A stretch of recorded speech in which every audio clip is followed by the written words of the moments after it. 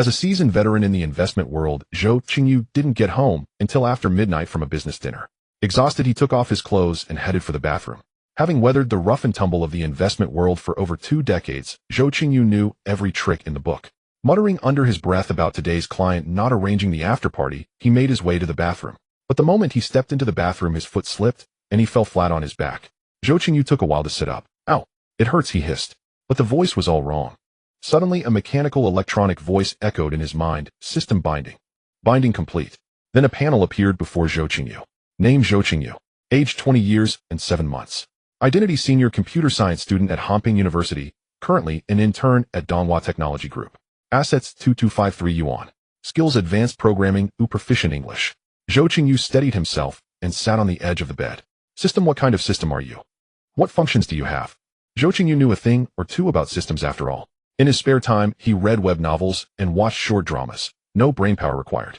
Host: I am the money power mall system. Anything you desire can be purchased, and you are the most perfect host.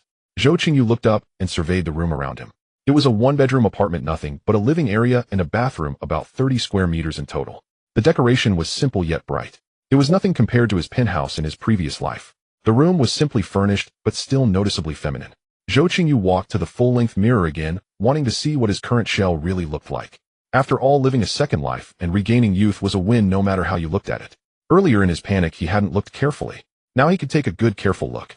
In the mirror stood a figure about 168 centimeters tall, with an oval face, cool-toned pale skin that looked slightly malnourished, and black hair falling to the shoulders. Her eyes slanted slightly upward with a cool, aloof gaze, and her lips were full and well-defined. Looking just at the face, she was an 8 out of 10. With a little makeup, she would definitely be campus queen material. Looking further down, a slender swan-like neck, a full and upright bust. With his experienced eye, Zhou Qingyu could tell at a glance that this snowy peak was in a cup, forming a striking contrast with her slender waist. Her waist and abdomen were taut and free of extra flesh, revealing an unmistakable hourglass figure. Her hips were round and full, her buttocks pert, her legs long with well-balanced and powerful muscles, a sign that the original owner exercised considerably every day. As Zhou Qingyu's hand traced across her flat stomach and reached a little further down, he secretly sighed again. Could this be karma for being too much of a playboy? In his previous life, Zhou Qingyu had been a confirmed bachelor. He had struggled his way through the investment world and amassed considerable wealth. Even past 40, he remained unmarried, his girlfriends changing one after another. Models, flight attendants, campus beauties, ordinary women. None lasted more than 3 months. In the end, he couldn't even remember how many girlfriends had had. He was known as the undefeated playboy of the dating scene. But I never mistreated any of them. It was always mutual benefit and a peaceful breakup. Zhou Qingyu muttered to himself. Fine then. My previous life had already run out of steam, and now I'm young again. Only my little buddy and my money are gone. Zhou Qingyu opened the wardrobe looking for a nightgown. Finding none, she simply leaned back against the headboard and pulled a blanket over her lower body. System: why don't I have the original owner's memories? Host: you can silently summon the system panel and open the system mall to purchase. Of course, the system panel is invisible to others, only you can see it. Open the system panel. Open the mall. What the hell? System: why don't you just rob me? The system mall was divided into 4 sections, each with detailed subcategories. Tapping on each category revealed corresponding purple gold cards. Skill cards can purchase all skills on this planet. Tiers: proficiency level skill card, 100 yuan. Elite level skill card, 100 yuan. Master level skill card, 100 yuan. Item cards can purchase all items on this planet. Tiers: common item redemption card, 100 yuan. High-end item redemption card, 100 yuan. A scarce item redemption card, 100 yuan. Weapon cards can purchase all weapons on this planet. Common cold weapon redemption card, 100 yuan. Precision firearm redemption card, 100 yuan. A scarce weapon redemption card, 100 yuan. Item cards: rare, consume 10 points to purchase 1 basic item card, 100 points for 1 intermediate item card, and 100 points for 1 advanced item card. Basic item card valid 24 hours, 100 yuan. Intermediate item card valid 365 days, 100 yuan. Advanced item card permanent, 100 yuan. Note: for every 100 yuan spent, you earn 1 point. Once you reach 100 points, you can draw once with a 25 chance of obtaining an advanced item card. Zhou Qingyu looked at the pitiful 200 plus yuan in her phone and realized it wasn't nearly enough for anything. System: give me the newbie gift pack. Ding. Newbie gift pack delivered. Zhou Qingyu had read novels and watched short dramas in her past life, so she knew a newbie gift pack was a must. A flash of light filled her vision, and 5 purple gold patterned cards floated up on the panel. Proficiency level skill card makeup art 1 a basic item card hypnosis 1 elite level skill card combat techniques 1 a precision firearm card submachine gun with 10 magazines 1 a basic item card memory recall 1. System. How do I use them? Simply select the corresponding card and mentally command it to be used. Basic item card memory recall. Use. Zhou Qingyu recited silently in her mind. Suddenly a flood of memories surged into her mind. It turned out that Zhou Qingyu was a senior student at Hongping University. She had joined Donghua Technology Group as an intern less than half a month ago. To make commuting easier, she rented a one-bedroom apartment nearby for 1,400 yuan a month. That very night, the original Zhou Qingyu had also gone to the bathroom for a shower, slipped and fallen. Just like that, the transmigration happened. Where the original soul went, nobody knew. System. Where did the original soul of Zhou Qingyu go? Host. The female Buddha's soul has already dispersed into the world and will not return. If you had not transmigrated here, the female body would have already been considered dead. Alright, let's stop thinking about that and just focus on the present. She mentally summoned the system shop and clicked on the memory recall basic item card. The memory recall basic item card displayed a countdown of 2335. She silently uttered use. The past of Zhou Qingyu flashed through her mind like scenes from a movie. It turned out that for these 20 years, she had truly been living with all her might. Zhou Qingyu was born in a small mountain village. Her grandfather passed away early due to an accident, and her grandmother single-handedly raised Zhou Qingyu's father Zhou Weiping. But Zhou Qingyu's father was not ambitious. Growing up, he hung around with the unruly kids from neighboring villages, stealing chickens and dogs. As an adult, he indulged in drinking, gambling, and womanizing, and was also glib-tongued and full of lies. If he had at least made something of himself, it would have been acceptable. But up to now, he was still known as a notorious good-for-nothing far and wide. Later, when Zhou Qingyu's father Zhou Weiping was young, he met Zhou Qingyu's mother in the city.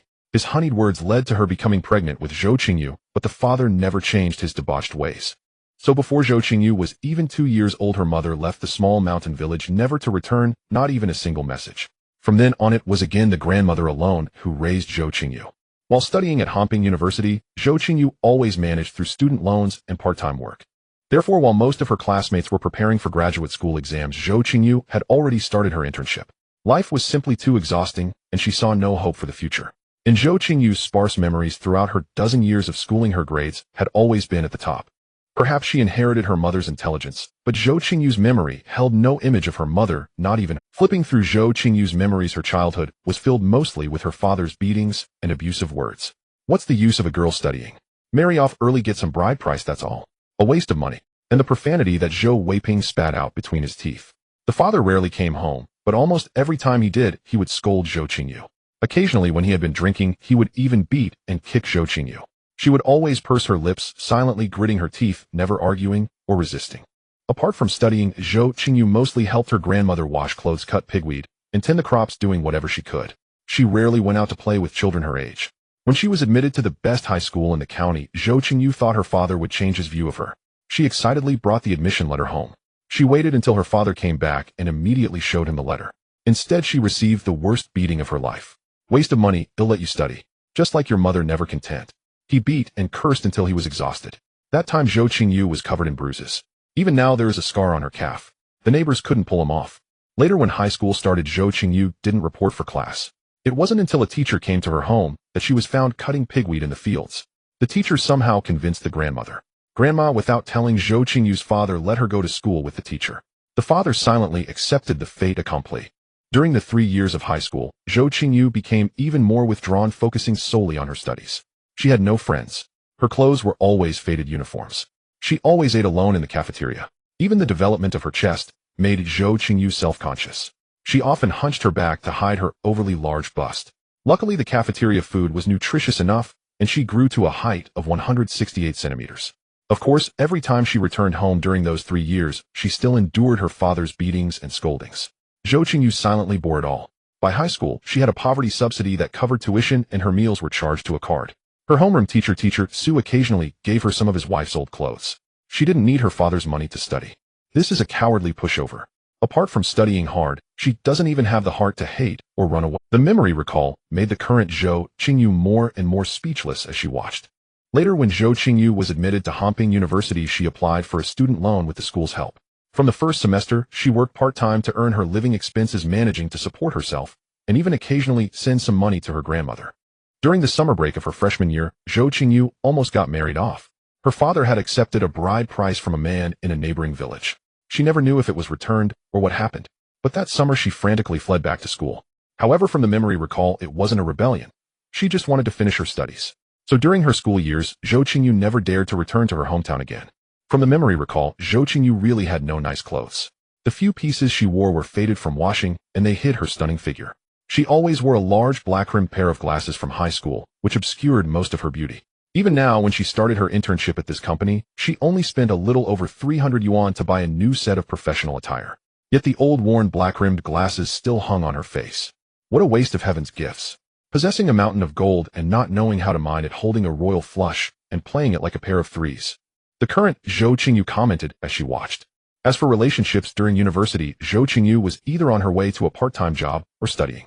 Even if someone pursued her, she tried to avoid them. Of course, there weren't many boys who pursued Zhou Qingyu. After all, who would chase a girl who wore old clothes every day, had an unclear face, and was a bit hunched and introverted? Until the second semester of her junior year, she met Wang Xingran, a fellow student who also worked part-time. Two people with similar experiences gradually got together. Flipping through Zhou Qingyu's memory, the two of them had bitten Eve's apple. But it happened only a few times, just 2 hotel experiences over half a year. Not because they didn't want to, but because they were both poor. Both of them were barely scraping by for living expenses.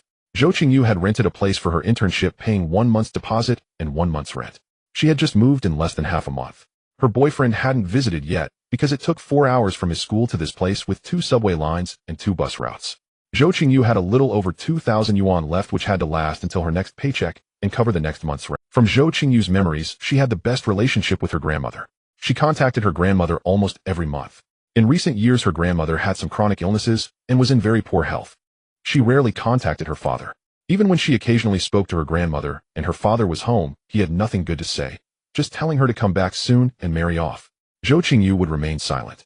Zhou Qingyu, the transmigrator, roughly reviewed the memory recall and basically understood the original girl's life: cowardly, self-abased, simple interpersonal relationships, timid, and in a state of numbness towards life and love. So Zhou Qingyu picked up the original owner's old phone, which cost less than 1,000 yuan, and scrolled through it. There were only 30-some contacts, mostly part-time job information. The rest were occasional chats with her boyfriend. Opening the gallery, there were almost no photos, let alone selfies. The most common were pictures of study materials. It seemed the original owner had no deep understanding of her own appearance. System: can this memory recall only be viewed within 24 hours? Zhou Qingyu suddenly remembered and asked. Yes, host. After 24 hours you cannot recall again, and the item card will disappear. Zhou Qingyu summoned the system mall again and reviewed her own cards: proficient skill card makeup art 1, beginner prop card hypnosis 1, elite skill card combat arts 1, precision firearms card submachine gun with 10 magazines 1, beginner prop card memory recall 1, countdown 205. System: why did you give me a shotgun? Zhou Qingyu's face was full of displeasure.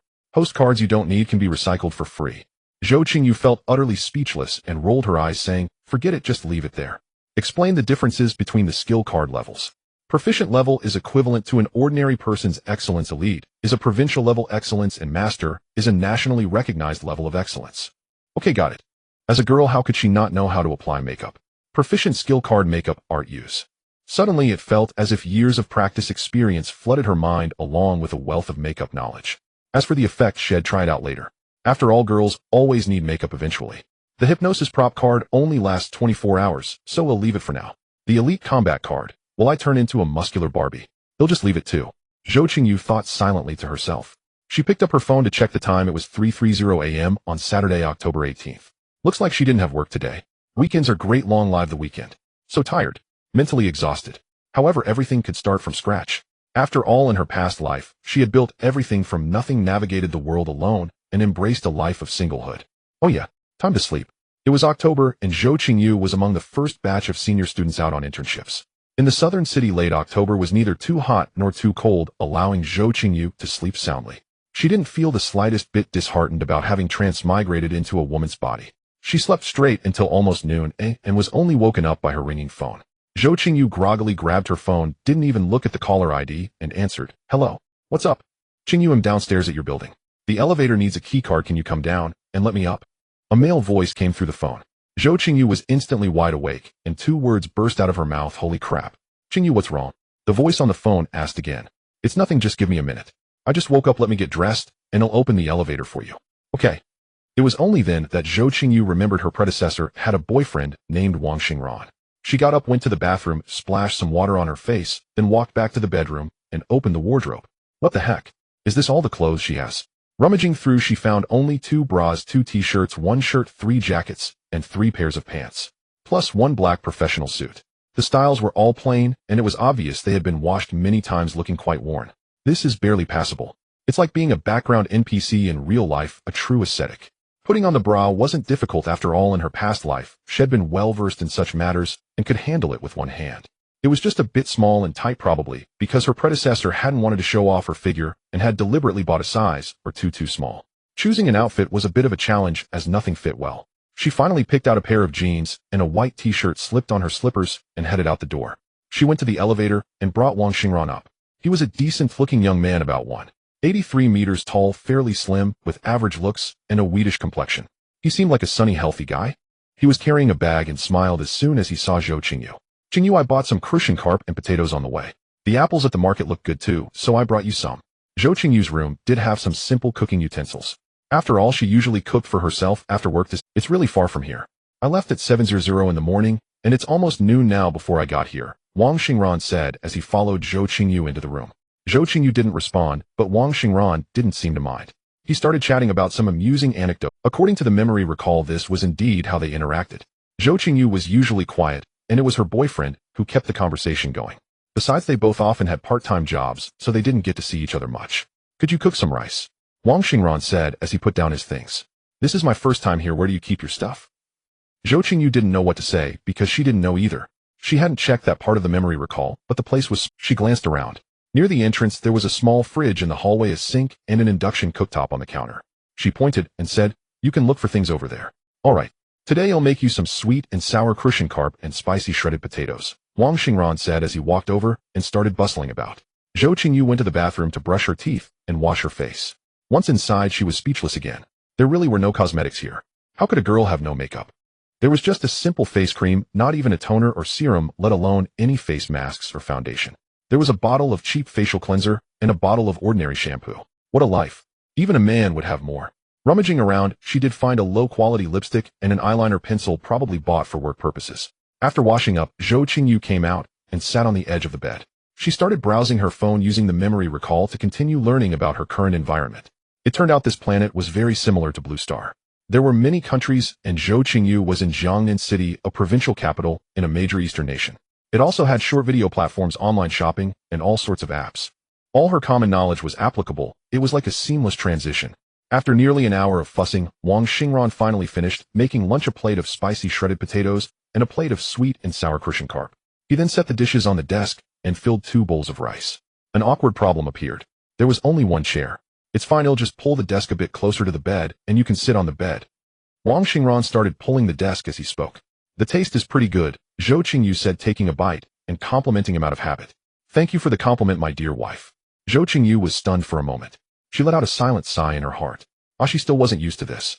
"Eat more, Qingyu," Wang Xingran said as he picked up a piece of the fish belly and placed it in her bowl. Wang Xingran continued to chat and laugh while eating, sharing funny stories from school, and Zhou Qingyu listened with great interest. It had been so many years since she had felt this youthful energy, but now, thanks to the accidental transmigration, her youth was back. It was back. Through this brief interaction, Zhou Qingyu felt that Wang Xingran was a good man who was steady and family-oriented. "But he's not right for me. I don't want to live this kind of life," Zhou Qingyu thought to herself. "After we finish eating this afternoon, I'll find a reason to break up with him. There's no point in continuing this." The meal was soon over. Zhou Qingyu hadn't eaten much, but Wang Xingran had devoured 3 bowls of rice himself. If there had been more rice, he probably would have eaten more. After the meal, Wang Xingran proactively cleared the dishes and went to wash them. Zhou Qingyu didn't stand on ceremony with him. If he was willing to work, he could do more of it. "After you finish washing the dishes, mop the floor too," she said. Wang Xingran turned back and smiled at Zhou Qingyu, replying, "You got it." Wang Xingran quickly finished cleaning the dishes and picked up the mop to give the floor a quick wipe. Along the way, he washed an apple and cut it in half. After bringing it over, he handed half to Zhou Qingyu. "Have a taste, it's crisp and sweet." Then he sat down beside Zhou Qingyu and began eating by himself. Zhou Qingyu was intently looking at her phone, scrolling through short videos. Zhou Qingyu silently cursed in her mind. "My physical condition is really not good enough." She picked up her phone to check the time. It was already 6:05 p.m. "Are you going back?" Zhou Qingyu asked. Wang Xingran glanced at the time. "I won't go back. The bus from school won't make it in time for the last one. He then looked at Zhou Qingyu with hopeful eyes. All right, Zhou Qingyu said, looking helpless. Do you have anything to— No, I don't have any part-time job tomorrow. I was supposed to hand out flyers, but they don't need anyone tomorrow, Wang Xingran said. What do you want to eat tonight? Shall we go buy groceries? Wang Xingran asked tentatively.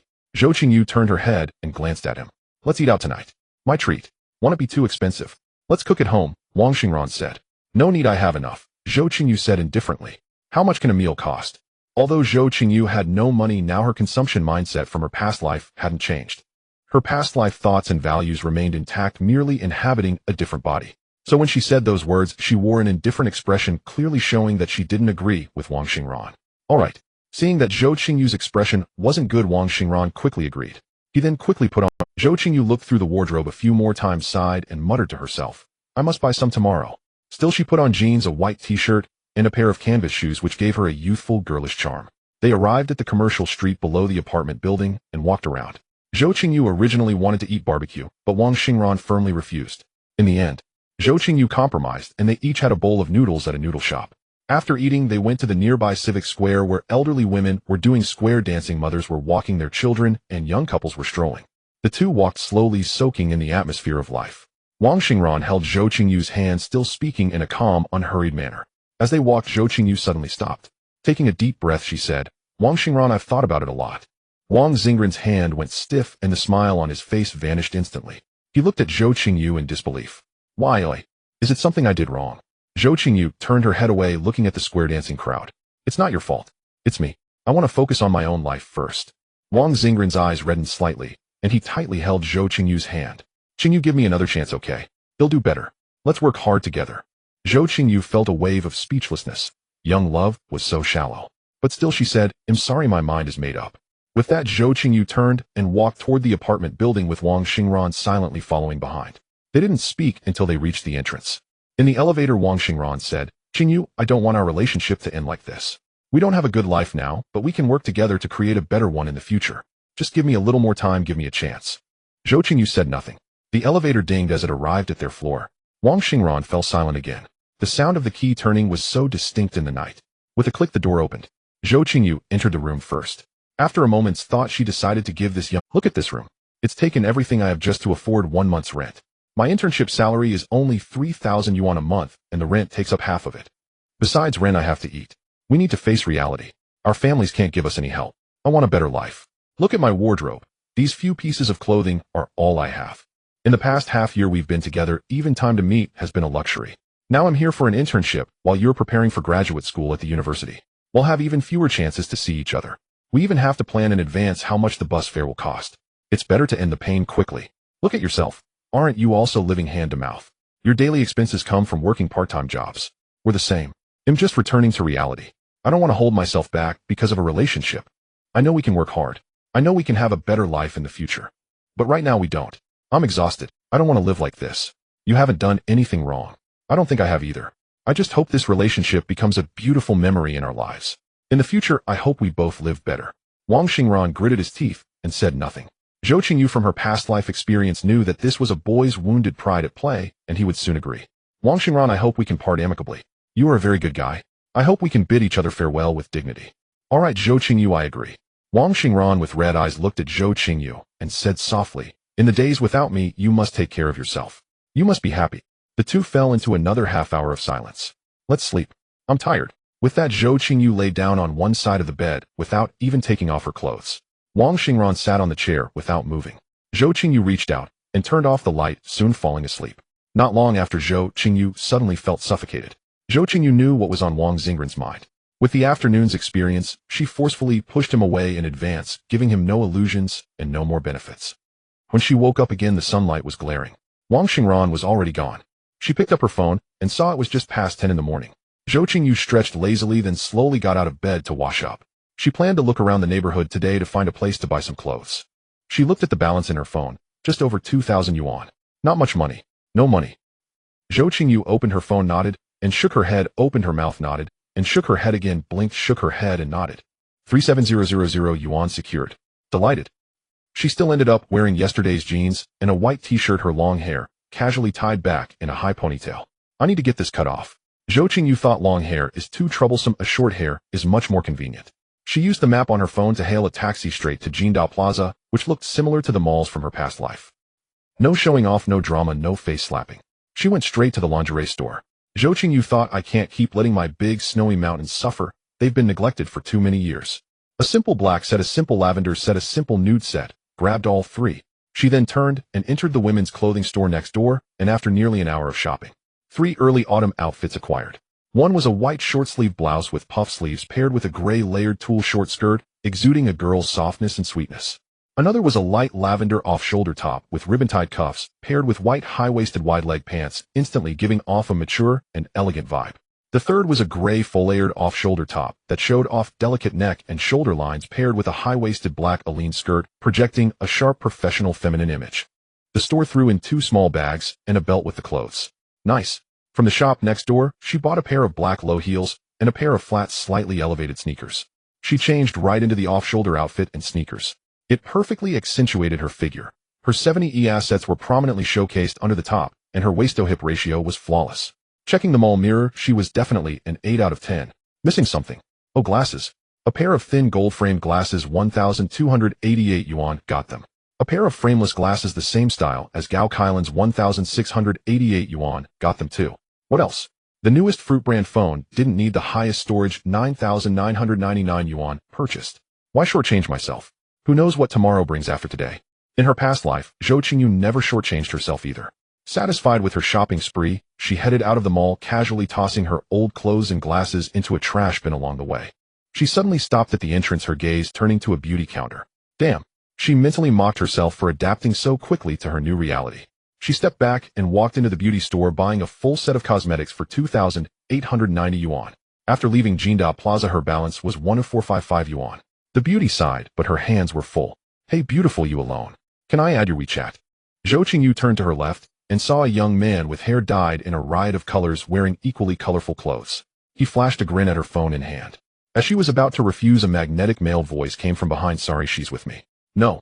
Rolling her eyes internally, Zhou Qingyu turned around and saw a man around 30, about 1.8 meters tall with an extraordinary bearing. He wore a casual suit that clearly wasn't cheap and walked towards her with steady steps. His gaze was deep, seemingly able to see through everything, with a slight, perfectly measured smile on his lips. The flashy young man curled his lip, muttered "Tch, what a poser," and walked away.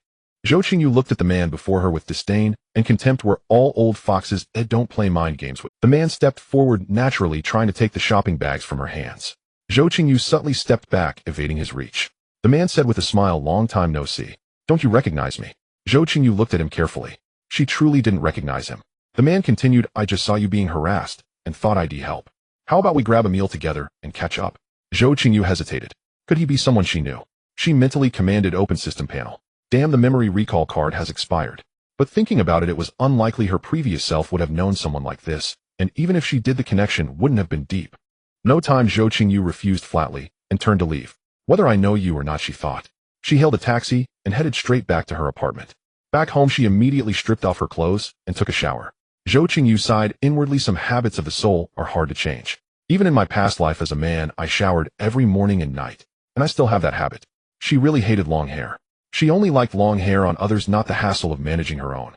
Zhou Qingyu went straight downstairs and found a hair salon. She asked the stylist Tony to cut her hair short according to her wishes. Amidst Tony's relentless upselling and her own insistent directions, it took over an hour to finally get it cut. Looking in the mirror, the girl had an exquisite oval face framed by a neat short haircut with bangs. The black hair just past her ears was slightly fluffy with strong layering, with a few stray strands softening her cheeks. It highlighted her bright and delicate features, and with her almost unfairly proportioned body, she was a stunning beauty. The previous owner really wasted her potential. Zhou Qingyu left the salon amidst Tony's flattery and compliments. Back at the apartment, it was already dark. She had run around all day and hadn't eaten. How could she not have eaten? She immediately opened her new phone and ordered takeout. While waiting for the food, Zhou Qingyu placed over a dozen orders for clothes and accessories on a shopping app, and also bought a whole new set of bedding. The delivery guy couldn't come up, so she had to go down to get it. Hey sis, can I add your WeChat? A young delivery man who looked only 18 or 19 with dyed yellow hair asked her. Forgot my phone, Zhou Qingyu said, taking the food and getting on the elevator without looking back. After wolfing down her meal, she looked around her small studio apartment. Realizing this was her temporary home, she felt compelled to tidy up. Being a bit of a neat freak, Zhou Qingyu packed up all the previous owners and used belongings and old clothes and threw them out. It was a small space with few things, so she finished cleaning before 9 p.m. In her past life, getting home at midnight was considered early. So boring. How about checking out the bars in this world? She changed into the white puff-sleeve blouse, the fluffy short skirt, and the lavender underwear set. This was when her proficient-level makeup skill really shone. Zhou Qingyu looked in the mirror, first applying a light foundation evenly over her face, making her skin look smoother, more delicate, and naturally radiant. Next, she used light brown brow powder to shape her eyebrows, making them look more defined. For the eye makeup, she chose a warm brown eyeshadow, gently blending it over her eyelids. Then she used a black eyeliner pencil to draw a fine line. Her already thick lashes were enhanced with a quick curl from the lash curler, making her eyes instantly brighter and more spirited. Oh, I forgot to buy contact lenses. For blush, she picked a natural shade and lightly swept it across her cheeks, adding a touch of playfulness and charm. Finally, she applied a natural-toned lipstick, instantly elevating the entire look. Zhou Qingyu looked at her transformed reflection in the mirror and nodded in satisfaction. As expected from something the system produced truly extraordinary. She grabbed her new small crossbody bag and headed out lightly to the bar. As she stepped into the bar, the vibrant music and flashing lights washed over her. Zhou Qingyu's nightlife was about. Zhou Qingyu glanced around the room. There were quite a few people, but she ignored the bar's promoters. A Bloody Mary, please. She walked up to the bar counter. The bartender nodded, flashed an OK sign with one hand, and skillfully began mixing various liquors. Zhou Qingyu idly spun the tissue box on the counter. Her gaze inadvertently swept to the man in the seat beside her. He wore a simple black shirt, his profile wasn't this the arrogant man she had encountered at Jingda Plaza today? Just then the bartender slid her finished drink over. This Bloody Mary is a bit strong, isn't it? Zhou Qingyu took a sip, raising an eyebrow at the bartender. The bartender smiled, but before he could respond, the man beside her suddenly spoke up. A high-proof Bloody Mary is the only way to truly enjoy it. Zhou Qingyu turned her head to glance at him, then ignored him. The man set down his glass, a slight curve forming at the corner of his mouth. Small world. Zhou Qingyu let out a light laugh. The city's not that big. Running into each other is normal. The man was silent for a moment, then raised his glass. Then let's toast to fate. With that, he tipped his head back and downed the drink. Zhou Qingyu picked up her glass, gave a slight toast in the air, and took a sip. Emily Kai. And you? The man scooted his stool closer, leaning in towards Zhou Qingyu. Zhou Qingyu pursed her lips and a smile raised an eyebrow, and said with a slightly mocking tone, "Don't you know who I am?" The man leaned in a bit more, pretending to take a closer look, but showed no embarrassment at being caught out.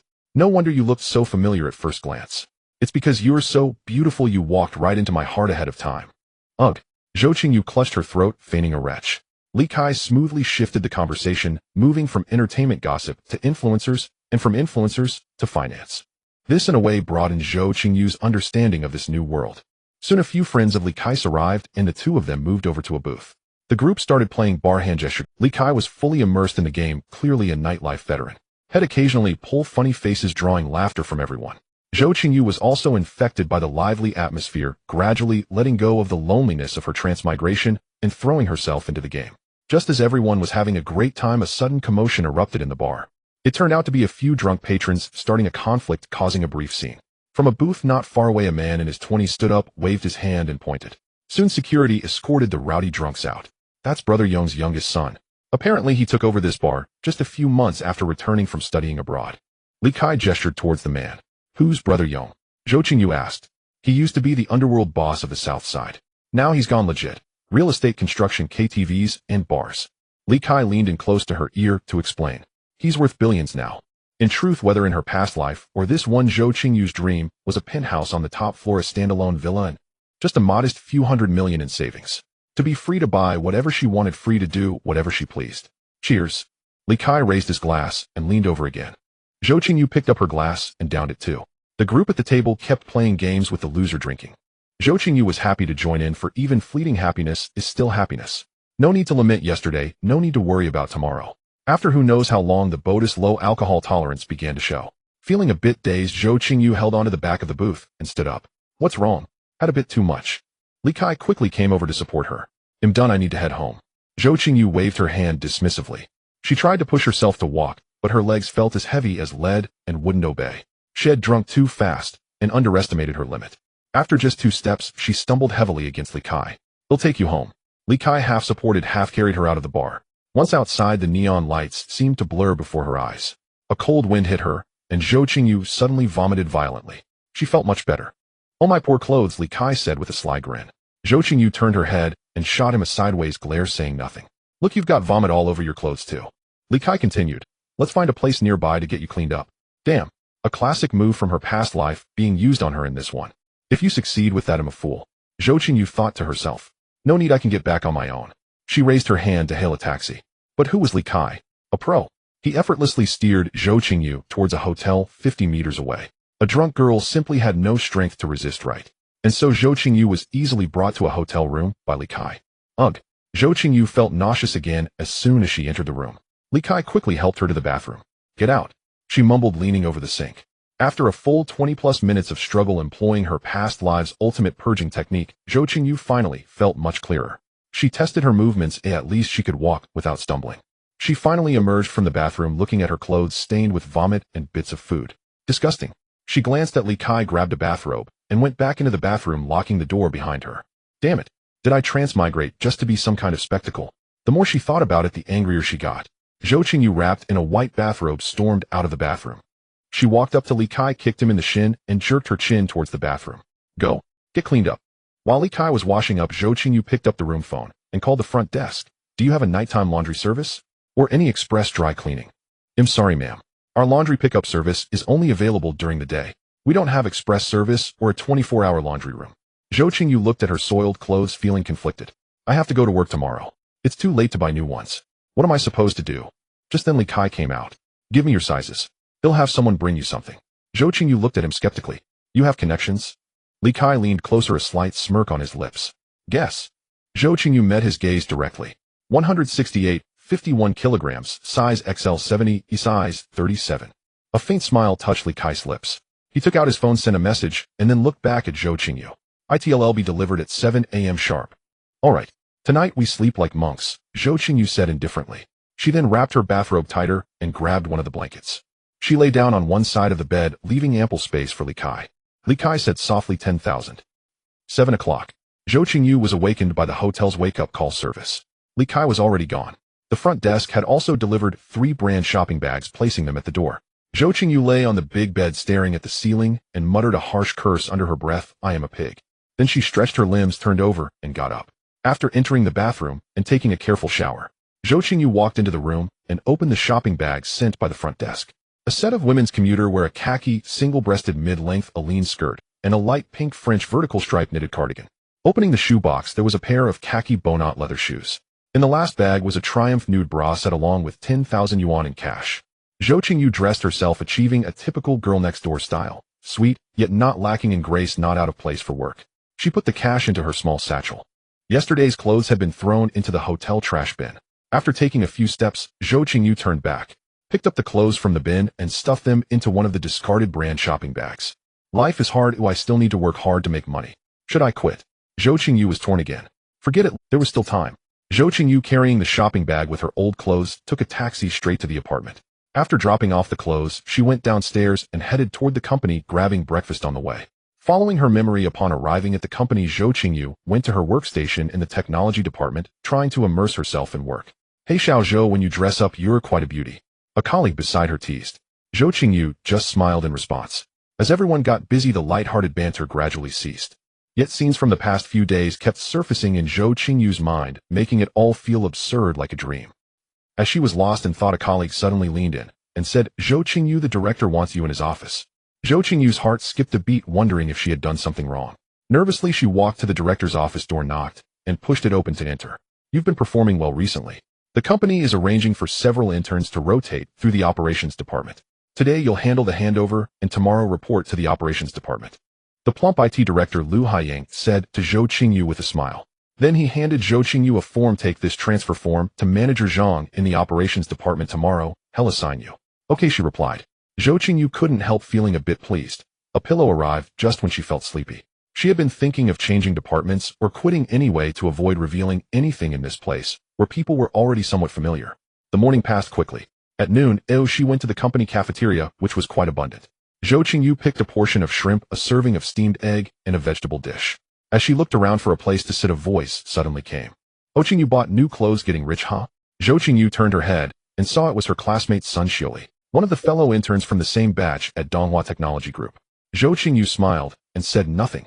After all, the original her had always been quiet and unsociable, focusing only on studies. She spotted an empty seat not far to her left, walked over, sat down, and began to eat. During the lunch break, a few young men from the technology department came over to add her as a friend. Zhou Qingyu agreed to all of them. Since the intern work itself was light, there wasn't much to hand over, so she spent the afternoon idling. At 5 o'clock sharp, work ended. Thankfully, this world had number 996, let alone 00. When leaving, a few young men from the technology department came over to strike up a conversation. Zhou Qingyu handled it with ease. At the company gate, she said goodbye to her colleagues one by one and quickly walked toward the apartment. The apartment was less than a kilometer from the company. In just over 10 minutes, Zhou Qingyu reached the apartment building. Sister, can we be friends? It was the same yellow-haired delivery guy from yesterday. Zhou Qingyu frowned slightly. Zhou Qingyu frowned, about to sidestep the yellow-haired man, but he persisted, trailing alongside her. Sis, let's... Zhou Qingyu stopped and turned to appraise him. He was not tall, about 1.75 meters, with passable looks, but his garish yellow hair was truly eye-catching. Today he wasn't wearing flashy clothes, just washed-out jeans, sneakers, and a black printed t-shirt. Decent. Do I know you? Stay away from me, Zhou Qingyu said coldly, resuming her stride forward. Yet the yellow-haired man clung to her like a sticky candy, grinning. Sis, don't be so aloof. Having a meal won't... Zhou Qingyu grew impatient. She thought, why do I feel like my life after transmigration has become such a farce? Scram, she yelled at the yellow-haired man, then walked straight to the elevator without another glance. Back home, Zhou Qingyu kicked off her shoes and flopped onto the bed in a spread eagle pose. She fell into deep thought. After a long while, the sky had grown dark. Zhou Qingyu still hadn't figured out how to live this life as a woman. Marry? Impossible. Love would only slow down the speed of my blade. Work? Starting from scratch is too boring. Dreams? I only want a big house and a few $100 million chilling in my bank account. Is that so hard? System. Every transmigrator has one. How could I forget?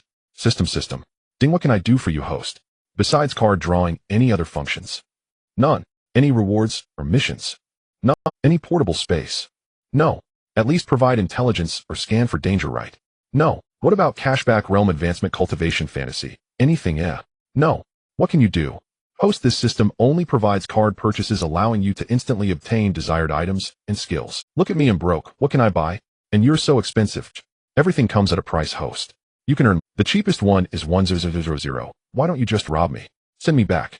Can't, no return. Even if I earn money, won't so much money disappearing be noticed? Rest assured, host. This system can legitimately channel your money into a charitable foundation. Then just give me a batch of cards. Why do you need money? Bottom level code unchangeable. Can you be a little more emotional? No. Zhou Qingyu was utter. This body is too weak. Can't you give me 100 marrow washing pills or something? This world doesn't have them, host. You can use a combat skill card to improve your physique. Will I turn into a muscle-bound Barbie? No. Okay, system, go take a rest. She silently called up in the Own tab. She opened it. Basic item card, Hypnosis X1, Elite skill card, Combat X1, Precision thermal weapon card, Submachine gun with 10 magazines X1.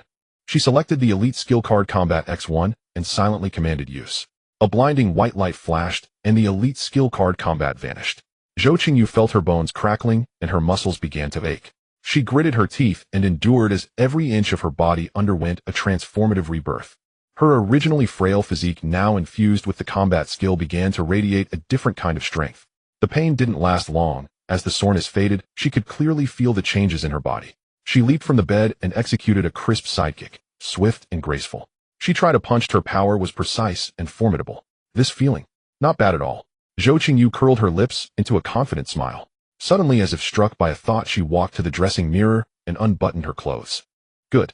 Before her eyes, the two grand snow-capped peaks remained magnificent, soft to the touch, yet visually more upright. Her shoulders and neck were smooth and slender, her collarbones clearly defined.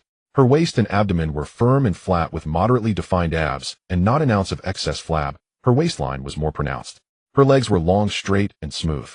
Overall, her proportions were harmonious and sexy, with muscle lines exhibiting a healthy tautness without excessive bulk.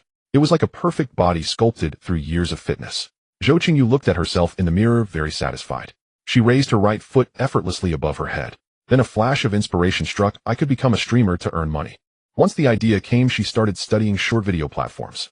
After reading the rules for a while, the clock struck 9:30 p.m., and Zhou Qingyu's stomach began to protest. She went downstairs to a nearby barbecue joint. Half a dozen oysters, 5 skewers of grilled rice cakes, 5 skewers of lamb. In one go, she ordered over a dozen of her favorite dishes from her past life. 2 bottles of ice-cold beer, please. Zhou Qingyu called out to the owner. Blissful. She downed half a bottle in one gulp. Refreshing. The owner soon brought out the grilled food. Little sis, aren't you lonely eating alone? Let big bro keep you company for a few drinks. A bald man approached with half a glass of beer. Zhou Qingyu raised an eyebrow, chewing on a lamb skewer as she looked at him. No thanks, I prefer eating alone. The bald man showed no sign of leaving and plopped down opposite her. Don't be so cold-hearted, sis. Have a couple of drinks with me. He reached for her beer. Zhou Qingyu seized his wrist, twisted it hard, and the bald man yelped in pain. I said no. She stared at him coldly, applying more pressure. Gritting his teeth in agony, he said, a little girl like you dares to fight. Just then the barbecue owner hurried over to mediate. Brother, please don't trouble this young lady. The bald man glared at the owner, then at Zhou Qingyu. Whether intimidated by the owner or sensing he was at a disadvantage, he shook his hand off and snarled, fine, you're tough. Then he stormed off. The owner apologized to Zhou Qingyu. Sorry, miss, for disturbing your meal. Zhou Qingyu smiled. No worries, boss. Give me 5 more lamb skewers. Then she resumed eating. Boss, check please. Zhou Qingyu stood up and said, sure, 125. Just give me 100. She scanned the code to pay. Zhou Qingyu turned and headed back to her apartment. Suddenly, she sensed several people following at a distance. Preferring to avoid trouble, she quickened her pace, but the group behind broke into a run. Little sis, why the hurry? They taunted, accompanied by lewd laughter. Zhou Qingyu halted in her tracks. There at the barbecue stall stood the bald provocateur along with 3 other men. A quick sweep of her gaze told her all she needed to know, and her brow furrowed as she sensed a hint of danger. One was a tall, lean man with long hair. Another was short and stout with a crew cut. The third also had a crew cut, but was slightly taller. The short, stout man lunged forward, reaching for Zhou Qingyu's arm. She sidestepped, evading his grasp with ease. Ooh, a little firecracker. I like it, the stout man leered. Come have a drink with us, sweetheart. We'll treat you right. Yeah, the tall, long-haired man chimed in. Get lost. Go home and drink with your mother. Zhou Qingyu snapped back. She had nothing but contempt for men who harassed women lacking any finesse. Little wench, you're asking for trouble, the bald man snarled. Guys, this one's got spirit. The stout man leered again, reaching for her chest. Let's have some fun tonight, boys. Zhou Qingyu dodged nimbly, simultaneously raising her right leg and kicking the stout man in the stomach. The stout man hadn't expected her to be so quick. With a yelp, he clutched his groin and dropped to his knees, groaning. What the hell? The other crew-cut man and the long-haired man shouted, charging at her. Zhou Qingyu sidestepped twice and delivered a swift leg whip to the long-haired man. The long-haired man crumpled to the ground as the kick connected with his head. Meanwhile, the bald man circled around, attempting to grab her from behind. Zhou Qingyu spun around, dodging the bald man's sneak attack. She then drove her elbow hard into his back, sending him stumbling forward, nearly falling. Seizing the moment, she grabbed his arm and flung him to the ground with a powerful throw. Just then, the other crew-cut man landed a kick to her waist, forcing her back 4 or 5 steps before she could steady herself. All of this had happened in a mere 10 seconds. Zhou Qingyu rubbed her aching side, thinking, good thing the system's got my back. You've done it again. At that moment, the enraged bald thug scrambled to his feet and pulled out a dagger. He staggered toward her, shouting, I'll ruin you. The other 3 thugs also got up and started closing in on her. Her eyes sharpened. She darted forward 2 steps, grabbed the bald man's wrist, and twisted it with force. The dagger clattered to the ground. She then delivered a side kick to his chest, sending him flying into the bushes.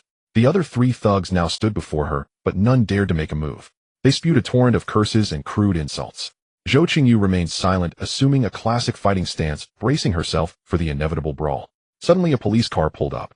The thugs scattered as soon as they saw it. Stop! The police car hadn't even come to a full stop before officers jumped out and gave chase. Minutes later, they had apprehended the long-haired man and the stout man, while the other crew-cut man had managed to escape. The bald man was also pulled out of the bushes and made to squat by the roadside. The police brought the 3 captured thugs and Zhou Qingyu to the station. She sat on a chair by a desk. Quite impressive, young lady. Taking on 4 and holding your own. Trained. A young officer walked over with a cup of water. Here. Zhou Qingyu glanced at him and replied, just a hobby. Really? A natural talent, are we? Are you hurt? Need to see a doctor? No, Zhou Qingyu said, feeling fine. It was just a kick, nothing serious. Over an hour later, the escaped crew-cut man entered the station following a young man. The young officer approached Zhou Qingyu again. Come on, let's try to mediate this. The other 3 thugs were also brought over, their faces bruised and swollen, standing in a row. The young man walked over to the 3 thugs and looked them over. This little girl did this to you 3, eh? The thugs nodded, looking embarrassed. He then turned to Zhou Qingyu. You've beaten them up, so let's call it even. We won't hold it against you. We're done. He then looked at the young officer. That's all right, isn't it? Before the officer could speak, Zhou Qingyu said, for grown men corner a young woman late at night, and you say you won't hold it against me. Have you no shame? The young man stepped closer to her. What do you want? Just handle it according to the law, Zhou Qingyu said calmly, meeting his gaze. From what they said, they intended to tie me up and force themselves on me. Let the police deal with it. You? The young man was clearly at a loss for words. He turned and shot a glare at the thugs. You can say whatever you want, but where's your proof? Zhou Qingyu said nothing, merely raised an eyebrow and turned her gaze back to the desk. You two sort this out quickly. Either you reach an agreement or you're all staying here in detention, the young officer said sternly. The three thugs all looked at the young man. The young man spoke to Zhou Qingyu again. Name your price. Zhou Qingyu said to the officer, I want this handled according to the law. The officer was about to speak, but the young man interjected, I'll compensate you 5,000. Zhou Qingyu was tempted to kick him across the room. Do I look like I need your 5,000? 10,000. Don't push your luck, he said. Seeing her still unmoved, he added, 20,000. That's my final offer. Take it or leave it. Drawing on her past lives' wisdom, Zhou Qingyu knew the time was ripe. She held up 3 fingers. The young man's face turned cold. Fine. 30,000 and you drop this matter entirely. The officer asked, have you reached an agreement? The young man said yes, and Zhou Qingyu nodded in agreement. The officer printed out 3 copies of the mediation agreement, then handed them to the 2 parties to sign. Zhou Qingyu, I'll remember you, the young man said after seeing her signature. He then transferred the full 30,000 yuan to her via his phone. Zhou Qingyu couldn't even be bothered to acknowledge him. She turned and headed for the door. Miss Zhou, wait a moment, the young officer called out. Please have a seat. There are a few things we need you to confirm before you go. The bald man and his crew left the station. After about 15 minutes, the young officer handed Zhou Qingyu a business card. Here, if anything else comes up, give me a call directly. Those guys are just thugs, and they might try to get back at you later. Zhou Qingyu took the card. Zhang Xiangyang. He must come from a traditional family. The officer escorted her out of the station, but the thugs were long gone. Zhou Qingyu got home at 1 in the morning. She kicked off her shoes, stripped off her clothes, and looked at her waist. A bruise was forming. She touched it and winced. It still hurt a bit. I was too cautious for my first real fight. I went too easy on them, she muttered to herself. She released her twin peaks and walked barefoot into the bathroom. At 9 o'clock sharp, Zhou Qingyu arrived outside the office of Director Zhang, the head of operations. She handed the transfer form to Director Zhang's assistant. Director Zhang is in a meeting. Please have a seat over there, said Sun Mingyao, the assistant, gesturing towards a nearby waiting area. Zhou Qingyu followed her gaze and saw a young man and 2 young women, one of whom was her classmate Sun Xiuli. Zhou Qingyu walked over and sat down, pulling out her phone to scroll through short videos. Are you a new intern too? A girl she didn't recognize asked. Yes, I am, Zhou Qingyu replied. Emily Liping from Dongda University, the girl introduced herself. She then pointed to the young man. He's Wang Yuchen from Hank University. As she pointed to Sun Xiuli about to speak, Sun Xiuli cut in, we're classmates. Her name is Zhou Qingyu, she's the top student in our class, Sun Xiuli said, a hint of envy creeping into her voice. Zhou Qingyu greeted them politely, hello everyone. Let's look out for each other at work. Let's add each other on WeChat, Li Liping said, pulling out her phone towards Zhou Qingyu. We've all added each other already. Okay, I'll scan your code, Zhou Qingyu replied. Zhou Qingyu raised her phone slightly. Li Liping was about to share some gossip when Sun Mingyao walked over. Come with me. Director Zhang is here to assign your positions. The group followed Li Liping into Director Zhang's office. Director Zhang sat behind his large desk reviewing. Wang Yuchen, right? He pointed to the only young man. You'll be in group 2. Sun Xiuli. Yes, Sun Xiuli replied. You'll be in group 3. Wang Liping. Yes, Director Zhang, that's me, Wang Liping said quickly. You'll also be in group 3. And you are Zhou Qingyu. Director Zhang looked at the last girl. Yes, Director Zhang, Zhou Qingyu responded. Manager Wang's assistant is pregnant and will be going on maternity leave soon. I want you to shadow her for a while and see if you can handle the role. Sun Xiuli looked at Director Zhang with dissatisfaction. We're all interns. Why is Zhou Qingyu's assignment better than ours? Director Zhang glanced at Sun Xiuli without offering an explanation. Go on, report to your respective group. Sun Mingyao led the group out of the office. Later, Qingyu and Li Jinjin. You can call me Sister Li. Manager Wang's assistant Li Jinjin said, just follow me and observe how I work. I mainly handle Manager Wang's business and administrative affairs. He travels a lot, so our work is relatively simple. How many months along are you, Sister Li? Zhou Qingyu asked. A little over 4 months, Li Jinjin said, rubbing her belly with a happy expression. The baby is going to be so adorable. Talking about the baby instantly bridged the gap between them. Afterwards, Zhou Qingyu followed Li Jinjin to familiarize herself with the workflow. This kind of simple work was a piece of cake for Zhou Qingyu. Using her past lives' experience to handle current problems was like using a cannon to kill a mosquito. Overkill. Another day of idling passed. By Thursday afternoon, Zhou Qingyu took her cup to the break room to brew some coffee. She overheard a voice say, I heard her family is very poor. She couldn't even afford to eat properly at school. Really? Another voice chimed in. Yes, and I heard she's being kept by someone now, an old man in his 40s or 50s. Yet another voice added, is that true? It's true. Look at the clothes she's wearing lately. They're high-end. How could an intern earning 3,000 yuan afford those? Exactly. A colleague from the tech department said she used to wear old clothes and her one office outfit was cheap. Now look at her, wearing clothes worth over 1,000 yuan and a different outfit every day. Zhou Qingyu paused at the corner outside the break room, listening calmly. Spreading rumors about me. How ridiculous. Taking a deep breath, she strode into the break room. Out of the corner of her eye, she saw the three colleagues pretend to be nonchalant, quickly changing the subject. She shook her head, laughing inwardly. Three women make a show. Gossip is their nature. They don't care if it's true, whatever. People always envy the strong and pity the weak. As she walked back to her desk with her coffee, she ran into Li Liping, another intern. I'm planning a get-together for all the interns this Friday night. I've already started contacting everyone. Qingyu, you should come. Li Liping stopped to say. Sure, I'll be there, Zhou Qingyu said. After all, if you skip group activities, you become the topic of conversation at the... Just a heads up, we'll be splitting the bill, Li Liping added. No problem. Zhou Qingyu smiled sweetly at her. He'll get back to work. Send me the location once it's decided. Okay, see you. Li Liping said cheerfully. Before leaving work on Friday, Li Liping sent a message, a group of 7 having booked a hot pot restaurant. Following the directions, Zhou Qingyu arrived at the hot pot place near the company. 3 women and 4 men sat around the table eating and chatting noisily. Both the men and women were drinking, and no one wanted to spoil the fun. The conversation flowed more freely, with some sharing funny work stories and others gossiping about company rumors. Sun Xiuli said sarcastically, some people just know how to take shortcuts. They get a good position right from the start. Zhou Qingyu knew the remark was aimed at her, but ignored the provocation, continuing to chat and laugh with Li Liping. Just then Wang Yuqian tried to smooth things over. We're all interns here. There will be plenty of opportunities for everyone. Halfway through the meal, Li Liping suggested a game of drawing toothpicks. The loser had to either drink or perform. After a few rounds, everyone was having a great time, and the initially awkward atmosphere became much more relaxed. Zhou Qingyu blended in well. After all, she had over 20 years more life experience than these interns. Handling this kind of social dynamic was a walk in the park for her. Of course, this also helped improve everyone's impression of her. After the meal, they all chipped in to pay the bill. Li Liping then suggested they go to a KTV, but after some discussion, they decided to go to a bar instead. When they arrived, Zhou Qingyu realized it was the same bar she had been to before.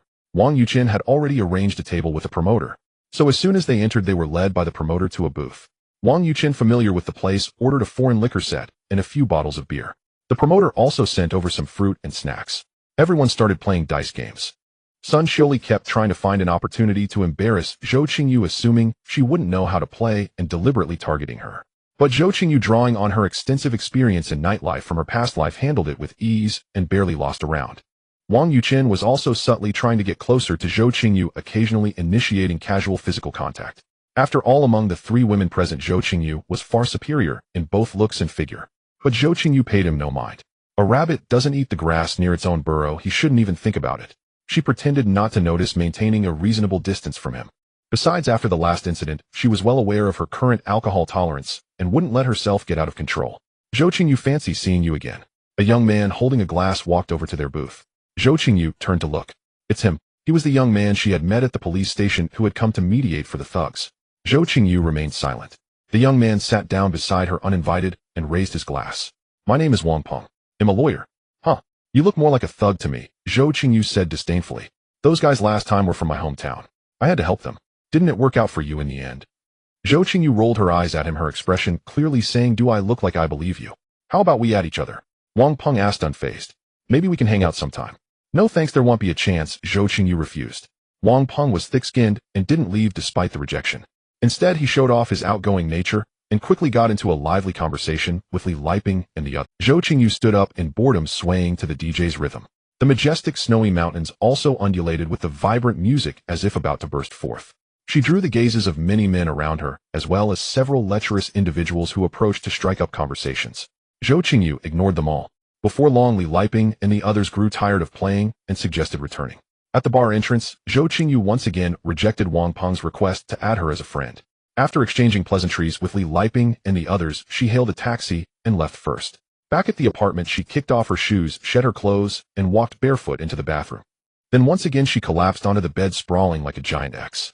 She fell into a deep sleep. When she awoke again, the sun was shining brightly. Slowly tidying herself up, Zhou Qingyu picked up her phone and saw that her packages had been delivered several days ago. She went downstairs to the parcel station, retrieved her packages, and prepared to set up her short video livestream. Pulling a small cart borrowed from the station, she dragged a heap of parcels into the elevator. Suddenly, she heard hurried footsteps and a young man rushed into the elevator. Zhou Qingyu pressed the floor button and turned to observe him. He was a slender young man, wearing a loose anime-themed t-shirt printed with colorful two-dimensional characters, paired with faded jeans, whose cuffs casually piled up over his sneakers. His hair was slightly disheveled, a few strands drooping over his forehead, obscuring his downcast eyes. He held a DSLR camera against his chest with a canvas bag bearing a game logo hanging from his arm. His fingers were slightly pale from the grip. His eyes were full of evasion, and his entire demeanor exuded dejection and exhaustion. As the elevator rose slowly, Zhou Qingyu asked curiously, "A photographer?" "Uh-huh." The young man trembled slightly, unsure how to respond. Zhou Qingyu did not yet know that this ordinary conversation would bring her an incredibly powerful assistant in the future. And Jai also did not know that this ordinary conversation would lead him to the pinnacle of his life. "Handsome, are you a photographer? Can you shoot short videos?" Zhou Qingyu asked again. A little, the young man replied shyly, eyes fixed on the elevator floor. Ding, the elevator arrived at Zhou Qingyu's floor. She used the small cart to block the elevator door. "I'm looking for someone to help shoot short videos. Want to talk?" Zhou Qingyu said. Then the young man looked up and asked, "What kind of videos do you want to shoot?" Zhou Qingyu pulled the card out and made a welcoming gesture with her hand. The young man hesitated for a moment before, "I want to live stream on a short video platform and shoot some videos to attract viewers," Zhou Qingyu said. "What style and direction are you aiming for?" The young man asked again. "I plan to be a beauty streamer. Any suggestions?" Zhou Qingyu said. "To be a beauty streamer, your looks are fine, but you need your own style and uniqueness." Once the conversation turned to his area of expertise, the young man began to speak enthusiastically. It turned out he was a graduate of the film and television directing program at Hana University, named Njai. He had worked for a while as a short video operations specialist, but couldn't find a suitable job, so he took on freelance photography gigs. They talked for over half an hour. Finally, they agreed on a rate of 600 yuan per 4-hour session. "Are you free? How about coming to help me set up the scene? They'll count it as a shoot." The young man hesitated before saying okay. They arrived at Zhou Qingyu's room. Njai looked around the room. "This room is a bit small.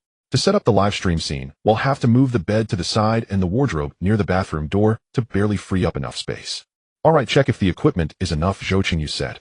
They opened the packages together. "For live streaming, it's best to use an iPhone or buy a professional DSLR. Also, we need a thick curtain for light blocking and soundproofing foam on the floor. You have a large monitor, so you should also get a computer to control the stream. By the way, what about your talents?" And Jai asked again. "Any ideas for the types of short videos?" Zhou Qingyu didn't say much. She immediately performed a vertical split, then a backbend followed by a single-handed backflip. She demonstrated over a dozen moves, her graceful figure and flexibility, showcasing her physique to the fullest. And Jai was almost stunned. Zhou Qingyu stopped. She pointed at her chest, guaranteed. "Wipe off your Okay, and Jai came to his senses and blushed. They worked for over 2 hours, and the livestream setup was initially completed. Zhou Qingyu ordered 2 takeout meals, and Njai didn't hold back. "I want to shoot some short videos as soon as possible. Can we do it this afternoon?" Zhou Qingyu said while eating. "Sure, I'll go get my equipment. Do you have any ideas?" Njai mumbled, "A few." They spent the entire afternoon shooting. Njai led Zhou Qingyu through a series of videos. Garage transformation. Using the perspective shift around a pillar, she changed from loose, oversized clothes into a sexy black motorcycle outfit. Belt dance. A backless nightclub-style one-piece short dress, one hand holding a belt around her swan-like neck, paired with Zhou Qingyu's perfect figure swaying to slow-tempo music. Park, one-handed handstand split. On a stone railing corner in the park, she performed a one-handed handstand, slightly tilting her body into a suspended split. Backflip transformation. Dressed as an ordinary girl in long pants and long sleeves, she did a backflip and landed in a sexy outfit of shorts and a tight top. Turn and look back, beat drop. A slow-motion, sad glance back with a beat drop. They didn't return to the apartment until after 7 in the evening. Zhou Qingyu suddenly felt playful. "Take a few more for me." She leaned sideways against the door, standing on one leg, while slowly raising the other, toes and knees pointed. Eventually, she pressed her leg against the door frame, forming a vertical split. Then, holding the foot of the bed, she placed one foot against the corner and slowly slid the other up the wall, arching her back to form an L shape. She changed into black stockings and stood in front of the curtain. Facing the camera sideways, she slowly raised her right leg, grasped it with her right hand, and turned her head to look at the camera. Then, sitting against the wall with legs together, she pressed her palms together, bent forward, and slid her hands forward while opening her legs wide against the wall. Lying down, she propped herself up on one elbow, raised her head, and pulled her left leg back toward the back of her head, lifting her hips. With legs straight forming a line, her left hand reached forward to precisely grab her toes. Then, using a stool, she did a handstand with legs spread wide in a horizontal split. Finally, Zhou Qingyu went to the public corridor of the apartment, estimating the width to be between 1.6 and 1.8 meters. She performed a handstand at the center of the corridor, spreading her legs horizontally into a split, pressing against the walls on both sides. Then she lifted one hand to wrap around her left leg, turned, and slowly pressed her head against it. Her entire body was suspended in the air. With a single push, she flipped down. After resting a few minutes, she performed another handstand, gripping her leg with her hand, slowly rotating her left foot, then her right foot, gradually moving her upper body upward to straighten herself. Finally, she achieved a vertical split with feet against the wall. Damn. I couldn't hold it, and slid down. She failed to maintain the balance, and slipped. And Jiai hurried over, supporting Zhou Qingyu with one hand. Are you alright? I'm fine, it's not high. Zhou Qingyu rubbed her bottom behind her back. She pulled her legs back and stood up. They entered Zhou Qingyu's room again. He'll edit the video for you tonight, and Jiai said while flipping through the camera. Alright, but let's go eat barbecue first. Zhou Qingyu pushed Jiai out the door. He'll change clothes. They arrived at the same barbecue place Zhou Qingyu had visited last time. After eating and drinking to their heart's content, they went home. Exhausted, Zhou Qingyu kicked off her shoes, took off her clothes, and went into the bathroom. After completing the routine, she lay naked in a big character. A bit chilly. I should buy a set of pajamas. After thinking, Zhou Qingyu fell asleep. She was immersed in a dream when a knock at the door woke her. It's me and Jiai. Zhou Qingyu threw on some clothes and opened the door with sleepy eyes. And Jiai stood at the door holding a laptop. Zhou Qingyu stepped aside, and Jiai walked straight to the desk. I've finished editing, 13 videos in total. You stayed up all night? Zhou Qingyu asked, and Jiai smiled sheepishly. Yes. Then he opened each video one by one for Zhou Qingyu to see. Visual impact, beat, sync, rhythm, lighting, and music were all excellent. Combined with Zhou Qingyu's looks and performance, at least, Zhou Qingyu couldn't find any flaws. Zhou Qingyu stood beside and Jiai bent over holding the desk, watching the video playing on the screen. Every frame was perfect.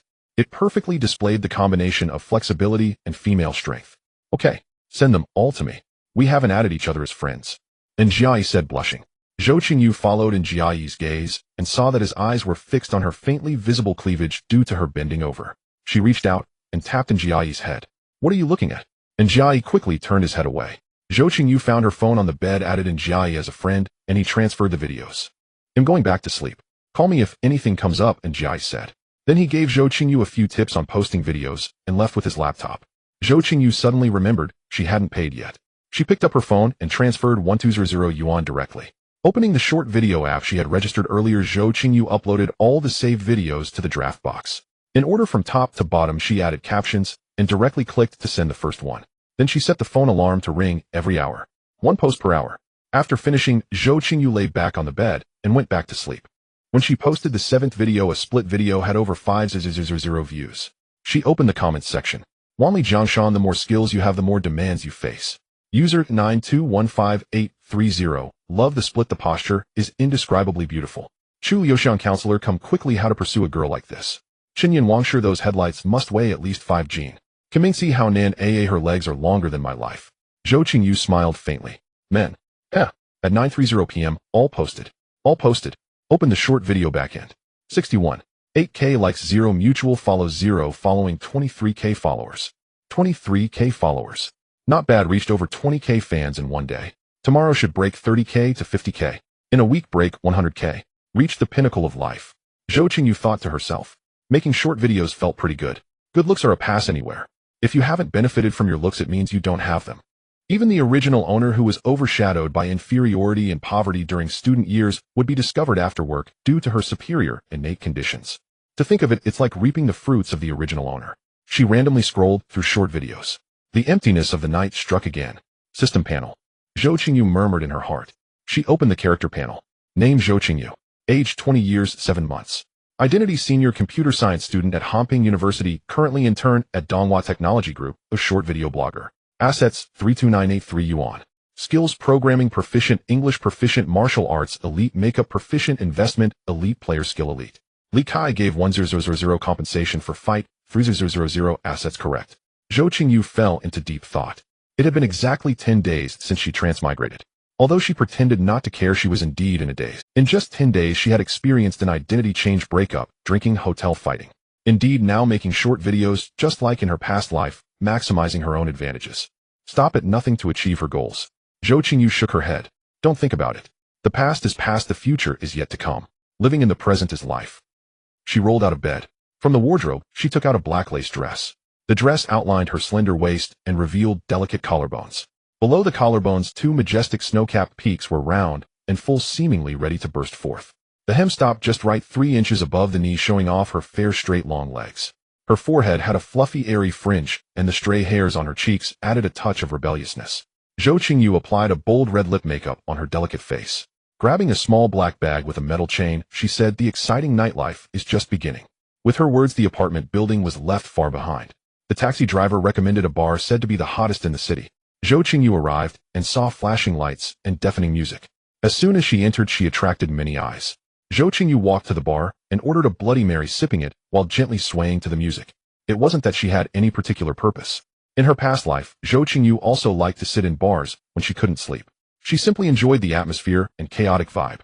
After just 2 sips, a man with tattooed arms approached Zhou Qingyu. "Beautiful, are you alone or waiting for a friend?" Zhou Qingyu turned to look him over. The tattooed man had a sharp jawline, high brow bones pressing down on a pair of phoenix eyes with a hint of casual hostility at the corners. Under his high nose bridge were thin lips, slightly upturned, pale in color. His sideburns were shaved clean, and the American front spike hairstyle made his side profile appear cold and sharp. The earring on his left ear glinted with a cold light, his smile tinged with allure. Around his neck hung a trendy metal necklace. His black shirt was unbuttoned at 3 buttons, his full body tattoos making his face appear even more defiant. "Alone," Zhou Qingyu said, raising her glass and clinking with the tattooed man. "Cheers," the tattooed man said, downing his beer in one gulp. Zhou Qingyu also finished half of her Bloody Mary. "Another Long Island iced tea for the lady, my treat," the tattooed man said to the bartender. "No, I like this one." Zhou Qingyu raised the Bloody Mary in her hand. "Is it good?" asked the tattooed armed man. "It's not good. It's salty, sour, bitter, and spicy with a complex taste, but I like it." "Then give her another one of the same." The tattooed armed man pointed at the glass in Zhou Qingyu's hand and said to the bartender again. The two of them naturally started playing bar games. Soon a few more people joined in. From hand gesture dances to little beat games, from finger catch to dice, shaking, time flew by, and it was 2 a.m. The tattooed armed man followed Zhou Qingyu out of the bar. "They'll walk you home. No need, I'm fine." Zhou Qingyu gave him a slight smile. She opened the back door of a taxi and got in. The tattooed armed man waved his hand with a hint of disappointment. He watched the taxi drive away, then turned and went back into the bar. Sitting in the taxi, Zhou Qingyu tapped on her friend's profile picture. After a moment of hesitation, she decided not to delete the tattooed armed man. After returning home, she kicked off her shoes, stripped off her clothes, and entered the bathroom. After her usual routine, Zhou Qingyu lay spread-eagled on the bed. Fueled by the lingering effects of the alcohol, she turned over and fell into a deep sleep. Monday at work, a day of blissful slacking. While eating lunch in the cafeteria, she heard a voice from behind. "That girl's vertical split is amazing. Look how popular she is, doing all kinds of splits, especially that one against the wall. Everyone online is talking about it." Zhou Qingyu thought, "Is that me?" She pulled out her phone and opened the short video app's backend. 55 million likes, 826000 followers. 826000. Holy crap, I'm famous. Zhou Qingyu wasn't too worried about being recognized by colleagues. Even if she was, it didn't matter. At work, she usually wore loose-fitting clothes that didn't show off her figure. Moreover, she usually had her glasses on her face. She never wore makeup, coming to the company barefaced. As for making short videos, she wore contact lenses for convenience. To appear on camera, she had put on a full, delicate makeup look, and on Njiai's advice wore a long, deep brown wig with voluminous high-layered waves that reached her waist. With Njiai's filters and beauty enhancements, Zhou Qingyu only looked about 80% like her real self. Of course, people who knew her well could still recognize her. However, at the company, Zhou Qingyu usually deliberately kept a low profile, not revealing her true potential. Even so, she was already considered one of the top-tier beauties. If she tidied herself up a bit, well, that was unthinkable. If she changed too drastically, it would be hard to explain if questioned. It was best to stick to her original low-key persona as much as possible. Soon a message from Njiai arrived. "Zhou Qingyu, your wall split is blowing up. It's trending at number 9. Zhou Qingyu hadn't expected it to trend either. Njiai sent several more messages rapidly. Suddenly, she said angrily, "Stray Dog Mary. What kind of weird name did you come up with, eh? Zhou Qingyu, how could you be so casual?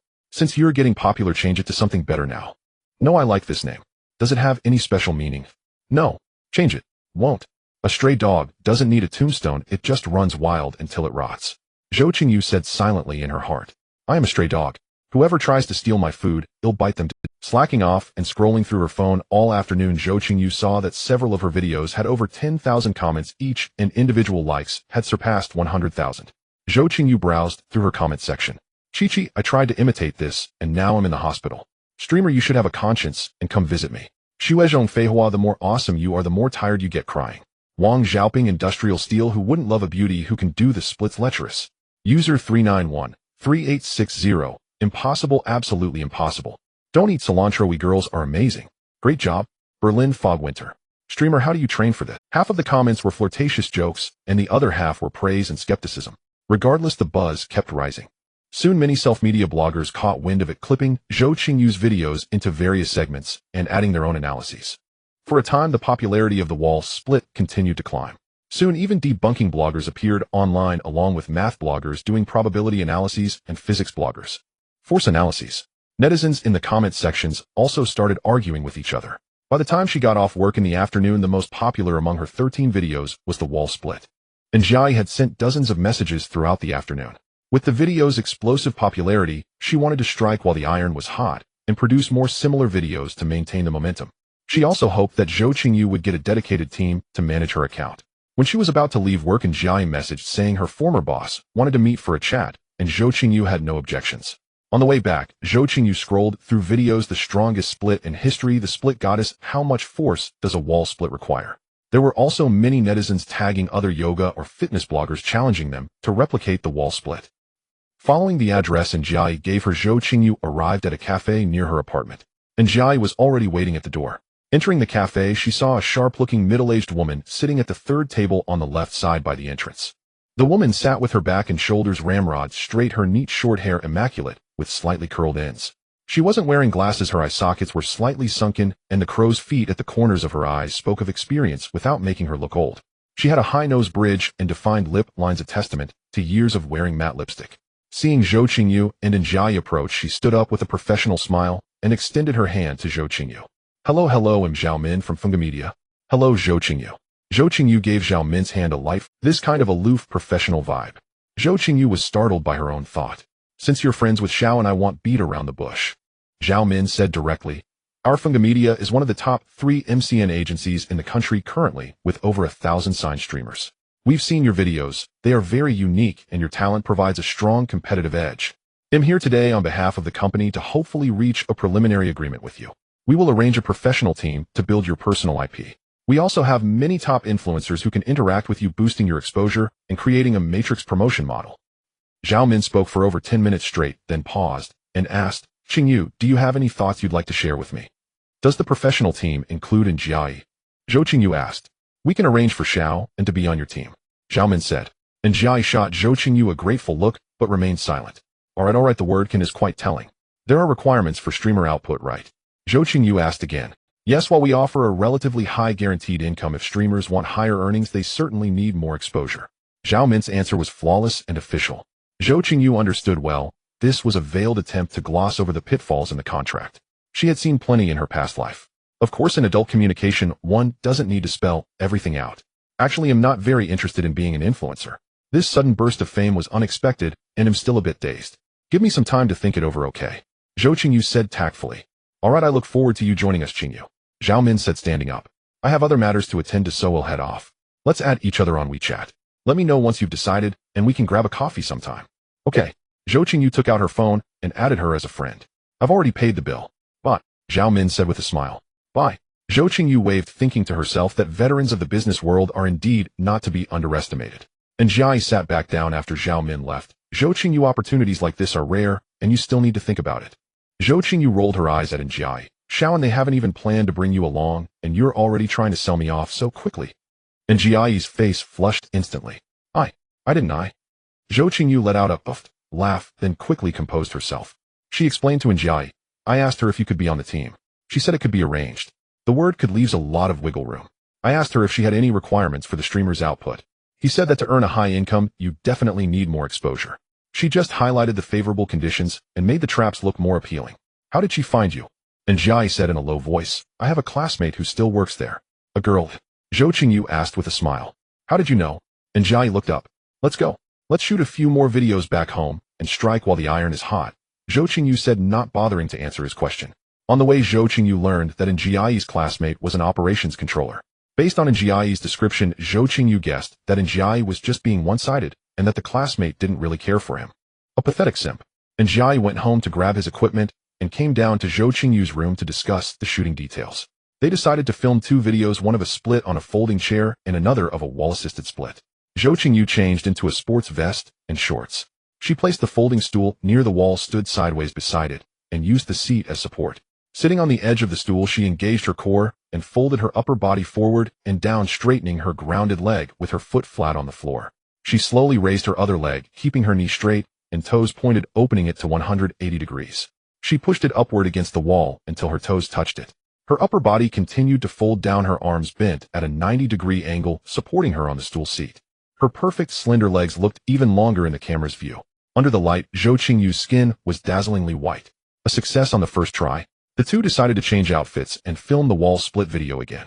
Zhou Qingyu changed into a black yoga set, then, after a moment's thought, took off the yoga top and replaced it with a high-neck black lace mesh long-sleeve top. She reapplied her makeup, creating an alluring, naturally seductive look. Looking at her figure in the mirror with her long, straight legs and slender waist accentuated by the alluringly sheer top, her curves prominent, and the seductive makeup, Zhou Qingyu was even captivated by herself. She walked to the hallway wherein Jiai was fiddling with his SLR camera against the wall. Seeing her come out, he immediately stood up. Neither of them spoke. Walking to the same spot as yesterday, Zhou Qingyu effortlessly kicked into a handstand. She split her legs horizontally against the wall, then used her left hand to grip her left leg, while her right hand supported her on the ground. She slowly turned her left foot upward, then switched, gripping her right leg with her right hand, while her left hand supported her, and turned her right foot upward. She slowly moved her upper body up, straightening her posture. The overall pose was more graceful and natural than before. They ended up filming 3 takes. For the second one, Zhou Qingyu played a slow rhythmic song on her phone, swaying her upper body to the music, performing a hand gesture dance with a seductive expression that left even Jiai mesmerized. He had to film another take. The wall split was a perfect wrap. After filming, "Come on, let's get some late-night snack," Zhou Qingyu said, walking back into the room. She took off her wig, tousled her hair that was flattened by the wig cap, and put on a khaki lightweight trench coat. Looking in the mirror, the coat perfectly covered her hips, making the yoga pants look less out of place and adding to her charm. Looking at herself in the mirror, she thought, this look might not kill the ladies, but it'll definitely kill the men. Zhou Qingyu thought to herself. "I'm not going in," Jiai said. "I have some takeout from lunch that I haven't eaten yet. They'll go back, finish it, and edit the videos tonight before sending them to you." "All right." Zhou Qingyu went downstairs alone and headed towards the commercial street. Suddenly, a black Range Rover swerved diagonally across the road from the opposite direction. It stopped right beside her. Zhou Qingyu halted, and the passenger window slowly rolled down. "Li Kai." Zhou Qingyu cursed under her breath. Li Kai leaned over from the driver's seat. "Remember me?" "No," Zhou Qingyu said, turning to leave. "How can I make you remember?" Li Kai shouted as he reversed his car. Zhou Qingyu stopped again, looked at Li Kai with a blank expression, and coldly uttered 2 words, "Pay more." "How much more?" Li Kai asked with a slight smile. 100,000. Zhou Qingyu remained expressionless. "Are you worth 100,000? Li Kai said nonchalantly. Zhou Qingyu didn't say a word. She walked over to the passenger window. She raised her right leg, lifting it sideways to showcase a standing split, her long leg straight as a line. Then she slowly extended her right foot towards the passenger window. She gently grabbed the interior handle above the door with both hands, engaged her core to lift her body, and slid her right leg into the car. Using her arm strength and core stability, she leaned her upper body back towards the front of the car, slowly easing herself in. She lowered her hips onto the passenger seat, brought her left leg in, smoothly released her right hand, and folded her upper body completely over her closed legs, sitting sideways in the seat. She used her left hand to steady herself, engaged her core again, and pivoted gracefully clockwise on her hips. She supported herself with her right hand on the front of the seat, and as she turned, she let go with her left hand, landing perfectly in the seat. She turned her head to look at Li Kai. "Worth it. Worth it," Li Kai said with firm conviction. Zhou Qingyu gave him a professional fake smile, pulled out her phone, and held up her payment QR code. Li Kai was stunned. He mechanically took out his phone. Transfer received 110,000 yuan. Rich bastard. Zhou Qingyu thought it was just the 100,000, but Li Kai had added the 100,000 on top of the original 10,000, totaling 110,000. "You can't judge a book by its cover," Li Kai remarked. Zhou Qingyu glanced at him. "I haven't had dinner yet. Turn around, I'm treating you. What do you want to eat?" Li Kai, being an experienced player, quickly regained his composure after his brief lapse. 20 minutes later, the car came to a smooth stop in front of a restaurant. Li Kai confidently ordered 4 dishes and half a nourishing old hen mushroom soup. When the soup arrived, he ladled a bowl and handed it to Zhou Qingyu. "Here, have some to build your strength. Don't give up halfway." The meal, filled with their mutual teasing, lasted over an hour. Back in the car, Li Kai asked again, "Want to stop by a bar for a bit?" Zhou Qingyu's playful side emerged again. "My dear minister, your emperor is on a secret incognito tour tonight and will follow your arrangements. Whatever you plan is surely the best," Zhou Qingyu said in a sarcastic sing-song tone. Li Kai smirked and drove straight to the Kempinski Hotel. In the high-floor room with panoramic floor-to-ceiling windows and a king-size bed, Zhou Qingyu walked to the window and drew back the sheer white curtains revealing the city's nightscape. Her expression dimmed. When had she drifted so far from this kind of life? She wondered how her friends in that other world were doing. At least her family was gone, so they wouldn't have to grieve for her. Li Kai's emergence from the bathroom broke Zhou Qingyu's train of thought. Half an hour later, Zhou Qingyu emerged from the bathroom, wrapped in a bathrobe. On the round table by the sofa, a bottle of red wine and a single glass of poured wine awaited. Li Kai stood by the window holding a glass of red wine in one hand, taking a sip. Zhou Qingyu walked to the small round tea table, gently bending down to pick up the glass of red wine, tilting her head back to down it in one go. Li Kai, holding his wine glass sideways, watched her and also drained his glass in one gulp. After finishing, he casually tossed the glass aside. Zhou Qingyu barefoot walked around to the bedside and reached out to switch off all the lights in the room. Only the neon glow of the city slipped into the room from time to time, flickering between dim and bright. Zhou Qingyu slowly walked over to Li Kai, her gaze fixed on the scenery outside the window. It seemed she had made up her mind. She turned her head to look at Li Kai, who also wore a faint smile as he met her eyes. The neon lights from outside flickered across Zhou Qingyu's face through the glass. Li Kai watched Zhou Qingyu in silence for half a minute, then turned to look out the window, raising his glass slightly. Zhou Qingyu downed the remaining wine and headed to the bathroom. Li Kai followed and leaned against the bathroom door frame. After a long while, she asked, "Got a cigarette?" Zhou Qingyu, standing by the floor-to-ceiling window, asked Li Kai. "No, I'll have the front desk send some up," he replied without hesitation, picking up the phone to order 2 packs. "Don't forget a lighter." "Okay." Zhou Qingyu tore open the pack, deftly pulled out a cigarette, and placed it between her lips. The lighter clicked with a snap. Zhou Qingyu took a deep drag, letting the smoke fill her lungs. Suddenly she erupted into violent coughing, bending over uncontrollably. Li Kai came over and gently patted her back. "If you can't smoke, don't show off."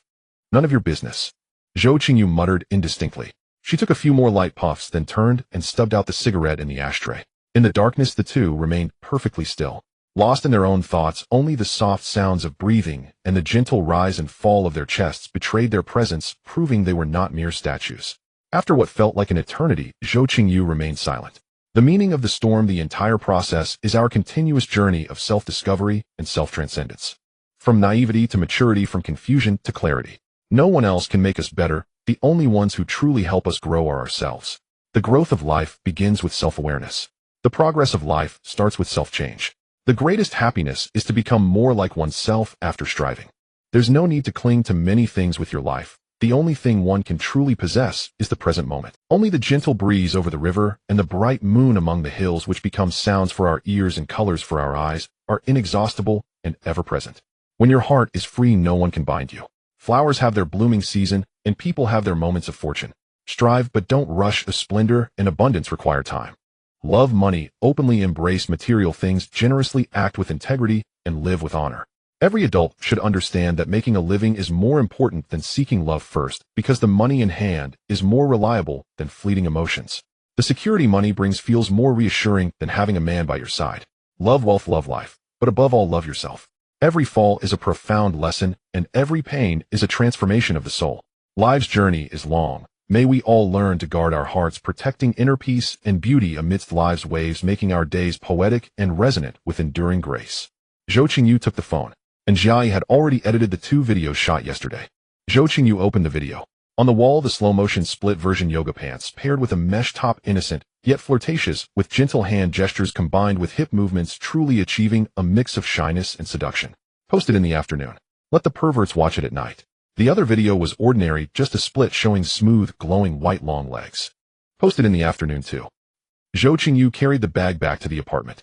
After changing clothes, she went straight to the HR department at the company. "Quit. I'm done." HR heard that Zhou Qingyu wanted to resign and started analyzing the pros and cons, continuously trying to persuade her to stay. Under Zhou Qingyu's insistence, she filled out the resignation procedures and would leave in 3 days. She didn't need to come back on Friday. She successfully slacked off for a day. At the end of the workday, Zhou Qingyu posted the video to the platform. She took a look and saw that her follower count had reached 1.02 million. Live stream, she must live stream. After work, Zhou Qingyu found Jiai, and after some discussion, they decided to start the live stream at 8 p.m. on Friday, taking advantage of the hype to stream for 3 consecutive days, Friday, Saturday, and Sunday. Time quickly arrived at Friday, and Jiai had cleared out a space in Zhou Qingyu's room and set up a simple scene. The space was too small, so there wasn't much decoration. The main light, fill light, and ambient light already took up a lot of space. The live stream background was a solid colored thick curtain, and Jai kept adjusting the phone's position, striving for simplicity and elegance. But behind the phone the floor was cluttered with various device cables. At 7 the two had a simple takeout meal. At 8 they started the live stream on time. Zhou Qingyu wore a lace mesh top, with her majestic snowy peaks faintly visible, and form-fitting stretchy jeans on her lower body, revealing her graceful figure. Might not slay women, but definitely slays men. Making money no shame. Soon over 10,000 people flooded into the live stream. Comments were all saying, "Split gotta show us." Zhou Qingyu didn't hesitate. She directly pulled over a stool and performed a split. The comment section was rapidly scrolling. 666. Legs for a year. The one upstairs says year. You should count in seconds. Beautiful lady, do you have a boyfriend? No big spenders. Is this your first stream? 10 minutes into the stream, several high-level accounts level 60 appeared.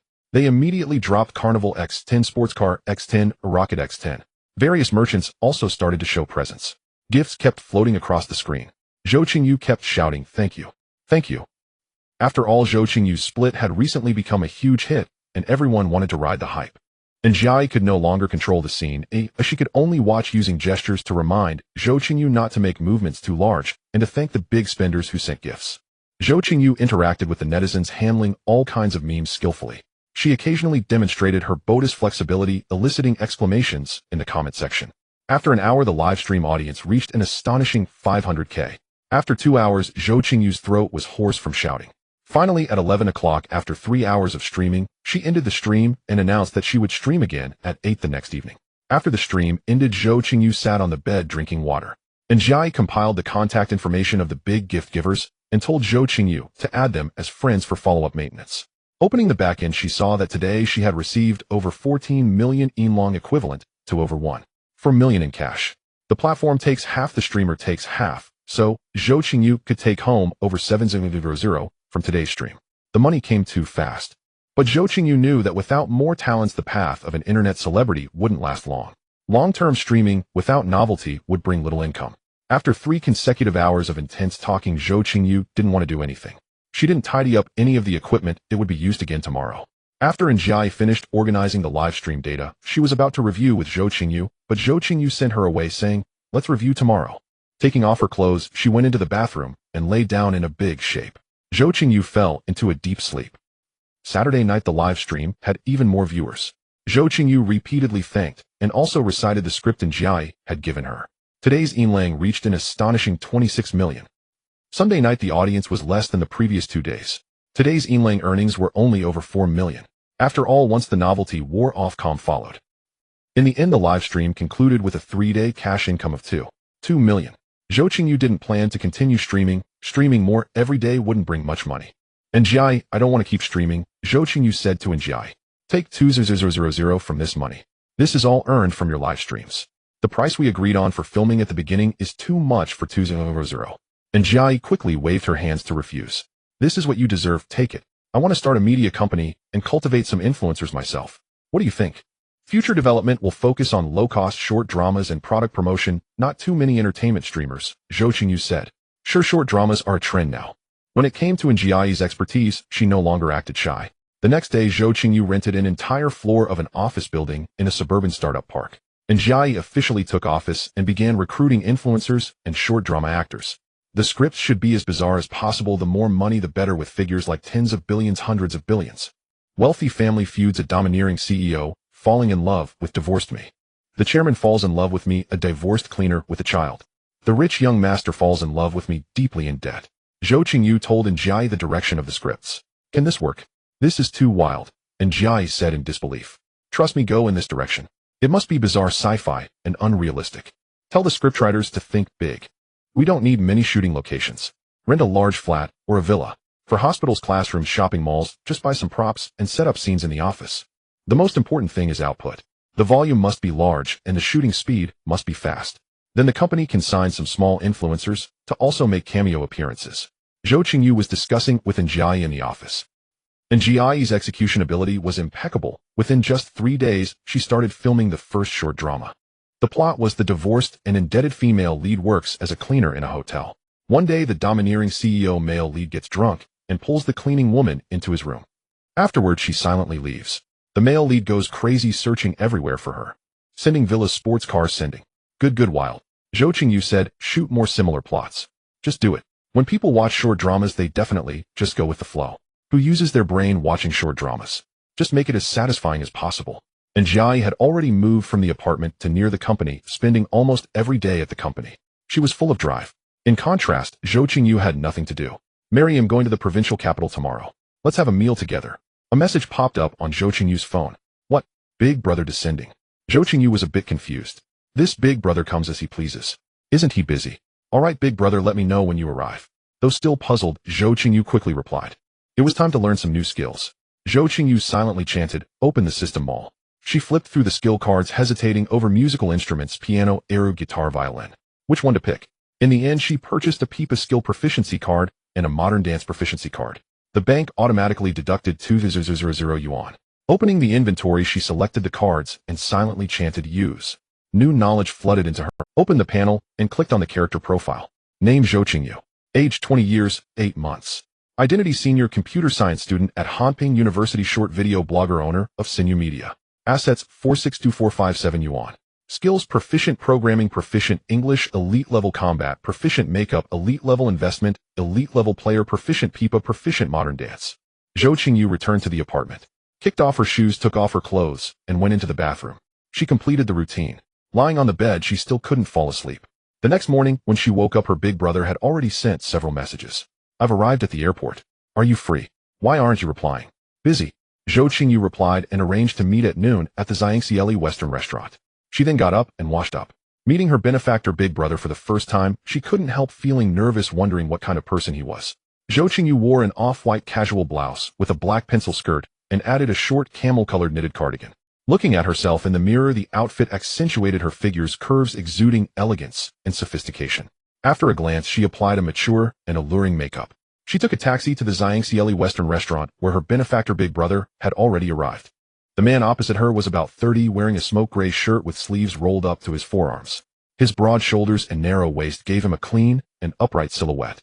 His knuckles were distinct, hands pale and cool with visible veins, and his jawline was sharp and neat. You're even more beautiful in person than online, said the benefactor. Chun Fei Yuan. Nice to meet you. Zhou Qingyu. What would you like to eat? I heard the Wellington here is good, I'll have one. Care for a drink? Seeing that Zhou Qingyu didn't refuse, Chun Fei Yuan also ordered a bottle of red wine. After ordering, he handed the menu to Zhou Qingyu, who quickly placed her order and then asked the waiter to proceed. The meal was very harmonious and pleasant. Chun Fei Yuan was in the chain hotel business. This trip to the provincial capital was to expand into new markets and brands, and also a personal experience for him.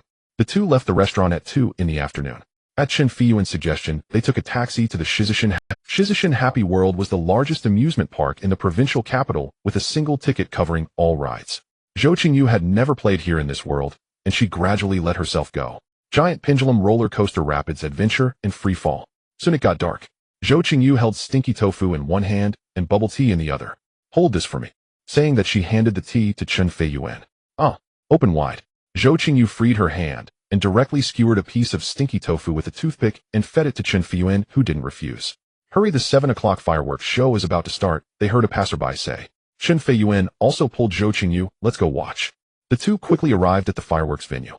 At 7 o'clock, the fireworks punctually broke the silence of the night. Zhou Qingyu watched the fireworks in the night sky, bursting in a riot of colors. They bloomed for a moment of splendor against the black sky, exhausting their whole existence for this one instant of brilliance. Fireworks fade easily, and morning glory is hard to find. At some point, Chun Fei Yuan began holding Zhou Qingyu's hand, and it was very natural, just like a couple. They left the amusement park and took a taxi to the vicinity of Chun Fei Yuan's hotel. They arrived at a trendy barbecue restaurant. Want some beer? Chun Fei Yuan said. Ice cold. What to eat? Rice cakes, lamb skewers, cartilage, pork belly. Zhou Qingyu rattled off a dozen items. The two drank 8 bottles of beer. Unexpectedly, beneath Chun Fei Yuan's ascetic exterior, there hid an unrestrained soul. Over the meal, hot jokes kept coming. Why did you send me so many gifts? Zhou Qingyu asked on the way back to the hotel. I just felt like it. Do you own a mine? I have 2. Huh. 2 mines.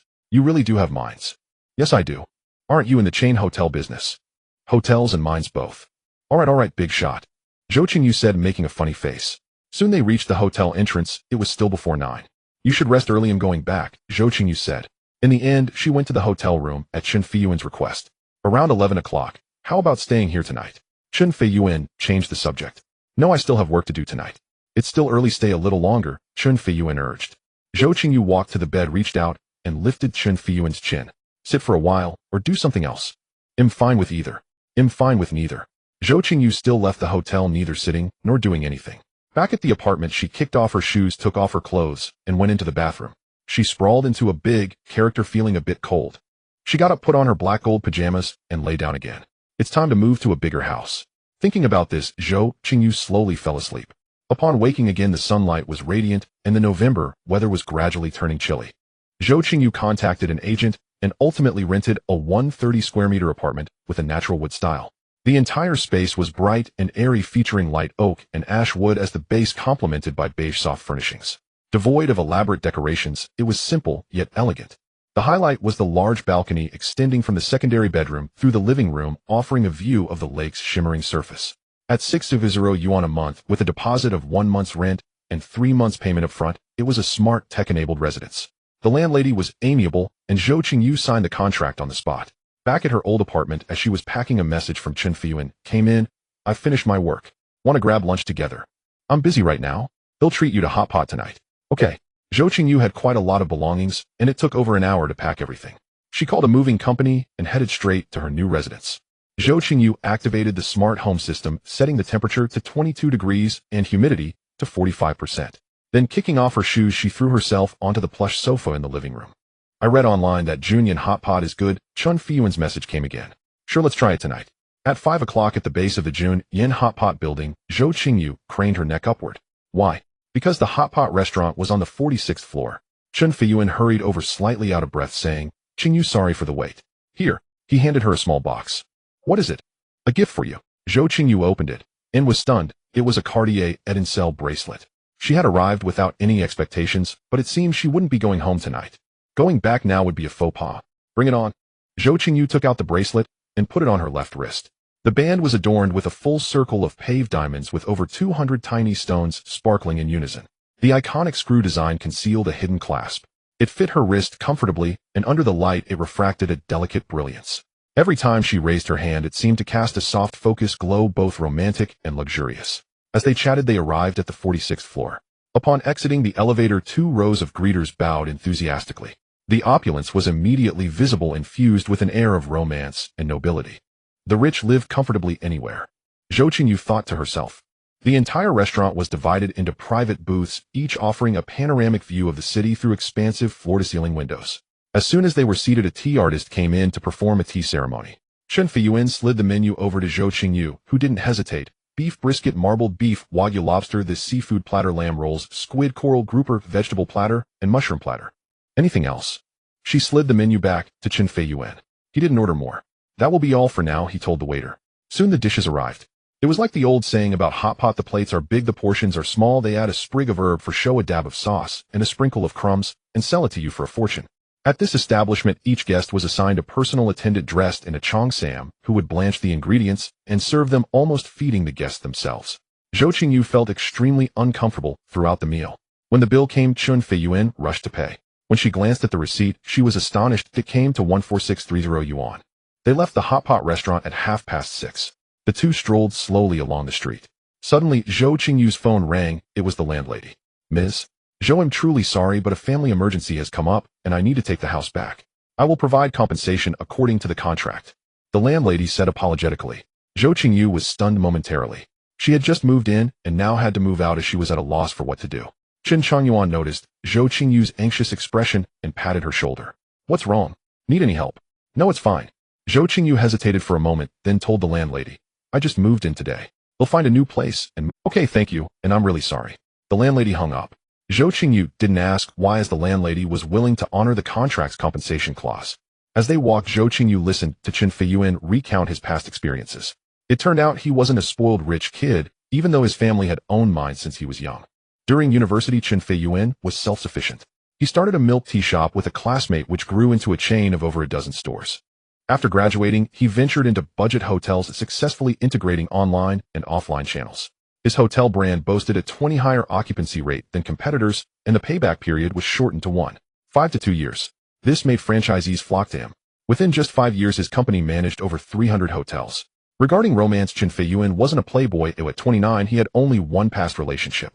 I never expected that the moment I saw you, I felt we were destined to meet. I didn't expect my sugar daddy to be this handsome. Zhou Qingyu giggled. How many sugar daddies have you had? Just one. Who and when? It's you fool. Zhou Qingyu rolled her eyes. I just started streaming, how could I have many benefactors? Chen Feiyuan turned to her and said seriously, don't stream anymore. Let me take care of you, alright? Zhou Qingyu looked up at him. No, I just started my own media company, but I will gradually step back from it. I don't really like streaming either. Hearing this, Chen Feiyuan seemed to cheer up considerably. Before they knew it, they had strolled for over an hour. The late autumn night was quite chilly. The next day, waking up in the hotel, Zhou Qingyu took a taxi back to the residential complex, found the same agent from yesterday, and quickly found a new place, a light luxury-style penthouse. The owner of this apartment had made significant internal modifications. It was a 3-bedroom living room layout, but they had knocked down one secondary bedroom to open up the balcony, making the living room wider and the view much brighter.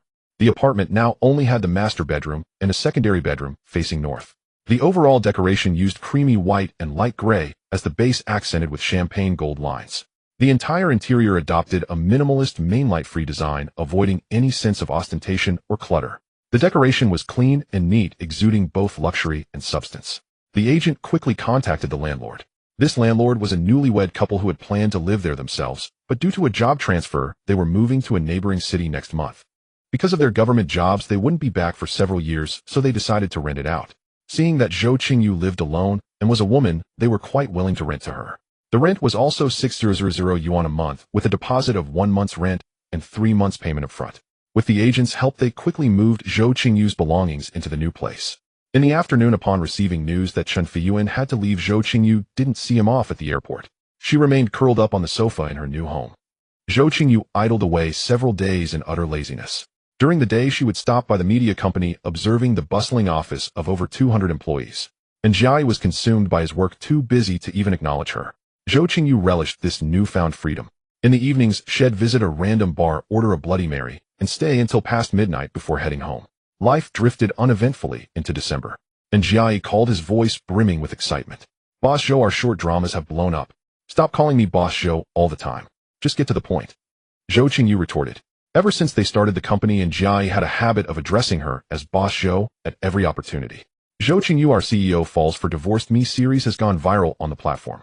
One of them has already broken into the top 10 most viewed. Wait, you said series? How many have you made? Zhou Qingyu asked, puzzled. Write a series.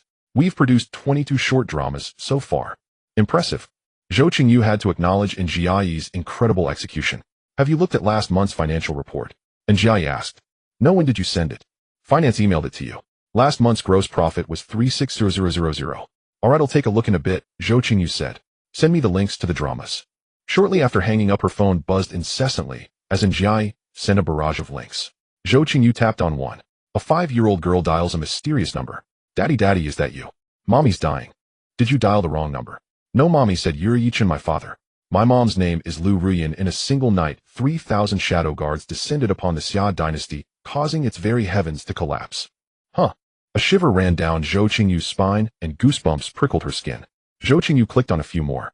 The chairman falls for me, a hospital cleaner, and treats my 2 sons as his own. A nanny meets a chairman, and a plate of tomato scrambled eggs leaves him enchanted. My delivery man suitor is secretly the illegitimate son of a billionaire at 50. I flash married into a wealthy family.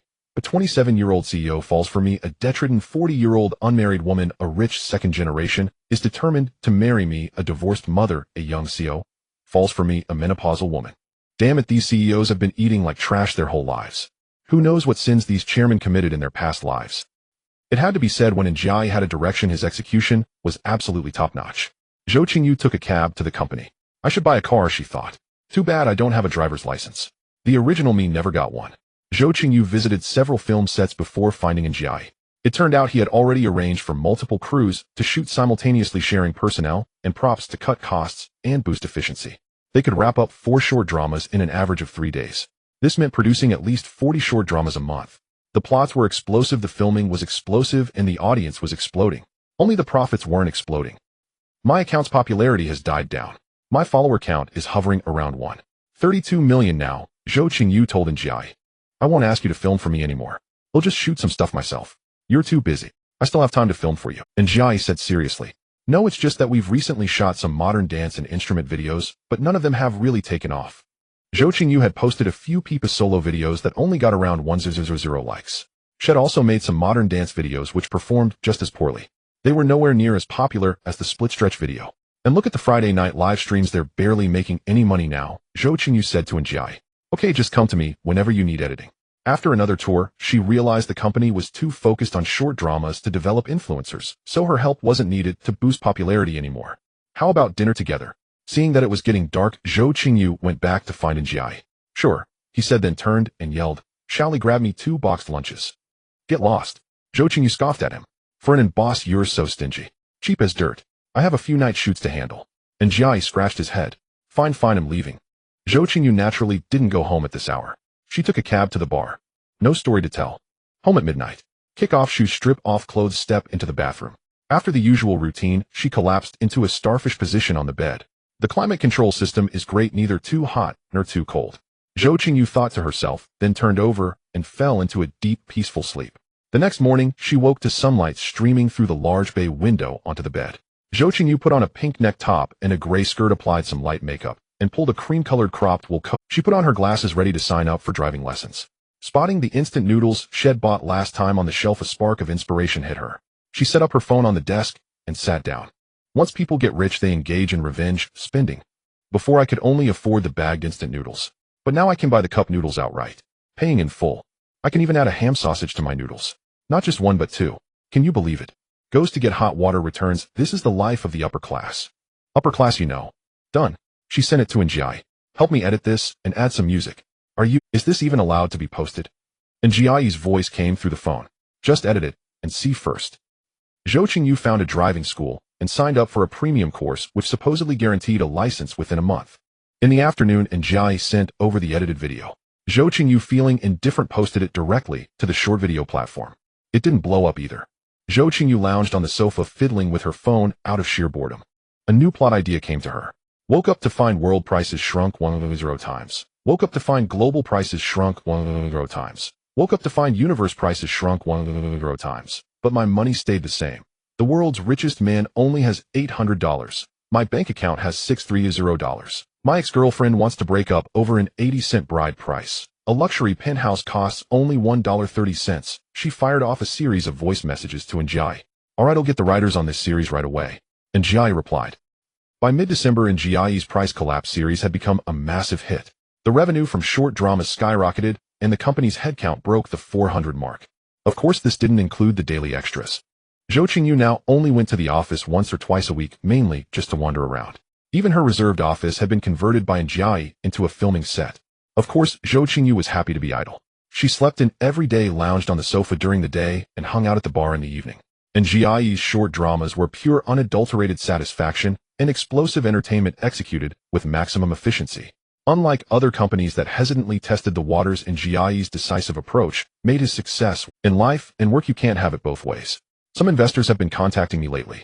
Want to meet them? Njai called. Alright, you arrange it, Zhou Qingyu said. Let's meet them together. After final screening, Njai scheduled meetings with 3 investment firms over 3 days.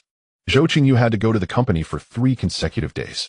The first investor, upon seeing how young Zhou Qingyu and Njai were, condescendingly demanded a 51% stake for a 5 million yuan investment.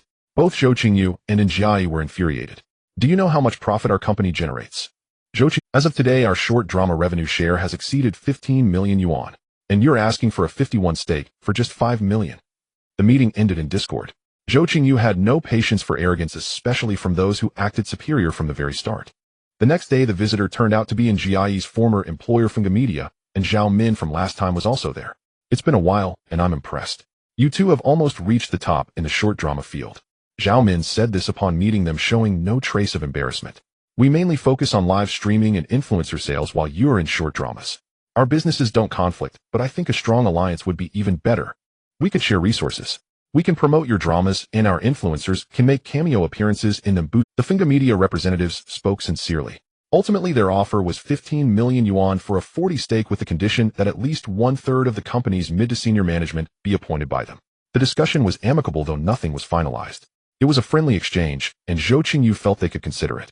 On the 3rd day, a renowned domestic investment firm, Gaofeng Capital, arrived. They were not arrogant, instead praising Zhou Qingyu and Njai, recognizing the company's potential and proposing future development plans. Their final offer was 30 million yuan for a 51% stake with a 3-year performance agreement. You might win, but I never lose with performance agreements. Zhou Qingyu knew this all too well. After the meetings, Jia leaned towards cooperating with Funga Media, while Zhou Qingyu believed that for long-term growth they needed the backing of a major player, and the network of a renowned investment firm was invaluable. Even if we sign a performance agreement, we can't rely on short dramas forever. It's a trend now, but it will saturate. The content is becoming too similar. Moreover, the entry barrier for short dramas is low. Look at us, we got a slice of this big pie with less than 2 million yuan.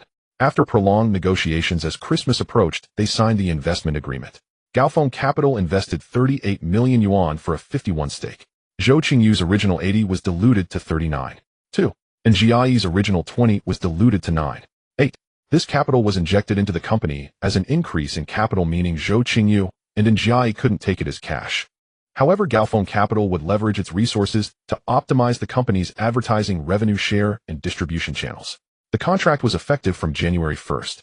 After January 1st, the 38 million yuan would be transferred to the company account in 3 installments. This meant that profits earned before January 1st could be taken as dividends by Jiayi and Zhou Qingyu. At the turn of the year, the company had 277 million yuan in profit. Zhou Qingyu took 1.6 million and Jiayi took 4.000, and Zhou Qingyu instructed Jiayi to distribute the remaining 7.700 to employees as bonuses. With this capital, the company is set for rapid growth, Zhou Qingyu said. You should also promote more mid-level managers and cultivate some backup talent. The company's development strategy will also need to shift next year. We should expand our short drama scale, build a solid foundation, and aim for over 30% market share. Additionally, we should consider venturing into feature-length films. With funding, we can produce quality films. Once the film model is established, we can explore entering theatrical. Also, we should select a few actors to create situational comedy and viral video accounts to see if we can monetize through influencer sales later. And Jiayi listened quietly. Ideally, we should be on all platforms, Zhou Qingyu added. Let's go, we'll treat you to great, let's go right now, Zhou Qingyu said with a smile. She hadn't had a meal with the workaholic and Jiayi since Xinyu Company was established. And Jiayi took Zhou Qingyu to a barbecue stall near the company. Many employees were eating there and greeted Jiayi with President N. Few people recognized Zhou Qingyu. A bold employee even joked, President N, is this your girlfriend? Zhou Qingyu imitated the employees asking, President N, want a drink? Give me one. Zhou Qingyu ordered a lot of food. They didn't talk much during the meal as there were many employees around, and it wasn't suitable to discuss company matters there. They finished quickly, and Jiayi put Zhou Qingyu in a taxi and returned to the company. Seeing that it was still early, Zhou Qingyu took a taxi to a bar. Ordering a Bloody Mary, Zhou Qingyu sat at the bar. Beautiful lady, alone or waiting for a friend? Turning around, she saw the man with the tattooed arm from before. Unfortunately, he seemed to have forgotten her. Waiting for a friend. Upon hearing this, he didn't persist, chatted briefly, and moved on to another target.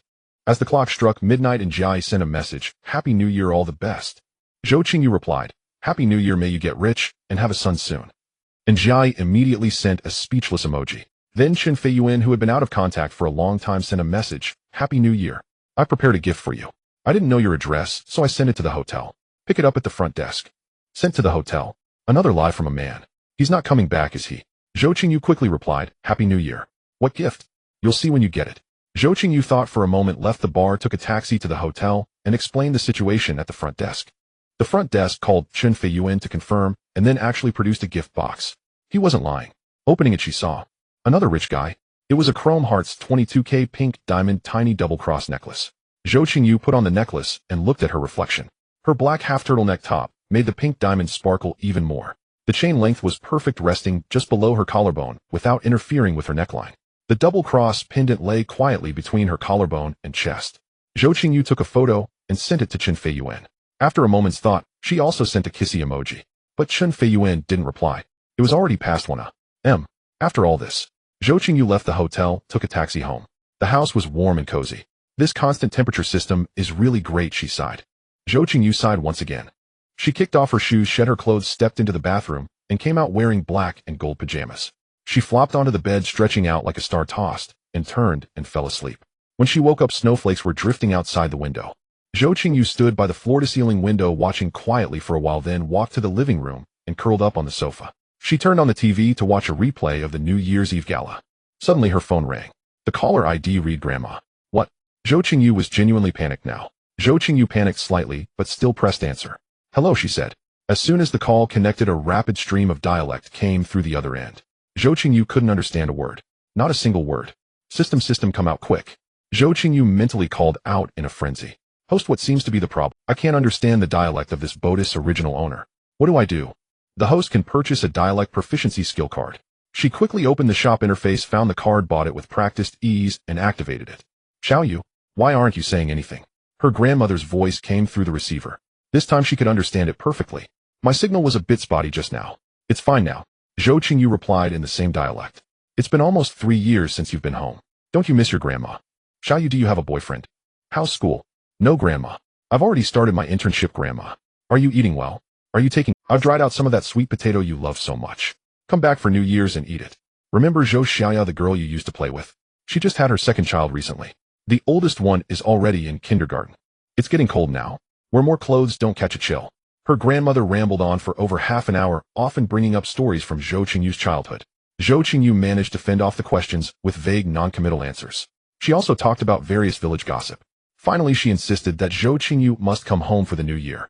All right, grandma, it'll definitely be there. Zhou Qingyu said at last. After hanging up, she fell into deep thought. She wanted to visit her family, but she was also afraid to. She had been in this world for over 2 months now, and her bank balance had already surpassed the 2 million mark. What did she truly want? Damn it, stop overthinking. The problem was simply that she didn't have enough money. Zhou Qingyu opened the stock trading account she had applied for earlier and transferred in 2 million. Armed with the system-certified elite investment skill and the experience from her past life, Zhou Qingyu dove headfirst into the stock market without hesitation. Hoping to achieve financial freedom soon, Zhou Qingyu stared at the snow outside the window, thinking silently. Ding. A message from her driving instructor: the final exam is scheduled for the 4th, and she can get her license on the spot after passing. Great news. She summoned the system panel and opened the character tab. Name: Zhou Qingyu. Age 20 years and 9 months. Identity: senior student majoring in computer science at Hanping University. Short video blogger, second largest shareholder of Xinyu Media. Assets: 173245 yuan in cash, 2 million yuan in stocks. Skills: programming proficient, English proficient, martial arts elite, makeup proficient, investment elite, sirens allure elite, pipa proficient, modern dance proficient, dialect proficient. She opened the own tab. Items: hypnosis card, X1 basic, precision firearms card, submachine gun with 10 magazines, X1 basic. There were 2 other cards. She checked her points. She only had a pitiful 3 points, and she needed 100 to draw once. Closing the system panel, Zhou Qingyu curled up on the sofa to watch the New Year's Eve gala. About half an hour later, the phone rang again. The caller ID said Grandma. This time Zhou Qingyu didn't hesitate and picked up immediately. Xiaoyu, your father is back. He wants to say a few words to you. Then a male voice came through the phone. Xiaoyu, how many years has it been? Think you're tough now, huh? You don't care about your family anymore. Do you even have any respect for me, your father? Or your grandmother? Get back here and find a husband to settle down. All you do is study, study, study. What's the use of all that studying? You're a waste of money. Stop gallivanting around all day. One of these days some delinquent with dyed hair is going to fool you, and you won't even know what hit you. Don't talk to her like that. Zhou Qingyu heard her grandmother scolding her father in the background. Your grandmother has high blood pressure and needs her medication. You have money, right? Send some over. It's almost New Year. If you don't come back this year, I'll go to your school and break your legs. I'm hanging up now. After his outburst, her father hung up without waiting for her to respond. You old bastard, just you wait. He'll deal with you later. Despite her anger, Zhou Qingyu opened her phone, found the bank account saved in her original Bodis contacts, and transferred 1,000 yuan to her grandmother. What Zhou Qingyu didn't know was that her father Zhou Weiping had accepted a bride price from a family in a neighboring village and had never returned it. That family was now pressuring him to deliver the bride, demanding the marriage happen before the new year. If Zhou Qingyu didn't marry their son, he would turn 30 during the holiday, and in the village had only be able to find a second-hand wife. Zhou Weiping had promised them that when Zhou Qingyu returned, he would tie her up and force her to marry if necessary. They were happy with the arrangement, of course, to get a college graduate as a daughter-in-law, and a fairly decent-looking one at that. Even though they hadn't seen her in years and didn't know how she looked now, they knew their own family wasn't well regarded, otherwise their son wouldn't have remained unmarried for so long. They had even managed to trick Zhou Weiping into accepting the bride price and promising his daughter, who was still in school, to them. Their plan was to wait until Zhou Qingyu was about to graduate and then force the issue, making the marriage a fait accompli. After sending the money to her grandmother, Zhou Qingyu lost all appetite for watching television. She felt inexplicably irritable, especially when she thought about the family she was born into. It made no sense. She had no real attachment to them, so why was she so agitated? She walked barefoot to the master bathroom, filled the bathtub, stripped off her pajamas, and submerged her entire body in the water. She stayed until the water turned cold. Then she got out naked and collapsed onto the bed. When she woke up again, the room was pitch black.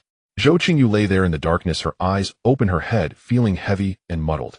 She tried to get up, but her body felt completely drained of strength. Could she be getting a cold? She touched her forehead. It was burning hot. She struggled to her feet, intending to get a glass of water from the living room, but she was swaying and could barely stand. She stumbled out, gulped down a large glass of cold water, and felt a little better. Holding onto the wall, she made her way back to the bedroom, pulled some random pajamas from the closet, and collapsed onto the bed again. There wasn't any medicine in the house.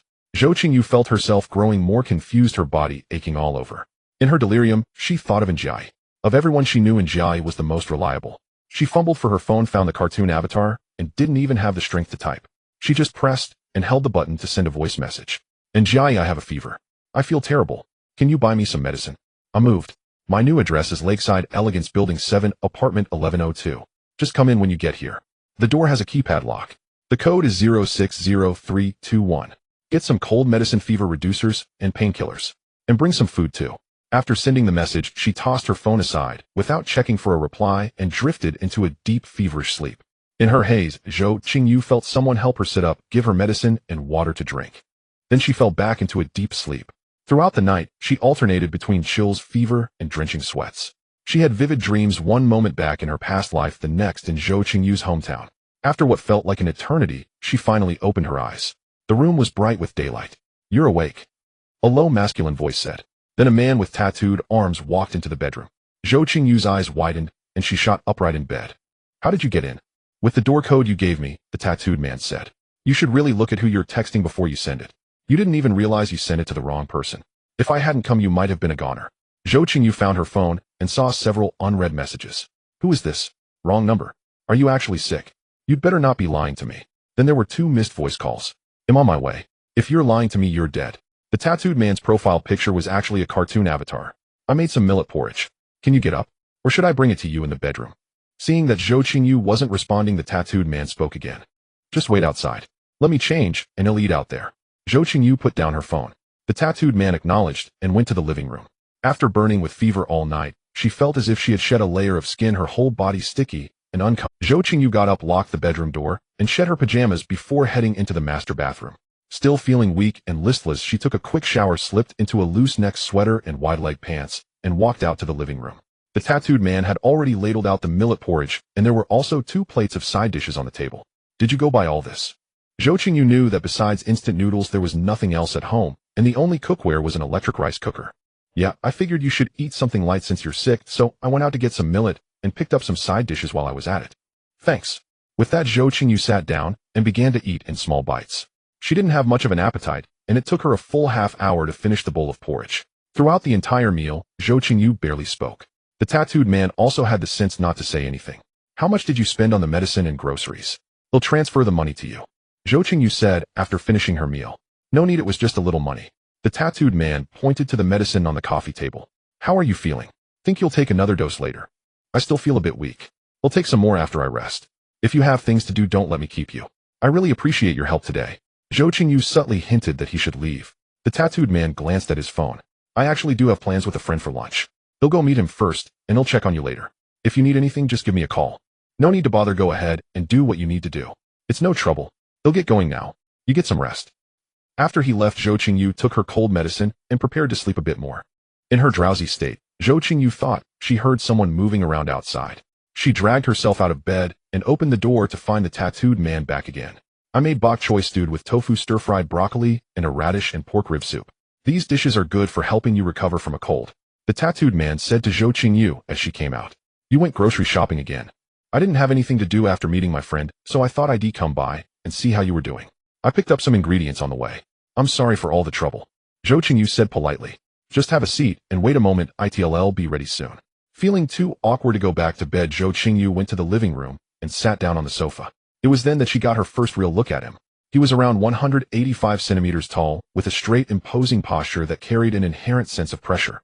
His American-style spiked haircut was sharp and clean. He had broad shoulders, a narrow waist, and a shaped torso. The muscles under his sweater looked firm and well-defined. The tattoo on his arm was only partially visible at the cuff, and the ink creeping up his neck hinted at more. His aura was wild and unrestrained.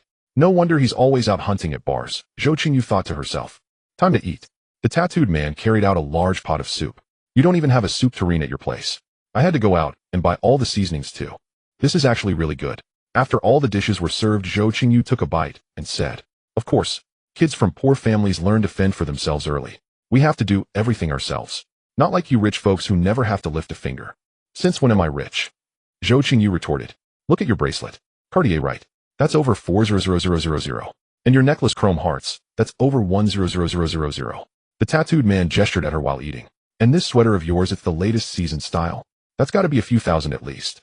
I don't recognize the brand of your pants, but I'm sure they weren't cheap either. You live in this huge apartment by yourself. This is a high-end neighborhood at 3,000 or 4,000 per square meter. This place must be worth 4 or 5 million. You look like you're only around 20. Unless your family is loaded, there's no way you earned all this yourself," the tattooed man said in a dismissive tone. Zhou Qingyu was speechless and didn't feel like explaining. "Then why did you come to take care of me?" "Because you texted me. I felt sorry for you. I'm a kind-hearted guy." The tattooed man took a sip of soup and replied, "Oh please, you've got all those big tattoos, and you claim to be kind-hearted. You're always at the bar, never missing a night." Zhou Qingyu wasn't about to let him have the last word. "I got these tattoos with my boss back when I was young and reckless. Besides, can't someone with tattoos have a good heart? You're being prejudiced. If you're going to get tattoos, you might as well accept that people will judge you for them. Otherwise, what was the point?" Zhou Qingyu said. "So what happened to your boss?" "He's in prison. So you're laying low waiting for him to get out so you can make a comeback? That's loyalty. He's never—" "Huh. That time my boss got into a fight after drinking too much. He killed 2 people. "Oh." Silence. "So are you the boss now?" "No, I'm done with that life. I'm a fitness trainer now." "Damn. I would never have guessed," Zhou Qingyu said in surprise. The tattooed man raised his arm, playfully flexing his muscles. "Don't I look the part?" Yes, you do," Zhou Qingyu said. "No wonder you could spot my bracelet and necklace at a glance. Turns out you're surrounded by rich women all the time." "Not really. These days people at the gym don't even want to buy personal training sessions. How about you come by and get a membership and some PT sessions with me? Trying to do business with me now, are you?" Zhou Qingyu said with a look of mock disdain. After the meal, the tattooed man cleared the table and noisily washed the dishes. When Zhou Qingyu tried to help, he wouldn't let her. "You live here all alone. Where's your significant other?" After cleaning up, the tattooed man sat down on the other end of the sofa and asked, "I don't have one." "Neither do I. I don't think he'll ever get married." "Why not?" Zhou Qingyu asked curiously. "When my boss got locked up, he asked me to take care of his wife and kids. But after the sentencing, his wife left too. She left the 2 kids with their grandparents. I send them money for living expenses every month." "You really are loyal," Zhou Qingyu said. "Of course. Once you're a brother for life." The tattooed man thumped his chest. "Loyalty is often found among the lowly, or betrayal is often found among the learned," Zhou Qingyu recalled the saying. "How old were you when you started running with your crew?" "I started following my boss when I was in technical school. Those were the glory days." The tattooed man began to recount his past. It turned out he wasn't from the city either. He had started getting into trouble during technical school, and within 2 years of graduating, his boss had been sent away. After that, the tattooed man came to the provincial capital. Since he was in good physical shape, he became a fitness trainer. Had been doing it for 6 years now. At 27, from a rural background with a modest education and average income, he was indeed in a tough spot when it came to finding a wife. On top of that, he voluntarily sent money to his boss' kids every month. His already unremarkable circumstances were made even more difficult. "Is it hard to make a living as a personal trainer here?" Zhou Qingyu asked. "My PT sessions sell pretty well right now. The hourly rates are decent, and a lot of members at my gym renew their memberships. Though plenty of trainers have left to open their own studios. Are there any small, affordable gyms?" Zhou Qingyu asked again. "Gyms don't really come in small sizes. The only small ones are the studios that trainers open themselves, and those are ridiculously expensive." Zhou Qingyu quietly began to form an idea in her mind, but she would need to do some research first. They chatted for a while longer until the tattooed man checked his phone. "It's almost 7. I have a class soon, so I need to head out. I won't come by tonight. Call me if you need anything." "Okay. Thank you so much for everything this time. Don't mention it." As he said this, the tattooed man grabbed his down jacket from the hook by the door and walked out. After watching him leave, Zhou Qingyu thought for a moment, then transferred 1,888 yuan to him and sent 2 messages. "Thank you so much for everything this time. My name is Zhou Qingyu. What's your name? I'd like to save it in my contacts. Lei Zhihui. My friends all call me Lazy. Lazy, accept the transfer." "Will do. Thank you, boss." Sticker. Payment received. On the morning of January 4th, Zhou Qingyu rose early and headed to the company. Peak Investment was scheduled to send representatives today, and funds were expected to be deposited into the account. Before she even arrived at the office, the representative from Peak Investment had already shown up. Lu Zhongchang, a man in his 40s, was a seasoned veteran of the corporate world. Subsequently, in Jiai, Zhou Qingyu and Lu Zhongchang, along with the summoned finance manager Wang Hongmei, convened a brief meeting tentatively establishing a core team of 4. Zhou Qingyu will temporarily serve as general manager overseeing overall strategic planning, resource integration, external partnerships, and capital operations. Mr. Lu Zhongchang will be deputy general manager responsible for daily operations, project management, process optimization, and cost control. Mr. Njai will be deputy general manager and creative director steering content direction, IP development, creative standards, and filming aesthetics. Ms.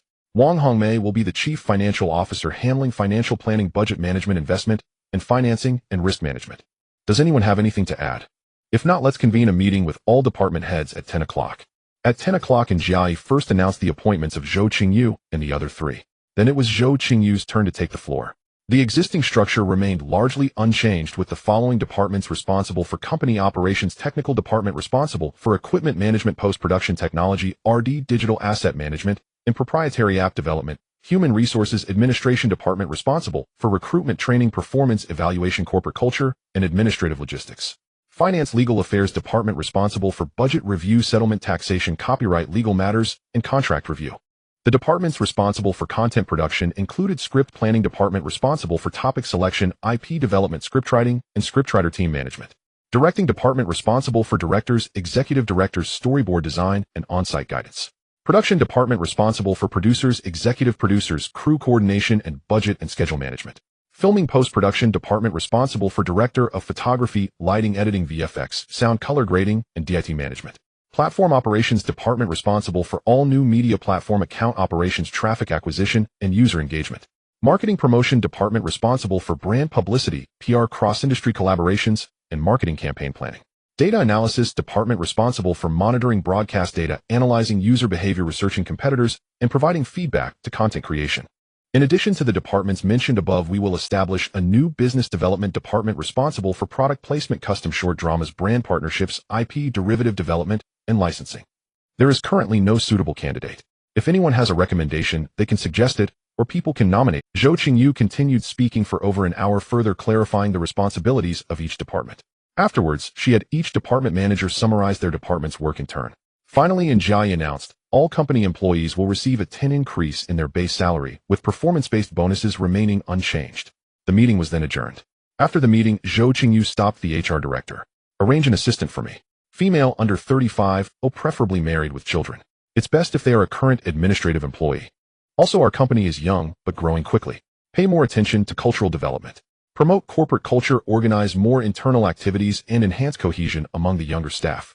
Soon the HR director brought over 5 resumes.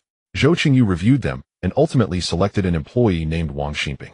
She was 33, married with a child, held a master's degree, and was currently serving as an administrative supervisor. Zhou Qingyu also arranged assistants for Njai and Lu Zhongchang. During the lunch break, she accompanied Lu Zhongchang on a tour of the various departments. Lu Zhongchang was impressed by Zhou Qingyu. He remarked, "It's truly remarkable for such a young woman to manage a company of this size so efficiently. Many young men couldn't compare to you." Zhou Qingyu simply smiled.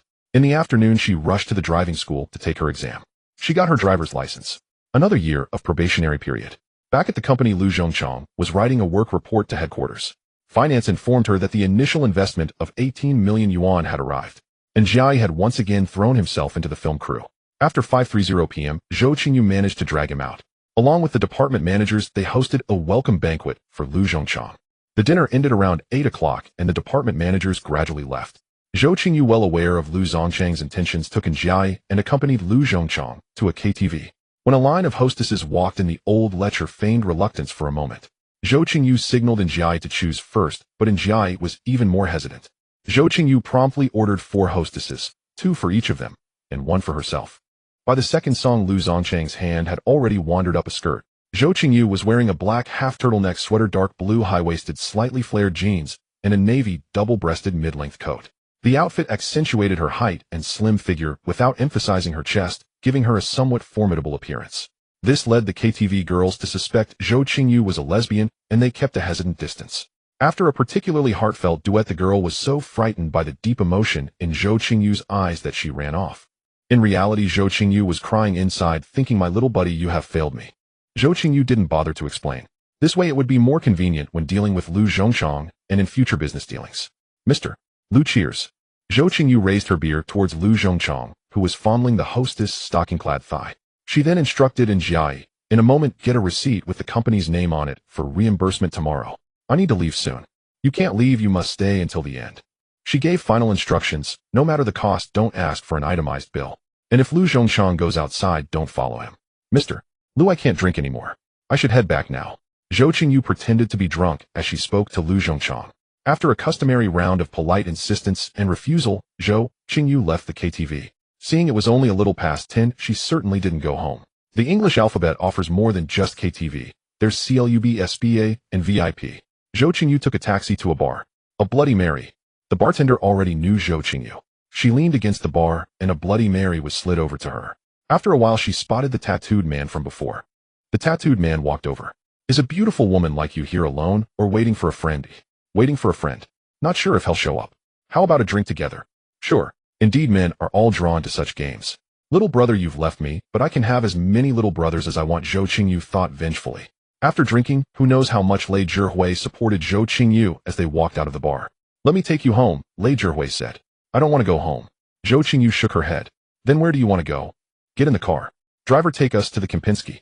Exhausted from the day and feeling down, Zhou Qingyu had truly drunk too much today. She fell asleep in the car as soon as they set off. Lei Zhihui emerged from the bathroom in a Kempinski bathrobe, which appeared somewhat snug on him. Standing over 185 meters barefoot, he was a walking pheromone, his wet American forward spiky hair exuding a roguish charm that simply couldn't be concealed. Broad shoulders and a narrow waist formed an inverted triangle, his chest muscles full and defined while the lines of his abdominal muscles were faintly visible. She turned off the lights. The morning sun pierced through the clouds, casting down beams of golden light. Zhou Qingyu opened her eyes. The night had been exceptionally peaceful, as if she had finally reconciled with herself, or perhaps not. At 9 o'clock, Zhou Qingyu took a taxi home. She changed into a dark gray shirt as a base slipped on a neck, navy blue wool sweater, dark stretchy jeans, and a pigeon gray woolen loose coat. Glancing in the mirror, her professional aura was fully charged, capable, tall, and understated. She quickly hailed a taxi downstairs and arrived at the company at 9:30. Looking at the bill that Jiai had handed to assistant Wang Xinping, that old lecher Lu Zhongchang had actually taken too. Exhausted to death. Submitted as a business entertainment expense, Zhou Qingyu said. All morning she stayed in her office and didn't go out. Lu Zhongchang didn't show up until noon. President Zhou, I see that the company's employees are all full of drive under your leadership. Young people have energy and self-discipline. It's they who make the company successful. That's also because of your excellent steering, President Zhou. You are so young, truly a woman who outshines men. If you keep praising me, I might float away. Zhou Qingyu thought to herself, you old scoundrel, you must have had a good time last night. Shall I arrange something for you tonight, President Lu? Zhou Qingyu asked politely. No, I'll spend the next couple of days observing the young employees' state and visiting the film set. You're busy, President Zhou. As he said this, Lu Zhongchang stood up to leave. You're probably going to check out the actresses on set, Zhou Qingyu thought. She didn't stand on ceremony and got up to see him out. After lunch, Zhou Qingyu went to the film set to find Jiai, said a word, and then prepared to go home. Halfway home, Zhou Qingyu thought she should go look at cars. She had the driver turn around and head to the 4S dealership, straight to BMW, and then directly to the Mini showroom. In her past life, Zhou Qingyu had owned a BMW Mini Countryman 2.0-liter high-output engine, 7-speed 4-wheel drive, 0 to 100 km/h in just 5 seconds. Small car with high chassis, easy to drive, and turn plenty of aftermarket parts, extremely fun to modify. So this time she went straight to the Mini booth. The moment she entered, the first thing she saw was a Mini Countryman in midnight black with red racing stripes. Zhou Qingyu suddenly felt inexplicably excited. It was as if she saw an old friend from many years ago, or perhaps the version of herself that had worked so hard in the past. Maybe she had done many things for the first time, investing a lot of effort and hard work. The joy of first attempts and the courage to explore the unknown might no longer make her leap with excitement as they once did, but that happiness had long become an indelible mark in her heart. Life doesn't require deliberately forgetting past regrets or sorrows, because she, as a unique existence, has the ability to face all sadness and regret, and also the ability to embrace the future. The road ahead may still be fraught with difficulties, but isn't her very existence a miracle of this world? The current her is the most unique among all miracles. As she thought about it, countless insights welled up in her heart. It seemed that this time she had truly reconciled with herself. Zhou Qingyu ignored the saleswoman's greeting and walked straight to the Mini Countryman on display. The BMW Mini salesperson followed alongside as she approached the vehicle. Zhou Qingyu gazed at the car before her. A midnight black body adorned with flame red racing stripes, exuding an overwhelming sense of sportiness. The honeycomb grille, sharp headlights, and red side mirrors, all wrapped in a boxy yet adorable body that conceals hardcore performance. Every detail exudes unyielding athletic DNA, a black-and-red beast. The salesperson, sensing Zhou Qingyu's fondness, began to introduce the car. This BMW Mini Countryman combines classic Mini elements with modern style. The iconic Mini front grille, round headlamps, and distinctive body lines. Dimensions: length 4.44 m, width 1.847 m, a wheelbase approximate 2.69 m. Equipped with sport package red racing stripes and aerodynamic design. Alright, Zhou Qingyu said, how much is it? This is a custom edition. Before the salesperson could finish, a melodious voice came from the showroom entrance. Is this my car? Both salespeople quickly greeted her. Hello, Miss Su. Zhou Qingyu looked over and saw a girl approaching gracefully. She wore a long cream-colored trench coat that wrapped her slender figure with the belt loosely tied at her waist. As she walked, a matching cashmere knit dress peeked through. Her curly hair fell lazily to her shoulders. Her back was straight, and every movement exuded an innate elegance, noble yet understated. Her eyes held a delicate innocence tinged with a hint of nonchalant aloofness. She seemed like a noble stepped out of a painting, devoid of the taint of money or the arrogance of officialdom. Even with Zhou Qingyu's experience, she could not immediately discern the girl's background. Approaching, the girl turned to Zhou Qingyu and said, "You like this car too?" Zhou Qingyu snapped back to reality. "Yes, I absolutely love it. It's my dream car. Always be moved, always stay young, always love what you love." Then she recited the Mini slogan. "Many girls like MINI, but not many like the Mini Countryman, Miss Su, right? Many people think this car is ugly. What taste?" Zhou Qingyu said. "You look familiar," Miss Su said, gesturing toward Zhou Qingyu. "I remember now, aren't you the splits goddess? The one who also plays the pipa?" Yes, Zhou Qingyu said, surprised to meet someone who recognized her here. "Like this?" Zhou Qingyu, wearing Martin's boots and jeans today, demonstrated a standing split. "Yes, I'm actually your fan. I've watched your live streams." The two of them ignored the salesperson and started chatting. Naturally, the salesperson had no objection. "Are you here to pick up the car today? Is this yours?" Zhou Qingyu asked. "Yes, this is the car Miss Su ordered. She made an appointment to pick it up today." One of the salespeople quickly chimed in to explain. "Hello, I'd like to ask if you have the same car in stock. Different configurations are fine as long as the color and model," Zhou Qingyu said to the salesperson. "Let me check for you, please wait a moment." One of the salespeople immediately went to the office to look up the inventory. "Please follow me to the lounge area and rest for a moment. He'll process Miss Su's paperwork shortly," the other salesperson said, gesturing to both Zhou Qingyu and Miss Su. "What would you two like to drink?" The salesperson handed over two drink menus as they sat down. "Americano," Zhou Qingyu said. "Orange juice," Miss Su said. Miss Su said, "There's a new car in the neighboring provincial capital. We can transfer it here by Friday, and you can pick it up on Saturday." Another salesperson walked over quickly and said to Zhou Qingyu, "However, it's an upgraded version with a base price of 557,800 yuan.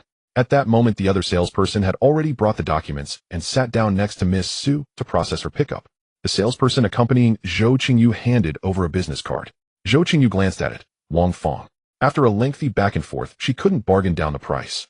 The salesperson could tell Zhou Qingyu was too fond of the car. In the end, the total out-the-door price was 59880 yuan with pickup scheduled for Saturday. Zhou Qingyu had intended to proactively ask for Miss Su's contact information, but unexpectedly Miss Su finished her paperwork first and came over to add Zhou Qingyu. It turned out her name was Su Jinyao. After paying a deposit of 1000 yuan, Zhou Qingyu left the 4S store. She checked her bank account. Now she had only over 6800 yuan short by 4300 yuan. Should she liquidate some of her stock holdings? She opened the securities app. The stocks she had chosen were all performing well, and she had never planned to trade quickly. Forget it, he'll sell one of the bracelets or necklaces. He'll sell the chrome hearts necklace and figure out the rest later. Zhou Qingyu thought to herself. Before she even got home in the taxi, a message from Su Jinyao arrived. "Su, hi Qingyu, have you ordered your car?" Zhou ordered pickup Saturday. Su, great. Su, I've contacted a few decoration shops, Su, and a few modification shops, so we can go check them out together. Then Zhou, okay, we'll go together. They'll let you know when I pick up the car. Su, okay. Su, didn't the salesperson tell you when to pick up? Su, did they just say Saturday without specifying a time? Su, if the salesperson tells you, be sure to let me know. Zhou, okay. Zhou Qingyu noticed that this girl Su Jinyao messaged very frequently and with great sincerity. She was the type of girl who was well protected by her family, materially abundant, yet starved for love. Basically, for every one reply Zhou sent, she would send 7 or 8 messages. Zhou Qingyu was no longer in a hurry to probe into the other's background. As long as she maintained a steady rhythm, she could reasonably leverage this girl's resources. After arriving home, Zhou Qingyu continued chatting with her. She searched online for a local second-hand luxury goods recycler. She sent photos of the chrome hearts necklace box pendant and details to the buyer, who offered 8500 yuan. The buyer was in a hurry, wanting to come pick it up immediately. Zhou Qingyu gave the address of a cafe not far from her neighborhood, telling them to contact her when they arrived. Then she sat on the sofa and chatted with Su Jinyao. Before 7 o'clock the chrome hearts necklace was sold. Zhou Qingyu also asked about the buyback price for the bracelet, which could go for 3/8 yuan, but after thinking it over she decided not to sell it. After the second-hand luxury dealer left, Zhou Qingyu ordered a plate of spaghetti at the cafe and sent a photo to Zhou Qingyu. Finished eating, then went home. Kicked off her shoes, took off her clothes, and walked barefoot into the bathroom. Lying in bed, she continued chatting with Zhou Qingyu resignedly. These past 2 days of non-stop hustle have been exhausting. Zhou Qingyu silently recited in her mind system appear. Host, what is the problem? Can you let me know a person's background and past? Host can purchase a high-level item card peek, which allows you to peek into everything publicly recorded about a person's past. So much money and points just for public information. Host, it includes all recorded information, spanning systems, social media, and all personal online data, not just publicly available information on the internet. So expensive. Do you think I can't do math? Host, that's because you're too poor. Work hard to earn money. This continued until after 11 at night, with Zhou Qingyu still sending messages non-stop. Yao, I'm too tired from work these past 2 days. I need to rest, now let's talk tomorrow. Okay. Sleep well. Good night. Good night. The conversation finally ended. Few words, high frequency, long duration. Zhou Qingyu knew that with a girl like Zhou Qingyu, as long as you could provide her with emotional value, she would genuinely treat you well in return. These past 2 days have been truly exhausting. Zhou Qingyu lay on the bed and fell into a deep sleep within minutes. The next morning she woke up and stretched. What a relief. After a quick rinse, she sent Zhou Qingyu a message. Then she opened the wardrobe, choosing a black turtleneck sweater, a dark gray trench coat, and a pair of dark wide-leg pants. Recently her daily trips to the company were all about professional attire. Dark colors, loose fits that didn't accentuate her figure. Glancing in the mirror, she thought a woman really needs some accessories. The original owner didn't even have pierced ears. She'd have to find time to get a few ear piercings and buy some earrings and necklaces. Taking a cab, she arrived at the company just before 9. Lu Zhongchang hadn't arrived yet, and Njai had already left for the film set. Her own assistant Wang Xinping also made it to her desk right on time every day. While since the general manager herself wasn't punctual, it was already a virtue that the assistant wasn't late or left early. At exactly 9 o'clock, Wang Xinping entered the office. Zhou Qingyu asked if there was anything scheduled for the day. No, we need to arrange something, Zhou Qingyu said to Wang Xinping. Since I'm here, it would be a waste to have gotten up this early for nothing. Sister Wang, from now on when you're about to leave each day, check if there's anything planned for me the next day, and send me a message. All right, President Zhou. Wang Xinping replied. So how would you like to arrange today's schedule? Erase what will do, Zhou Qingyu said to Wang Xinping. Go to HR and check on the recruitment status for the business department manager. If necessary, have them contact a few headhunting firms. Then once you've sorted out your current tasks, we'll go check on Njai's work and take a look around the film set. Zhou Qingyu said to Wang Xinping. Wang Xinping headed to HR, and just then a barrage of messages came in from Zhou Qingyu. I just woke up, am still groggy, you've already gone to work. Well, you get busy, you'll sleep for another half hour, Zhou Qingyu replied with an okay. Why are you saying okay? Are you in a bad mood, Xiaoyu? Is something wrong? Zhou Qingyu felt her head start to ache. It's nothing, I just habitually say okay. It just means sure or alright. Go back to sleep quickly now, and we'll talk when you're fully awake. Okay, I'm going back to sleep then. Zhou Qingyu and Wang Xinping arrived at the film set. It took a full lap before they spotted Njai, who was crouched behind the camera checking the props and set design. He only gave a wave upon seeing Zhou Qingyu. Just then a girl of average height and average looks walked over to Zhou Qingyu and said, Hello, President Zhou. I'm a classmate of Njai. I've heard him talk about you often. I never imagined you'd be so beautiful and elegant in person. Thank you, thank you. When did you get here? Zhou Qingyu thought about returning the compliment, but it felt too insincere to say out loud. Besides, she didn't feel the need to downplay her own qualities when being praised. I just started on Monday, today's my second day. That's good. If you have any issues adjusting, just let President In know. Zhou Qingyu dismissed her. After watching for a while, Zhou Qingyu took Wang Xinping to the next set. Sister Wang, keep a discreet eye on that girl for me privately. I'm worried she might have a negative influence on President In. Don't mention this to anyone. If you notice anything, report it to me directly. Zhou Qingyu was fuming inside. That Njai, that spineless simp, how could he bring that troublesome woman here? She shouldn't be here at all. Back when he was down and out, she ignored him completely. Now that he's successful, she comes crawling back. She sold him out once when you two were making short videos together, and now he's letting her in for a second chance. He never learns. Before they even reached the next set, another message came from Zhou Qingyu. I'm awake again and getting ready to get up. Are you still busy? I'm still busy. I'll talk to you when I take a lunch break, Zhou Qingyu replied. Okay, you get busy then. Don't worry about me. We'll be up in a bit, Zhou Qingyu replied with a simple good and put her phone away. Upon reaching the next set and watching for a bit, Zhou Qingyu grew angrier the more she thought about it. She decided she had to have a talk with Njai. At 1130, Zhou Qingyu messaged, Are you done, Xiaoyu? Time for lunch, what are you eating? Not yet, we don't eat until after 12. Haven't decided on what to eat, Zhou Qingyu replied. Where do you work? How about I come find you, we can have lunch together. Location, Zhou Qingyu sent. Is it far? Not far, about a 20-minute drive. Wait for me. Zhou Qingyu didn't reply. I'm heading out, Zhou Qingyu replied with safe travels. I've arrived, photo I'm here, where are you? Zhou Qingyu replied with wait for me, and went downstairs to find Zhou Qingyu. Once she reached the office building's parking garage, she called Zhou Qingyu on voice. Zhou Qingyu stepped out of a Porsche Cayenne. She was dressed casually today in a white cropped-down jacket, a dark wool midi skirt, and black combat boots. Zhou Qingyu got out of the car without chattering on, but she looked genuinely happy. Hold on a moment, I have something to take care of. I need to borrow your car, is that alright? Zhou Qingyu said. Sure, go ahead. Zhou Qingyu said nonchalantly. Zhou Qingyu called in Jai and asked him to come to the parking garage. After watching Zhou Qingyu finish her call, Zhou Qingyu came over, linked her arm through Zhou Qingyu's, and started chatting with topics mostly revolving around where to eat, which restaurants were good, and when they had last been there. Less than 10 minutes later, Njai arrived. When Njai got there, Zhou Qingyu had him get in the car. Njai sat in the back, Zhou Qingyu took the passenger seat, and then she asked Zhou Qingyu to drive a bit forward and pull over somewhere quiet. In the car, Zhou Qingyu asked Njai directly what was going on with his classmate. She said things weren't working out at Style Media. She was unhappy, and the company recently cut her salary, so she quit.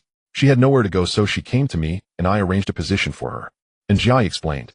Did she quit first, and then come to you, or did she come to you first, and then quit? Zhou Qingyu asked. She came to me first, and then went back and quit. Njai said. So let me ask you, do you like her, and want her to be your girlfriend, or is she just a classmate to you? I noticed you gave her the position of assistant director. Njai remained silent. Zhou Qingyu asked again, did you offer her the assistant director position, or did she ask you for it? She asked for it. Since we're classmates, I felt it would be awkward to give her a lower position. Njai said. Stop the car, Zhou Qingyu said to Zhou Qingyu. Zhou Qingyu pulled over to the side of the road in a relatively open area with only a green belt and a sidewalk nearby devoid of people. Once the car came to a complete stop, get out, Zhou Qingyu said to Njai. Zhou Qingyu walked around the Porsche Cayenne and together with Njai made her way to the pedestrian path along the green belt by the roadside. Zhou Qingyu also got out of the car and stood nearby. Njai, even though you two are classmates, you know exactly how she treated you before. You've told me yourself. You never said you liked her, but I know you do. You've had a crush on her, and you've confessed to her more than once. In the years you've known her, has she ever given you a kind look? When you were at Finga Media, she never helped you. She kept her position, you lost yours, and she didn't lift a finger for you. Even if she wouldn't help you professionally, she could at least have some interaction with you as a friend or on a personal level. But she didn't. If she were your girlfriend now, I wouldn't say a word. Now that you've made something of yourself, now that you're successful, she, who's already confirmed her position there, comes to you asking for a spot as an assistant director. She comes to you without offering you any commitment at all. Professionally, she has zero experience. No directing background, no filming experience. She's only ever worked as a live stream host. If she's so capable, she can start from scratch. If she's so talented, she can build her own path. If nothing else, she can work her way up from the bottom like you did. But she didn't. She chose to come to you instead. And Njai, in her eyes, you're just her doormat. Even if I don't bring up the past, has she agreed to be your girlfriend now? I can see that you like her. How could she not? Is she stupid? And Njai, we've only known each other for a few months, but I consider you my brother. My best brother. You're the most dependable person I know in the provincial capital. With you around, him at ease about everything. There are so many women in this city, so many actresses and female employees in the company. Whoever you choose, I have no objection. I fully support you, and I can even help. But you damn fool, you want to bring in a woman who used to treat you like a doormat and give her a mid-level position. And Njai, say something. Argue with me. And Njai remained silent. And Njai, if you just admit you don't like her, or that you have no feelings for her, or that you gave her the position based on the same hiring criteria as everyone else, I'll apologize to you right now and admit I'm wrong. I do have a bit of personal bias. And Njai murmured softly. There's nothing wrong with having feelings. Having feelings is fine, but you can't be lovesick. You can't be a doormat.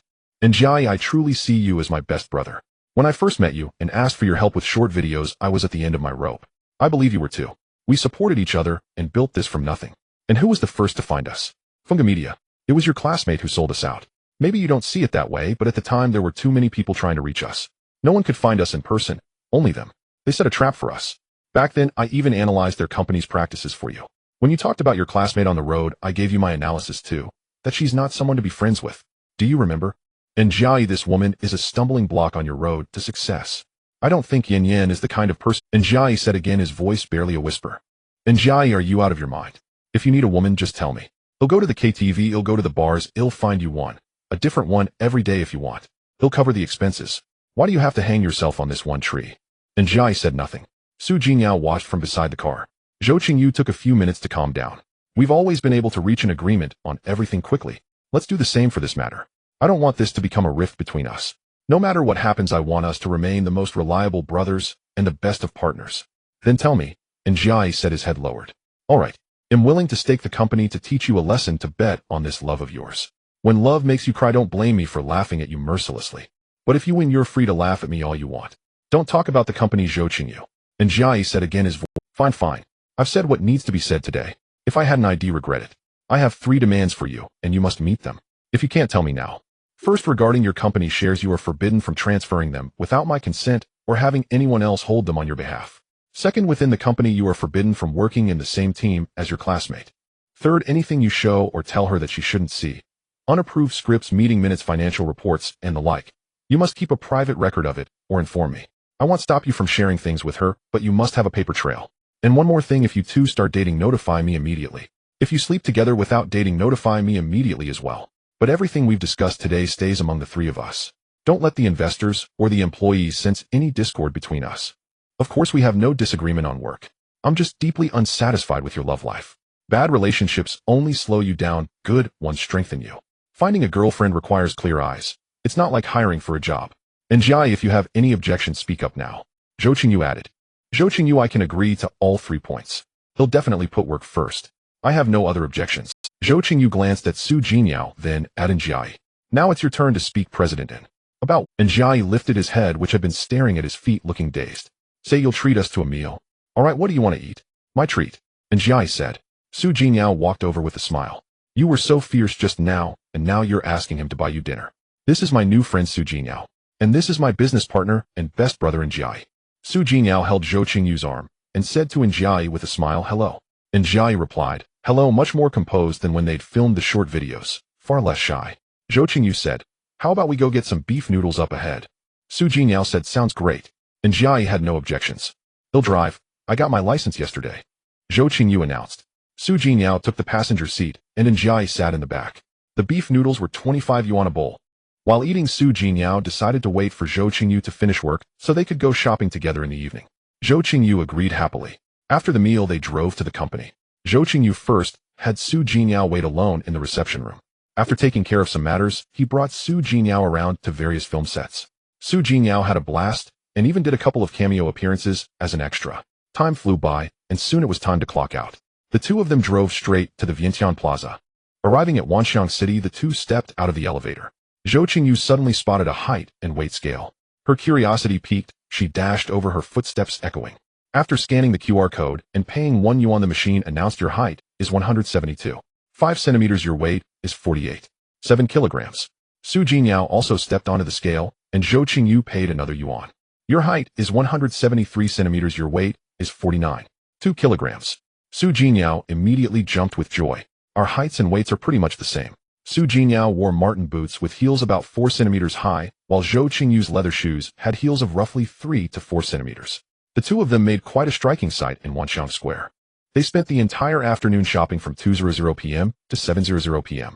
Su Jinyao had VIP membership at almost every luxury store in Wanxiang Square. Not just most, but every single one. Moreover, Su Jinyu's bank card seemed to have no limit. She was constantly swiping it, insisting, "I'll pay, I'll pay, I'll pay." Their first stop was LV. As soon as they entered, the sales associate immediately greeted them, warmly welcoming Miss Su. The associate brought over a row of new season clothing and bags for Su Jinyao to try on. Su Jinyao urged Zhou Qingyu to try some as well, but most of the autumn and winter items were dresses, which didn't suit Zhou Qingyu. Does this look good? Su Jinyao tried several outfits and finally settled on a dark blue dress adorned with tiny LV logos paired with a pair of LV high-waisted straight-leg jeans. She also picked a white lace-trimmed inner top from LV. Zhou Qingyu didn't buy any clothes, but thinking she didn't have a decent bag, she chose an LV on Thigo medium in classic color. At the checkout, Su Jinyao insisted on paying.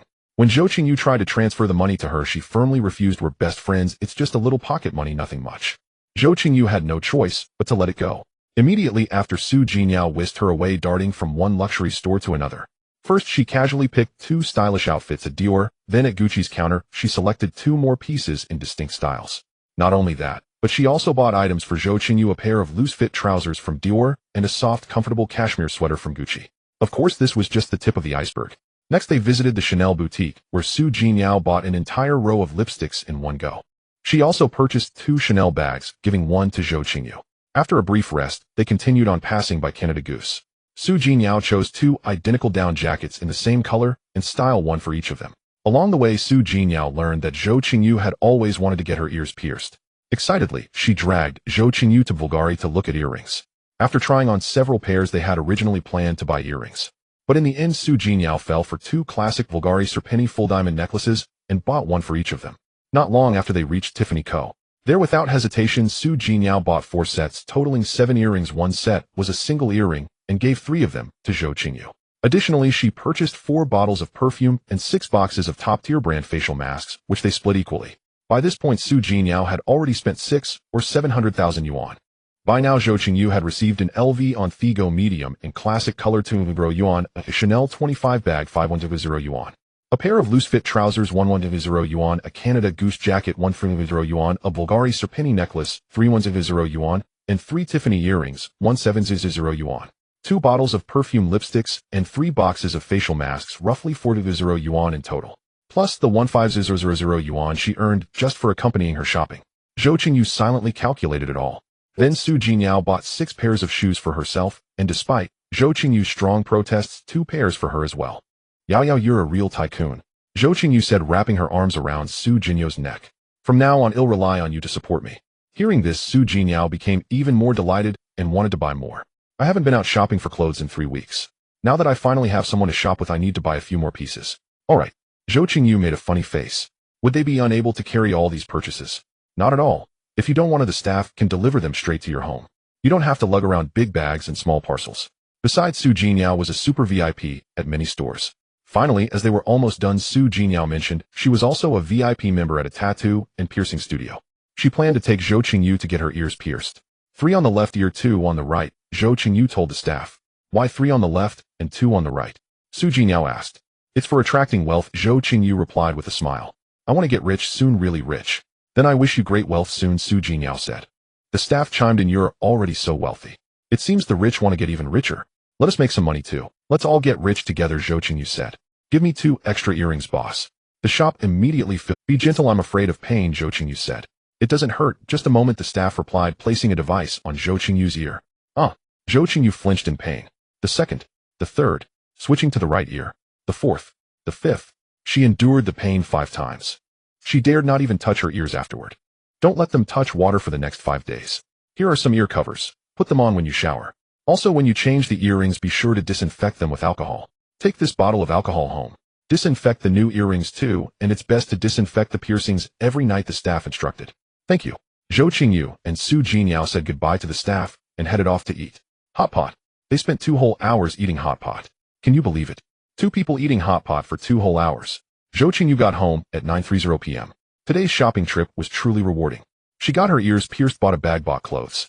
More importantly, she had been agonizing over buying accessories, and Su Jinyao had completed her collection. Miss Su was truly a kind person. Who was this daughter of a wealthy family?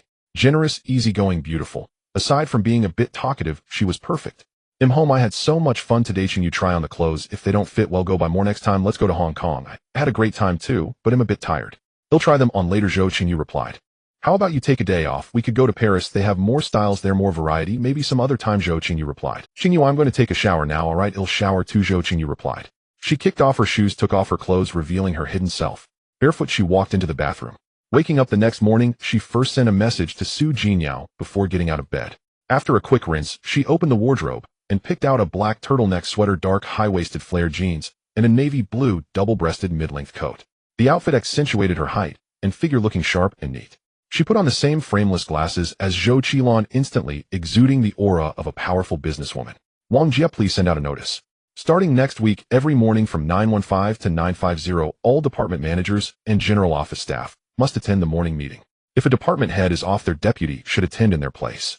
Zhou Qingyu, upon arriving at the company, gave these instructions to her assistant Wang Xinping.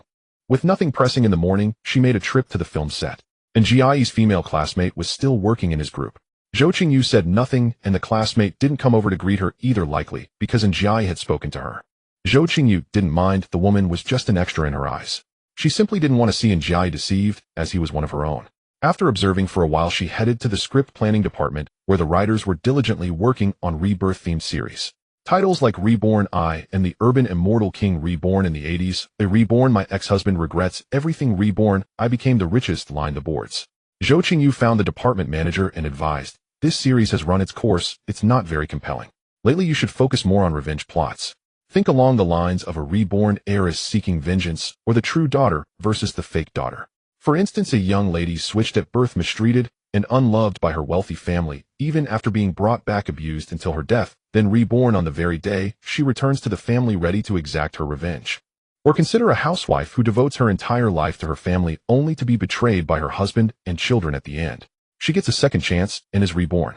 Instead of taking care of them again, she chooses to live for herself, becoming the protagonist of her own life. Both her husband and children are left to wallow in regret. We need hooks, we need explosive starts, and we need to center on strong female leads. 85% of our short drama audience is female. We must give them characters they can connect with. Even in business war or male-oriented plots, the female lead's dominant characteristics must be highlighted." After chatting a bit more, Zhou Qingyu left and returned to her office. She found a barrage of messages from Su. Messages like, "I'm awake, are you busy? I can't decide what to wear, I don't want to get up, if you're busy you'll sleep a bit more, okay? You'll sleep now, I won't disturb you," filled the screen. Zhou Qingyu replied, "Just got busy, went to inspect the floors, discussed some things with a few department managers." Moments after, sending a text message popped up. It was a bank notification. Your card, ending in 6321, received a salary deposit of 56580. 55 yuan at 1053 on the 8th. Balance, 209531. 24 yuan. The message was from Daxia Commercial Bank. Zhou Qingyu's annual salary was set at 1 million yuan, but after taxes and social insurance her monthly take-home pay was 56580. 55 yuan. This was the salary amount agreed upon with Gaofeng Investment. And Jiai and Lu Zhongchang each earned 6,000 annually, while other department head salaries ranged from 2,500 to 4,000. Of course, this was just the base salary and performance pay. Project commissions were separate. For instance, if a production team completed 10 short dramas in a month, the entire team would receive a commission between 0.5 and 2 based on the popularity of the dramas distributed according to position. All production departments were eligible for these commissions, which is why their base salaries were slightly lower than those in logistics and support departments. Logistics departments in turn received additional bonuses each month based on overall company performance. The afternoon was uneventful, and Zhou Qingyu continued her frequent texting with Su Jinyao. Su Jinyao messaged, "When I was in middle school, my desk mate in front of me was so mischievous." That was typical of her high-frequency short messages, splitting a single thought into several texts. Their conversation had now reached their middle school days. Zhou Qingyu had essentially figured out that Su Jinyao came from a privileged family background, but since she didn't elaborate, Zhou Qingyu didn't pry. Near the end of the workday, Su Jinyao texted that she wanted to drive over and pick Zhou Qingyu up for dinner. Su Jinyao sent him, "Parked in the same spot as yesterday, waiting for you to finish work, just come find me, I drove a Mercedes today," along with a photo. Zhou Qingyu replied, "Okay, give me a moment." About 20 minutes later, Zhou Qingyu spotted it, a black Mercedes-Benz G-Class. Su Jinyao said playfully, "Qingyu, you drive. Alright, what do you feel like eating?" "My treat. I know a great Cantonese place. Let's go, I'll navigate for you." Their meal came to a whopping 6,900 yuan. Once again, Zhou Qingyu didn't pay because Su Jinyao had a membership card with stored value. Zhou Qingyu got home just before 9 p.m., thinking, "I haven't gone to the bar this week. Forget it, I won't go tonight." She kicked off her shoes, peeled off her clothes, freed herself from all constraints, and walked barefoot into the bathroom. After her shower, she slipped into black and gold pajamas and lounged on the bed chatting with Su Jinyao. She listened to Su Jinyao recount funny stories from her childhood. Just as they were deep in conversation, Lei Zhihui messaged that he was downstairs. Zhou Qingyu asked, "Why are you here?" Lei Zhihui replied, "Brought you some late-night snacks after work. Come on up yourself," she said. Glancing at the time, it was already 1030, so she told Su Jinyao she was getting ready for bed. Su Jinyao said good night, and that she was heading to sleep too. No sooner had Zhou Qingyu ended the chat than she heard the door open. She walked out of the bedroom to find Lei Zhihui entering with takeout barbecue and a case of beer. Drinking it, Zhou Qingyu said, "1 bottle each, no more. We'll save the rest for next time." "Whatever you say," Lei Zhihui agreed. The late-night snack ended over half an hour later with each of them having downed 3 bottles of beer. "Lazy, aren't you leaving? Can I stay?" "Go take a shower." "Yes, sir." Lei Zhihui even gave a mock young pioneer salute, his massive frame making the gesture look utterly ridiculous. "Wait," Zhou Qingyu said, "let me get you some toiletries and a towel." Lei Zhihui headed to the guest bathroom, as the small bathtub in the master suite was even a tight squeeze for Zhou Qingyu. Zhou Qingyu leaned against the bathroom doorway watching Lei Zhihui. "How tall are you and how much do you weigh?" "Barefoot and 187 centimeters, Lei Zhihui said. "No wonder you're almost as tall as the ceiling." "And your weight?" Zhou Qingyu asked. "I weighed in at 205 Jin last week." How much? Zhou Qingyu was shocked. In her experience, people over 200 jin were usually chubby. 102. 5 kilograms, Lei Zhihui confirmed. Really? Do you know how much I weigh? I'm only 97 jin. Zhou Qingyu said incredulously. But do I look fat? No, you're built like a door, all muscle. See, that settles it. 10 minutes later, Lei Zhihui emerged from the bathroom, a towel wrapped around his waist. Even though it was winter, Zhou Qingyu's apartment had a constant temperature system, so it wasn't cold inside. She checked the time, saw it was only 11 p.m. And curled up on the living room sofa. She reached out and touched the tattoo covering his back. Did it hurt when you got this, Say? A lot. It took 3 sessions to finish. Lazy. What's up? I'm tired these days. Give me a massage. Okay. Lei Zhihui moved closer, and Zhou Qingyu lay down on the sofa, propping her legs up on his. Lei Zhihui began to massage her carefully. Though she had understood this truth in her past life, it was never as clear as it was now. Zhou Qingyu gazed at Lei Zhihui beside her. He was lying on the other side of the bed, already snoring softly. The tattoo of a tiger descending the mountain on his back rose and fell with each breath. Zhou Qingyu couldn't fall asleep herself, so she got up, found her pajamas, slipped them on, and walked barefoot to the living room. Without turning on the light, she used the glow of her phone to find a pack of cigarettes and a lighter in Lei Zhihui's coat pocket. She took out a cigarette, lit it with a click of the lighter, and took a gentle puff. It brought no sensation, just a bit of stench and harshness. So she extinguished it and tossed it into the living room trash bin. Zhou Qingyu felt a pang of melancholy. She never expected that after her body had changed, even the cigarettes she had smoked for over 20 years in her past life no longer held any appeal. No comfort, no need. She thought back to her past life, when she had tried to quit smoking several times, but never succeeded. Zhou Qingyu reflected silently. Barefoot, she quietly walked to the balcony, shone her phone's light around, then curled up into the hanging, egg-shaped basket. It swayed gently as Zhou Qingyu gazed at the pitch-black darkness outside the window. Only occasional specks of light flickered in from the balcony. It was an overcast night, no moon, no stars. Her actions remained as before, following her heart and drifting through life like a game. Zhou Qingyu felt that she was not bound by traditional moral frameworks. As long as she didn't break the law, her moral boundaries could flexibly adjust according to her mood. Imagine yourself completely transformed into a woman, weaker, shorter, poorer, with all your relatives and friends changed. What would you do?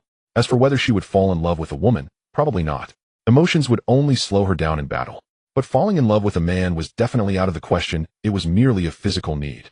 Zhou Qingyu shifted her bottom, adjusting to a more comfortable semi-reclining position. She had never been someone with strong moral sense. Not breaking the law was the baseline, and her own happiness was the starting line. Her dream was also simple: a top-floor penthouse, a luxurious villa, and a mere billion or so in savings. Enough to live freely and carefreely. As for male or female appearance, they were merely a layer of skin. Being good-looking was a gift from heaven, but being ordinary was not a doomed start. No matter which world, eating required money. In her past life, Zhou Qingyu had no benefactors in the business world. She had struggled on her own. In this life, she fully leveraged her looks and the system to quickly amass her first pot of gold. It could be said that she was her own benefactor. She hadn't expected it to become so popular. It was already extreme luck. Zhou Qingyu never believed in chosen ones, but she maintained a proper reverence for the mystical.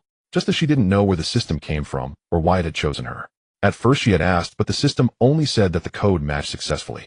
But that didn't prevent her from acknowledging the system's existence, as she even suspected there might be more than one system in this world. Since coming here, there had been too many doubts. Since she couldn't understand them, she might as well not try, only adding to her worries. Zhou Qingyu lived as she pleased, following her own thoughts with a clear mind and a comfortable body.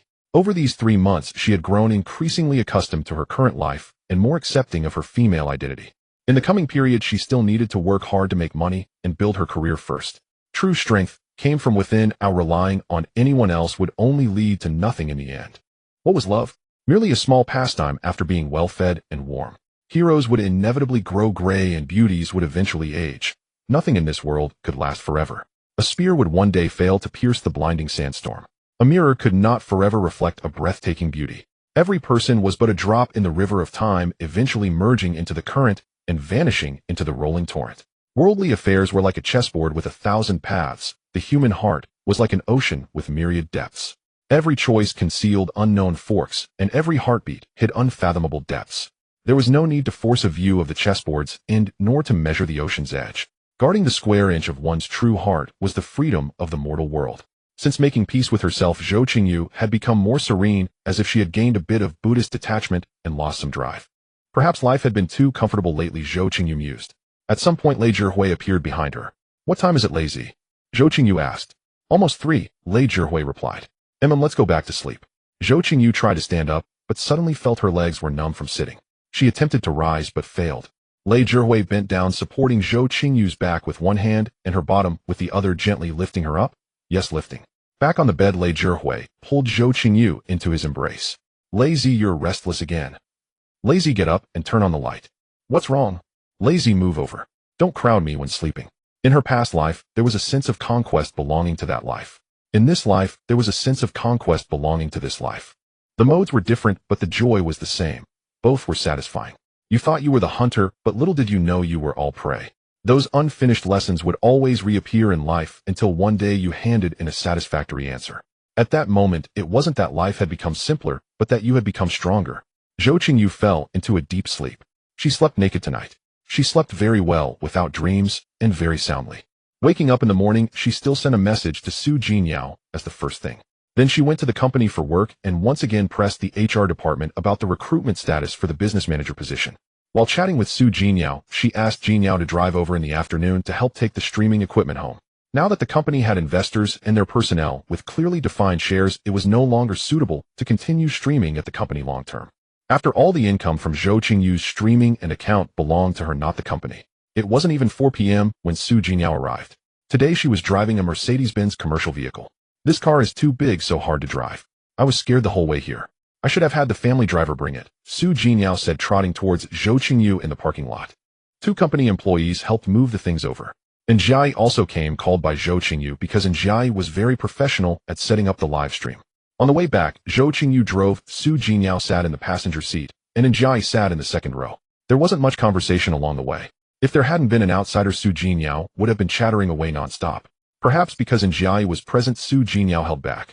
After arriving home together with Njai, they spent over an hour setting up the live stream room in the living room's leisure area. Unexpectedly, Zhou Qingyu had a very strong hand-sign ability. Even with things she had never seen before, she understood them at a glance. Originally, it was said Njai would come during the live stream, but Zhou Qingyu also wanted to come, very eager to see the live broadcast in person. Zhou Qingyu naturally had no objections. "I'm treating today. Zhou Qingyu, you absolutely cannot touch your wallet," Zhou Qingyu said. "Okay, I'll listen to you," Zhou Qingyu coquettishly replied as always. Zhou Qingyu drove them to the hot pot restaurant.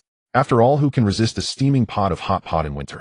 Without any alcohol, the 3 of them had a relatively pleasant meal, finishing in less than an hour. Her relationship with Njai seemed unchanged, yet somehow different. After the meal, Njai took a taxi home. Zhou Qingyu helped Zhou Qingyu drive her car back. "Damn, you're a rich heiress," she exclaimed upon arriving at Zhou Qingyu's villa. "You have 6 cars.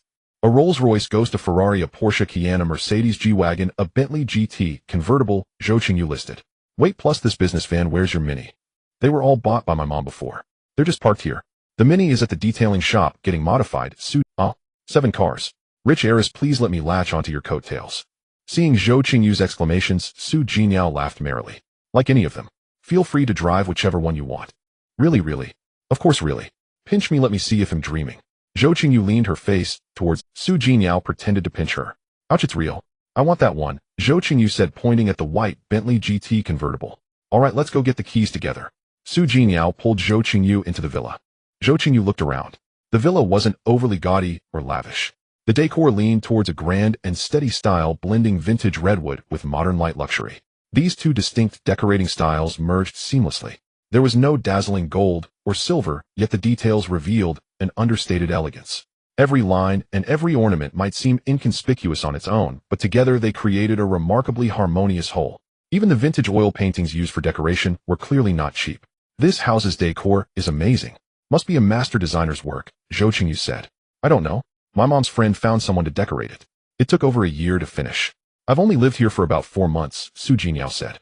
Zhou Qingyu also had the Livian nanny cut some fruit, brought out snacks, and poured drinks. She then gave Zhou Qingyu a tour of the second floor. Zhou Qingyu's bedroom was at least 60 square meters. Next to it were 2 huge walk-in closets and a room specifically for storing handbags and accessories. They went up to the 3rd floor, which also had 2 large bedrooms, a reception room, and a study. There was also a large terrace overlooking the mountains. Looking down from the terrace, the pool. "Yao, your pool is this big," Zhou Qingyu said, pointing at it. "My mom specifically had the pool enlarged during the renovation," Zhou Qingyu said, "because I've always loved swimming since I was little. I never really liked other sports. We can come swimming and have BBQs at your place in the future," Zhou Qingyu joked. Yes. No one's ever been here for that yet," Su Jinyao said, looking very happy, and hugged Zhou Qingyu's arm, shaking it. Zhou Qingyu felt the softness against her arm and poked it with her finger. So big. Yours is big too, Su Jinyao said, poking Zhou Qingyu back without backing down. Zhou Qingyu was startled, then turned to run back inside. Su Jinyao held tightly onto Zhou Qingyu's arm, and the two of them tussled playfully. Silver bell-like laughter echoed through the night air. After a while, tired from the horseplay, they sat directly on the floor. Rich heiress, are your parents on the rich list? Zhou Qingyu sighed in amazement. My grandfather is ranked around the top 50. My mom is an only child, and I'm an only child too, Su Jinyao said. My mom currently manages my grandfather's conglomerate. Zhou Qingyu understood now, no wonder. What about your dad? My father's family has been in politics for 3 generations, Su Jinyao said casually, without specifying what they did. Zhou Qingyu was silent. This is truly a family with the ultimate background. No, a nuclear-level background. They chatted for a while longer. Declining Su Jinyao's invitation to stay, Zhou Qingyu drove Su Jinyao's Bentley home. It was past 10 p.m. when she got home.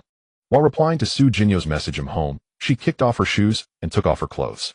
Just as she was about to unwind, Lei Zhihui's message came in downstairs.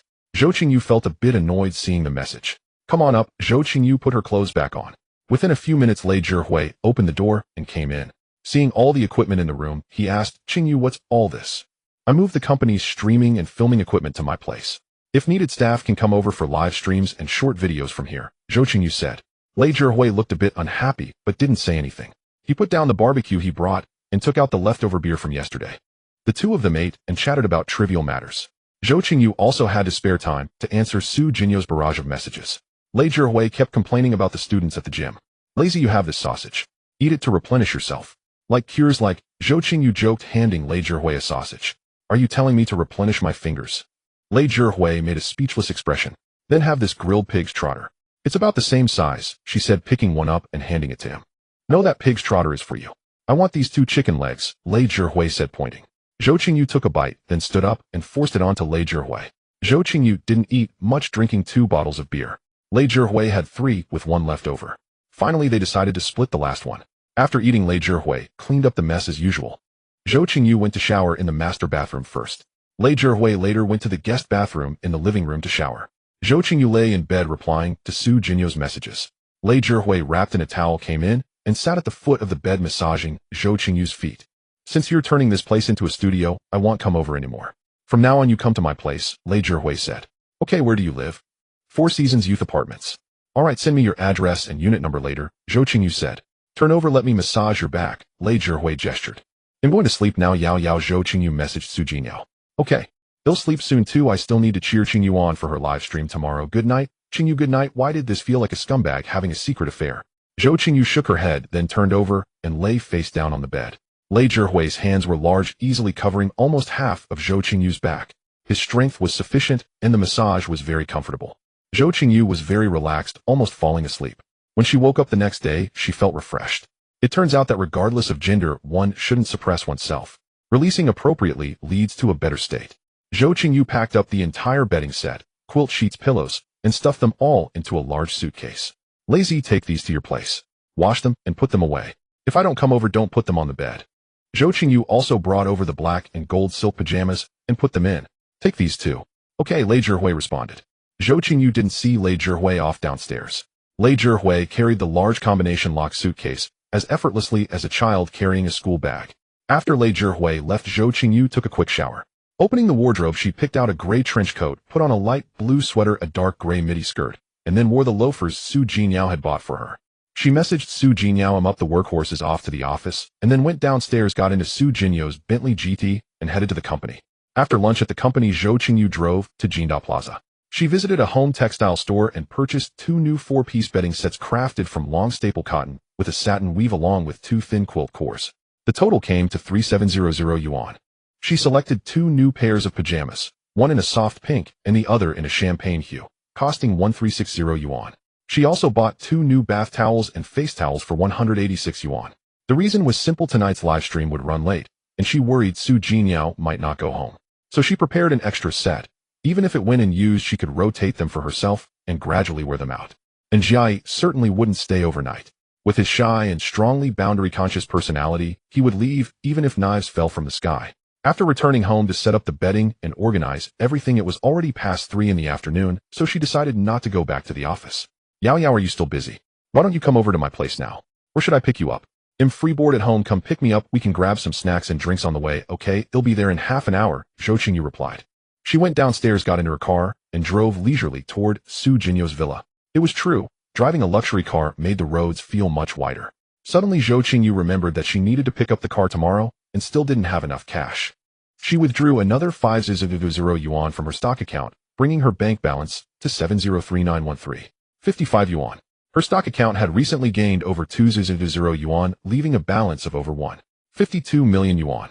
Arriving at Zhou Qingyu's home, Zhou Qingyu was wearing loafers, a dark gray wool midi skirt, and, surprisingly, a bright red sweater paired with a matching red scarf. She had on a light collarless dark gray down jacket, red earrings, and a bulgari red fan-shaped necklace. Yao Yao dressed so red. Is there some good news? There is. I put this together specially. I even had the sales assistant deliver this red fan necklace, and these red earrings to me, Zhou Qingyu said happily. Today I'm going to watch Qingyu's live stream. I want to dress in red, bright and fiery, so Qingyu can blow up and shine. She even raised a little fist as she spoke. Zhou Qingyu was both touched and overjoyed. She spread her arms wide and said dramatically, Yao Yao, I love you to death. You're really truly the best. Zhou Qingyu also playfully acted like a delicate little bird nestling into Zhou Qingyu's embrace, her eyes crinkling with laughter. Zhou Qingyu patted Zhou Qingyu's back, and the two walked hand in hand toward the Bentley Continental GT. They drove to Wanxiang Plaza. Why Wanxiang Plaza?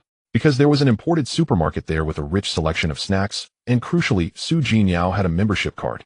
They bought 2 large bags of goods, spending over 2,000 yuan. Besides the price, there was nothing to complain about. Before they even got home, Njai messaged that he had arrived downstairs. Zhou Qingyu simply told him the door code, and asked him to go in and rest first. When they got home, Njai was already adjusting the lighting equipment. Zhou Qingyu ordered a family bucket through food delivery. She chatted with Zhou Qingyu while Njai fine-tuned the setup. Zhou Qingyu go test the range. Zhou Qingyu stood in the live stream area, tested a few items, checked the spots that were out of view, and marked them. The 3 of them then sat down to eat the takeout and snacks. The live stream started at 8 o'clock.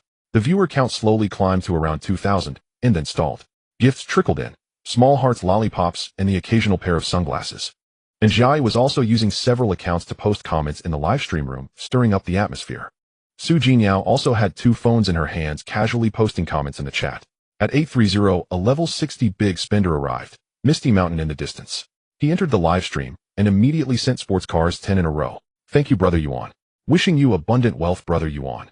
You're the anchor pillar of my live stream room. Netizen 666 Netizen, the big boss has come to guard us. The comments below erupted in praise. Zhou Qingyu knew this was Chen Fei Yuan. The guy occasionally resurfaced, but was unreachable at other times. Carnival 2, Carnival 3, then 5 more carnivals. The live stream's popularity shot up rapidly, soon reaching over 2,000 viewers. Thank you, Brother Yuan. These gifts have dazzled my eyes. Brother Yuan 666. Everyone drop a wave of 666 for Brother Yuan in the comments. Zhou Qingyu expressed her gratitude. Come on, let me do a full split for Brother Yuan. Brother Yuan, what do you prefer, dancing or playing an instrument? As she spoke, she performed a standing full split and held it, remaining in that position. Misty Mountain in the distance, play an instrument. All right, Brother Yuan, wait a moment. Have a seat. Zhou Qingyu went to the side, picked up her pipa, and tested the tuning. Let me play stealing skill for Brother Yuan. My fate is determined by me, not the heavens. She signaled, and Njai, the backing track started, and Zhou Qingyu played stealing skill on the pipa. With her fingers flying through the plucking techniques, this pipa piece was truly beautiful. As she played, Zhou Qingyu's mind drifted to Junbao and Tianbao. It was wonderful, professional. The comments section was full of praise. She didn't even notice a level 40 big spender joining. The full piece lasted over 4 minutes. The moment a shocking transformation sent Carnival 1, a shocking transformation sent Carnival 2. A shocking transformation sent Carnival 10. Damn, never seen this before. And Njai took a look, a new big spender. He signaled Zhou Qingyu. It was a man. Thank you, Brother Yao, for your support. Your arrival brings honor to my live stream room. Wishing Brother Yao a great year, and even better next year, and better still every year to come. Zhou Qingyu stood up to express her thanks. Should I dance for Brother Yao, or play the pipa? A shocking transformation pipa. Brother Yao, what piece would you like to hear? A shocking transformation, anything. The live stream's popularity had already surpassed 1,000 viewers, with all kinds of small gifts flying in constantly. Then let me play General's Command for Brother Yao. She sat down, tested the tuning, and began to play. Just then, Misty Mountain in the distance sent Carnival 1. Misty Mountain in the distance sent Carnival 10. Zhou Qingyu had no choice but to stand up and thank him again. A shocking transformation sent Carnival 1. A shocking transformation sent Carnival 10. The two big bosses were locked in a fierce battle. The comments section was a wave of worshipping the big shots. Big boss is awesome 666. Zhou Qingyu couldn't even play her pipa anymore.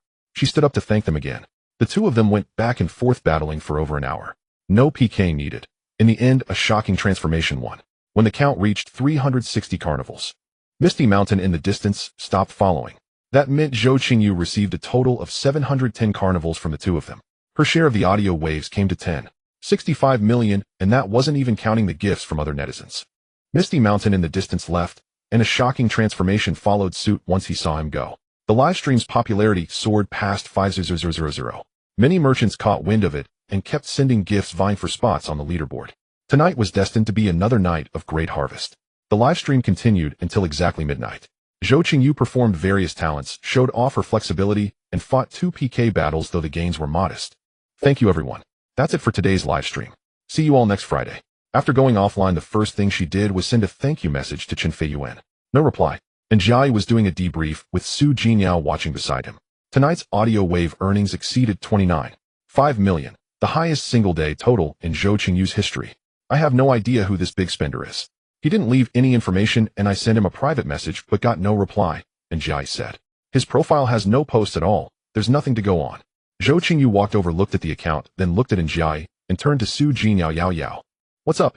Su Jinyao looked at Zhou Qingyu. Don't you have something to confess? Confess what? Su Jinyao said, perfectly composed. And Jiayi looked curiously at Zhou Qingyu, then at Su Jinyao. Not saying. Zhou Qingyu asked again. What are you two talking about? And Jiayi interjected. Zhou Qingyu looked at Su Jinyao, then glanced at Jiayi, and then back at Su Jinyao. This is the big spender who goes by Yao Shinibian.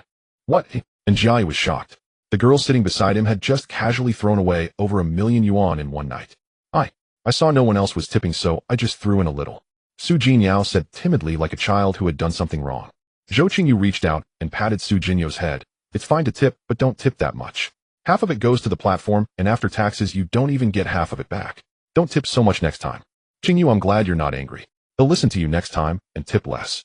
Seeing that Zhou Qingyu wasn't truly upset, Su Jinyao perked up again. It's best not to tip at all, or just tip once or twice as a token of appreciation. Zhou Qingyu said. Alright, I'll listen to Qingyu. Su Jinyao said, taking Zhou Qingyu's hand. After they finished cleaning up, it was past 1 in the morning. Zhou Qingyu suggested getting a late-night snack, but the other two said they weren't hungry, so the idea was dropped. As Jiayi was about to hail a taxi home, Zhou Qingyu and Su Jinyao saw him off downstairs. Zhou Qingyu transferred 500 yuan to Jiayi. My current income isn't lacking this small amount. Consider it a favor between friends. But Jiayi refused and returned the money. After Jiayi left, Zhou Qingyu asked Su Jinyao, should I take you home, or will you stay at my place? My place is a bit small. He'll stay over at your place for the night. I've never slept over at anyone else's house before, Su Jinyao said. He'll let Aunt Wang know so she doesn't wait up for me. Sure. Zhou Qingyu had no objections. She had spare pajamas ready and fresh bed linens. She took Su Jinyao's hand and led her upstairs. Back home, Zhou Qingyu took new bath towels and face towels from the dryer, giving one set to Su Jinyao. She also brought out the pajamas she had washed in the afternoon. Which color do you like? They're new. Zhou Qingyu asked Su Jinyao. The dusty pink one, Su Jinyao pointed. Alright then, I'll wear this champagne one, Zhou Qingyu said. Go ahead and shower in the master bathroom. Zhou Qingyu led Su Jinyao by the hand to the master bedroom. Su Jinyao changed and went into the bathroom first. When she came out, Zhou Qingyu saw her hair wrapped in a towel. Touching her forehead, Zhou Qingyu exclaimed, damn, I forgot to buy a hair-drying turban. Su Jinyao had long hair. Come here, let me blow-dry your hair for you. Su Jinyao sat on the edge of the bed, while Zhou Qingyu stood patiently and carefully blow-drying her hair. Su Jinyao sat obediently, occasionally smiling at Zhou Qingyu. It was a moment of pure tranquility. After drying her hair, Zhou Qingyu put down the hairdryer. I'm going to take my shower now, she told Su Jinyao, and walked barefoot into the bathroom. This is my first time staying overnight with someone outside my own home. Su Jinyao said, lying in the covers, turning her head to face Zhou Qingyu. Didn't you ever stay over with a boyfriend when you were dating? Zhou Qingyu, in her own blanket, turned over and propped her head on her elbow to ask Su Jinyao. No, I've never been in a relationship. In college there was a guy I was sort of seeing for over a month, but it just fizzled out. Su Jinyao replied. Huh. Zhou Qingyu was a bit surprised considering Su Jinyao had a lively personality. You've really never been in a relationship? Really never. Are you still? Yes. But you're so well-developed. You're well-developed too. As she spoke, Su Jinyao playfully poked Zhou Qingyu's body. Alright, Zhou Qingyu said, deliberately sounding flirtatious. Alright, Su Jingyao was unfazed. What's your bra size? 70E. We're the same size. Zhou Qingyu said, let me feel how they compare. Okay. What a coincidence, the two of us. Zhou Qingyu said, we're 1 centimeter apart in height, 1 gene apart in weight, we're the same shoe size, and our clothes and pants are all the same size. The only difference is you have long hair, I have short hair, and we look different. Zhou Qingyu said, right, our waist, leg length, and bust are all about the same, even our underwear size is identical. And we're both beauties. Su Jingyao said happily. My Yao Yao is the naturally beautiful, cute, and obedient type, Zhou Qingyu said as Su Jingyao struck cute poses and made adorable expressions. And me am the born cold-faced killer. Haha. Zhou Qingyu couldn't help but laugh. The two of them pulled up their blankets and sat up against the headboard. How many boyfriends have you had? Su Jingyao asked Zhou Qingyu. Even if you haven't dated, you've still slept with someone, right? Su Jingyao added, what does it feel like to be in a relationship? There's no special feeling. The first time I dated, we were so poor we had to budget for the bus fare to see each other, Zhou Qingyu recalled from her memory card. We dated for 6 months, but met fewer than 15 times. That rough? Su Jingyao said doubtfully. I was extremely poor in college. My family couldn't send me money, so I relied on student loans for tuition and lived off the remainder. After classes and on holidays, I worked part-time jobs to support myself. Su Jingyao listened quietly. Sometimes on weekends I'd hand out flyers all day, standing for 8 hours for only 60 yuan. A better gig was working as a waitress at a hotel, earning 8,090 a day and getting 2 meals included. Zhou Qingyu continued. Really? Su Jingyao said. I've never heard of such things. It's hard to imagine you went through all that. Yeah, Zhou Qingyu said with a smile. Look at me now, all glamorous, but just 3 months ago my entire net worth was only 2,000 yuan. I seized an opportunity, and I got lucky too. Zhou Qingyu seemed lost in memory. How glamorous are you? Su Jingyao grabbed Zhou Qingyu's hand again and asked. I currently have over 2 million in savings and stocks, Zhou Qingyu said, looking at Su Jingyao. I'm one of the founders of my current company, holding 39.2 of the shares, which are worth around 10 to 20 million. As the general manager, I also have an annual salary of 1 million excluding dividends and bonuses. For an ordinary person my age, is that considered glamorous enough? Yes. Qingyu, you're amazing. I've never earned a single cent in my life, only spent money, Su Jingyao said. That's because you've never lacked anything. You don't have the pressing need. But sometimes I want to build my own career. Just idling away every day, eating and waiting to die makes life feel so meaningless, Su Jingyao said, looking a little dejected. What was your major in university? I majored in English, Su Jingyao said. It's not like I want to be a translator. I originally thought about being a teacher, but then I changed my mind. Now I don't know what I want to do. They'll help you figure it out, Zhou Qingyu said. Great. Qingyu, you're so capable. You have to give me a good idea, Su Jingyao perked up again. My mom originally wanted me to join her company, Su Jingyao added, but then she told me to wait a bit longer and not. It's fine, we'll start our own thing, Zhou Qingyu said. Alright, I won't rely on her, Su Jingyao said, waving her little fist. The next morning, Su Jingyao had somehow ended up inside Zhou Qingyu's blanket. Zhou Qingyu shook Su Jingyao awake. Get up. Time to go pick up the car. After washing up, Su Jingyao wore Zhou Qingyu's clothes, a dark gray base top, white wide-leg pants, and a long light brown coat that fell past her knees.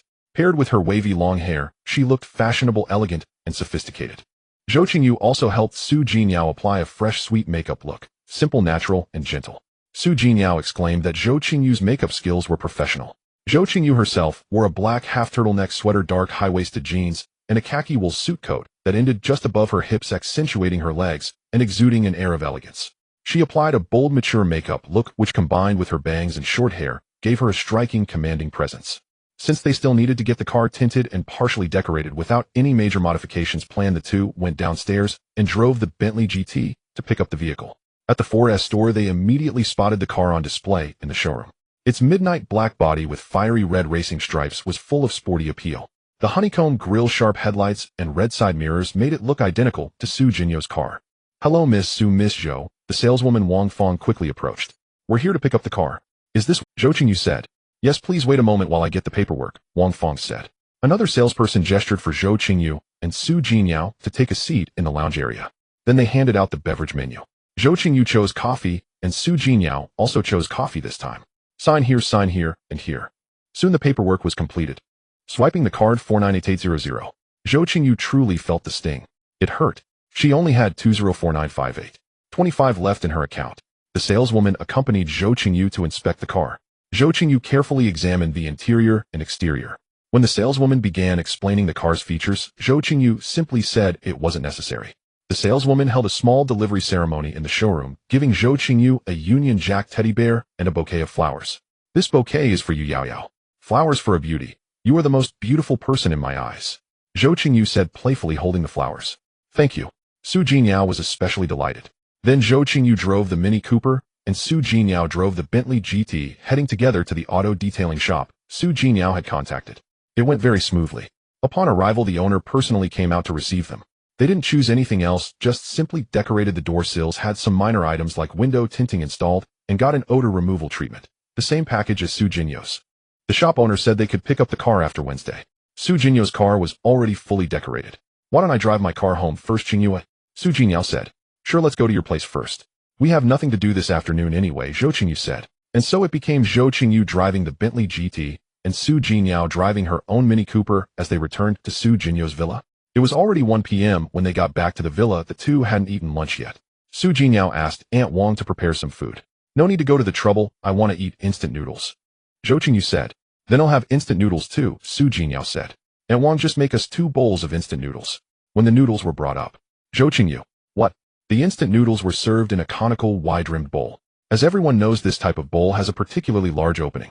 The noodles were at the bottom, and arranged around them on top were 1 small abalone, 3 fresh shrimp, 2 slices of luncheon meat, a small pile of beef tenderloin, 2 ribs, about 5 centimeters long, and a single-side fried egg. And that wasn't the end. There were also 4 stir-fried dishes, 1 broccoli, 1 asparagus with cashews, 1 greens, and 1 unfamiliar type of mushroom. This is what you call instant noodles? Zhou Qingyu was a bit stunned. Yes, eat up, you must be starving, Su Jin. The two wolfed down their food, and there were still many dishes left. Su Jinyao took Zhou Qingyu to the study on the 2nd floor to hang out for a while, and they soon started laughing and playing around again. Zhou Qingyu also looked at various awards from Su Jinyu's childhood. You're at piano level 10. Yes, my mom insisted I learn. Violin. Yes. Classical dance. Yes. Come on, dance for me, Zhou Qingyu said with a smile. Okay, let me go change my clothes, Su Jinyao said happily. Zhou Qingyu felt that Su Jinyao was truly easy to please.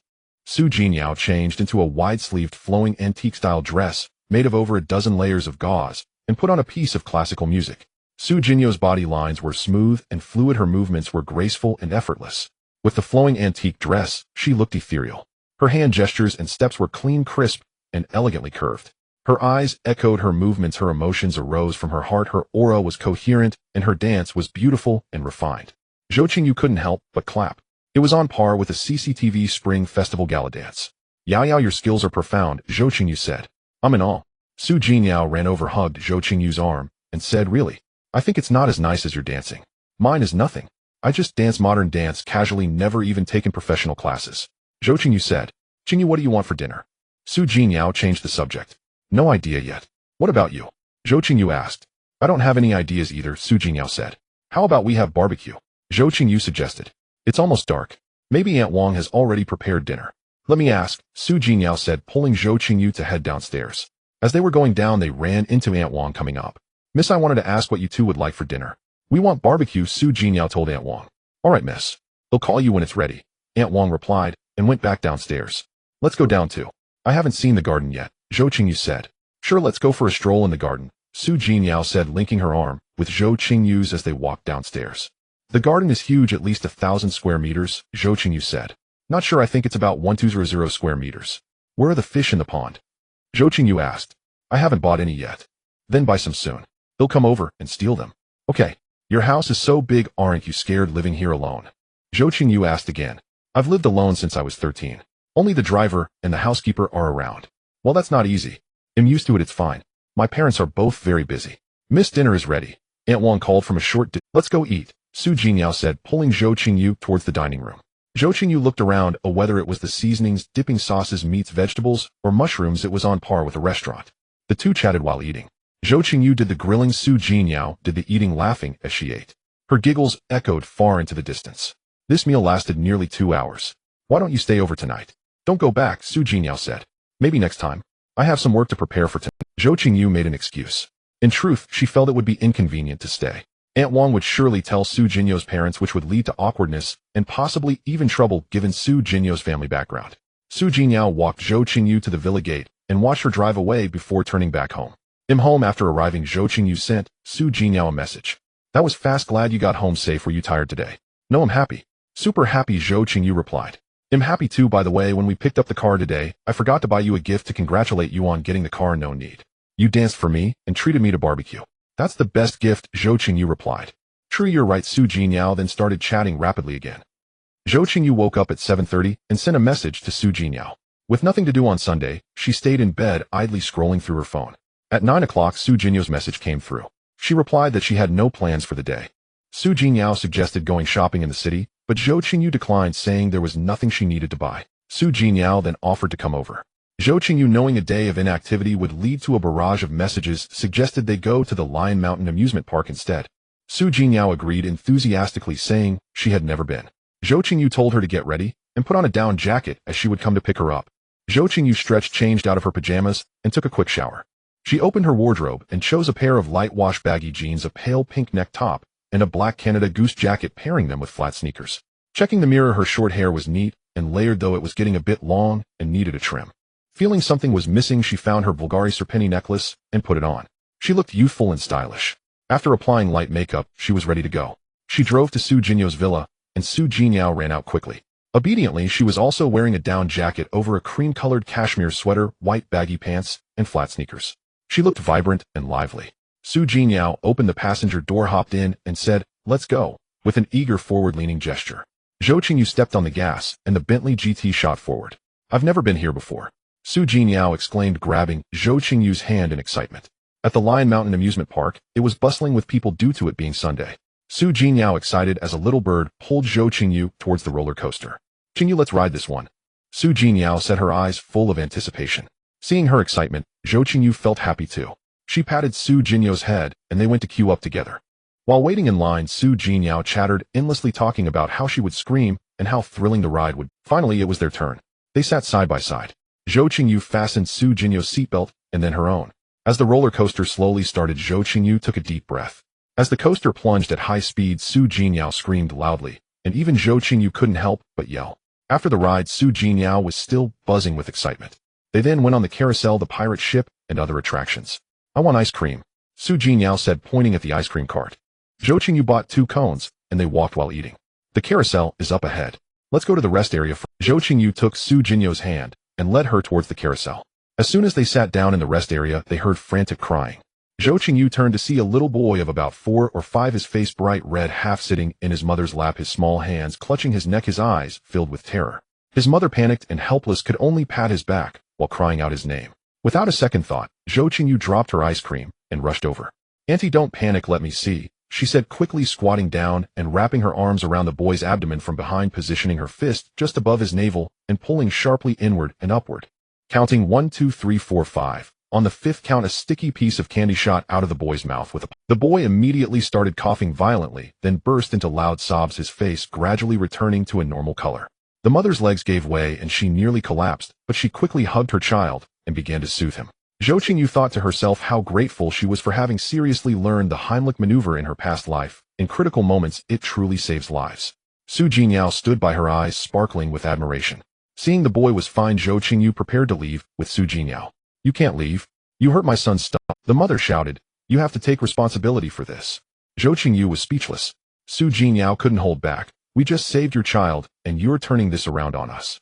He was just choking, and you came over, grabbed my son, and started pounding on his stomach," the mother said, grabbing Zhou Qingyu's clothes with one hand and holding her child with the other. "Who knows what your bad intentions were? You can't leave." Zhou Qingyu didn't want to argue. "Call the police then." "I will. Don't you run off." The mother still refused to let go. She clearly just saved her child. "Exactly, I saw the kid couldn't breathe, and this young lady helped get the candy out. Such a pretty girl doing a good deed, and she gets accused like this. It's really unfair. It's really hard to be a good person nowadays," the onlookers murmured. Just then a park security guard, seeing the growing crowd, walked over. "You all come with me to the visitor's office to sort this out. The rest of you disperse. Pay us 5,000 yuan, or take us to the hospital for a full checkup plus compensation for lost work time and nutrition," the mother demanded relentlessly in the visitor's office. "Stop making a fuss. The police have been called." "Well, let them handle it," the head of the security guard said. "We have surveillance footage, and we've already reviewed the situation. Young lady, don't worry. Good people won't be wronged," the security head assured Zhou Qingyu. "See, we do a good deed and get extorted," Su Jinyao said sulkily. "Don't be upset. We have a clear conscience," Zhou Qingyu said, patting Su Jinyo's head reassuringly. Su Jinyao sat on the bench, clinging to Zhou Qingyu's arm, silent. Soon the police arrived, and the little boy's father also showed up. When a child's airway is blocked by a foreign object, lack of oxygen for 4 to 6 minutes can cause brain damage, and over 10 minutes can lead to death by asphyxiation. This person saved your child, and you try to extort them, the police officer said to the parents after reviewing the footage. Come look at the surveillance video yourselves. See how critical the situation was. This young lady rushed over without a word and performed first aid. The boy's mother tried to speak again, but the father stopped her. We're sorry, it was a misunderstanding. Thank you. It's fine as long as the child is okay, Zhou Qingyu said, not wanting to make a big deal of it. The father carried the boy and left with the mother. Zhou Qingyu overheard the mother complaining to the father, "You coward. Those two girls looked so rich. What would it have mattered if we got a few thousand yuan from them?" At that moment, one of the two police officers turned to Zhou Qingyu and said, "Zhou Qingyu still as brave as ever." Zhou Qingyu looked closely and recognized the young officer from the station last time. The other officer asked, "You know her? She's the one from the public disturbance case we handled a while back. You know, the beauty who fought 4 people and left them all bruised and battered," the young officer said, pointing at Zhou Qingyu. Zhou Qingyu was speechless. "Wow, Qingyu, you're amazing. You took on 4 people." Su Jinyao exclaimed, excited as if she had discovered a new continent. "Let's go. Hope we never meet again," the young officer said with a smirk. Zhou Qingyu waved. "Thank you, officer." The young officer stumbled slightly. Zhou Qingyu checked her phone. It was almost 3 p.m. "Let's head back," she said to Su Jinyao. "All right," Su Jinyao pouted. "We'll get Japanese food for dinner." Yage. See. Su Jinyao's mood switches seamlessly from disappointment to joy, Zhou Qingyu thought. But she forgot fortune never comes in pairs, and misfortune never comes alone. After leaving the amusement park, Zhou Qingyu drove, while Su Jinyao sat in the passenger seat. Su Jinyao was overjoyed. Whatever Zhou Qingyu casually said made her rock with laughter. Holding a bag of potato chips, Su Jinyao ate one herself and fed one to Zhou Qingyu. Then came a loud bang.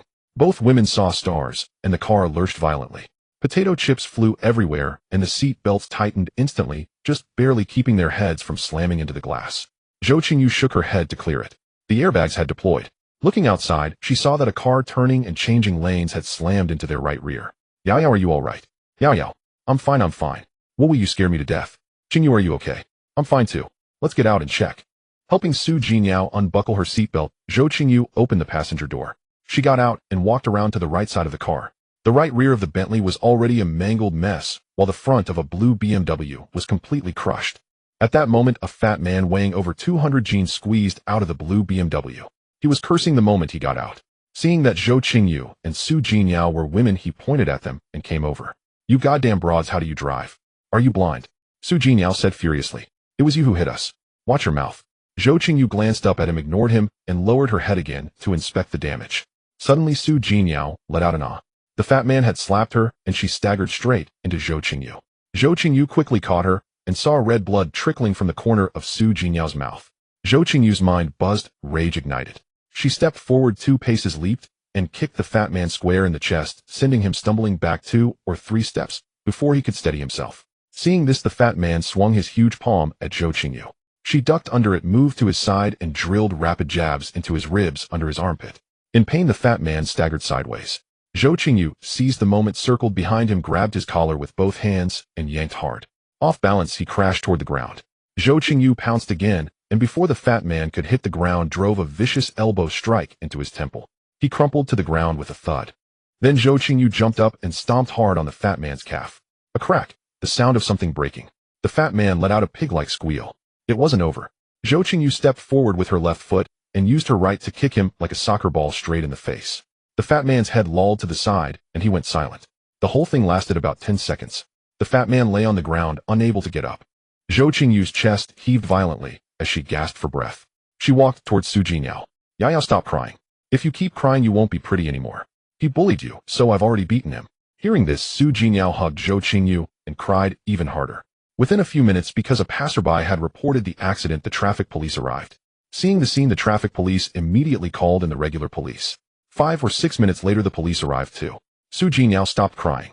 They turned out to be the 2 police officers from the amusement park. Truly fierce. "Did you do this?" The police officer looked at Zhou Qingyu. "Yes," Zhou Qingyu said. "He threw the first punch." The police officer glanced at the fat man and said nothing. By then, the ambulance summoned by the traffic police had arrived. The ambulance took the fat man away, the police took Zhou Qingyu and Su Jinyao away, and the traffic police towed away both cars. In the police car heading to the station, Su Jinyao asked the officer, "Will Qingyu be okay?" "Not sure yet. It depends on how things turn out." At the station, the police took statements from Zhou Qingyu and Su Jinyao separately.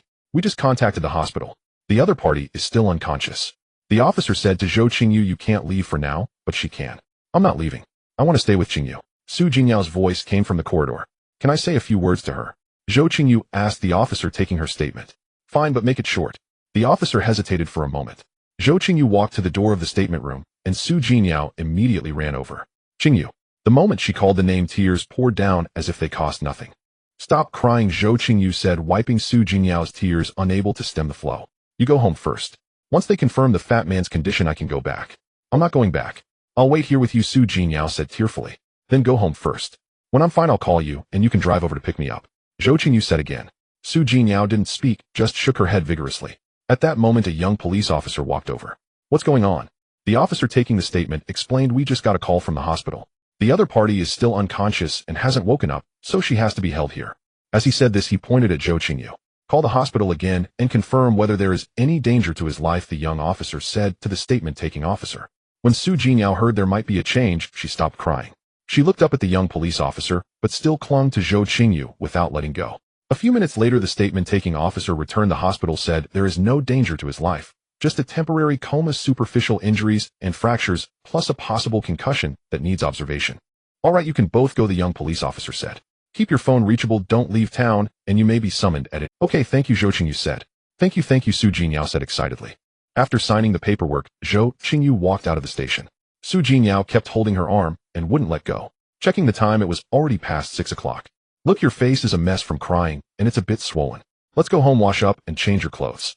There's blood on your clothes, Zhou Qingyu said. The two took a taxi straight to Su Jinyao's villa. Zhou Qingyu also borrowed Su Jinyao's bathroom to take.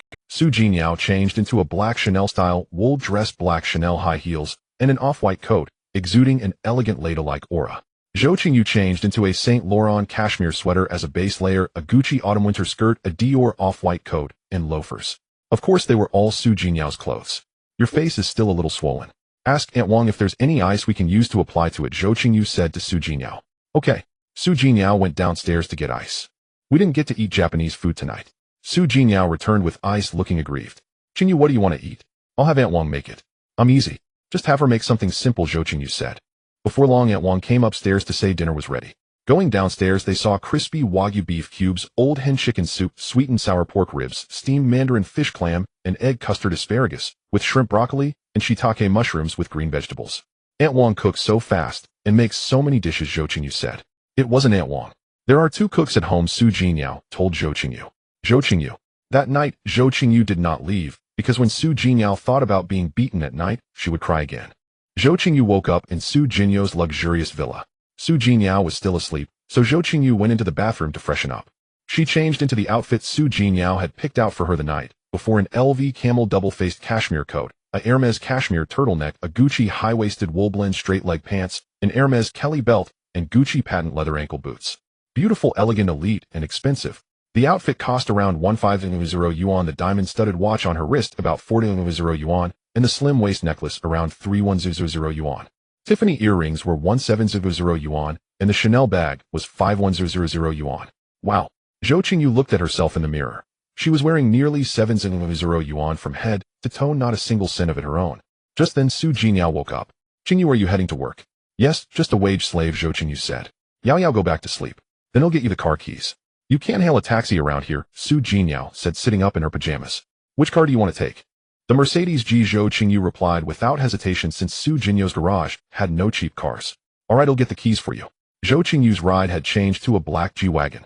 As soon as she arrived at the office, Wang Xinping handed her a resume. HR interviewed a business manager candidate and said he's impressive. Would you like to interview him as well? Zhou Qingyu took the resume and glanced at it. Chen Haoyu, 28 years old, a male. Nice name, and he looked good in the photo too. Arrange an interview. Once the time is set, notify Director and Director Yang to join as well, Zhou Qingyu said, handing the resume back to Wang Xinping. At 10 o'clock, Su Jinyao's messages arrived. As scheduled, I'm awake. The weather is nice today. Qingyu, are you busy? Look at my face. The swelling is gone. Photo, I'm busy. Your face is recovering well, Zhou Qingyu replied. Qingyu, I'll get up now. I'll talk to you later. Okay, Zhou Qingyu replied with just one word. She put down her phone and looked at Wang Xinping. Sister Wang, let's go check on the filming crew. They went to find Njai, who was still immersed in the crew. His classmate was no longer on the same set. HR has scheduled the business manager interview for tomorrow at 10 a.m. Wang Xinping said. Good, notify Director Yang and Director and to join. Zhou Qingyu looked around the busy set. Let's head back. Just as they returned to the office, the front desk girl whispered a few words to Wang Xinping, who then told Zhou Qingyu Zhou Xiao, Li said a young auntie wants to see you. She's waiting in the meeting room. Young auntie? What kind of term is that? Zhou Qingyu was puzzled. I asked Xiao Li and she said she's a young auntie, extremely beautiful, Wang Xinping said, equally baffled. Want me to send her away? Forget it, I have nothing else to do. Let's go see, Zhou Qingyu said. Upon entering the meeting room, the hustle of the company seemed to quiet down. A woman of striking beauty, impossible to classify as auntie or young matron, sat on the small sofa. Her impeccably tailored Chanel haute couture suit accentuated her graceful figure. A pearl necklace made her skin appear luminous, and her delicate face was adorned with a pair of affectionate, soulful eyes. She carried an air of aloof elegance, radiating composure and nobility from head to toe. Zhou Qingyu, who never considered herself inferior, felt a rare sense of awkwardness, at a loss for words. Hello, you must be Zhou Qingyu. The woman spoke with a slight smile, shallow dimples appearing on her cheeks, making her seem more approachable. I apologize for the intrusion. I'm Zhou Qingyu's mother. I'd like to have a private word with you. Hello, auntie. Zhou Qingyu quickly walked over, slightly flustered, then, as if remembering something, turned back to say, Sister Wang, you can go back first. He'll chat with auntie. Wang Xinping retreated and closed the meeting room door. Qingyu, I apologize for the sudden visit. I was a bit Zhou Qingyu's mother slightly bowed. I learned about yesterday's incident and rushed back immediately. Don't worry, I'll handle the aftermath. It won't affect you. Auntie, you're too kind. I'm overwhelmed, Zhou Qingyu said, shifting awkwardly in her seat. I haven't even been home yet. I came straight to see you. Yao Yao doesn't know I'm here. Zhou Qingyu's mother took out a jewelry box. A small token of appreciation. Please accept it. That's so generous of you, auntie. Thank you. Zhou Qingyu suddenly felt more at ease, thinking, so she's here to interrogate me and warn me off. Yao Yao has been especially happy since she met you. Aunt Wang has told me all about it. Zhou Qingyu's mother seemed to read her thoughts. I'm not here to interfere with your friendship. I came purely to thank you for protecting Yao Yao yesterday and for your usual care for her. As a mother, perhaps I was a bit impulsive. Knowing Yao Yao has made a new friend makes me, as her mom, truly delighted. I came back today to see Yao Yao and to stop by to meet you. Seeing how accomplished you are makes me very happy. If you ever need any help, or if there's anything I can do, Qingyu, please don't hesitate to let me know. Qingyu, may we add each other as contacts? I promise I won't bother you, Zhou Qinggyu's mother said, pulling out her phone. Zhou Qingyu took out her phone and added her. They'll be going now, Qingyu, she said, then turned at the door and added, please don't tell Yao Yao I was here. I won't, Annie. Don't worry, Zhou Qingyu said, escorting Zhou Qinggyu's mother all the way downstairs, who praised Zhou Qingyu the entire way. She also said it was fine for Zhou Qingyu to stay overnight at Zhou Qinggyu's place, or for Zhou Qingyao to stay at hers as long as they were safe. She added that bodyguards would accompany Zhou Qingyao on long trips and asked Zhou Qingyu not to mind. In short, Zhou Qinggyu's mother was almost overly kind to Zhou Qingyu, as if afraid she might be upset. Watching Zhou Qinggyu's mother get into the back seat of a Rolls-Royce Cullinan and drive away, Zhou Qingyu felt something was off, though she couldn't quite pinpoint what. Zhou, there's a fight at the film set. Do you want to check it out? Wang Xinping came down from the office, interrupting. Zhou Qingyu, which set? Zhou Qingyu asked. The one director and is on, Wang Xinping said. Let's go take a look, Zhou Qingyu said, and they hurried towards the set. Upon arrival, Zhou Qingyu found Jai eating a boxed lunch.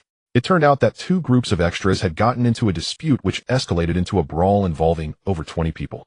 Zhou Qingyu instantly lost interest. Tell their leaders to control their people. If this happens again, whoever's team causes trouble, the whole team is banned from coming back, Zhou Qingyu declared. With that, she and Wang Xinping returned to the office. Zhou Qinggyu's messages came flooding in. My mom is coming back today. I was hoping to have Japanese food with you tonight. Looks like we can. I'm sorry, Qingyu. Zhou Qingyu smiled after reading them and replied, Yao Yao, spend time with your mom. Well, go next time. Okay, Qingyu, how about I tell my mom to have you over for dinner tonight? No, terrified, Zhou Qingyu replied, adding a frightened emoji. Zhou Qingyu then remembered the gift from Zhou Qinggyu's mother. She opened it and found a Bulgari rose gold fan-shaped necklace covered in diamonds. Not bad at all. Zhou Qingyu returned home and lounged on the sofa, idly watching movies. She kept at it until past 9, finishing one and starting another. The lights were off, the room lit only by the flickering glow of the television. Meanwhile, Zhou Qingyao was chatting with her mother. Mom, Qingyu is incredibly capable. You have no idea. Oh, is that so? Yes. Qingyu took down that big fat guy in just a few moves. He was so mean. He hit us and then yelled at us. That impressive? Absolutely. When Qingyu was in school, she had no money. She had to take out student loans and work part-time just to cover her living expenses. Now in just a few months, she's grown her company to this size. I really admire her. She has vision, ability, and her own career. So does our Yao Yao want to work hard on her own too? Her mother asked with a smile. I'd like to, but I don't know what to do. Qingyu said, Shed, help me think of something, and I need to put some thought into it myself. Zhou Qingyao said. Next time invite Qingyu over for a meal. I'd like to meet her too. Sure. Too bad she wouldn't come when I asked her today. Zhou Qingyao said regretfully. Why wouldn't she come? Her mother asked again. Maybe she was afraid it would be awkward. Zhou Qingyu said, probably not. Qingyu always has a strong presence. Maybe she was just busy. I didn't ask why. Mom, how many days are you home this time? Zhou Qingyu looked at her mother. 2 days. I leave for Europe on Wednesday morning, her mother said, explaining her schedule.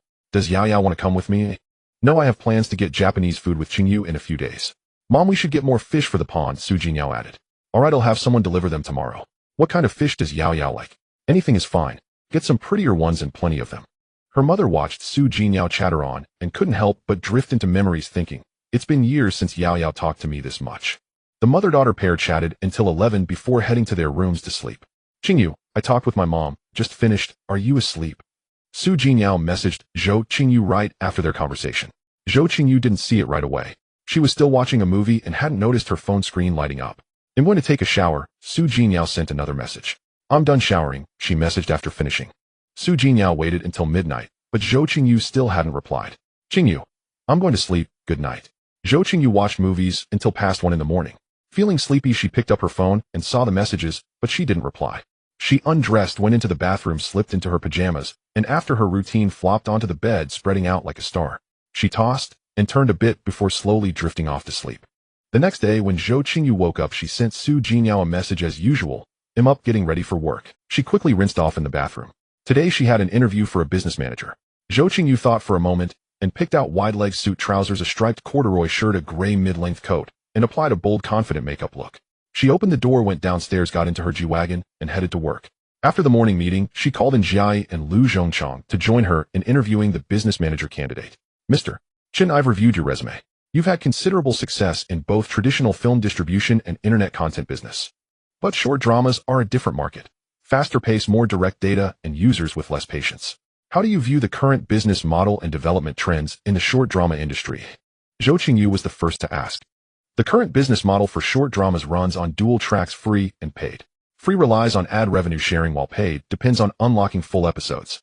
There are also new avenues like short drama e-commerce and IP development. The core characteristic is low cost and quick return on investment. In terms of trends, the content will definitely have to break away from cliches and move towards higher quality. Realistic themes will become more popular and the industry will gradually become more standardized. I've worked in both traditional film distribution and internet business. I can manage partnerships and leverage data and resources for rapid monetization.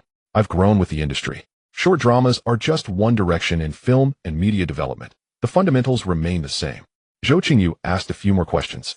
Chen Haoyu's answers were competent and by the book. With 6 years of industry experience, he was familiar with the rules, and while not resource-rich, he knew the ropes. Zhou Qingyu waited while Lu Zhongchang asked a few more questions, and Jiai had no objections. Then Zhou Qingyu said, Mr. Chen, please wait in the meeting room for a moment while we discuss. Zhou Qingyu asked, Lu, what do you think? I think he's decent. It's up to you, and I have no objections. He seems fine to me. And Jiai said, then it's settled. Talent is hard to find in this industry. We can nurture him. Besides, he's newly married with a child, so he's stable and motivated.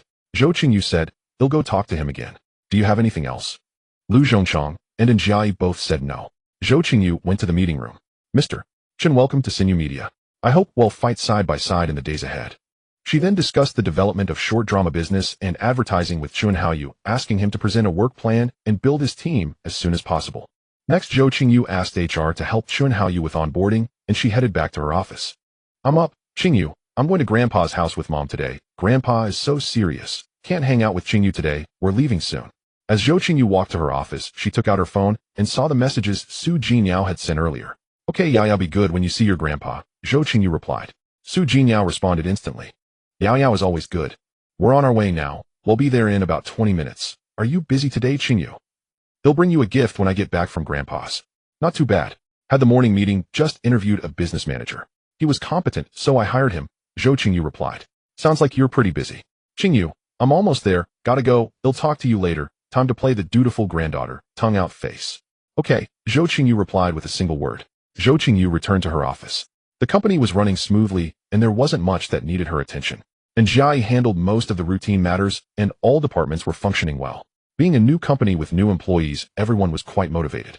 Around lunchtime, she received a message from Chun Feiyuan, Qingyuim in the provincial capital on business. Just landed. Would you like to have dinner together tonight?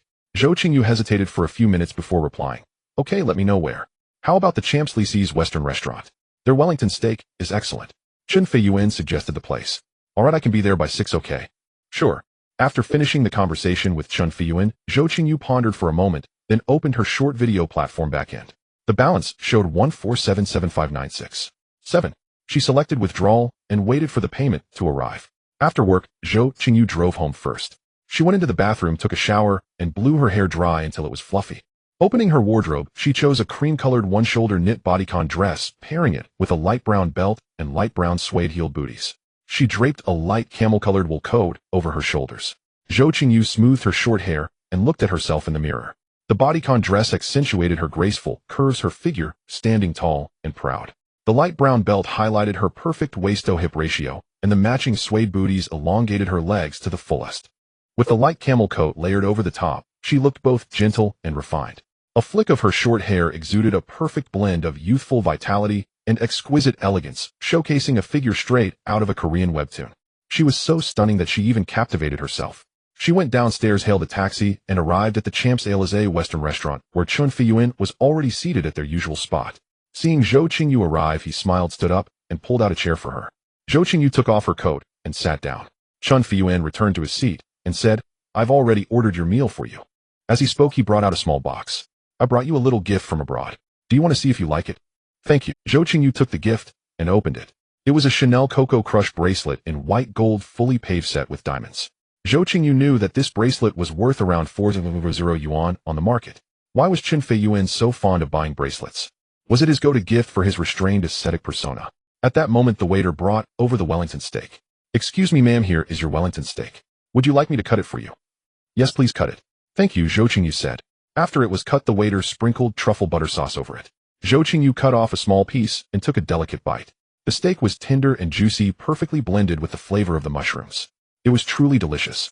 As she ate, she listened to Chen Feiyuan chatting about this and that. Zhou Qingyu would occasionally ask a question, and Chen Feiyuan would enthusiastically explain. "Shall we take a walk?" Chen Feiyuan asked Zhou Qingyu as they left the restaurant. "No, it's a bit cold. Let's take a taxi," Zhou Qingyu said, looking down at her legs. The two took a taxi to the hotel. 30 minutes later, Zhou Qingyu turned her head to look at Chen Feiyuan. "You're a grown man, but you have such fair, luminous skin. You practically glow. It's genetic.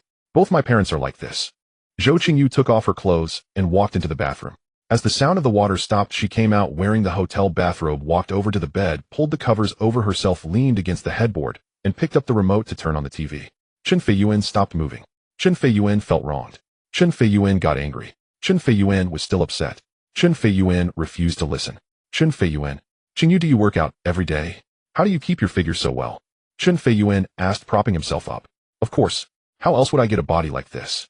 Zhou Qingyu opened her eyes, ran her fingers through her hair, and said to Chen Feiyuan, "Do you go to the gym every day?" Chen Feiyuan asked again. "No, I work out at home." Zhou Qingyu thought to herself, "Yes, that's right, at home. No wonder your live streams are so good." Chen Feiyuan complimented her. "Of course," Zhou Qingyu replied with pride. "Can you do a split just for me?" Chen Feiyuan stopped and looked at Zhou Qingyu with anticipation. "Yuan good, that requires a tip." As she spoke, Zhou Qingyu slowly lifted her right leg, using her hand to pull it up past her head, achieving a perfect standing split while lying flat. "How's that? Is it standard?" After finishing the move, she asked Chen Feiyuan. "Standard? I must tip you for that, and tip you well," Chen Feiyuan said happily. "Get up, I'll show you another one." A few minutes later, Zhou Qingyu spoke. She first got into a frog pose on the bed, then slid her legs apart in opposite directions into a full side, split her legs perfectly straight, her toes reaching the edge of the bed. She propped herself up on her elbows, looked back at Chen Feiyuan, and said, "Yuan go. He'll tip you. He'll give you a big tip." Chen Feiyuan said excitedly, his voice slightly trembling. Later, Zhou Qingyu came out of the bathroom. Chen Feiyuan held up his phone. "Account number." Zhou Qingyu picked up her phone and without hesitation sent her bank account number to Chen Feiyuan. A few minutes later, your account, ending in 6321, received a transfer of 2,000,000 yuan from Daxia Commercial Bank at 2153 on the 8th. Balance 409654. 93 yuan. Daxia Commercial Bank, the withdrawal hasn't arrived yet. Holy shit. Zhou Qingyu jumped onto Chen Feiyuan, wrapping her arms around his head. "Yuan Gu, you're amazing. Wishing you prosperity, wealth, and good fortune in all 4 seasons." Let go, I'm suffocating," Chen Feiyuan said, patting Zhou Qingyu on the back. Zhou Qingyu released her hold and sat up on the edge of the bed. "Zhou Qingyu, I like you," Chen Feiyuan said, looking at her. The next morning, she woke up to bright sunny weather. Zhou Qingyu took a taxi home, quickly rinsed off in the bathroom, and swiftly changed into a dark, more professional outfit. She went downstairs, got in her car, and arrived at the company building right at 9 o'clock. Zhou Qingyu got out of the car and hurried toward the company. Noticing a midnight black BMW Mini Countryman with red racing stripes parked in the lot, she couldn't help but take a second look. Why does that license plate look so familiar, like Zhou Qingyu's? The more she looked, the more it seemed to match. It even looked like someone was asleep inside. Zhou Qingyu approached and peered through the window. Sure enough, it was that little rascal Zhou Qingyu. Zhou Qingyu tapped on the window. The person inside seemed startled, slowly raising her head. Seeing Zhou Qingyu's face at the window, she squinted and broke into a smile. Qingyu. As the window lowered, Zhou Qingyu's sleepy voice drifted out. Why aren't you sleeping at home? Coming all the way here just to sleep in the car? Zhou Qingyu's tone was stern, but that didn't stop her from reaching into the car to ruffle Zhou Qingyu's hair. Mom went to the airport early this morning. She's flying to Europe. I wanted to hang out with you, so I came. Zhou Qingyu spoke in a soft, gentle voice. If you wanted to see me, you could have just sent a message or even called. What if you caught a cold waiting here this early in the morning? Zhou Qingyu looked at Zhou Qingyu. Come on, get out. Let's head to my office and enjoy the AC. I wanted to surprise you, but I ended up falling asleep. Zhou Qingyu murmured. Qingyu, I brought you a present. Zhou Qingyu got out of the car and turned toward the rear door, ready to open it. As the door swung open, Zhou Qingyu glanced inside. There were tea leaves, bottles of liquor, 2 sealed jars, and 2 boxes of unknown contents. Thanks. Forget the gifts for now. Hurry up and come upstairs with me. Zhou Qingyu reached out and took Zhou Qingyu's hand. Back at the office, Wang Xinping had already prepared the materials for the morning meeting. Sister Wang, could you pour a glass of warm water for Yao Yao and turn up the office temperature? She turned to Zhou Qingyu and added, Yao Yao, I have a meeting now. Stay here and entertain yourself. Don't go anywhere. Okay, I'll wait right here and won't go anywhere. Zhou Qingyu obediently walked over to the sofa and sat. The morning meeting followed the usual format with progress updates from each department. A new business department had been added, but it was still in the process of assembling its team, and any significant results were not expected until after the new year. Everything was proceeding in an orderly fashion. After the meeting, Lu Zhongchang stopped Zhou Qingyu. Zhou, I have a few friends, kids, art school students, who are on winter break now. Would it be possible to let them do cameo roles on the set? Is it already winter break? Zhou Qingyu said, sure, let them come. Have finance allocate some funds, arrange their accommodation and meals, and assign someone from the company to lead them and keep an eye on their safety. As for the specific roles, well, follow the crew's arrangements. Great, thank you, Zhou. It wasn't a difficult request to begin with. Lu Zhongchang just wanted a bit of preferential treatment, but he hadn't expected Zhou Qingyu to handle everything in one go. You're welcome. Zhou Qingyu naturally understood Lu Zhongchang's intentions. After all, if they were just coming for cameo roles, as long as they weren't playing the lead, there was no need to consult her at all. Back in the office, Zhou Qingyu immediately stood up and beamed at Zhou Qingyu. Qingyu, you're done with the meeting? Zhou Qingyu walked over to her. So are you warm enough now? I'm warm now. Zhou Qingyu made an adorable expression as she said it. Zhou Qingyu patted her head. Sit for a while longer. Once I finish up, I'll take you to the set. Okay, Zhou Qingyu said, sitting back down. Zhou Qingyu sat down at her desk and started working. Glancing at the documents Wang Xinping had organized, she saw there wasn't much to do. Most were reports already handled by various departments, and the rest had been taken care of by Njai. Having an assistant truly made a difference. All the company's work was neatly compiled on her desk, Zhou Qingyu thought to herself. After reviewing everything, she signed the documents that required her signature. Come on, let's go check out the set together. Zhou Qingyu stood up and said to Zhou Qingyu. Yay. Zhou Qingyu jumped up immediately and bounded over to grab Zhou Qingyu's arm. Let go. No pulling and dragging. Zhou Qingyu said with a smile. I need to maintain my serious image at the company, or else how will I manage people in the future? Fine, boss Zhou, your majesty. Zhou Qingyu released Zhou Qingyu's arm, drawing out the words playfully. Zhou Qingyu affectionately ruffled Zhou Qingyu's hair. Zhou Qingyu shook her head. Boss Zhou, you're messing up my hairstyle. Zhou Qingyu laughed again. We're heading out now? Serious face. She called for Wang Xinping on the way out, and the three of them made their way to the set, where Njai was still immersed in the production. Zhou Qingyu was full of curiosity, watching someone talk to a camera lens, confess love to a mannequin, and perform a kissing motion alone in front of the camera. Her curiosity piqued. She had a question about everything and was fascinated by it all. Zhou Qingyu went over and chatted with Njai. Winter break has already started and Chinese New Year is just around the corner. We need to keep a good pace on filming.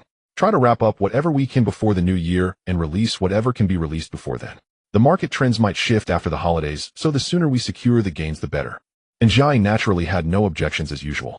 Zhou Qingyu knew that once Njai had no objections, she would execute with maximum efficiency. She made a round through the other sets and spotted Njai's classmate. I've been paying attention lately. I heard that N has rented an apartment for her, and there are rumors among the staff that N might even buy her a car, Wang Xinping said quietly to Zhou Qingyu. Alright, keep an eye on it. I have a feeling this woman isn't as simple as she seems. An's love-struck nature isn't a good sign, Zhou Qingyu said. Whether it's rumors or anything unusual, let me know immediately. If I'm not in the office, send me a message. After making the rounds, she arrived at the business department, which surprisingly already had 3 employees. Lately, I've been sorting through merchandise manufacturers, and am also planning to contact them one by one to discuss collaborations on short drama IP merchandise, Chen Haoyu said to Zhou Qingyu. I've also organized a list of clothing, fast-moving consumer goods, and toy manufacturers. We'll be reaching out to them for potential collaborations, as well, mainly focusing on product placement and sponsorship needs. After hearing this, Zhou Qingyu said to Chen Haoyu, we can broaden our thinking a bit. You can talk to toy manufacturers about custom short dramas. Based on their products, we could produce a series of short dramas to build their exclusive IP.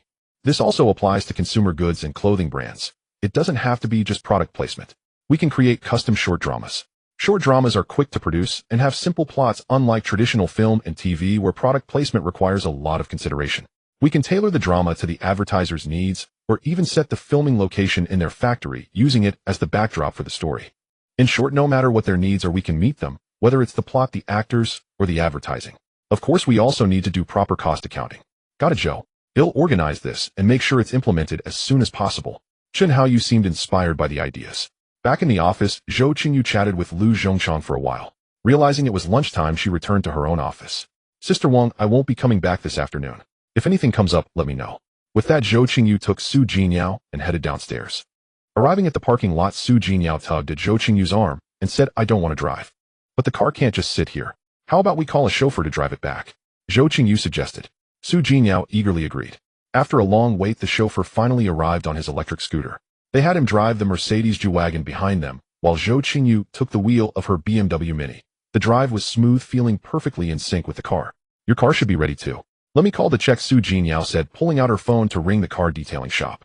It was indeed done. Should we have it delivered? Su Jinyao asked, turning to Zhou Qingyu. Yes, have it sent straight to your place. When they arrived at Su Jinyu's villa, the shop staff had already delivered the car. Zhou Qingyu inspected it and accepted it without issue. No payment was needed since Su Jinyao had a prepaid card, and the cost was simply deducted from it. Come on, let's get some beef noodles, Zhou Qingyu said, sliding into the driver's seat of her BMW Mini. Su Jinyao happily took the passenger seat.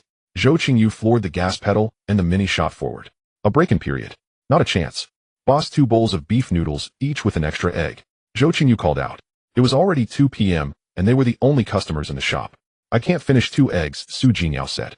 That's fine, just leave what you can't eat. We're celebrating today, Zhou Qingyu said with a smile, and Su Jinyao laughed along. The bowls were large, but the portions were modest. Perhaps the owner assumed 2 young women wouldn't eat much. Zhou Qingyu didn't mind, as she truly couldn't eat a lot. Boss, how much is it? Zhou Qingyu had finished hers while Su Jinyao could only manage half. 58 yuan, the owner replied, without looking up from his mobile game. 58, that's great, Zhou Qingyu said, scanning the QR code to pay. What's so great about 58? Su Jinyao asked, clinging to Zhou Qingyu's arm again. 58, 58. Ill prosper, ill prosper. I'm about to get rich, Zhou Qingyu said theatrically, making an exaggerated face. Su Jinyao giggled uncontrollably. Qingyu will definitely strike it rich, she said, raising her little fist and waving it. Where to next? They sat in the car with nowhere to go. Let's go to my place, Zhou Qingyu said. We can cook dinner. Great. Su Jinyao had no objections. But I don't know how to cook, Zhou Qingyu admitted, looking troubled. Neither do I, Su Jinyao said, deflating. Forget it, let's head back first and eat out tonight, Zhou Qingyu decided. Just as Zhou Qingyu was about to start the engine, she received a message from Chen Feiyuan. I'm flying back this afternoon. She replied, safe travels. Chen Feiyuan didn't respond as usual, always disappearing and reappearing without warning. After replying, Zhou Qingyu started the car and drove home. Back home, they found the snacks Su Jinyao had bought during their last live stream. They pulled them out and settled on the couch, munching and chatting. Zhou Qingyu noticed how easily Su Jinyao laughed, her joy often erupting into fits of giggles. After a while, Zhou Qingyu said, I have a new plan, a grand plan that will help me achieve financial freedom sooner. What is it? Qingyu, you have to include me, Su Jinyao said excitedly. Let me organize my thoughts first, Zhou Qingyu said, grabbing a potato chip. Just then her phone rang. The caller ID read Grandma. Hello, Grandma, Zhou Qingyu answered naturally. Your grandmother is sick. You need to come home right away, Zhou Weiping's voice came through the phone. What? Is it serious? Zhou Qingyu asked. Yes, come back quickly, Zhou Weiping insisted. Zhou Qingyu was taken aback. Although she didn't have strong feelings for her grandmother, it wouldn't be right not to go. After a moment, she said, all right, which hospital is she in? They'll head over directly. No need, she's not in the hospital. Come straight home, Zhou Weiping said. Fine, I'll be there as soon as I can, Zhou Qingyu said, and Zhou Weiping hung up. Yeah, my grandma is ill. I need to go back to my hometown. Let me drop you off at home first, Zhou Qingyu said. Is it serious? Do you want me to come with you? Su Jingyao grew anxious. No need, I'll just go check on her. He'll be back in a few days, Zhou Qingyu said as she went to pack her clothes. If anything comes up, let me know, Su Jingyao said, following Zhou Qingyu into the bedroom. Zhou Qingyu packed a pair of jeans, a pair of wide-leg pants, 2 sweaters, a trench coat, and her down jacket. She also grabbed 2 sets of underwear and a few pairs of socks. She stuffed everything into a suitcase and wheeled it downstairs. She drove Su Jingyao back to the villa first, with Su Jingyao chattering the whole way. Qingyu, drive carefully. Be careful on the road. Send me a message when you get home. Send me a message when you stop at a service area.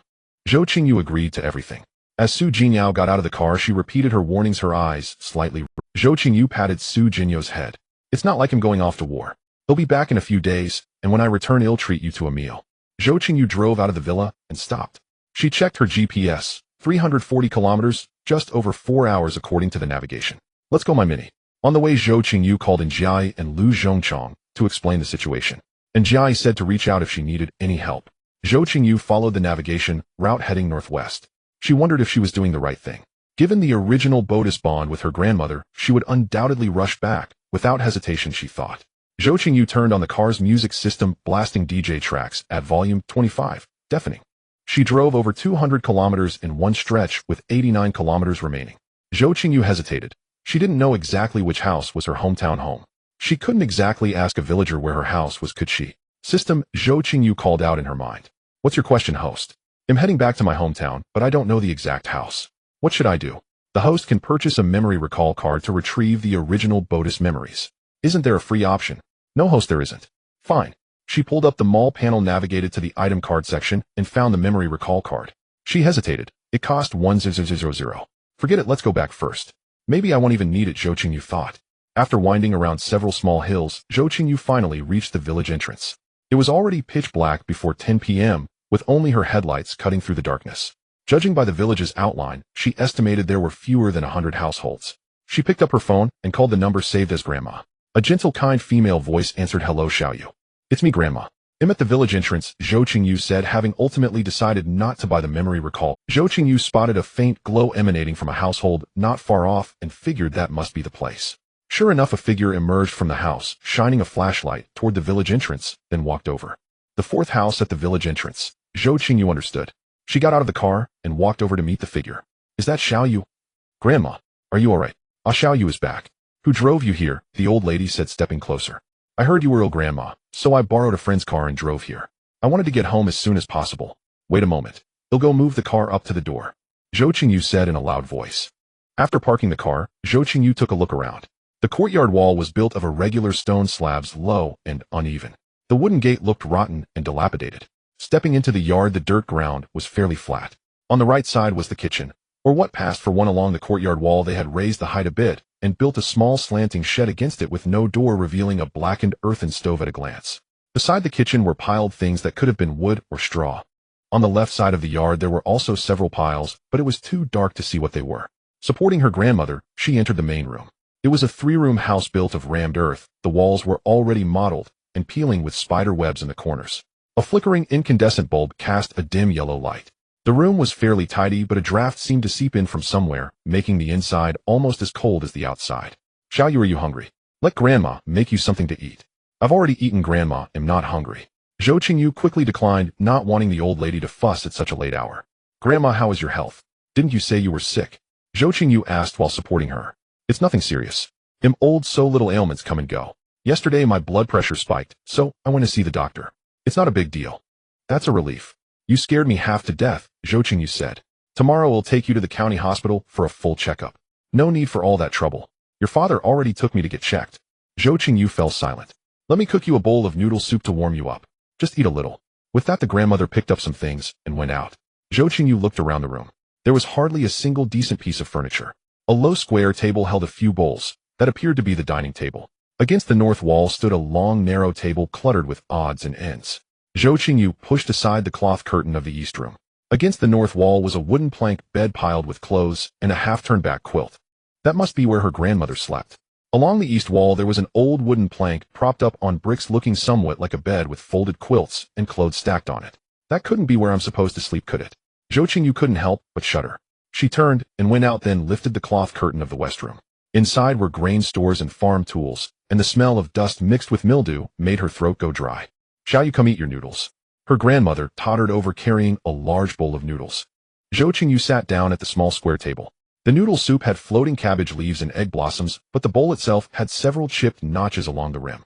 She picked up her chopsticks and ate in small bites, not because she was being picky, but because she genuinely wasn't hungry. "Let me go make your bed," her grandmother said, tottering toward the east room again.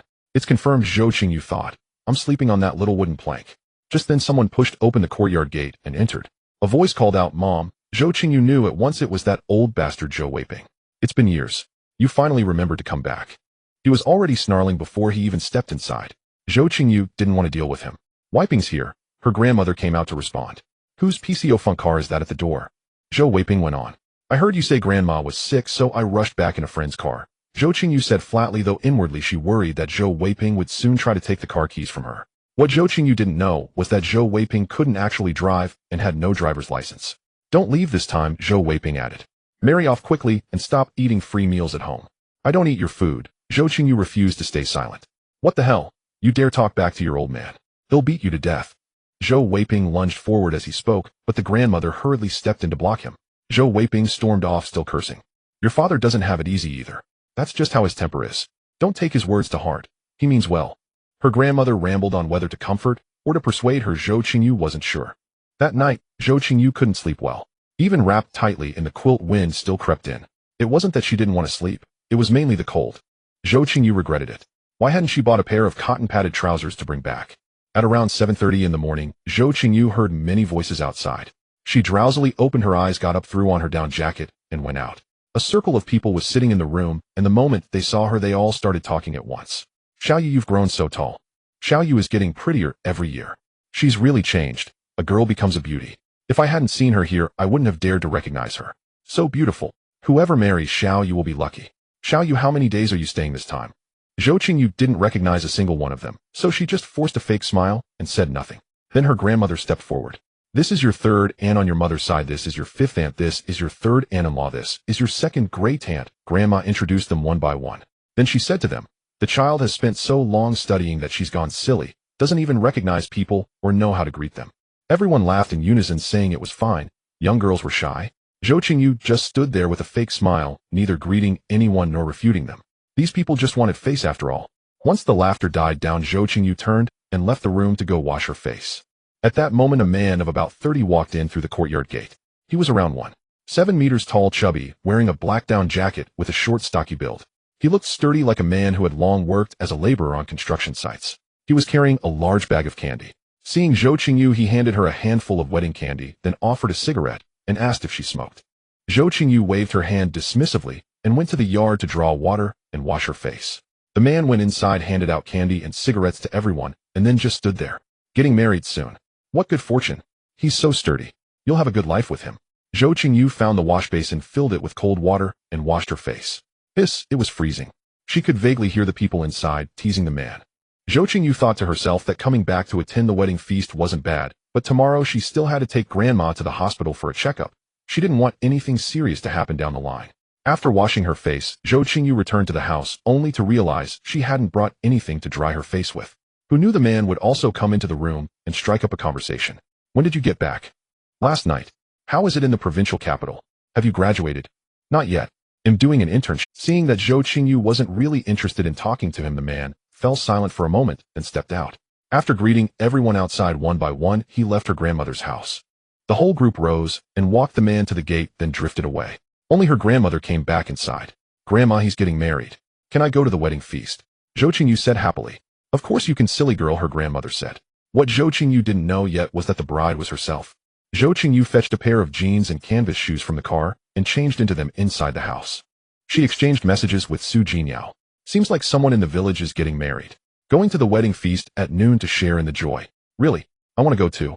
Never been to a village feast." "Is the bride pretty?" "I haven't been to one either, not sure." "They'll secretly snap a photo for you at noon." Zhou Qingyu replied. "Great. Qingyu, how's your grandma? Is she okay?" "She's fine, just a high blood pressure flare-up. She went to the hospital, nothing serious, and came back. I plan to take her for another checkup tomorrow, and I'll be back the day after." Zhou Qingyu replied. They chatted desultorily, with Su Jinyao sending 4 or 5 messages for every one of Zhou Qingyu's replies. Hearing the growing commotion outside, Zhou Qingyu stepped to the doorway. She saw a house about 40 or 50 meters from her grandmother's, bustling with people coming and going. Zhou Qingyu observed that the family's circumstances seemed average, though their red brick tiled house was far better than her grandmother's rammed earth dwelling. Nowadays, the better-off families in the village had built two-story buildings. "Xiaoyu, aren't you going over?" A woman passing by her grandmother's door struck up a conversation. "No, we'll wait for Grandma," Zhou Qingyu replied with a smile. Soon a plump woman about 160 centimeters tall carrying a child approached. "Xiaoyu, it's been years. You're still so slim," the woman said to Zhou Qingyu. Not recognizing her, Zhou Qingyu merely smiled. "Have you graduated from university yet?" the woman continued. "I've basically graduated and am interning now." "That's great.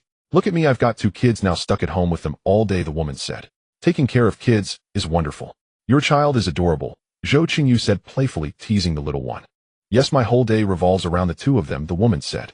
Zhou Qingyu smiled, but said nothing. She suddenly remembered this was likely Zhou Xiaoya, the one her grandmother had mentioned on the phone. "Marriage is about finding a steady, hard-working man who provides and cares for the family," Zhou Xiaoya continued. "Life is full of things beyond our control. You have to be open-minded," Zhou Xiaoya said to Zhou Qingyu. "Yes," Zhou Qingyu replied, not wanting to argue. She shifted the topic. "Is their wedding today?" "Not exactly the wedding. Today is the small engagement ceremony. The betrothal gifts will be delivered shortly. I heard the wedding is tomorrow. Today, they'll do the small engagement at the bride's place, and tomorrow they'll come to pick her up," Zhou Xiaoya explained. "What's a small engagement?" Zhou Qingyu asked curiously. "It's when the groom's side sends gifts like chickens, ducks, fish, meat, sweets, cigarettes, alcohol, tea, and cosmetics, including the bride price usually. Then the bride's close relatives gather, and the host sets up a few tables for the family to get acquainted," Zhou Xiaoya said. "Engagement today, wedding tomorrow. That's rushing it," Zhou Qingyu remarked, slightly astonished. "I'm heading over. Aren't you coming?" Zhou Xiaoya asked again, her expression a bit uneasy. "They'll pass. I'm waiting for Grandma," Zhou Qingyu replied. "All right, I'm off then. Come by my place when you're free," Zhou Xiaoya said, holding her child. "Say bye-bye to your aunt." Zhou Qingyu actually wanted to join the festivities, but she didn't know anyone there, and was afraid of an awkward situation, so she held back. After a few more minutes at the door, she saw a sedan and a small truck arrive at the village entrance. They slowly pulled up to the house hosting the celebration, and someone came out and set off a string of firecrackers. A group of people then came out and unloaded the goods from the vehicles, carrying them inside. From a distance, Zhou Qingyu spotted the chubby construction worker handing out cigarettes to the crowd. But she didn't see the bride. Shortly after, a few women came out of the house and walked over to her grandmother's door. "Xiaoyu, come on over." "They'll wait for Grandma," Zhou Qingyu said. "Your grandma will be along shortly. You go ahead first," they said. 2 of the women came over and tugged Zhou Qingyu along. Not wanting to make a scene, she reluctantly followed. Upon entering, she saw 3 large iron woks in the yard bubbling with steam, stewing chicken or meat. 7 or 8 women were washing and chopping vegetables, while a man in his 40s or 50s manned the ladle. The women led Zhou Qingyu to a table in the center of the main hall. She sat down with them, nibbling on melon seeds and peanuts while making polite small talk. A sense of unease crept over Zhou Qingyu. She couldn't pinpoint it, but her heart felt unsettled. Soon dishes began to be served, and people started jostling for seats. Within minutes, the tables were full. Zhou Qingyu counted 4 tables in total. Since the main hall and the west wing were connected, all 4 tables were within sight of each other. Yet her table remained empty, with no one coming to sit. Before long, the prospective groom sat down at her table, followed by a few unfamiliar men and women, and the old codger, Zhou Weiping, also took a seat. Zhou Qingyu scanned the table. No bride. She stood up to head back to her grandmother's house. A woman grabbed her arm and asked, "Xiaoyu, where are you going?" "I want to go fetch my grandmother," Zhou Qingyu said. "No need, just sit. She'll be here soon." The woman beside her. "Stay put," Zhou Weiping snapped. Zhou Qingyu raised an eyebrow, shot him a glare, and sat back down.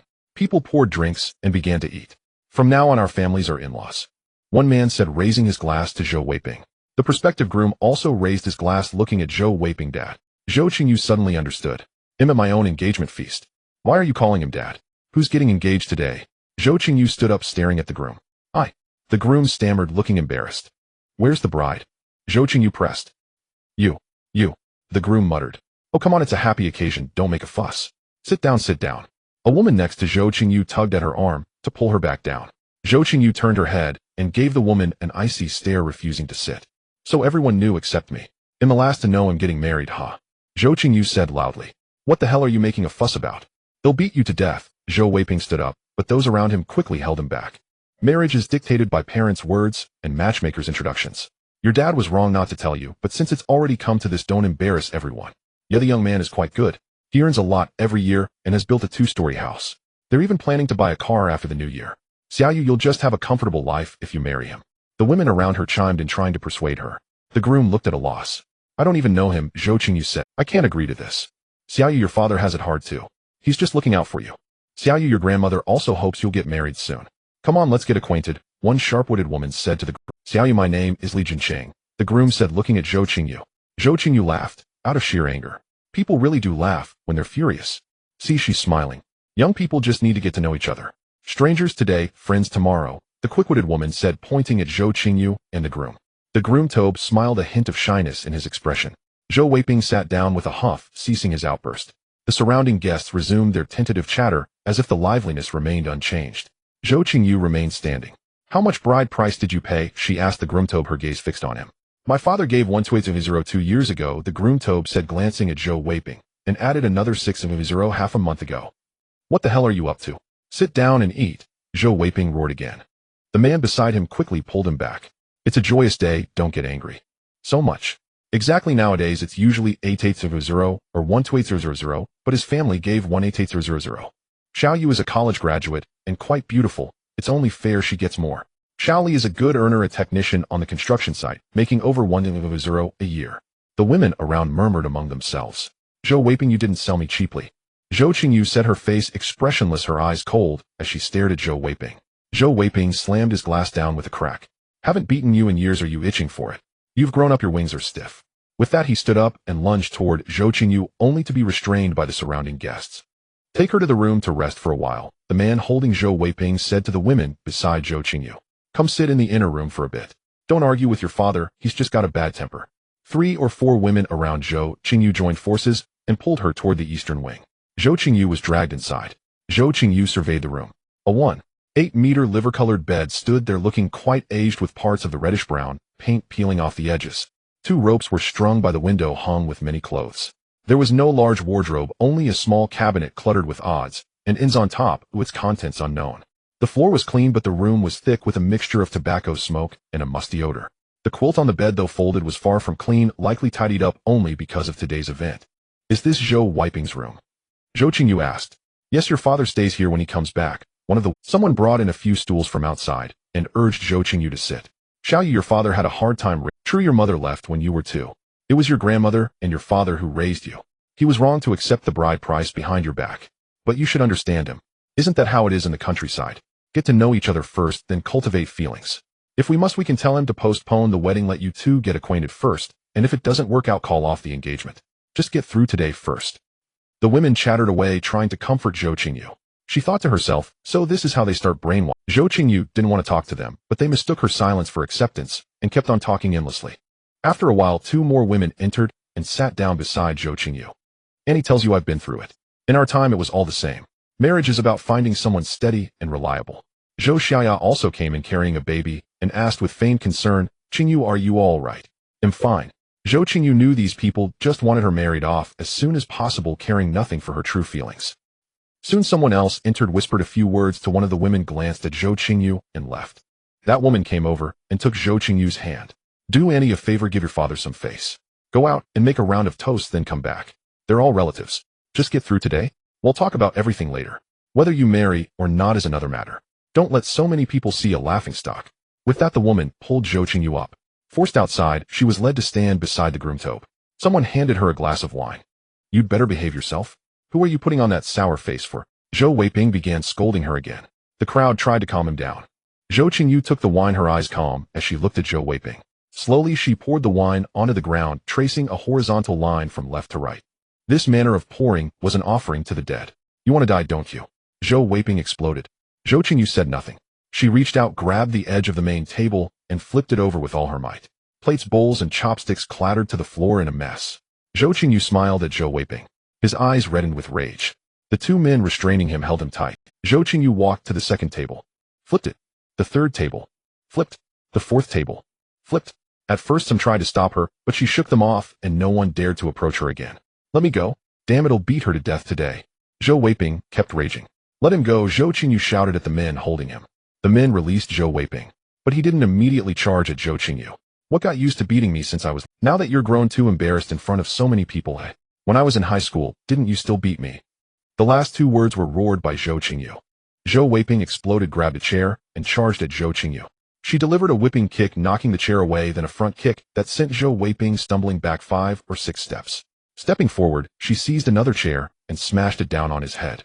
The plastic chair shattered on impact, a testament to the force Zhou Qingyu had used. Zhou Weiping quickly shielded his head with his arms and curled up on the ground. Zhou Qingyu didn't stop. She kept striking his head and upper body with the broken chair. You want to kill me? You sold me, didn't you? You've beaten me since I was a child. Hit me again? She shouted as she struck. Minutes later, Zhou Weiping lay motionless on the ground, his face covered in blood. No one dared to step forward. Oh, what a sin. With this wail, Zhou Qingyu's grandmother hurried into the room. What a sin, my son. She threw herself onto Zhou Weiping. What a sin, Xiao Yu, how could you hit your father? Zhou Qingyu glanced at her indifferently, turned to leave, but another old man blocked her way. You can't leave. You've accepted our family's bride price, so you must marry my son. Who accepted it? Go find them. Zhou Qingyu said, her eyebrow raised and tone hostile. No, our Jinsheng has waited for you 3 years. He's getting old. If you don't marry him, it'll be hard for him to find a wife, the old man insisted. Don't push your luck. Zhou Qingyu said, her face darkening completely. She stepped to the left, trying to go around him. Unexpectedly, the old man moved again to block the doorway. Zhou Qingyu lost her temper.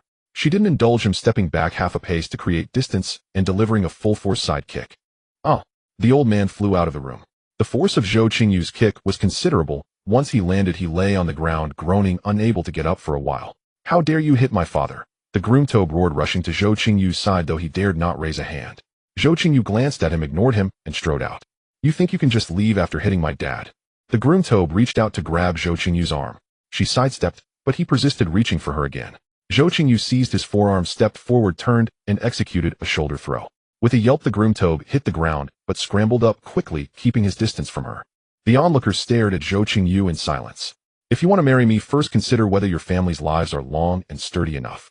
Leaving that remark behind, Zhou Qingyu walked out, and this time no one blocked her path, only her grandmother's continuous lament echoing behind her. Back at her grandmother's house, she gathered her changed clothes, ready to load them into the car and drive straight back to the provincial capital. Just as she reached the door with her clothes, several people arrived. Now that you've fought and made a scene, settle this properly before you leave. Don't be afraid, I'm the village party secretary, said the leading middle-aged man. Fine, let me put my things in the car first, Zhou Qingyu replied. Just then the village doctor emerged from Zhou Weiping's house and said to the village secretary, it's nothing serious, just superficial wounds. Some medicine will do. The doctor shot Zhou Qingyu a few glances, seemingly surprised that such a slender young woman could be so violent. All right then, have a seat for a while. We'll call old Uncle Second over and sort this out together. The village secretary said to Zhou Qingyu. Fine, just call me when it's time. She turned and went back inside. Before long, a woman came to fetch Zhou Qingyu. She arrived at Zhou Weiping's house to find a circle of people seated in the main hall. At the center sat an old man who looked over 80, presumably old Uncle Second. To his right was the village secretary, and to his left sat Zhou Qingyu's grandmother with Zhou Weiping beside her. To old Uncle Second's left sat Li Jinsheng's father with Li Jinsheng right beside him. Next to Li Jinsheng was an older woman, likely his mother. The woman who had fetched Zhou Qingyu took a stool and sat at the lower end, facing away from the door, as if staying neutral. Zhou Qingyu greeted everyone, knowing it was safe to be polite. Old Uncle Second. Ah, the old man responded, sharp-eyed and keen-eared. Grandma, Zhou Qingyu called again. Humph. Her grandmother turned her head away. Zhou Qingyu also took a stool and sat at the lower end, facing away from the door. The village secretary spoke first. Since things have come to this, we need to resolve the matter. The reputation of Zhou family village can't be ruined by you all. Young people still need a good name for marriage in the future. Oldly, share your thoughts first. The secretary gestured to Li Jinsheng's father.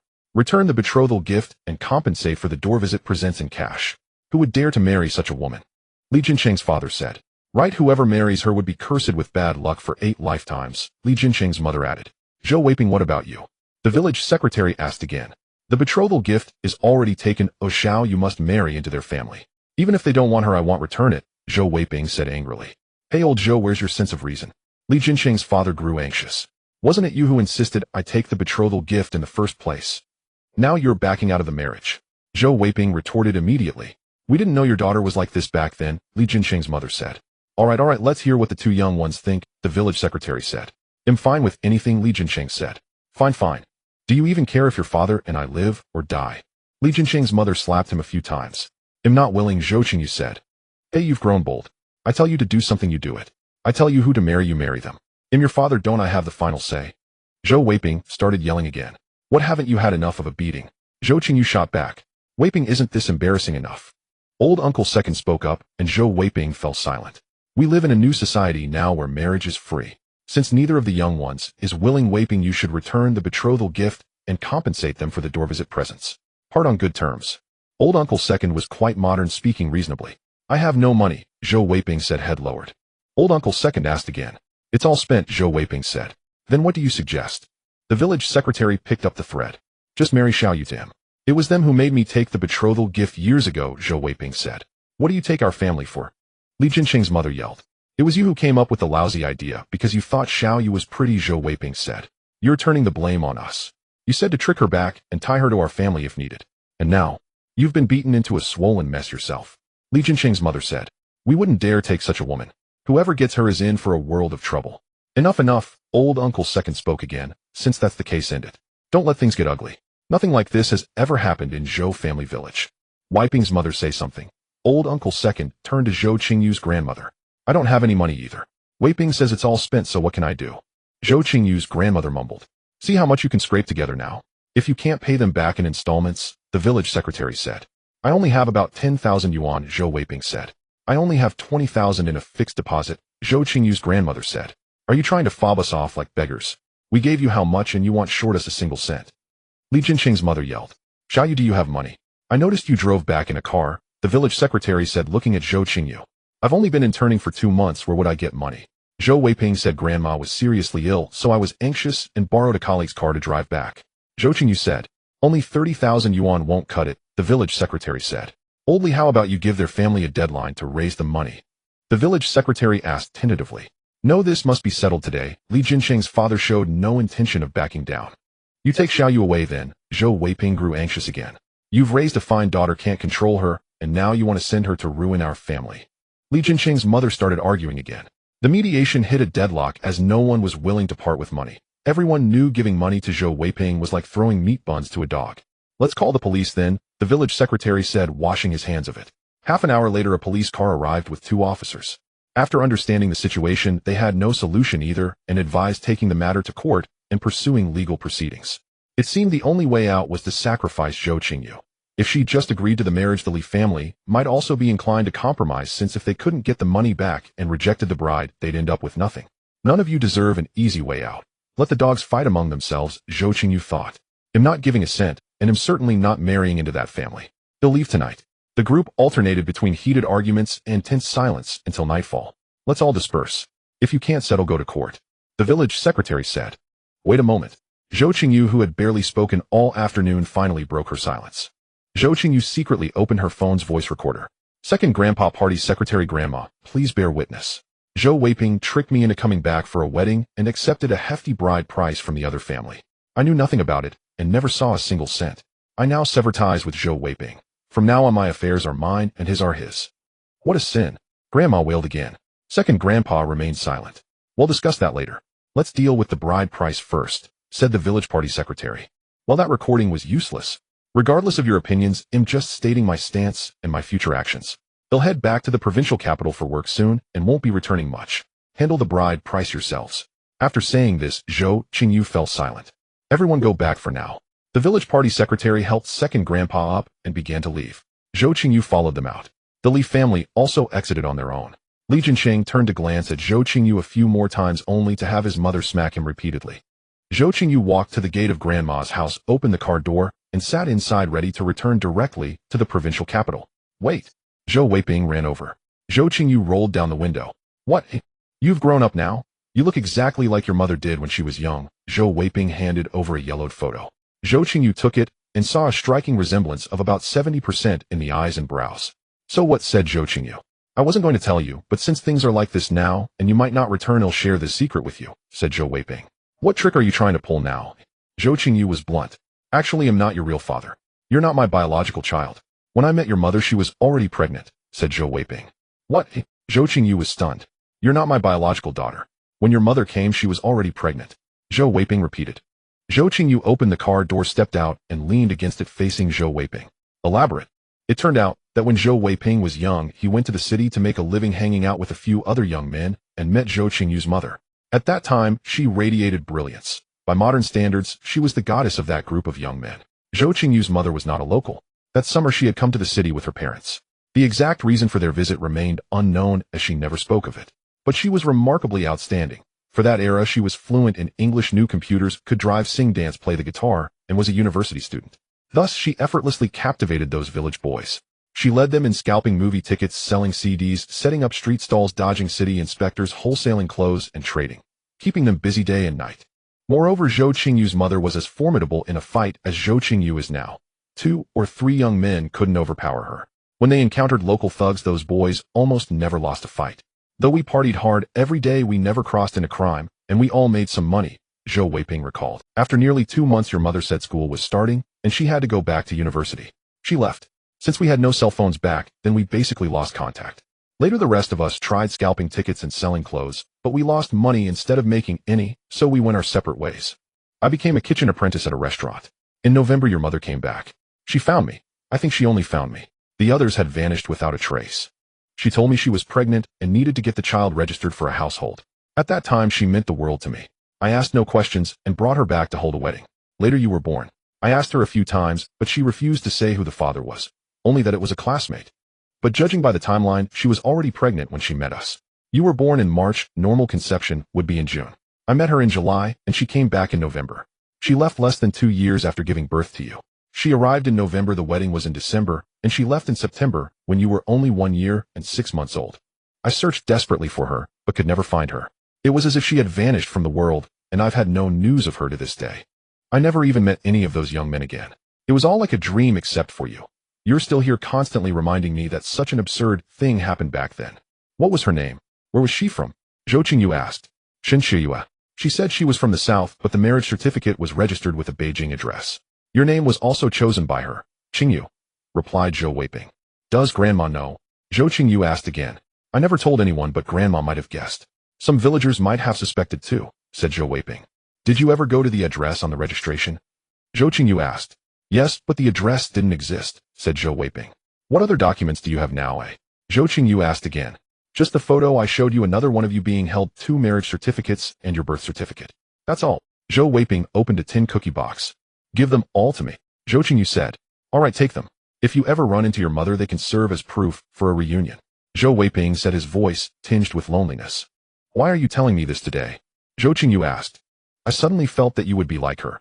Once you left today, you'd never come back. I didn't want to take this secret to my grave and keep it from you forever. Zhou Weiping replied. Fine. I'm going back to work. Zhou Qingyu opened the car door, then turned and took 2 steps toward Zhou Weiping. Zhou Weiping was so startled, he stepped back 2 paces. Don't move. I need a few hairs. Zhou Qingyu stepped forward again. Zhou Weiping froze. She reached out and plucked a few strands. Back in the car, she wrapped the hairs in a tissue and tucked them into the glove compartment. She started the engine, gently pressed the accelerator, and the BMW Mini slowly left the village. Through the rearview mirror, Zhou Qingyu saw Zhou Weiping standing still, not moving until he was out of sight. Zhou Qingyu left the village following the navigation to the rental address, which indicated an arrival time of 1012 p.m. She was filled with irritation. She had returned last night to see her grandmother, been forced into an engagement this morning, returned the bride price in the afternoon, and met her mother in the evening. Who would have thought that a useless village idler could have such a melodramatic love story? Now in the dead of night, she was heading back home. Zhou Qingyu drove on the highway, blasting DJ music, swaying to the beat, as if to forget her troubles. By 10 o'clock, Zhou Qingyu had already arrived home. Kicking off her shoes, shedding her clothes, releasing her ample bosom, and padding barefoot into the bathroom, she went through the motions before flopping onto the bed in a spread eagle position. Though warm and comfortable, her stomach protested. As she picked up her phone to order takeout and scrolled through the dishes, a message came in. Want some late-night snacks? It was from Lei Zhihui. Zhou Qingyu hesitated for a moment before replying, sure.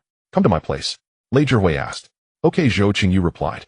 Zhou Qingyu got up, opened the wardrobe, pulled on a one-shoulder knit bodycon dress, grabbed her heavy down jacket, and laced up her combat boots. She went downstairs and navigated to Four Seasons Youth Apartment. Upon arrival, she found Lei Zhihui's place by the door number, but he hadn't arrived yet. After waiting about 10 minutes, Lei Zhihui walked over carrying a bag of barbecue skewers and a case of beer. You got here so fast, he said. Well, you gotta be quick when it comes to food. Afraid I'd miss out if I was late, Zhou Qingyu teased. Lei Zhihui opened the door. Zhou Qingyu stepped inside and surveyed the room. It was less than 30 square meters with a private bathroom, a 1.5-meter bed, a wardrobe, and a desk. It was fairly tidy with a yoga mat and a set of dumbbells by the window. Unlike Zhou Qingyu's previous apartment, which had only one chair, Lei Zhihui had 2. It's a bit cold. Turn on the AC. Where's the remote? On the nightstand, Lei Zhihui said while placing the barbecue on the table.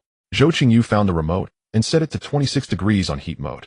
Sitting down at the table, Zhou Qingyu grabbed a skewer of lamb and devoured it, quickly polishing off 4 or 5 in a row. She was truly famished. Come on, let's get started. Lei Zhihui handed her an open bottle of beer. Zhou Qingyu took it, clinked it against his, and downed half in one go. Want to play a game?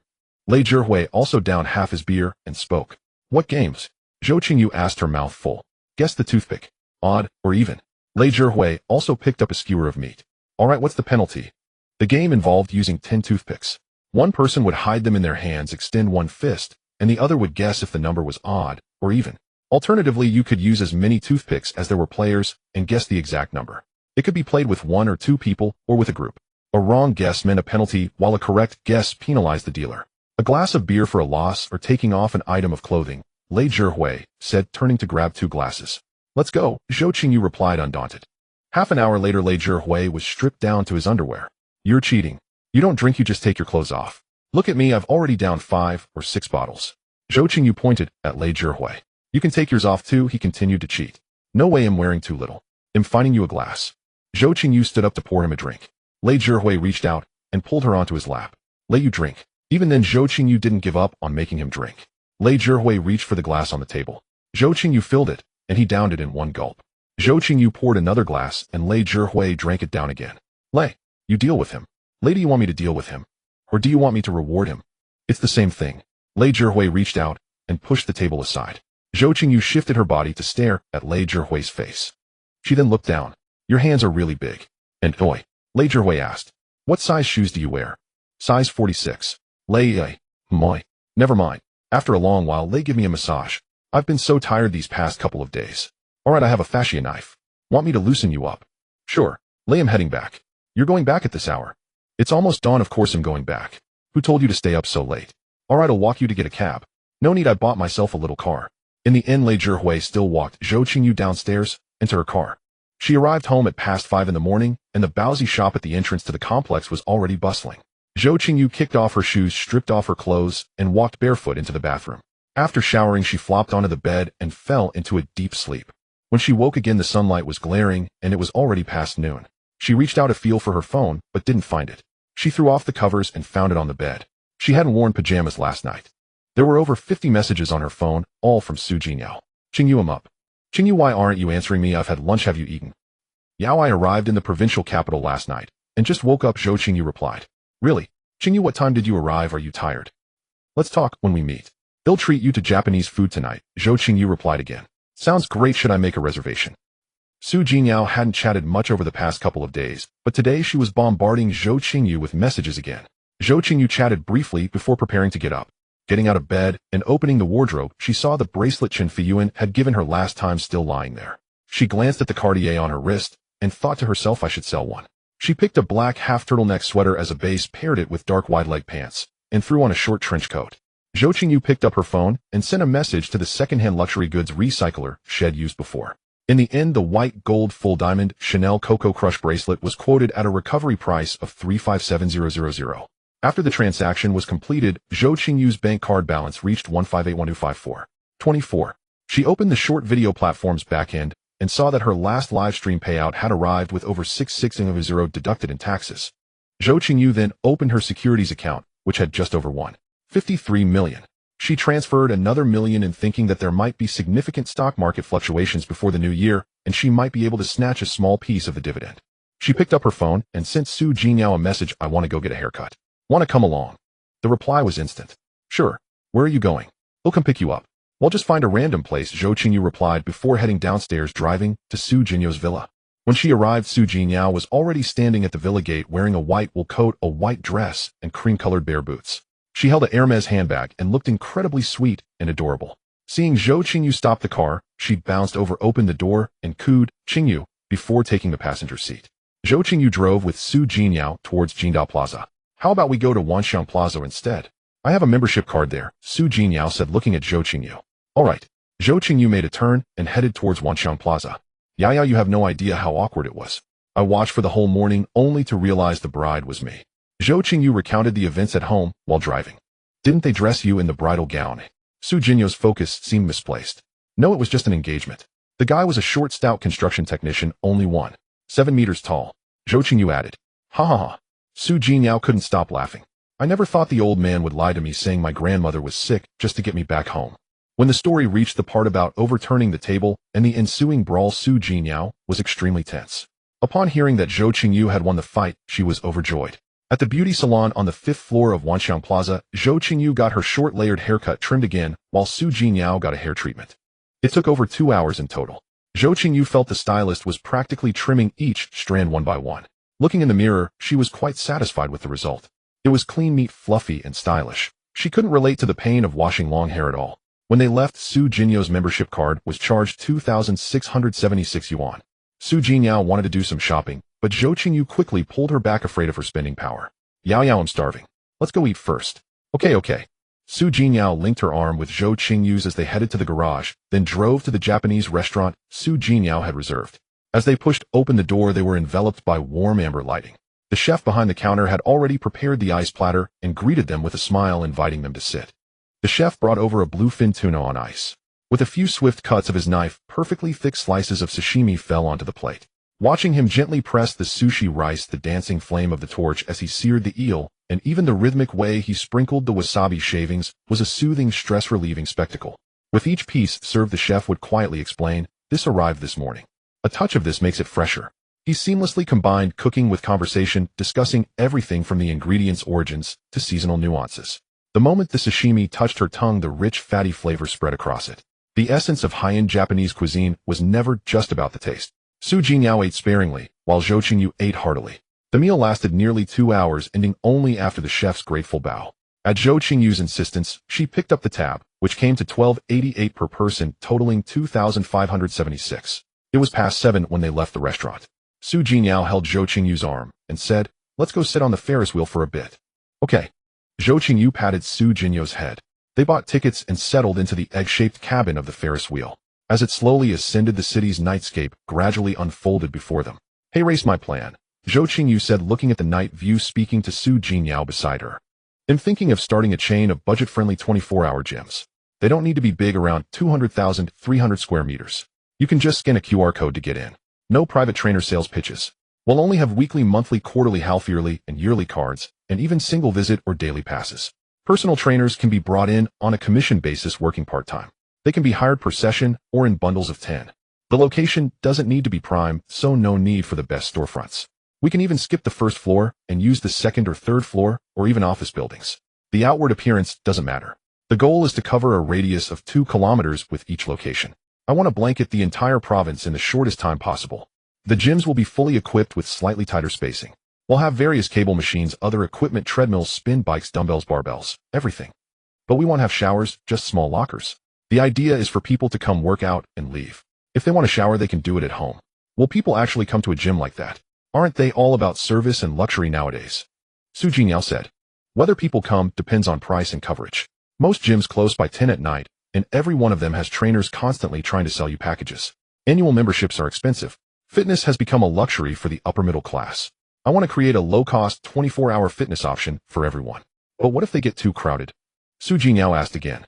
"First, membership cards will be valid at all locations, so people can use any gym. Second, it's human nature. How often do most people who buy gym memberships actually go? The average person lacks self-discipline. They'll just get a burst of motivation. So how much capital is needed?" Zhou Jinyo asked again. "I've done the math. Each location would need an investment of about 2,000 to 3,000. For the initial 10 locations, that's around 3 million. After that, we can use the membership revenue to fund new locations." Zhou Qingyu said. "Sounds pretty good. But what if we lose money?" Zhou Jinyo was truly a great straight man. "If a location is losing money, well, just close it down." Zhou Qingyu said. "And what about the members?" Zhou Jinyo pressed on. "That's a good question. When our members sign up, it's clearly stated that the card is valid across all locations. If a specific branch closes down, we obviously can't refund you. It's not like we're shutting everything down. You can just work out at another one," Zhou Qingyu said with a hint of roguishness. "Of course, this is just my initial plan. I want to use this method to quickly accumulate a large sum of capital. The membership card fees would create a massive cash pool." Zhou Qingyu said. "This project's success hinges on marketing, getting as many people as possible to buy memberships. Then it's about coverage, making sure everyone can reach a gym on foot. The provincial capital has over 13 million people. The potential customer base is enormous. The membership fees go into the cash pool. We'll try to negotiate short payment cycles for the rent. Employee salaries will be structured with performance-based tiers higher than the industry average. As for the exercise equipment, I've been looking to see if there are any specialized leasing companies. If we can rent it, we will instead of buying. Sounds really promising, Zhou Qingyu said. How about we do it together? It's worth considering, but even though the prospects seem great, it's hard to say if it will actually turn a profit in the end. Zhou Qingyu added. If it doesn't work out in the future, it might affect your family's reputation. It doesn't matter to me. I don't have much of a reputation to lose right now. Making money is my primary goal. Of course, I'm still in the idea phase. I'm planning to implement it after the new year, but I might not. It's just a plan for now. The Ferris wheel slowly descended, marking the end of their ride, as their conversation wound down. Zhou Qingyu stepped out first, then reached back to help Zhou Qingyu, who jumped down after her. They wandered around for a bit before finding Zhou Qingyu's car. It was past 8 when they returned to Zhou Qingyu's villa. After dropping her off, Zhou Qingyu sat in her car for a while. Then she got out, took a cab from the entrance of her complex, and headed straight to a bar. A Bloody Mary. Zhou Qingyu called out to the bartender. There was no story to tell. Zhou Qingyu turned down a few attempts at conversation. Returning home at 12:30, she went through her routine and flopped onto the bed in a starfish position. The next day, Zhou Qingyu arrived at the company. After the morning meeting, and Jai came to her office. We're in the final stages now. Could we start the annual leave early? Some production teams and departments won't have finished their work by the time the holiday starts, and Jai said. Zhou Qingyu pondered for a moment. No, we will adhere strictly to the scheduled dates for the holidays. Those who live far away can adjust their days off or request leave, but we absolutely cannot grant an early vacation to everyone uniformly. Zhou Qingyu stated firmly. Even if all the work is done, we can't leave early. And Jai asked once more. No. If your work is complete, you can formulate plans for the next year at your post or tidy up the department's workspace. In short, you must be at work as scheduled and cannot leave your post without reason. Zhou Qingyu was resolute. During the conversation, Lu Zhongchang also arrived. After listening to the exchange, he offered his perspective. It's no accident that someone as young as President Zhou can control a company this large. Mercy doesn't command troops, and generosity doesn't manage wealth. President Zhou is eliminating any potential risk before it can even arise. Lu Zhongchang said. You flatter me, President Lu, Zhou Qingyu replied with a dismissive laugh. President Zhou is right. Rules are rules always. If you grant them early leave this once, they'll expect it again next time. With so many holidays each year, they'll have this thought before everyone. If you don't give in, they'll resent you, or even retaliate, and work will suffer. So you must nip this problem in the bud from the very start. Lu Zhongchang further explained to Njiai, but judging by Njiai's expression, he wasn't entirely convinced. After Njiai left, Lu Zhongchang chatted for a while longer before departing near lunchtime. President Zhou, will you go out for lunch, or eat here? Wang Xinping came in to ask about lunch. Is something the matter? Zhou Qingyu asked in return, as Wang Xinping had never inquired about her meals before. Many people in the production team are saying that President An's female classmate has been talking about taking the annual leave early these past 2 days, Wang Xinping whispered. I see. All right, you go ahead and eat first. He'll grab something outside later. Zhou Qingyu went downstairs, drove to a nearby spot, and had a bowl of beef noodles. Alone. After finishing the noodles, Zhou Qingyu contacted a paternity testing center and submitted her own hair sample and Zhou wipings for analysis. The results would be ready in a week. In the afternoon, back at the company, she had Wang Xinping summon the HR director. Arrange the annual leave according to the statutory holidays. Don't start it early and don't postpone it. If anyone lives far away or wants to leave early, they can request leave or adjust their days off. Please be a bit more lenient with the approvals on your end. Zhou Qingyu said. Understood, President Zhou. Also, preliminary plans for the year-end benefits are ready. Could you take a look? The HR director handed over an A4 sheet. Zhou Qingyu took it and reviewed it. It was mostly about headcount and gift cards with amounts varying by level. This looks fine. Submit it to finance based on your current calculations and well distributed exactly like this. Zhou Qingyu finished. How are the preparations for the annual party coming along, she asked. They're underway. We've contacted several hotels for quotes and are comparing prices. The budget is mostly set, we're just working out the final details. The HR director said. Also coordinate with finance on the year-end bonus. Let's distribute it after the annual party, Zhou Qingyu added. Okay, President Zhou. They'll get on it then, the HR director said before leaving. If I hadn't come to work, nothing much would happen. Now that I'm here, every day there's so much to deal with, Zhou Qingyu thought to herself. A little while later, the HR department officially issued the annual leave notice, adhering strictly to the statutory holiday schedule. Before the workday ended, Lu Zhongchang returned. President Zhou, the district has sent a notice about the year-end entrepreneur symposium. They're requesting 2 to 3 people from our company. Lu Zhongchang said. Then you and President N should go, Zhou Qingyu said, not wanting to participate in such a corporate flattery session. The thing is, the district officials specifically asked for you to be there. Lu Zhongchang added. They asked for me. It seems our company has caught their attention, Zhou Qingyu said with a sigh. Yes, it's up to you, President Zhou. Lu Zhongchang said. They'll see when the time comes, Zhou Qingyu replied, knowing that Lu Zhongchang was probing to see if she had any political connections. Unfortunately, she had none. An hour before the end of the workday, a message from Su Jinyao popped up on her phone. Qingyu, are you done with work? What are you doing after work? I want to go for seafood, will you come with me? Zhou Qingyu looked at the messages and replied with a single, okay, they'll book it, then I'll send you the location in a bit, okay, Zhou Qingyu replied again. Location Zhangxiangji private kitchen, I booked it for 6, they'll head over soon, just go there after you finish work, okay, Zhou Qingyu replied, then put her phone down and ignored it. After work, Zhou Qingyu drove directly to Zhangxiangji private kitchen, navigating by GPS.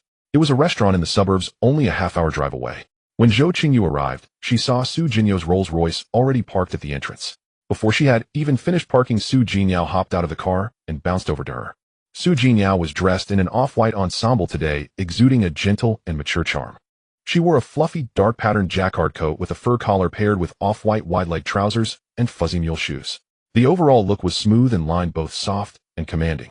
After Zhou Qingyu parked, Su Jinyao came over, linked her arm, and started pulling her towards the restaurant. Just then, Su Jinyau's Rolls-Royce slowly drove out of the parking lot.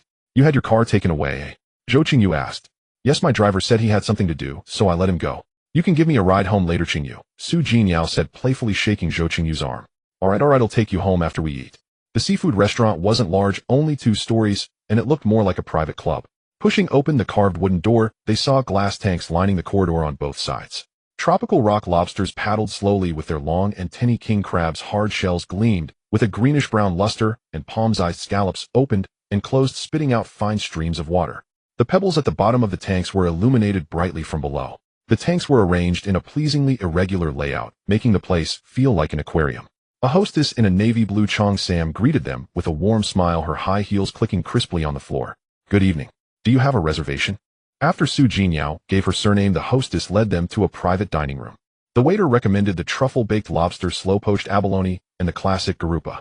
Su Jinyao also ordered stir-fried spiral snails, scallion oil bamboo clams, stir-fried mud crab with ginger, and scallion ginkgo with Chinese broccoli and seafood fried rice. Once the order was placed, Su Jinyao started chattering away again, with Zhou Qingyu occasionally adding a few. The truffle-baked lobster arrived first. Zhou Qingyu served a piece to Su Jinyao and then took one for herself. It was quite delicious. Before the second dish arrived, someone knocked on the door, then entered.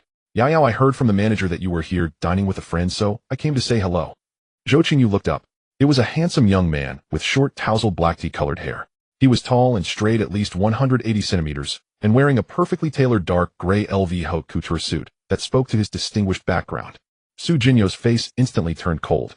The boy noticed that Su Jinyao not only didn't respond, but also had a cold expression. He wasn't upset, though. Instead, he turned to Zhou Qingyu and said, hello, I'm Song Yuneng. You are Yao Yao's friend, so you are my friend too. Let's get to know each other.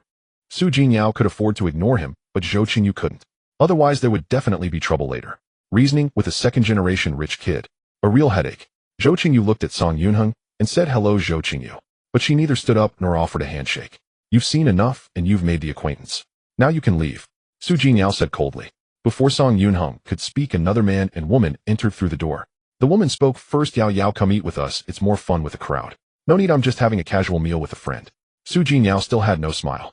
Then let's get together another time, when you're free, and Song Yunheng will treat us. The later arriving guy smoothed things over. Yao, then you and your friend enjoy your meal. We won't disturb you. Let me know when you have time next time, and I'll arrange it. Song Yunheng continued following the guy's words, then we'll head over now. Su Jinyao remained silent until the three of them left and closed the private room door. So annoying. Qingyu, ignore them, Su Jinyao said, and then laughed at Zhou Qingyu. I've never seen Miss Su so aloof before. Zhou Qingyu teased her to lighten the mood. Qingyu, you're making fun of me, Su Jinyao said, wiggling her bare shoulders and making a shy expression. Then the dishes were served one by one. Su Jinyao and Zhou Qingyu ate happily, and no one else disturbed them. The taste was good, refreshing with a sweet aftertaste, tender and smooth. When they finished eating and came out, they ran into Song Yunheng again. He came over to greet them. Su Jinyao completely ignored him, while Zhou Qingyu gave a slight nod. Song Yunheng returned to the private room. Who is this woman? The one with Su Jinyao. I don't know. Don't recognize her. Haven't heard of any heiress returning from abroad recently. I took a photo of them just now. Let's send it to the group and see if anyone knows her. Zhang Zihao, the guy who had gone to Su Jinyau's room earlier, said. The photo was sent to the group, but no one recognized her. My bestie said she looks like the splits goddess, said the girl who had spoken to Su Jinyao in the room earlier. Tong, any more info? Song Yunheng immediately asked. My bestie sent me her short video account. Chen Tong then sent the account to the other two. All three opened their phones to look. Just a little influencer. Let me check which company she's with. Zhang Zihao then sent a message to someone else. In the end, the three found that Zhou Qingyu wasn't signed with any company, just a small influencer with no discoverable background. Let's go see what they're up to. Zhang Zihao paid the bill and went out. Zhou Qingyu and Su Jingyao drove back to Su Jinyu's villa. On the way, Zhou Qingyu talked about some company matters, especially the annual leave issue. Su Jinyao also felt that Jiai's female classmate was problematic. After arriving at the villa, Zhou Qingyu declined Su Jinyu's invitation to stay and decided to go home. Just as she exited the villa area, a Maybach blocked her car. Zhang Zihao was the first to get out of the back seat. He walked over and knocked on Zhou Qingyu's car window. Beautiful lady, want to chat? Zhou Qingyu raised an eyebrow and rolled her eyes at him. What's there to talk about? Got a boyfriend. Splits goddess, Zhang Zihao said again. Just then Song Yunheng and Shin Tong also walked over. Hello. Song Yunheng was very polite. Want to grab a drink? This was Chin Tong. Don't drink and drive. If you drive, don't drink, Zhou Qingyu replied from inside the car. Don't put on airs. Zhang Zihao was cut off. Zhou Qingyu, right. Song Yunheng said. I like Su Jinyao. I can see you're close to her. I want you to help me. You like her. How can I help? I can't help. Zhou Qingyu said. It doesn't need much. If you happen to know Su Jinyo's schedule or hobbies, could you tell me? Song Yunheng said to Zhou Qingyu. I won't let you help for free, he added. Impossible. Yao and I haven't known each other long, but we're like sisters. I won't betray her unless she tells you herself. Zhou Qingyu said righteously. You think I'm giving you face? A little influencer like you, what attitude are you putting on? Zhang Zihao grew impatient. Zhou Qingyu never tolerated anyone. So what if I'm a little influencer? I earn my own living. Did I eat your rice or drink your water? You're too nosy. Hey. Zhang Zihao pointed at Zhou Qingyu, speechless. Then Shin Tong pulled a box from her bag and handed it to Zhou Qingyu. Take it, let's be friends. Zhou Qingyu glanced at it. It was a Chrome Hearts brand, not worth much, at least not anymore. Making friends is fine, Zhou Qingyu said, deliberately extending her hand with a Cartier bracelet to take the box. Then let's add each other as friends. Shin Tong happily took out her phone. Sure, Zhou Qingyu took out her phone and scanned Shin Tong's code. Let's hang out sometime when you're free, Shin Tong said again. Then she added, brother Yunheng has liked Su Jinyao for years. Help him out, won't you? See how devoted he is. These people are not playing by the rules. Shouldn't a rich second generation be throwing money at me arrogantly? Zhou Qingyu thought, then opened the car door and got out. Song Yunheng, right. What's your background? Our brother Hung is the crown prince of Xinyao Group, market cap over 50 billion, Zhang Zihao said arrogantly. That's right, that's the way it should be, Zhou Qingyu thought to herself. And you? Zhou Qingyu asked Zhang Zihao. My family owns Hongyu Group, market cap also around 4,050 billion, Zhang Zihao said proudly, then pointed at Shin Tong. This is the eldest daughter of Yongwei Group. How about that? A level you can never reach in your lifetime, right? Zhang Zihao. Zhou Qingyu repeated his name twice. From the sound of it, you're the unfavored youngest son, aren't you? You. Zhang Zihao was a bit choked. Is your brother managing the company, inheriting it? Zhou Qingyu, that's still hundreds of times better than a little influencer like you. Zhang Zihao got furious. Really? Then congratulations, you're so outstanding. Zhou Qingyu sarcastically mocked him again. Zhang Zihao, stop it. Song Yunheng stepped in as the good guy again, quickly cutting off the conversation when he saw Zhang Zihao was about to be provoked. Zhou Qingyu, let's add each other as friends too. None of you mentioned adding money. Zhou Qingyu grumbled inwardly, but still took out her phone and let Song Yunheng scan her code. After all, he was a money god. She could ask for more when selling out Su Jinyao later. After adding each other as friends, Song Yunheng directly transferred money. Transfer 8888, Zhou Qingyu replied, thank you, big shot, and accepted the payment. Alright, we're off. Song Yunheng said no more. Shin Tong waved her phone and said, let's hang out sometime. Zhang Zihao turned and left without a word. Zhou Qingyu waved back, sat in her car, and watched the Maybach drive away before starting her own vehicle and heading home at a leisurely pace. It was already 10 o'clock when she arrived home. She kicked off her shoes, shed her clothes, and walked barefoot into the bathroom. After showering, she slipped into her pajamas and flopped onto the bed, spreading out like a starfish. The district is about to award you the Star Enterprise and Innovation Enterprise Demonstration Site titles. President Zhou, you must be present to receive the awards. The person from the District Enterprise Annual Meeting Preparation Team said. Thank you for the leadership's attention and support for our company. We will be there on time. Zhou Qingyu felt helpless. After half an hour of persuasion, she couldn't avoid it. There are many successful entrepreneurs, but President Zhou is so young. During the symposium, please share more of your success experience. I still need more guidance from the leadership. Zhou Qingyu had to flatter again. The annual meeting was scheduled for Wednesday and Thursday, 2 days in total. As soon as Zhou Qingyu and Lu Zhongchang entered the venue, many people came to greet Lu Zhongchang. After all, Zhou Qingyu didn't look like a general manager at her age. At first glance, Lu Zhongchang appeared more mature and steady. After finding their seats, they waited for another boring hour. Finally, the host stepped onto the stage and announced the official start of the annual meeting. Now let's welcome District Chief Gao to give a speech. As the host's voice faded, a man in his 40s walked onto the stage. District Chief Gao's speech was impassioned with gestures waved from time to time. The central theme was high praise for the enterprise's present and new expectations and requirements for future development. Yet when it came to specifics, nothing substantial was said. After the speech, everyone was asked to take turns sharing their experiences. In essence, it was just flattering the leaders. Almost everyone said, "Thank the leadership for their support. With the district leaders' support and attention, our enterprise. Sincerely grateful to the district party committee and district leaders." All the same, when it was Sinyu Media's turn, Lu Zhongchang went on stage with a script written by Wang Xinping, still saying, "Thank the leadership for their support." At noon, when the session ended, District Chief Gao and his entourage came down from the podium and shook hands randomly as they headed out. When he reached Zhou Qingyu, he paused. "I've long heard that our district has a beautiful entrepreneur with boundless prospects," he said before releasing her hand. And just like that, she was thrust into the spotlight. The way people around her looked at Zhou Qingyu changed noticeably. From that moment, Zhou Qingyu's name appeared on the desks of city leaders. The afternoon was still filled with insipid mutual backpatting. Zhou Qingyu took out her phone and quietly sent Su Jinyao a message. "Yao Yao, I want to show off." "Qingyu, aren't you at the symposium?" "What's up? How do you want to show off?" Su Jinyao, as always, replied instantly and at length. "When I finish the meeting, can you come pick me up?" "Sure, what time does it end?" "They'll come early. What about your car?" "Let a colleague drive it away." "You need to bring something big for me," Zhou Qingyu replied. "All right, how big do you want it?" "Whatever you say, bring your driver and drive your big Rolls Royce to pick me up. Make sure to stop right at the venue entrance," Zhou Qingyu said. "Okay, mission guaranteed." Salute emoji. After the symposium, everyone was filing out in twos and threes. Su Jinyo's Rolls Royce Ghost slowly pulled up. The first thing people noticed was the license plate number 66,888. Many wondered whose car it was. "Follow me.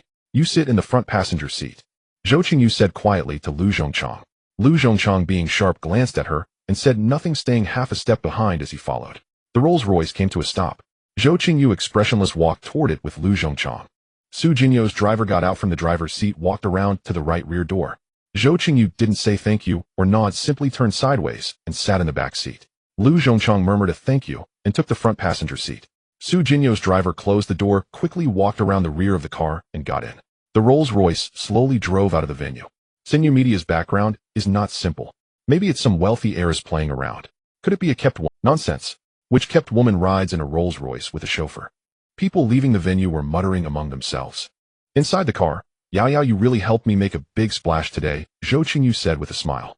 "Of course, I had to set things up perfectly for Qingyu." Su Jinyao made a funny face, her usual playful self. "Thank you, Master Zhao," Zhou Qingyu quickly said to Su Jinyo's driver to change the subject. "You're welcome."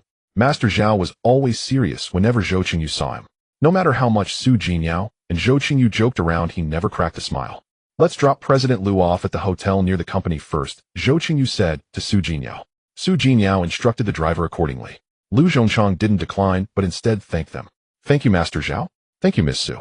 Indeed, an old hand is an old hand. No awkwardness or embarrassment at all, Zhou Qingyu thought as she watched Lu Zhongchang. In a little over 10 minutes, they reached the hotel near the company. Half an hour later, they arrived at Su Jinyo's villa. Zhou Qingyu and Su Jinyao entered the villa together. Aunt Wang had already instructed the cook to prepare dinner, a lamb hot pot with freshly cut meat. Because in the car, Zhou Qingyu said she wanted lamb and Su Jinyao said she wanted hot pot. They combined the two, and so lamb hot pot it was. Su Jinyao called Aunt Wang to prepare it. In Su Jinyo's luxurious villa worth over 100 million, the two sat by the copper hot pot for 2 hours, cooking lamb and vegetables, adding charcoal twice. Su Jinyo's laughter echoed far in the quiet villa area. That night, Zhou Qingyu didn't go home. The next day, she wore a new LV outfit from Su Jinyo's collection and carried Su Jinyo's limited edition LV bag. She rode alone in the Rolls-Royce to the venue. Her arrival naturally drew gazes and speculation, and that was exactly the effect Zhou Qingyu wanted. During the break, many people came over to chat with Zhou Qingyu and Lu Zhongchang. Zhou Qingyu handled them with ease. In the afternoon, the awards were presented. The host announced on stage, Innovation Enterprise Demonstration Sites. The following enterprises in no particular order. Zhou Qingyu went on stage, stood for a while, shook hands, and took photos. The High-Tech Zone Top 10 Star Enterprise Award goes to the following enterprises in no particular order. Zhou Qingyu went on stage again, stood for a while, shook hands, and took photos. Finally, in the evening, there was a symposium thank you banquet for the enterprises. When Zhou Qingyu arrived at the banquet hall with the others, she was met by District Chief Gao's secretary. Zhou Qingyu was arranged to sit at the same table as District Chief Gao, along with 9 other enterprises, 10 in total. All were companies that had received the Star Enterprise title. Lu Zhongchang gave her a helpless look. Director Zhou, please sit here.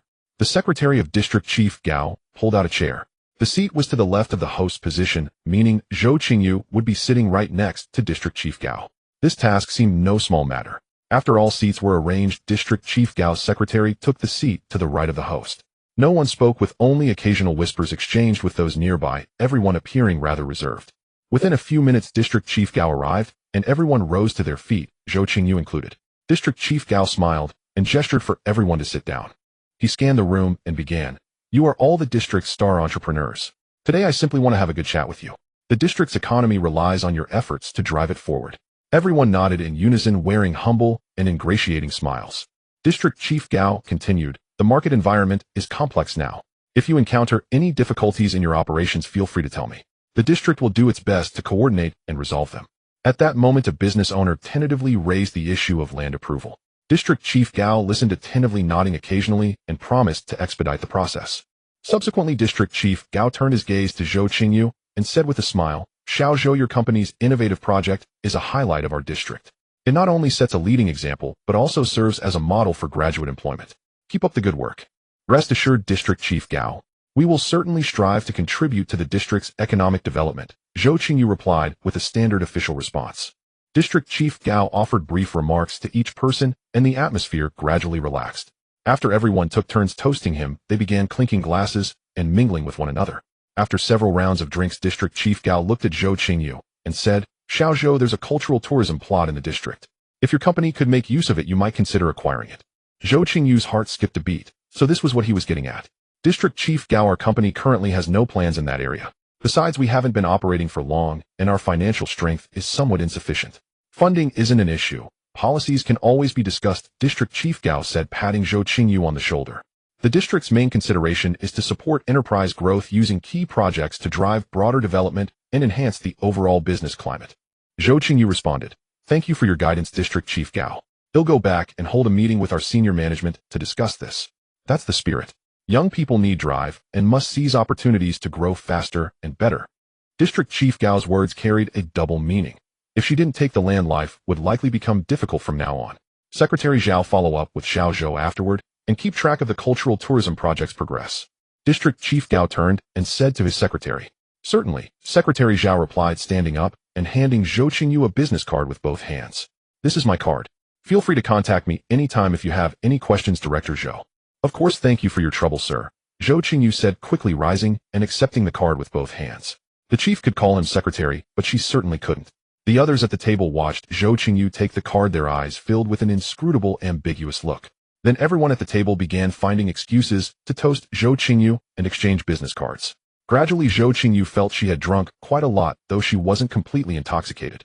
Seizing a moment of respite, she slipped to the restroom and sent Su Jinyao a message asking her to come pick her up. Then in the restroom, she used her technique to purge the alcohol, vomiting a substantial amount. After washing her face and catching a glimpse of her flushed cheeks in the mirror, she had indeed drunk too much. She slowly made her way back to the table. By this point in the evening, no one was holding back any longer. People from other tables also came to toast District Chief Gao, who would merely raise his glass and take a small sip as a gesture, and the toast givers would depart contentedly. The banquet gradually drew to a close. Most people remained fairly sober, with only a few having drunk so much they were slumped over the table. District Chief Gao also seemed to have had quite a bit to drink, his hand occasionally brushing against Zhou Qingyu's body unintentionally. As the party dispersed, Secretary Zhao supported District Chief Gao, while the group of attendees proactively gathered around him. No need to see me off, no need. He'll be heading back now. You all continue exchanging insights on your successes, District Chief Gao said. As he spoke, Secretary Zhao opened the car door for him, waiting as he got in. After District Chief Gao's car drove away, the Rolls-Royce parked nearby slowly pulled up. Zhou Qingyu got into the car and found Su Jinyao already seated in the back. Qingyu, you drank so much. Your face is all red. I had no choice. I did my best to avoid the drinks, but these people are relentless drinkers, Zhou Qingyu sighed. She leaned back into the rear seat, settling into a comfortable, semi-reclined position. The district doesn't want me to have it easy. They're trying to offload a cultural tourism plot on us, a hot potato. What could a culture and tourism camp in the high-tech zone possibly be used for? It's far from the city center, and there are no tourist attractions nearby. Can't you just refuse it? Su Jingyao asked. Zhou Qingyu gazed at the starlight ceiling of the Rolls-Royce. I'm afraid not. Su Jingyao turned around and said earnestly, Qingyu, is there anything I can do to help? Zhou Qingyu turned her head and reached out to ruffle Su Jinyao's hair. There is.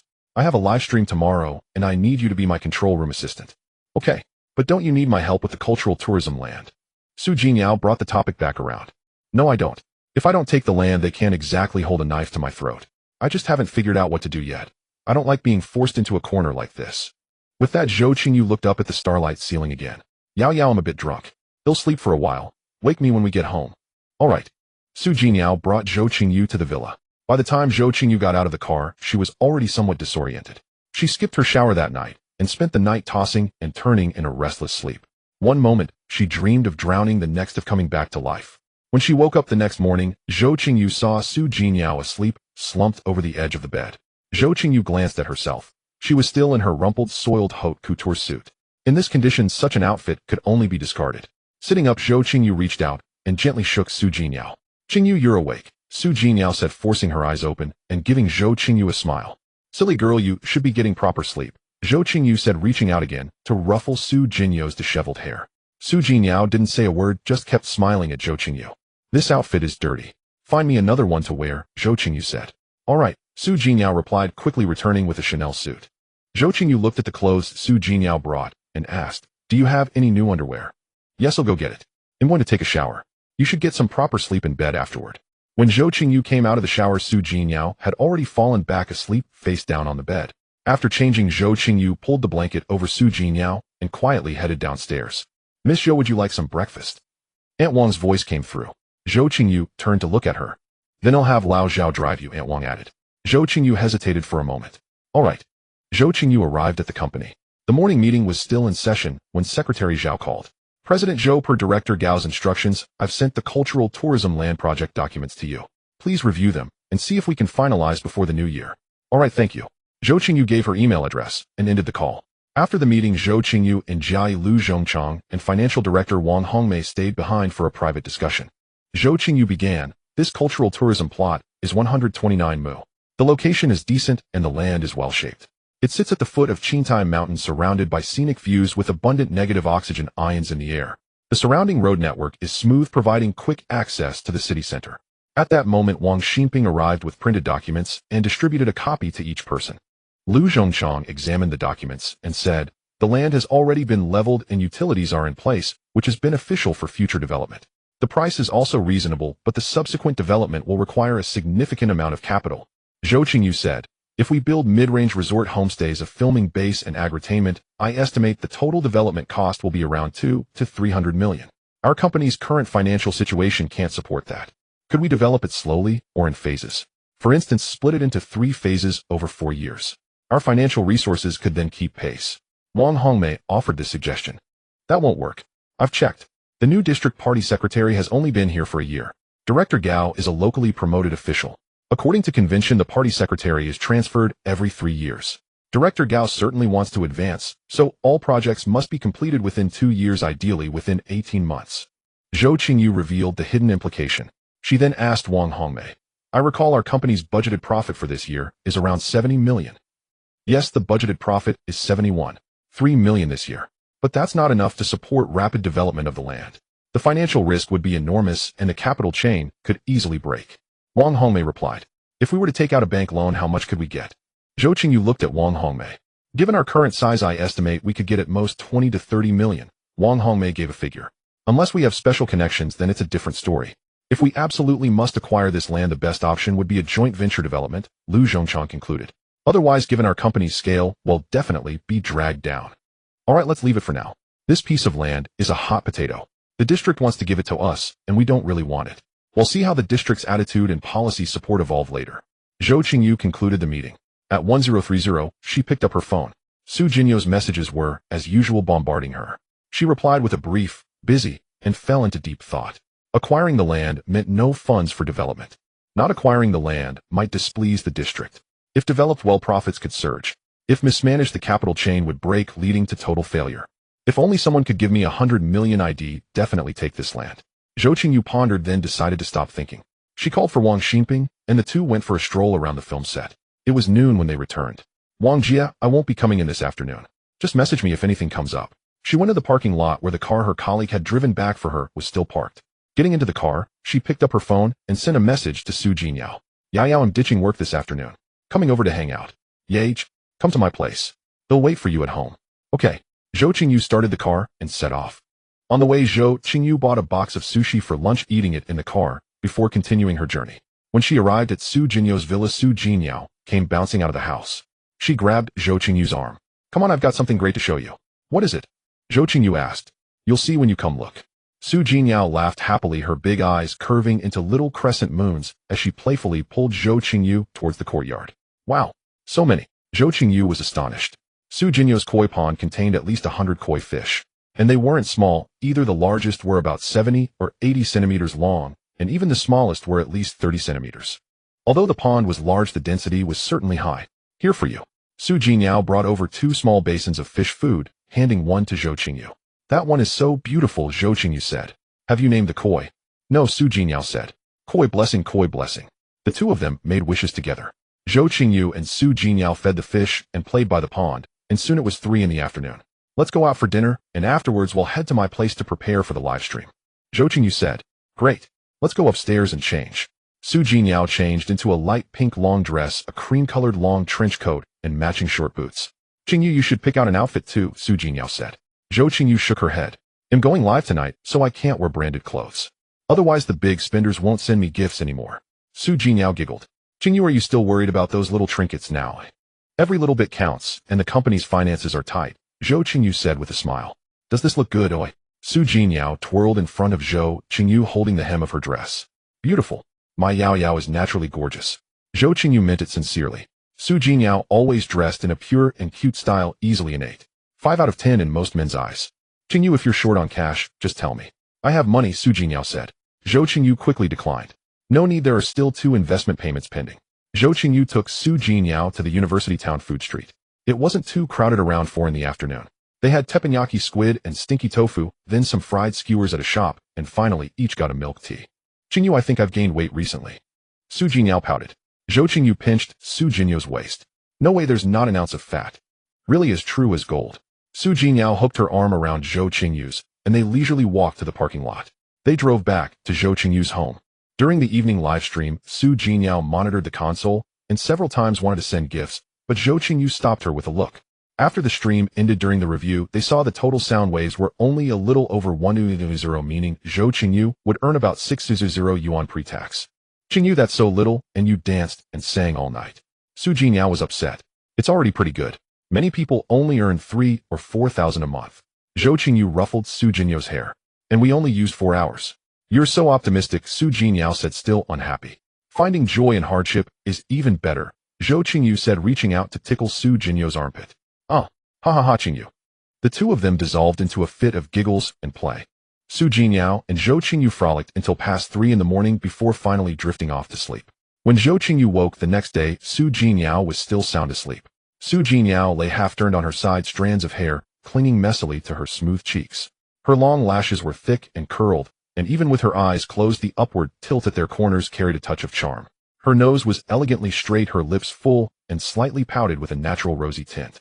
Her neck was slender, and the shoulder peeking out from under the blanket revealed porcelain white skin. Beneath her sleepwear, her soft curves rose and fell gently with each breath. Her sleeping face, stripped of its usual dazzling brilliance, exuded a lazy, endearing innocence. For a fleeting moment, Zhou Qingyu felt her heart skip a beat. Qingyu, Zhou Jinyo stirred awake and called out in a sweet, syrupy voice. You're drooling. Zhou Qingyu smirked and teased. Zhou Jinyo quickly wiped at her plump, rosy lips. No way, Qingyu, you're tricking me. She dragged out her words, reaching out to grab Zhou Qingyu. Caught off guard, Zhou Qingyu was seized by Zhou Jinyo. Still in bed, the two tumbled into another playful scuffle. What do you want for lunch? Zhou Qingyu asked Zhou Jinyo. Anything's fine. Zhou Jinyo, tired from the horseplay, lay flat on the bed and said, How about coconut chicken hot pot? Zhou Qingyu suggested. I saw a highly rated place online yesterday. Sure. Zhou Jinyo agreed readily. After we eat, let's go check out Qingtai Mountain, Zhou Qingyu said. I still want to see what that piece of land is like in person. Okay, perfect for a hike, and the sun is so nice today. Su Jingyao agreed again. They got up, washed up, and got. Su Jingyao changed into a pair of Zhou Qingyu's white wide-leg pants, chunky sneakers and knit top, and a brown mid-length wool coat. Qingyu, you have so few light-colored clothes, but quite a lot of black, gray, and brown ones, Su Jingyao remarked as she dressed. Yeah, I've been working all the time lately, and slowly I've gravitated towards black and gray. It's become more neutral. I'm not even sure if I genuinely like dark colors anymore. Zhou Qingyu replied, while rummaging through her wardrobe for an outfit. She chose dark skinny jeans, combat boots, a black turtleneck, and a short navy blue trench coat, which complemented her neat short hair. Radiant and dashing, exuding an air of heroism. Zhou Qingyu declared, admiring her reflection in the mirror. Su Jingyao looked at her and playfully shook a little fist. Right, a woman of valor who outshines any man. Let's go, time to march. Zhou Qingyu raised an arm in a charging signal and headed for the door. Su Jingyao giggled, chased after her, grabbed her arm, and together they went out and downstairs. Hello, here is your wonchang chicken, the waitress said, placing a large platter of chopped chicken on the table and bringing over 2 already opened coconuts. Cover and cook for 6 minutes before eating. For coconut chicken, it's recommended to drink the soup first, then eat the chicken, and finally cook the vegetables. This is the dipping sauce with sand ginger and lime juice. The coconut chicken was delicious. The broth was refreshingly sweet, the chicken was tender, and paired with the sand ginger dipping sauce, the flavors of sweet and spicy intertwined in a rich layered taste. Zhou Qingyu ate her fill, and so did Su Jingyao. It seemed that skipping breakfast meant making up for it at lunch. Off to Qingtai Mountain. Su Jingyao was bubbling with excitement in the passenger seat. Qingtai Mountain was located northwest of the city, a 40-minute drive away. The area belonged to the high-tech zone, not far from Zhou Qingyu's company. After parking at the foot of the mountain, Su Jingyao bounced along like a bird just freed from its cage, racing towards the upward path. Qingtai Mountain, here we come. Zhou Qingyu glanced around. There were few people here, even on the weekend, probably because of the cold weather. Yeah, wait for me. Zhou Qingyu quickly caught up. They hadn't walked even 100 meters when they came upon the mountain's stone monument. Su Jingyao stood before it and began reading aloud. Qingtai Mountain is named after Shishir, the legendary beauty who once played the zither here. At the summit lies a stone terrace, its bluestone surface mottled with age, seemingly still bearing the imprints of the bowtie's fingers on the strings. In ancient times, after the fall of the Wu Kingdom, Shishir sailed the 5 lakes with Fan Li. Passing by this mountain, she was captivated by its layered peaks and babbling streams, so she built a terrace at the summit to play her zither. The music was so pure and clear that mountain birds sang in harmony, woodcutters paused their axes, and fishing boats drifted to shore. To honor her memory, later generations named the mountain Qingtai. Bamboo grows beside the terrace, and when the wind rustles the leaves, it sounds like the lingering echoes of that ancient melody. Qingyu, let's hurry up and see the beauty Shishir's zither terrace. All right, but don't complain if you can't make it up there. Zhou Qingyu had checked beforehand. Qingtai Mountain stood at 375 meters above sea level. Since it wasn't a popular tourist spot, the paths were not well maintained. The mountain was known for its granite landscape with jagged, strange rocks and some rather steep sections. However, Zhou Qingyu didn't want to dampen Su Jinyao's spirits, so she climbed the winding path alongside her. Before long, Su Jingyao was panting heavily. Qingyu, I'm a bit tired. Zhou Qingyu smiled and extended her hand. Come on, I'll pull you up.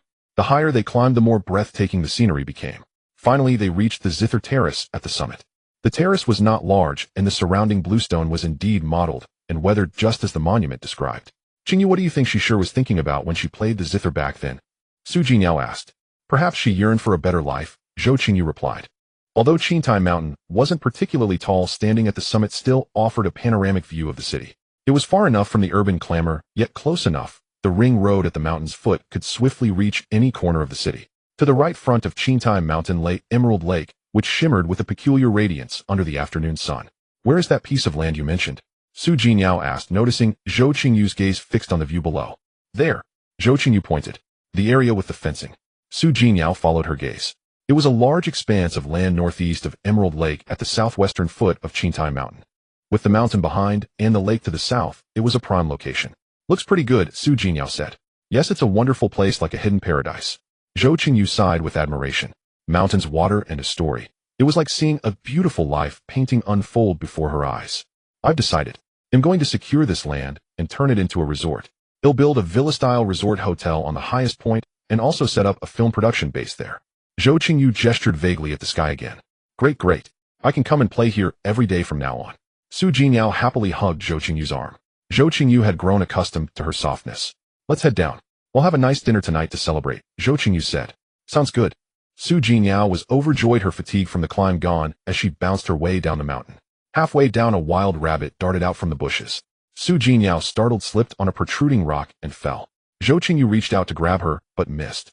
Su Jinyao tumbled and rolled a few times down the slope. Zhou Qingyu hurried down carefully to her side. Are you okay? Yao Yao. Wah. My butt hurts, Su Jinyao sobbed. Let me see. Zhou Qingyu quickly checked her over, finding no external injuries. Thank goodness. Can you stand up? Oh. Su Jinyao tried to stand but winced and sat back down. My right foot hurts. Zhou Qingyu crouched down and examined it closely. Your right ankle is sprained. They'll carry you on my back. No, just help me walk, Su Jinyao refused. Alright, let's take it slow going down. Zhou Qingyu felt a pang of guilt. The young lattice ankle was sprained, and this was no small matter. Especially since her parents and grandparents were not to be trifled with. By the time Zhou Qingyu had helped Su Jinyao down to the foot of the mountain, the sun had already set. How beautiful, Su Jinyao remarked, gazing at the sunset glow on the horizon. The setting sun is as red as blood, Zhou Qingyu said silently to herself. Zhou Qingyu helped Su Jinyao into the passenger seat, then walked around the front of the car and settled into the driver's seat. Yao Yao, give Aunt Wang a call and let her know you've twisted your ankle. We won't be back for dinner tonight. We're heading to the hospital to get it checked out. Okay, Su Jinyao said, picking up her phone to call Aunt Wang. After a brief moment, she added, Aunt Wang wants to speak with you, and switched the call to speakerphone. Aunt Wang, Zhou Qingyu greeted. Qingyu, is the young lattice ankle sprain serious? Aunt Wang asked, and it's not too bad, just a bit of swelling around the ankle, Zhou Qingyu said, leaning closer to the phone and speaking a little louder. After hearing this, Aunt Wang replied, that's good to hear. Take the young lady to Huamei Hospital. The mistress has a stake in that hospital, so it will be more convenient.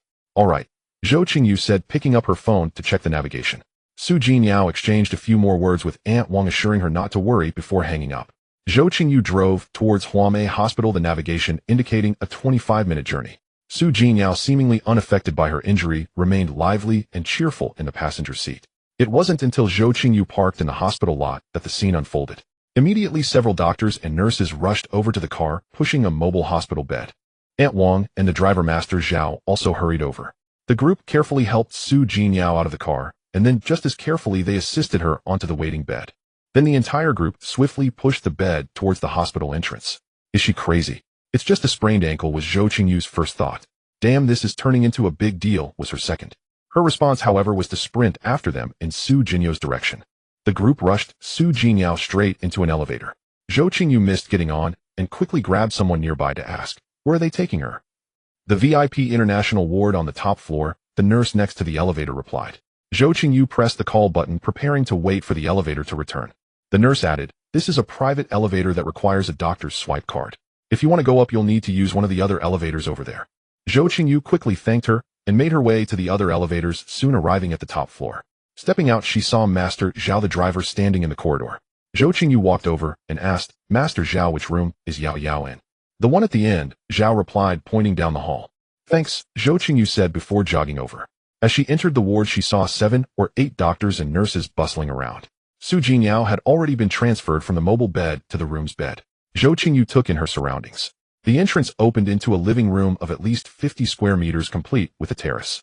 To the left was the actual patient room, which boasted enormous floor-to-ceiling windows. Stepping into the patient room, she saw several nurses attending to Su Jinyao. The room itself was over 150 square meters and lavishly decorated. Beside the bed were a bedside ultrasound machine, a bedside CT scanner, a cardiac monitor, a whole array of equipment. On the opposite side of the bed, there was a bathroom. Zhou Qingyu glanced in and saw a massive bathtub and a massage. Zhou Qingyu stood by for over half an hour watching as the nurses and doctors performed a full body examination on Su Jinyao. The patient has no major issues. There's a soft tissue contusion in the ankle, a ligament sprain, and a bit of fluid buildup. Surgery isn't required. Treatment will be conservative, focusing on rest. We'll need to immobilize the ankle with a brace, keep weight off the limb, and restrict standing, walking, and ankle flexion to prevent further ligament damage and promote fluid absorption. Additionally, we'll administer medication to reduce swelling and pain.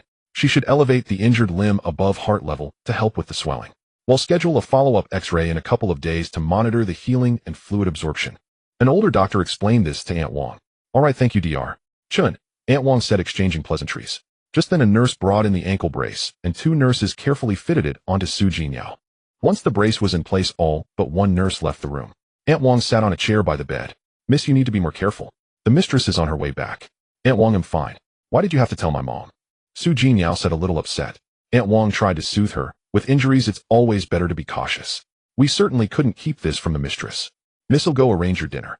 Aunt Wang then turned to Zhou Qingyu. Qingyu, have a seat. They'll go get dinner sorted out. After Aunt Wang left, Zhou Qingyu smiled at Su Jinyao and said, "Quite the production. You scared me half to death." "Oh, Qingyu, stop making fun of me." Su Jinyao made a funny face, scrunching up her features. They hadn't chatted for long before more people entered the ward. Su Jinyo's smile vanished as she said, "Dad." Zhou Qingyu quickly stood up and turned to look. It was a face she had only ever seen on the news. "How could you be so careless?" Su Jinyo's father said. "Looks like you'll be staying here for a few days." "It's nothing, just a twisted ankle," Su Jinyao mumbled, clearly a little afraid of her father. Su Jinyo's father walked to the bedside, examining her braced foot. "Doesn't look serious. Just rest for a..." He then turned his gaze to Zhou Qingyu and asked, "You're Zhou Qingyu?" "Yes, I am," she replied naturally. He gave off an aura that was both approachable and distant, the kind of composed demeanor that seemed to come with high status. This must be what they call cultivating one's chi among those in power. "I heard you secured funding for your company before you even graduated. Very impressive." "Not at all, just luck," Zhou Qingyu quickly demurred. "With the tough job market for new graduates, you're setting a fine example for student entrepreneurship," Su Jinyo's father said, the official platitudes coming easily. Su Jinyao chimed in, coming to Zhou Qingyu's rescue. "That's right, Qingyu is amazing." Su Jinyo's father took a step closer to the bed, affectionately patting his daughter's head. "You should learn from her instead of just staying cooped up at home all day." "I'm pretty amazing too, you know," Su Jinyao retorted. Of course, my Yao Yao is the most amazing," her father said with a soft chuckle. "That's right," Su Jinyao said, puffing out her chest and holding her head high, looking every bit like a proud look. Aunt Wang returned, bringing Su Jinyo's nutritious meal and a large number of luxurious boxed dinners. Zhou Qingyu didn't count them, but there were enough for everyone. The nurses, the secretary, Master Zhao herself, Aunt Wang, with plenty to spare. Su Jinyo's father stayed sitting by the bed to have dinner with his daughter. That evening, a steady stream of flower bouquets and fruit baskets arrived at the ward. It seemed many people had caught wind of the news. That night, at Su Jinyo's insistence, Aunt Wang returned to the villa, and her father also left. Only Zhou Qingyu stayed behind to keep her company. Around 4 in the morning, Su Jinyo's mother arrived. By early the next morning, the flower baskets in the hospital room had exceeded 30, forcing Aunt Wang to have Master Zhao discard some of them. Soon Su Jinyo's grandparents arrived as well. Her maternal grandfather did not come, but her maternal grandmother did. For the first time, Zhou Qingyu witnessed what it meant to be the family's darling. Zhou Qingyu expected someone might be displeased, but no one was. Everyone was extremely courteous and friendly towards her without a hint of reproach. It seemed that in their eyes, Zhou Qingyu was just as important as Su Jinyao. Near noon, a familiar face entered the ward. "President Zhou, hello." It was District Chief Gao. "District Chief Gao, hello, hello." Zhou Qingyu knew she had inadvertently borrowed some authority. "You two know each other?" Su Jinyo's father asked, noticing District Chief Gao greeting Zhou Qingyu. "President Zhou is a star entrepreneur in our district and a model of innovation," District Chief Gao said with a hint of ingratiation. "Qingyu is indeed capable. I hadn't noticed her company had settled in the high-tech zone," Su Jinyo's father remarked. District Chief Gao quickly added, "President Zhou's company not only increases tax revenue for the district, but also drives significant employment and promotes the development of regional industries. They are one of the key enterprises the district will support next year." Su Jinyo's father turned to Zhou Qingyu and said, "Well done, Qingyu. Keep up the good work." Zhou Qingyu could only reply, "We will continue to strive and solidify our work." After chatting with Su Jinyo's father for a few more moments, District Chief Gao took his leave. Zhou Qingyu knew that with those 2 sentences from Su Jinyo's father, her company's future in the high-tech zone was assured with smooth sailing and a green light all the way. In the afternoon, Su Jinyao was discharged from the hospital. Her ankle had stopped swelling, leaving only a bruise, but the fixation brace could not yet be removed. Zhou Qingyu did not stay at Su Jinyo's villa, declining her repeated invitations. Su Jinyo's grandmother, maternal grandmother, father, and mother all went back with her. Zhou Qingyu did not want to be involved in such a large family gathering. She went home. It was 4 in the afternoon. Zhou Qingyu had been highly anxious at the hospital, worrying that Su Jinyo's family would blame her, even though it was indeed she who had invited Su Jinyao hiking. Not only were they not blaming her, but Su Jinyo's father had almost openly endorsed her. Zhou Qingyu found it strange. Since Su Jinyao was the family's darling, theoretically they shouldn't have treated her so well. She stopped overthinking. Kicking off her shoes, shedding her clothes, she walked barefoot into the bathroom. After coming out, Zhou Qingyu threw herself naked onto the bed and fell into a deep sleep. She slept until after 10 that night. Waking up to the pitch-black room, she fumbled for her phone. "Qingyu, Grandma insisted I drink bone broth. Grandma has Aunt Wang watching me. I'm not allowed out this week. They've all gone home. Mom leaves tomorrow morning. Yao Yao is at home recovering. Tell me what you want to eat, and he'll bring it to you after work tomorrow," Zhou Qingyu replied. Su Jinyao replied instantly.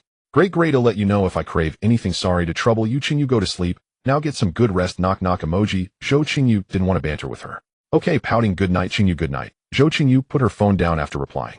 The room lost its faint glow and was plunged back into darkness. She couldn't fall back asleep. Getting up, she turned on the light, opened the wardrobe, and after deliberating slipped into an off-white deep-neck undershirt and slim-fit straight-leg jeans, then picked out a long wool coat. Checking the mirror, the deep neck revealed almost half of her snowy peaks, the deep ravine glowing white. She hailed a cab straight to the bar. A Bloody Mary. Zhou Qingyu approached the bar. The bartender greeted her with a smile. "Hey beautiful, long time no see." Zhou Qingyu smiled, took the glass, and downed half of it in one gulp. The thick Bloody Mary flooded her mouth, a blend of sweet and salty intertwined with spice and a hint of bitterness. The intense flavor was a great satisfaction to her taste buds. Zhou Qingyu didn't sit on the bar stool. Instead, she stood in front of the bar, gently swaying her body to the DJ's beat. After a while, a man in his 20s approached her. "Drink." He raised his glass. Zhou Qingyu turned to look and remembered him. He was Brother Yong's youngest son and also the owner of this place. Without a word, Zhou Qingyu picked up her half-finished Bloody Mary, clinked his glass, and downed the rest. "Broken heart. Drinking so hard." "Li Hao," the man said naturally, taking the bar stool next to her. "Another one," Zhou Qingyu called out to the bartender. She turned to look at Li Hao, a slight smile playing on her lips. "Do I have to have a broken heart to come and drink at your place?" Li Hao seemed intrigued. "You know me. How could I not have heard of the boss reputation with all the times I've been here?" Zhou Qingyu kept swaying as she spoke. "It's an honor to be known by a beautiful woman. What's your name?" Li Hao raised his glass again. "Zhou Qingyu," she said, picking up her glass and taking a casual sip. "Want to hang out in the booth over there?" Li Hao gestured. "No, I just want to drink." Zhou Qingyu shook her head. Li Hao chuckled. "Planning to get drunk tonight, huh?" "You guess," Zhou Qingyu said, turning her gaze away from him to watch the stage continuing to move with the DJ's rhythm. Zhou Qingyu had 3 Bloody Marys that night. When she stepped out of the bar, the wind hit her, making her head spin slightly. She didn't want a story, only a drink. The next day, before Zhou Qingyu's morning meeting had even finished, Secretary Zhao called. "President Zhou, District Chief Gao is visiting companies this afternoon. Your company is the last stop. He should arrive around 3 p.m. Please prepare." "Okay, thank you for the heads up, Secretary Zhao," Zhou Qingyu said into the phone. After the meeting, she had Wang Xinping inform the staff and proactively contacted Secretary Zhao to inquire about the dinner arrangements. Zhou Qingyu knew that District Chief Gao's visit was a show of support. Just before 3 p.m., Zhou Qingyu leading and Jiai Lu Zhongchang Wang, Hongmei Wang Xinping, and business manager Chen Haoyu, and having HR select a few suitable receptionists, stood at the entrance waiting for District Chief Gao and his party. At 3:15 p.m., the cars carrying District Chief Gao's delegation slowly pulled up to the company entrance. Zhou Qingyu stepped forward quickly, and once the car stopped, opened the door for District Chief Gao. Zhou Qingyu knew that in others' eyes this was blatant flattery, but she had no choice. If she didn't do it, someone else. District Chief Gao got out of the car. "We're just here for a casual visit and research." There was no need for such a grand welcome, President Zhou. Zhou Qingyu smiled and gestured for him to lead the way, her tone humble and appropriate. "Your guidance is an honor for our company, District Chief. No amount of preparation is too much." She motioned to the employees lined up at the door. "They were all eager to see you and are looking forward to your advice." District Chief Gao waved his hand, his gaze sweeping across the company gate, and nodded. "President Zhou, you are young and promising. You've set a great example for other businesses in the district." "You flatter me, District Chief Gao," Zhou Qingyu replied with a smile. District Chief Gao looked around at the employees again. "The company is developing well, and the employees have high morale. That's very good. Let's not waste time and head inside to have a look." "As you wish," Zhou Qingyu said, walking briskly beside him and using gestures to guide his party. Then Zhou Qingyu walked and introduced to District Chief Gao. "Our main focus here is on short drama production with some advertising and promotional services. We currently have our own screenwriting team capable of producing hit scripts and materials. The artists we collaborate with are mostly new generation talents who cater to popular tastes. The click-through rates and completion rates of our online short dramas consistently rank among the top in the industry." District Chief Gao nodded, his tone carrying concern. "Short dramas now have a wide audience and spread quickly. It's a good track, but we must also hold the line. Content compliance and positive values are fundamental. How are you managing in this regard?" "Rest assured, District Chief Gao. We have established a dedicated content review department. Scripts are reviewed before project approval, and the final products are reviewed again before going online. A double check. We firmly stay away from vulgar or borderline content. We have been incubating positive energy short drama IPs, and the feedback has been good." Zhou Qingyu's reply was flawless. As they spoke, they arrived at the film set area where several crews were setting up and shooting. Zhou Qingyu gestured and said softly, "This is the live-action filming area. Ahead there is also a virtual studio that can accommodate different genre needs. Please come in." District Chief Gao and his entourage toured the area and then entered the conference room. District Chief Gao sat at the head with the others seated on both sides. He looked at Zhou Qingyu and said, "President Zhou, the company is developing well. What are your plans for the next step?" Zhou Qingyu shifted slightly. District Chief Gao, although our company is newly established, it has grown rapidly. Our core team consists of elites who have been deeply involved in their fields for years. Next, first we will focus on team cohesion and adopt flat management. Second, we will strengthen social responsibility by enhancing school enterprise cooperation and implementing a talent cultivation plan for fresh graduates. Third, the company also plans to participate more in local public welfare activities in the new year, fulfilling our corporate responsibility. District Chief Gao nodded. Good. Although it is a newly established enterprise, it should also have a sense of responsibility and give back to society. Next, the accompanying director of the Development and Reform Commission and Director Wang, who was in charge of the business environment, also raised some questions. Zhou Qingyu answered them one by one. After listening, District Chief Gao said, "These are all very practical and align with the district's development direction. However, an enterprise should not only grow upward and forward, it must also pay attention to fitting in with the local area, taking root locally, and serving the local community." Zhou Qingyu understood the implication of these words, but since Su Jinyo's father had already shown his support, he said, "The company also wants to diversify. Currently, we are considering funding issues and aligning with the district's policies." District Chief Gao made his stance clear.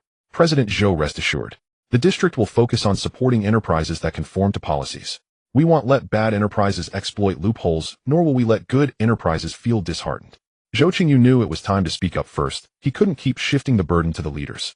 Recently, our company has been considering developing a tourism resort. We have surveyed several plots and now have some ideas about the cultural tourism land below Qingtai Mountain. We hope the leaders can offer their support. District Chief Gao nodded. Having ideas is good.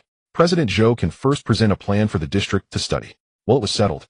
Zhou Qingyu understood that study essentially meant the green light all the way.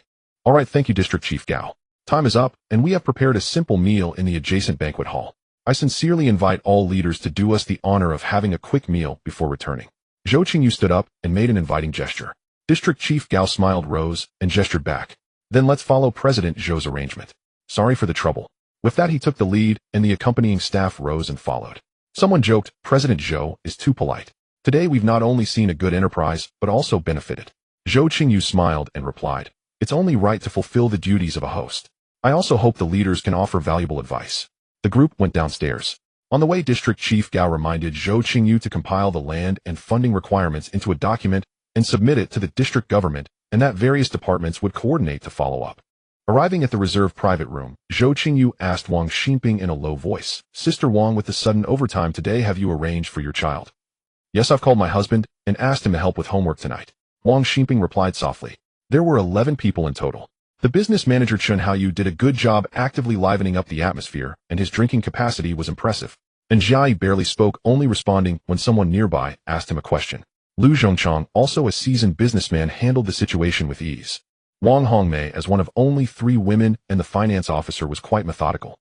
Wang Xinping bustled about, proving herself very competent. It seemed she had participated in many business receptions before. After a few rounds of drinks, District Chief Gao said to Zhou Qingyu beside him, "Once you secure this project, how long will construction take?" Zhou Qingyu paused for a moment and replied, "If funding is in place, 12 to 18 months would suffice." District Chief Gao gave Zhou Qingyu a fairly clear promise. "How large is the funding gap?" "The district government can help you communicate with the bank. We want to turn it into a high-end tourist resort villa complete with a horse ranch, tennis courts, etc. Oh, and also some film and television production bases. The estimated investment is 300 to 500 million with a funding gap of about 200 million. Zhou Qingyu said it without hesitation. "All right, once you bring the planning document, the district government will communicate." District Chief Gao looked at Zhou Qingyu. "Interest-free loans are currently difficult, but low-interest loans are no problem. Thank you for your guidance, District Chief Gao." This time Zhou Qingyu raised his glass sincerely. The banquet lasted over 2 hours before ending. The leaders did not go to the after-party, so none was arranged. However, each inspecting leader received a gift, and they left satisfied, having eaten and drunk their fill.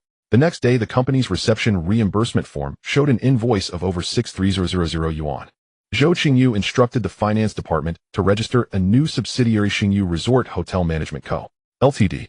He contacted a consulting company to produce preliminary planning documents for the Qingtai Mountain plot, including a high-end resort villa, sports fields, and photography venues with expedited processing and renderings. After work in the afternoon, Zhou Qingyu went directly to Su Jinyo's villa because Su Jinyao said she wanted to eat coconut chicken. On Wednesday, Zhou Qingyu contacted Secretary Zhao, delivered the planning materials, and connected with the district branch manager of the bank. He began preparing the loan documents according to the corresponding requirements. On Thursday, the land transfer contract was officially signed. At 129 mu approx. 21. 5 acres at 86,500 yuan per mu. The plot was secured for only 111,58500 yuan. On Friday, the bank notified that the pre-approved loan amount for Qingyu Resort Hotel Management Co., Ltd., was 100 million yuan with Sinew Media as the joint guarantor. The funds were pre-approved for specific use available for withdrawal at any time. President Zhou's influence is greater than I imagined, Lu Zhongchang said upon arriving at Zhou Qingyu's office. Have you contacted the development unit?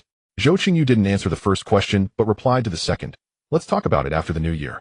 There are only a few days left before the holiday. That's true.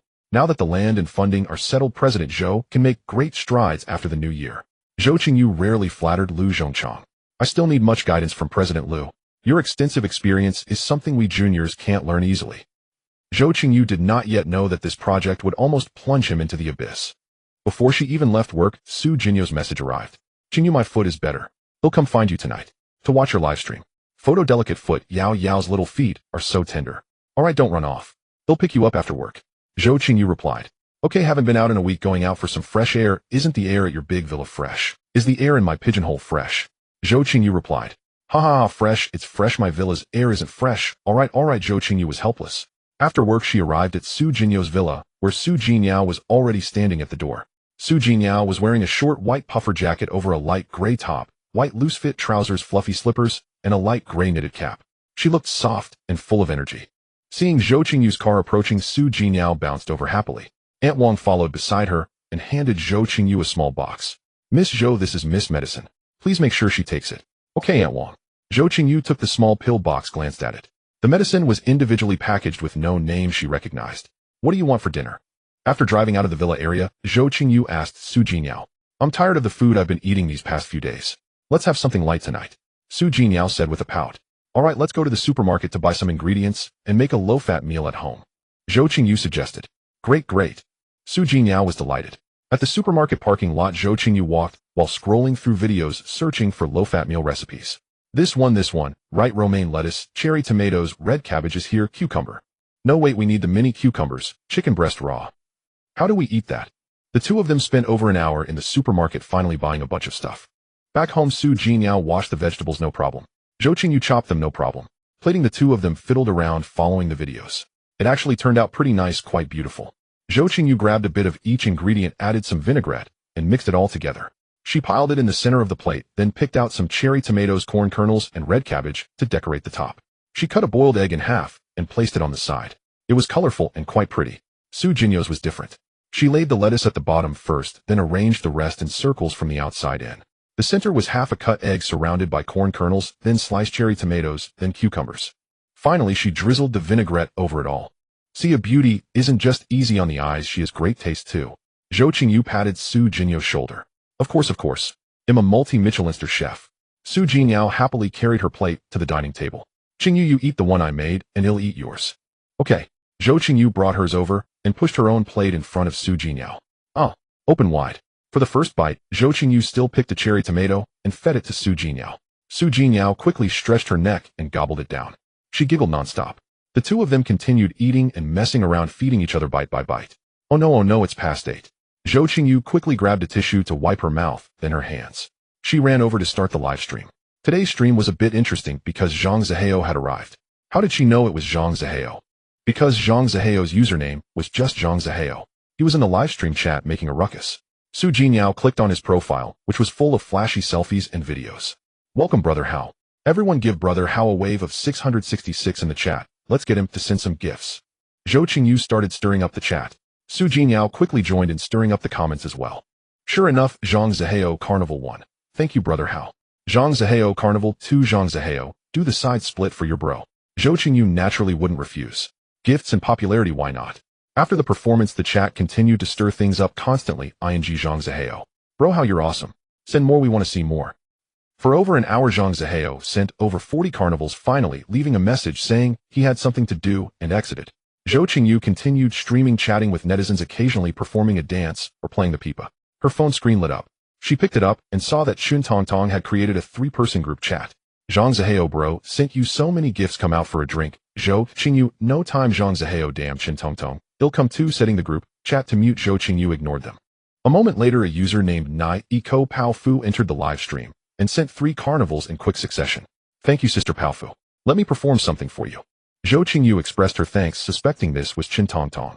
Without a word, she thought, let me play the pipa then. A pipa song for my sister Pao Fu. Zhou Qingyu tested the strings and began to play. Nai Iko Pao Fu didn't say anything, watched for a while, and then left. Finally, she ended the stream at midnight. Zhou Qingyu and Su Jinyao reviewed the stream. They had earned less than 2 million yinlong, mostly from Zhang Zihao and Chin Tong Tong. Live stream income was getting lower and lower. Come on, let's finish the low-fat meal. Zhou Qingyu pulled Su Jinyao back to the dining table. Of course, the first bite was fed to Su Jinyao. After a cheerful meal, they tidied up the streaming area. Zhou Qingyu asked Su Jinyao, you're not going back, right? No, I already told Aunt Wang. Su Jinyao said, time for your medicine. Zhou Qingyu turned around, found the pill box, and poured a glass of warm water, handing both to Su Jinyao. Su Jinyao put the pill in her mouth, took a sip of water, and swallowed. Only then did Zhou Qingyu look away, settling onto the sofa, and asked Su Jinyao, are you sleepy? No, I've slept enough these past few days. Su Jinyao said, Aunt Wang has been treating me like an invalid. Then let's cast a movie to watch, we can wash up after. Zhou Qingyu said, starting to browse through movie apps on her phone. Okay, Qingyu, what kind do you like? Su Jinyao also curled up on the sofa and asked. Comedy. Life is already so bitter, oh, when watching a movie I want to laugh. Zhou Qingyu handed her phone to Su Jinyao as she spoke. Let's watch this one, it's new with a rating of 9.2. Okay. Su Jinyao scooted closer to Zhou Qingyu, looking at the phone. They cast the movie, turned off the lights, and watched. The movie was hilarious. Before they were even halfway through, Zhou Qingyu had already propped her legs up on the sofa armrest, slouching deep into the couch, unable to sit still. Su Jinyao was fine, curled up next to Zhou Qingyu, hugging a sofa cushion. How about we go to sleep? Zhou Qingyu asked tentatively. Okay. Su Jinyao replied softly. Who showers first? Zhou Qingyu asked in a lazy, low voice. You go. Su Jinyao said. All right. Zhou Qingyu struggled to sit up. Su Jinyao stood up as well, and the two of them walked into the bedroom one after the other. Zhou Qingyu entered the bathroom, while Su Jinyao opened the wardrobe herself, found her pajamas, and changed. The next morning they woke to bright sunny weather. Su Jinyao woke up first. Seeing that Zhou Qingyu was also awake, she immediately came over and grabbed Zhou Qingyu's arm. Qingyu, let's go shopping. It's time to buy New Year clothes. Okay, let's go pick out our New Year battle gear. Zhou Qingyu and Su Jinyao drove to the Wanxiang Plaza. Perhaps because the new year was approaching, the plaza was bustling with people. Even luxury stores had queues forming outside. But Su Jinyao was not one to queue, never. She walked straight to the Chanel entrance, told the sales assistant her personal shopper's name, and was invited inside. Ushered into a private VIP room where fruits, drinks, and desserts were all laid out. After a brief inquiry about Su Jinyo's preferences, the latest women's collection was wheeled in. Yes, rows upon rows of clothes. Jackets, blouses, skirts, trousers, accessories. Everything was there. Zhou Qingyu glanced over them. They were mostly early spring new arrivals. Blazers, cardigans, long and short cashmere coats. Qingyu, does this look good on me? Su Jinyao had already started trying on clothes. She wore a sorbet-colored lace knit sweater, a cream cashmere base layer, matching high-waist straight-leg pants, and beige loafers. The sales assistant added a pearl choker necklace for her. Beautiful, exudes relaxed elegance, sweet and gentle. All you need is a bag, Zhou Qingyu commented. Buy it. Su Jinyao beamed with joy. Then Su Jinyao dragged Zhou Qingyu to try on many more outfits. The sales assistant came and went, pushing in racks of clothes time and again. The fitting session lasted over 2 hours. Admittedly, Chanel's designs were stunning. They never piled on luxury blindly, but used minimalist cuts to outline the most beautiful lines with classic elements that never go out of style. In the end, Su Jinyao bought a lot, while Zhou Qingyu only purchased 3 sets. Of course, they also bought a few sets of the necklace and earrings recommended by the sales assistant. Su Jinyao also handed Zhou Qingyu a classic CF bag, while she herself took a Kelly bag. Su Jinyao swiped her card for 737000. Then the same process repeated at Hermes Dior and Louis Vuitton. Zhou Qingyu ended up with 5 outfits, 5 pairs of shoes, 2 necklaces, and a pair of earrings. As for Su Jinyao, she bought over 20 sets of clothes and shoes, and more than 10 pieces of necklaces, earrings, and rings. The two didn't even have lunch. Su Jinyao was like a shopping perpetual motion machine, trying on clothes from morning till dusk. Finally, when they visited Bulgari, Su Jinyao set her eyes on a high-end jewelry set. Overjoyed, she decided to buy it as a New Year gift for her mother. Close the store. The sales assistant quickly closed the shop. The high jewelry set Su Jinyao liked had a necklace priced at 3.68 million and a pair of earrings at 95000. Su Jinyao tried it on, and it was absolutely stunning. The necklace was a short choker style, crafted in gold with a wraparound design that fitted the neckline perfectly and exuded layered elegance. At the center of the necklace was a square-cut Weiner gemstone, rich and vibrant in color. The chain was studded with fine white diamonds, translucent and refracting brilliant light. The earrings matched the same series and color. It was beautiful, but also exorbitantly expensive. "This is my first time buying a gift for my mother," Zhou Qingyu said, hugging Zhou Qingyu's arm. "Before this, the last time was a drawing I made in elementary school." Zhou Qingyu ruffled Zhou Qingyu's hair. "Then you have to buy her gifts every year from now on, make up for all the missed ones." Yes. Zhou Qingyu started again. And so the day of shopping finally came to an end. "Let's get something to eat." "I'm starving," Zhou Qingyu said. Yes. What do you want to eat?" Zhou Qingyu asked. "How about Korean barbecue?" Zhou Qingyu pointed to a billboard upstairs. "Sure." Zhou Qingyu hugged Zhou Qingyu's arm and headed for the elevator. At the barbecue restaurant, the aroma of grilled meat filled the air. They found a seat, ordered various meats and side dishes. Soon the food arrived. Zhou Qingyu skillfully picked up the tongs and started grilling. "Qingyu, try this. The beef is incredibly tender." Zhou Qingyu took a bite of the grilled beef and handed a piece to Zhou Qingyu. Zhou Qingyu took a bite. "Delicious." Zhou Qingyu's eyes crinkled into little crescent moons. She was thoroughly satisfied today. Zhou Qingyu drove Zhou Qingyu back to the villa and returned home by 9:30. Kicked off her shoes, stripped off her clothes. Walked barefoot into the bathroom. Came out, slipped into pajamas and sprawled into a starfish shape. Shopping was utterly exhausting. Zhou Qingyu fell asleep. The next morning the sun was shining again. She stretched in bed, but didn't get up, playing on her phone while chatting intermittently with Zhou Qingyu. Around noon, Chen Feiyuan actually sent a message. The guy had risen from the dead again. "New Year's gift. Hope you like it." Chen Feiyuan's message. "Big shot, what is it?" Zhou Qingyu hesitated, then decided to ask first. "Send me your address. You'll know when it arrives." Chen Feiyuan wouldn't say. Hope it's not another bracelet, Zhou Qingyu thought. 7 A Lakeside Elegance Residence. Zhou Qingyu gave the address, but omitted the room number. "Okay, wait for the call." Chen Feiyuan replied concisely. "When will it be delivered?" Zhou Qingyu asked again. "Today?" Even more concise. Zhou Qingyu simply stopped replying. In the afternoon she received a call and went downstairs to pick up the gift. It was a Bulgari Platinum Serpent 3-wrap full diamond bracelet. She didn't like it. She put it on her left wrist, took a photo, and sent it to Chen Feiyuan. "Photo. Thanks, brother Yuan." Chen Feiyuan, as usual, didn't reply. After thinking it over, Zhou Qingyu picked up her phone and messaged the second-hand luxury recycler from last time. Bulgari brand new, recycling price 420,000. Zhou Qingyu also found the Cartier bracelet box and took a photo of the Cartier diamond-studded bracelet for the recycler. Cartier recycling price offered 250,000. Forget it, sell them all. The second-hand dealer quickly came to pick them up. After the transaction, Zhou Qingyu's bank account balance stood at 1243665. She opened her securities account and saw a small gain, from a little over 2.53 million to over 2.67 million. She transferred another 1 million into the account. Her bank balance was now only 243,660, but the securities account balance had grown to a little over 3.67 million. She hadn't dared to make big moves during the pre-New Year period, so she hadn't earned much. Time to make a strong push after the New Year. Zhou Qingyu was mulling over the stock market after the holiday and how to handle the company's land development. Zhou Qingyu's message came in. "Qingyu, I'm so bored. Are you busy? Want to have dinner together tonight? What do you feel like eating?" Zhou Qingyu replied to Zhou Qingyu. "Don't know. Nothing in particular. Just want to eat out." "What do you want to eat, Qingyu?" "How about American-style barbecue?" Zhou Qingyu suggested after a moment. Yes. Let me search for a good place nearby. They'll pick you up and we'll go together." Zhou Qingyu replied and started browsing group buying apps, checking restaurant reviews. While scrolling through the deals, Zhou Qingyu suddenly paused. "I'm still not doing it right. I haven't leveraged my strengths.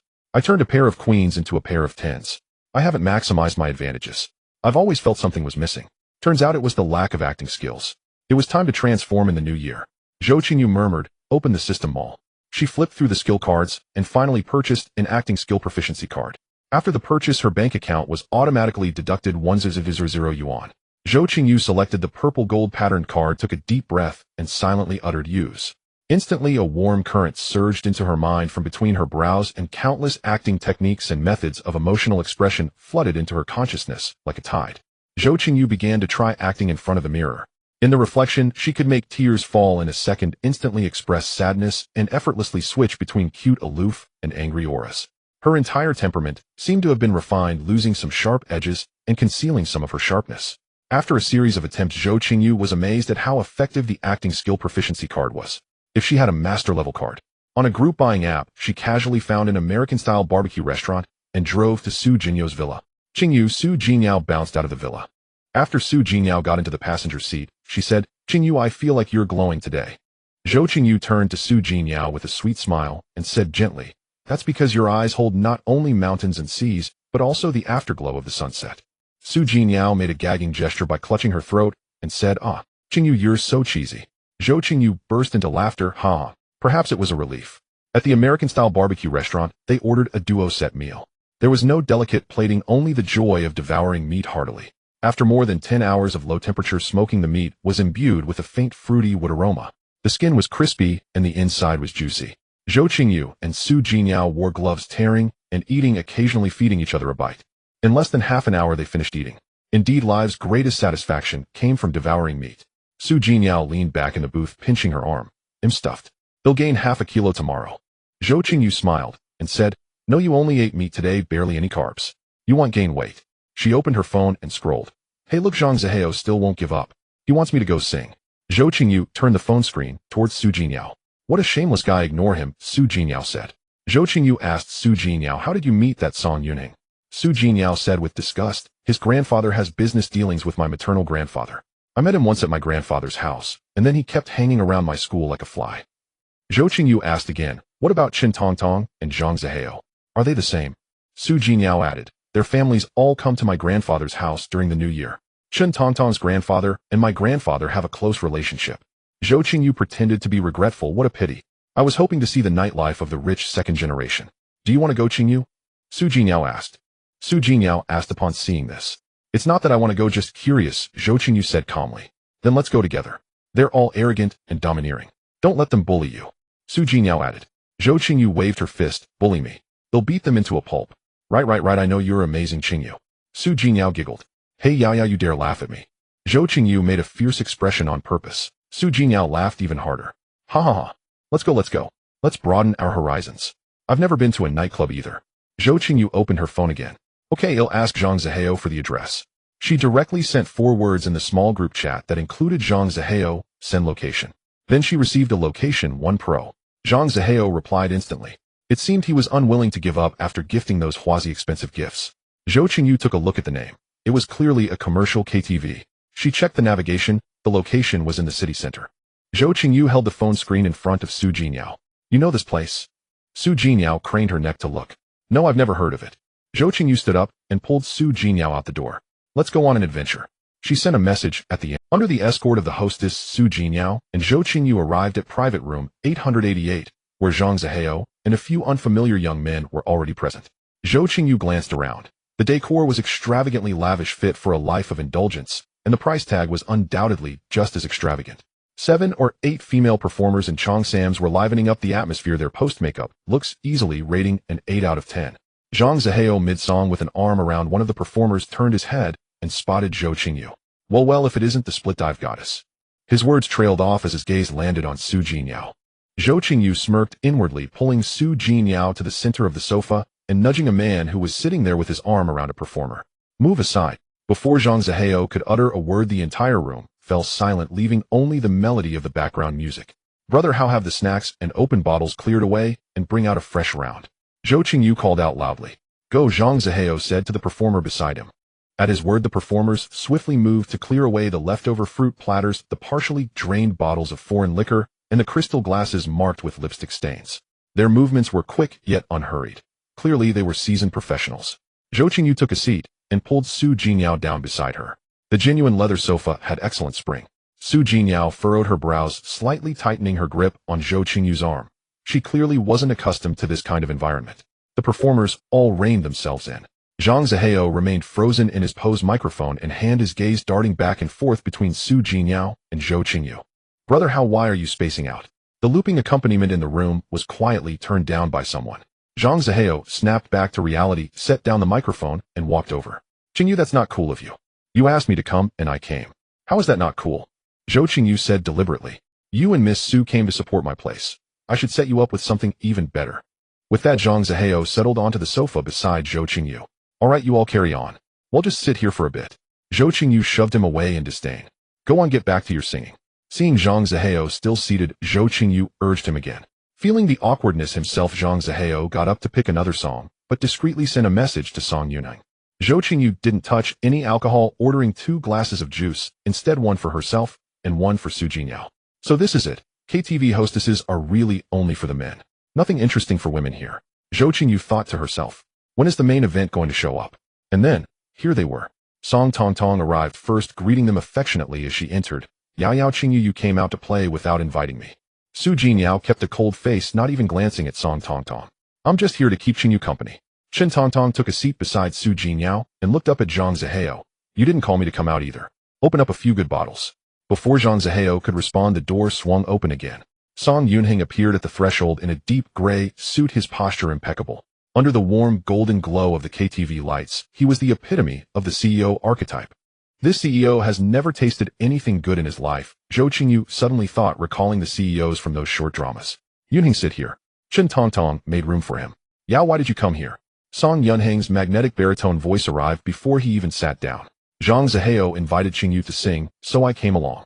Su Jinyao remained cold-faced. Song Yunheng glanced at Zhang Zihao, who shrugged in feigned ignorance. Zhou Qingyu felt it was time to leave. Continuing would only make everyone uncomfortable. Brother, how we find this environment unsettling, so we'll head back first. After saying this, Zhou Qingyu turned to Song Yunheng and added, Young Master Song Tong Tong, we'll be going now. Both Yao and I can't get used to this. Before she could finish, Su Jinyao had already pulled Zhou Qingyu to her feet. Leaving so soon? Chen Tong Tong asked. They'll escort you both. Song Yunheng offered. Zhang Zihao also hurried over. Qingyu, you're leaving already. Next time just tell me where you'd like to go and I'll cover it. All right, thank you in advance, Brother Hao. Zhou Qingyu gave a faint smile, then quickly lowered her head. While walking through the corridor, two drunk men stumbled about. Zhou Qingyu hurriedly pulled Su Jinyao aside, and Song Yunheng immediately stepped up as their protector. At the parking lot, Yao, let me give you a ride. Song Yunheng's Maybach happened to be parked right next to Zhou Qingyu's BMW Mini, whether by coincidence or design. Su Jinyao said coldly, no need. With that, she opened the car door and got into Zhou Qingyu's vehicle. Zhang Zihao showed no reaction, but Chen Tong Tong ran over to the window to say another goodbye. Zhou Qingyu thought to herself that Chen Tong Tong seemed like a natural-born social butterfly. While Zhou Qingyu drove Su Jinyao home, the KTV private room had already begun interrogating Zhang Zihao. I honestly had no idea. I just casually sent Zhou Qingyu a message to come hang out. Who knew Su Jinyao would tag along? Zhang Zihao spread his hands wide. The other people in the KTV room had already been shooed away, leaving only Song Yunheng, Zhang Zihao, and Chen Tong Tong. Yunheng hasn't been out with us once in years, and you managed to invite him out just like that to a KTV of all places, Chen Tong Tong protested. Zhang Zihao looked helpless. I can't figure it out either. Last time I threw some cash at that little influencer, I just wanted to tease her. Song Yunheng interjected, enough? I believe Zihao meant no harm. Let's think of another way to arrange a meeting. That little influencer by Yao's side is our breakthrough. Zihao, why don't you go after the influencer? If you're not willing, I will, Chen Tong Tong suggested. Just now when she left, it seemed like she had a certain something for you. Song Yunheng said in a deep voice. Chen Tong Tong continued, Zhou Qingyu is pretty, but she's just a small-time influencer. And you're a wealthy, handsome playboy. How could you fail to win her over? Besides, Su Jinyu's family has had a single heir for 3 generations, and Tong Tong. Song Yunheng cut her off, then turned to Zhang Zihao. We 3 grew up together. Zihao, why don't you give it a shot? All right, I'll try. For Brother Hong. Zhang Zihao seemed to brace himself for the mission. Back at home, Zhou Qingyu let out a long, deep breath. She kicked off her shoes, stripped off her clothes, walked barefoot into the bathroom, came out in her pajamas, and flopped onto the bed in a spread eagle pose. She rolled over, grabbed her phone, and replied to Su Jinyu's message. Not sleepy at all. Huh. A friend request. Zhang Zihao.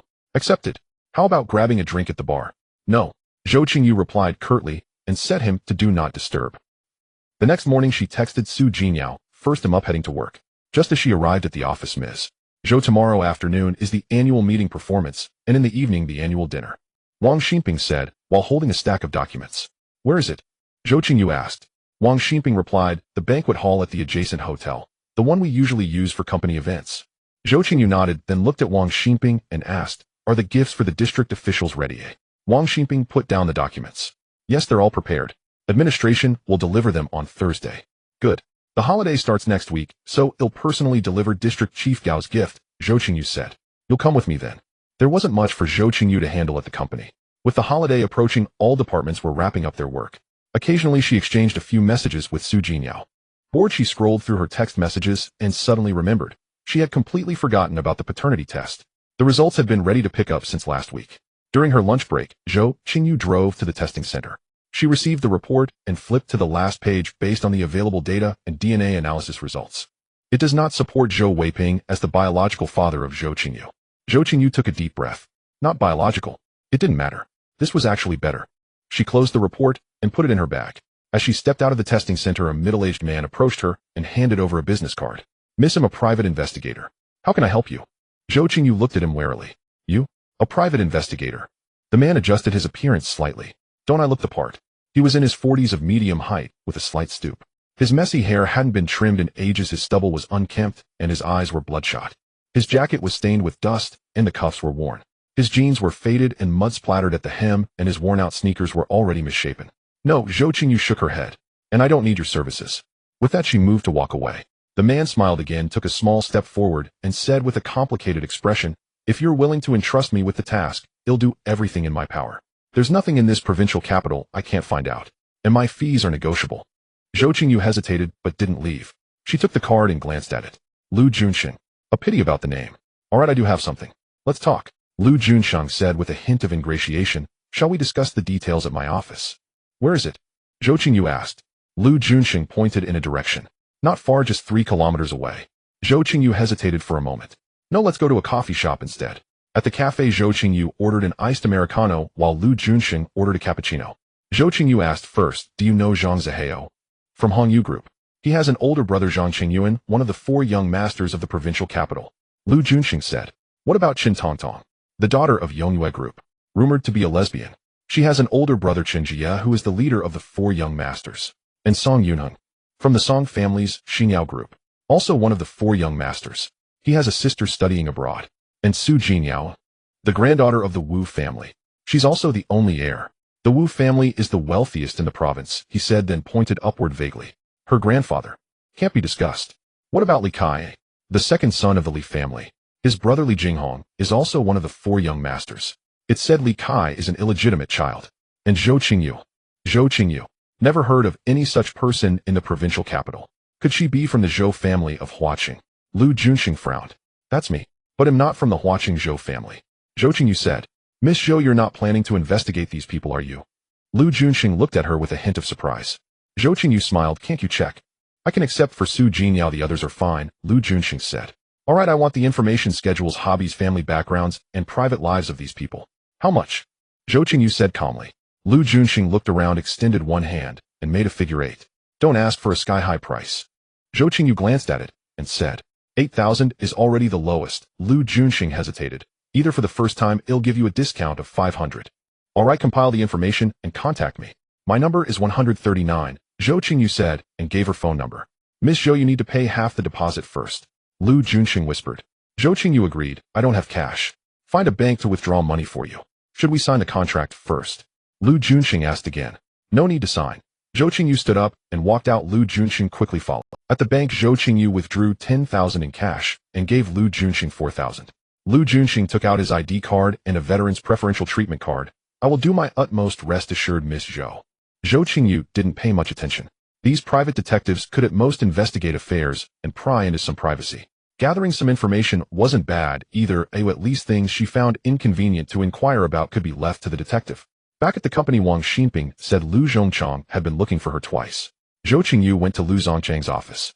"President Zhou, the head office has conducted an assessment report on the cultural tourism land project you're currently investing in, and they think the risk is relatively high.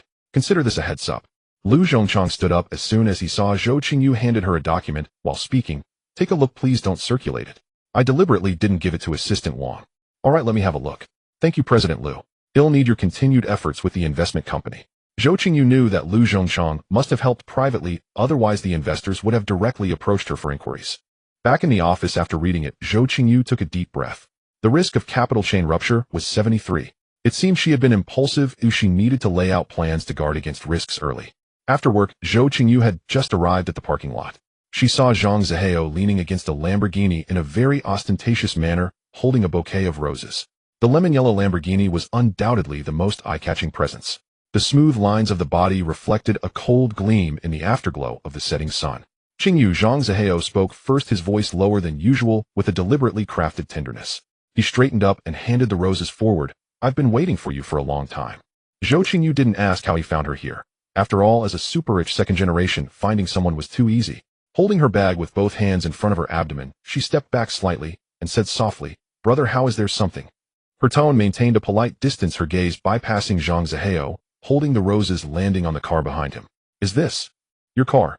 Zhang Zihao laughed, thinking Zhou Qingyu liked his car and was impressed by his wealth. Just got it, let me take you for a spin. I'd better not. I still have work to handle at home tonight. Zhou Qingyu declined tactfully, yet with a hint of regret. Take it. A spin won't interfere with work. Zhang Zihao stepped forward, trying to hand the roses to Zhou Qingyu. No. Zhou Qingyu stepped back again, lowering her head slightly, her expression shy, with a hint of panic in her eyes. Even her breathing seemed to quicken. Get in. Zhang Zihao deliberately pressed the car key, walked around the hood, opened the passenger door, and said in a firm tone. Zhou Qingyu hesitated, then walked over and bent down to get into the car. Zhang Zihao smiled smugly, a pleasure that came from seeing through a girl's thoughts, yet feeling immensely gratified, as if everything was under his control. Zhang Zihao walked around the hood and sat in the driver's seat. Seeing Zhou Qingyu in the passenger seat with her head slightly lowered, fingers twisting the hem of her clothes, he felt even more proud. Where do you want to go? Zhang Zihao asked, looking at Zhou Qingyu. Anywhere. Zhou Qingyu's voice grew even softer. With a press on the accelerator, the Lamborghini roared out of the parking lot. The car merged into the evening rush hour on the city ring road. Zhou Qingyu turned her gaze to the window, seemingly watching the cityscape. Busy with work lately? Zhang Zihao initiated the conversation. Zhou Qingyu kept her posture unchanged, but seemed to answer seriously. It's okay. It's just that the various relationships in the company are quite complicated now, making things troublesome to handle. It's indeed tough for a woman to manage a company, Zhang Zihao said, whether with sympathy or sarcasm. Yes, I often feel there's never enough time. Zhou Qingyu replied with a slightly coquettish tone. Don't put too much pressure on yourself, Zhang Zihao said. Let's eat first. I've booked a Michelin restaurant. The Lamborghini drove through the city's hustle and bustle, arriving at a renowned Michelin restaurant. Zhang Zihao gallantly opened the passenger door. Zhou Qingyu got out, reaching up to smooth her sideburns, though they were not out of place. Let's go, Zhang Zihao gestured. Zhou Qingyu feigned a moment of hesitation before walking side by side with him toward the Michelin restaurant. Zhang Zihao subtly tilted his phone and took a covert photo. Zhou Qingyu continued walking as if she hadn't noticed his little move. Zhang Zihao smugly posted it to their chat group. Dishes were served one after another, as exquisite as artworks. Zhou Qingyu ate in small bites, listening to Zhang Zihao's anecdotes about the rich second generation, occasionally covering her mouth to giggle.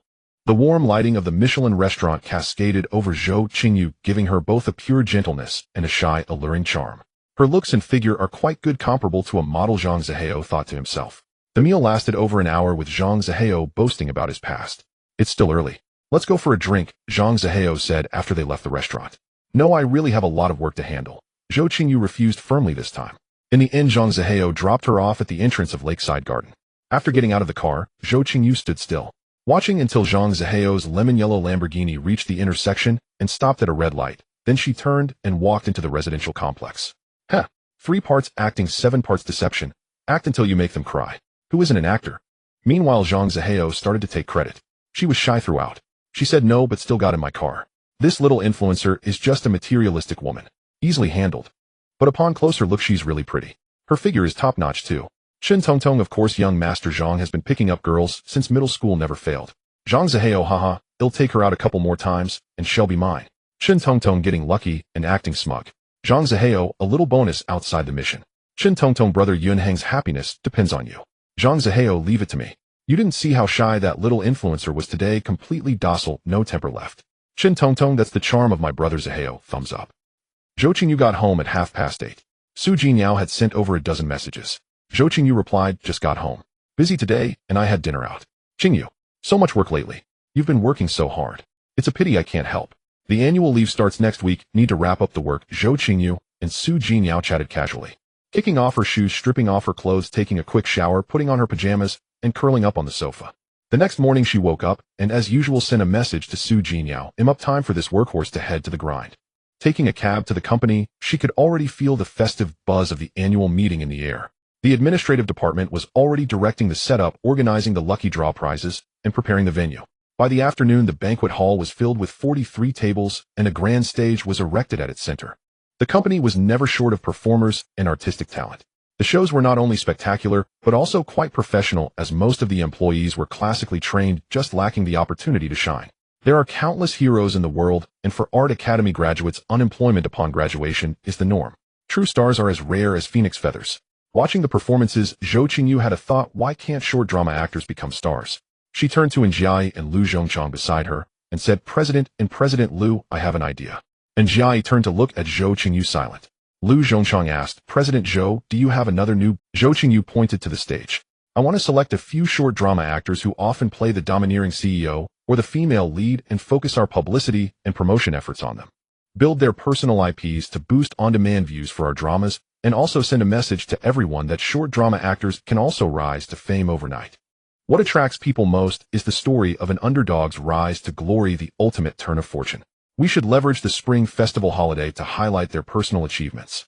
With full platform comprehensive promotion, we can maximize their fame in the shortest possible time. Even if they don't rival a list or bliss celebrities, they should at least surpass top influencers and reach the level of Cliss stars. Lu Zhongchang timely raised a question: aren't you worried, President Zhou, that they might abandon the company once they become famous? Zhou Qingyu continued, before the promotion, we'll sign them to comprehensive management contracts. We'll not only make them famous, but also ensure they earn money. And we'll make the penalty for breaching the contract substantial. Of course, the candidates must have a good image, a good personality, and high moral standards. They can't have any scandals.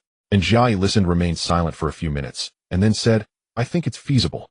Lu Zhongchang nodded in agreement, and said this is indeed a way to quickly boost the company's and the artist's visibility. It could also drive up on-demand views and advertising revenue. Seeing that both agreed, Zhou Qingyu said, all right, let's discuss this at tomorrow morning's meeting. We'll select the talents and have the publicity department draft a plan ASAP. After all, the Spring Festival is a rare opportunity, and there's hardly any competition in this arena right now. Effective promotion now will yield twice the results with half the effort. At the evening banquet, Jiayi got drunk. With so many people from the production team constantly coming to toast him, and him not being good at refusing, he was face down on the table within half an hour. Zhou Qingyu had to ask Wang Xinping to arrange for someone to take Jiayi back to the dormitory early. She barely managed to hold on until the end of the event, and even she drank a lot, though thankfully not to the point of intoxication. She was better at refusing, but with such a crowd it was hard to say no. Wang Xinping, however, was quite impressive. Despite drinking a fair amount, she was perfectly fine. She even helped Zhou Qingyu get a cab, and saw her off before leaving herself. The next morning's meeting ran until 11 o'clock. The final list of actors to be promoted was confirmed: Lu Yichuan, a CEO-type actor fresh out of drama school. Shen Shi, another CEO-type actor, a veteran who had been struggling for 5 years after graduation. Pei Yue, often cast as the female lead in costume and time travel short dramas, had graduated 2 years ago with little to show for it. Chen Jiwei, a modern drama female lead often playing the heiress, had been underappreciated for 3 years since graduating. Lin Wangshu, predominantly a costume drama lead, but also played modern leads, had just graduated. All 5 had the height and looks, so their public image was not a concern. I want HR to redo the background checks on all of them, scrutinize their work history, education, and require them to disclose all their romantic relationships, family situations, and any past scandals. And crucially, analyze their character and morals. They need to project positive energy and an uplifting spirit. It would be pointless if they have a scandal after we've promoted them. Legal should draft new 5-year contracts for them. Every detail needs to be ironclad, including clauses about their social media accounts, dating, and friendships, just like standard celebrity contracts. Publicity should prepare the marketing copy materials and channels. We must capitalize on the Spring Festival window. Even if not everyone becomes an overnight sensation, they should all achieve significant recognition. Finally, add Jiayi to the list as a rising short drama director. Also pick 2 people from the script planning department for some lighter promotion. Alright, that concludes today's meeting. Let's get on this immediately. By 3 p.m. OHR had finished their checks, all 5 were clear and had no objections to the new contracts. Zhou Qingyu went to the meeting room, and along with HR signed the new artist management agreements with each of them. The publicity department also presented their promotion plan and secured a special budget of 3 million yuan. The next steps involved crafting the artists' public personas, building their backstories, filming behind-the-scenes content, and arranging studio photo shoots. These tasks were no longer Zhou Qingyu's concern. As she was about to leave for the day, Zhang Zihao sent her a message. Hey goddess, want to go shopping together tonight? Zhou Qingyu didn't reply. She opened the chat with Su Jinyao and typed, Yao Yao, what do you want for dinner?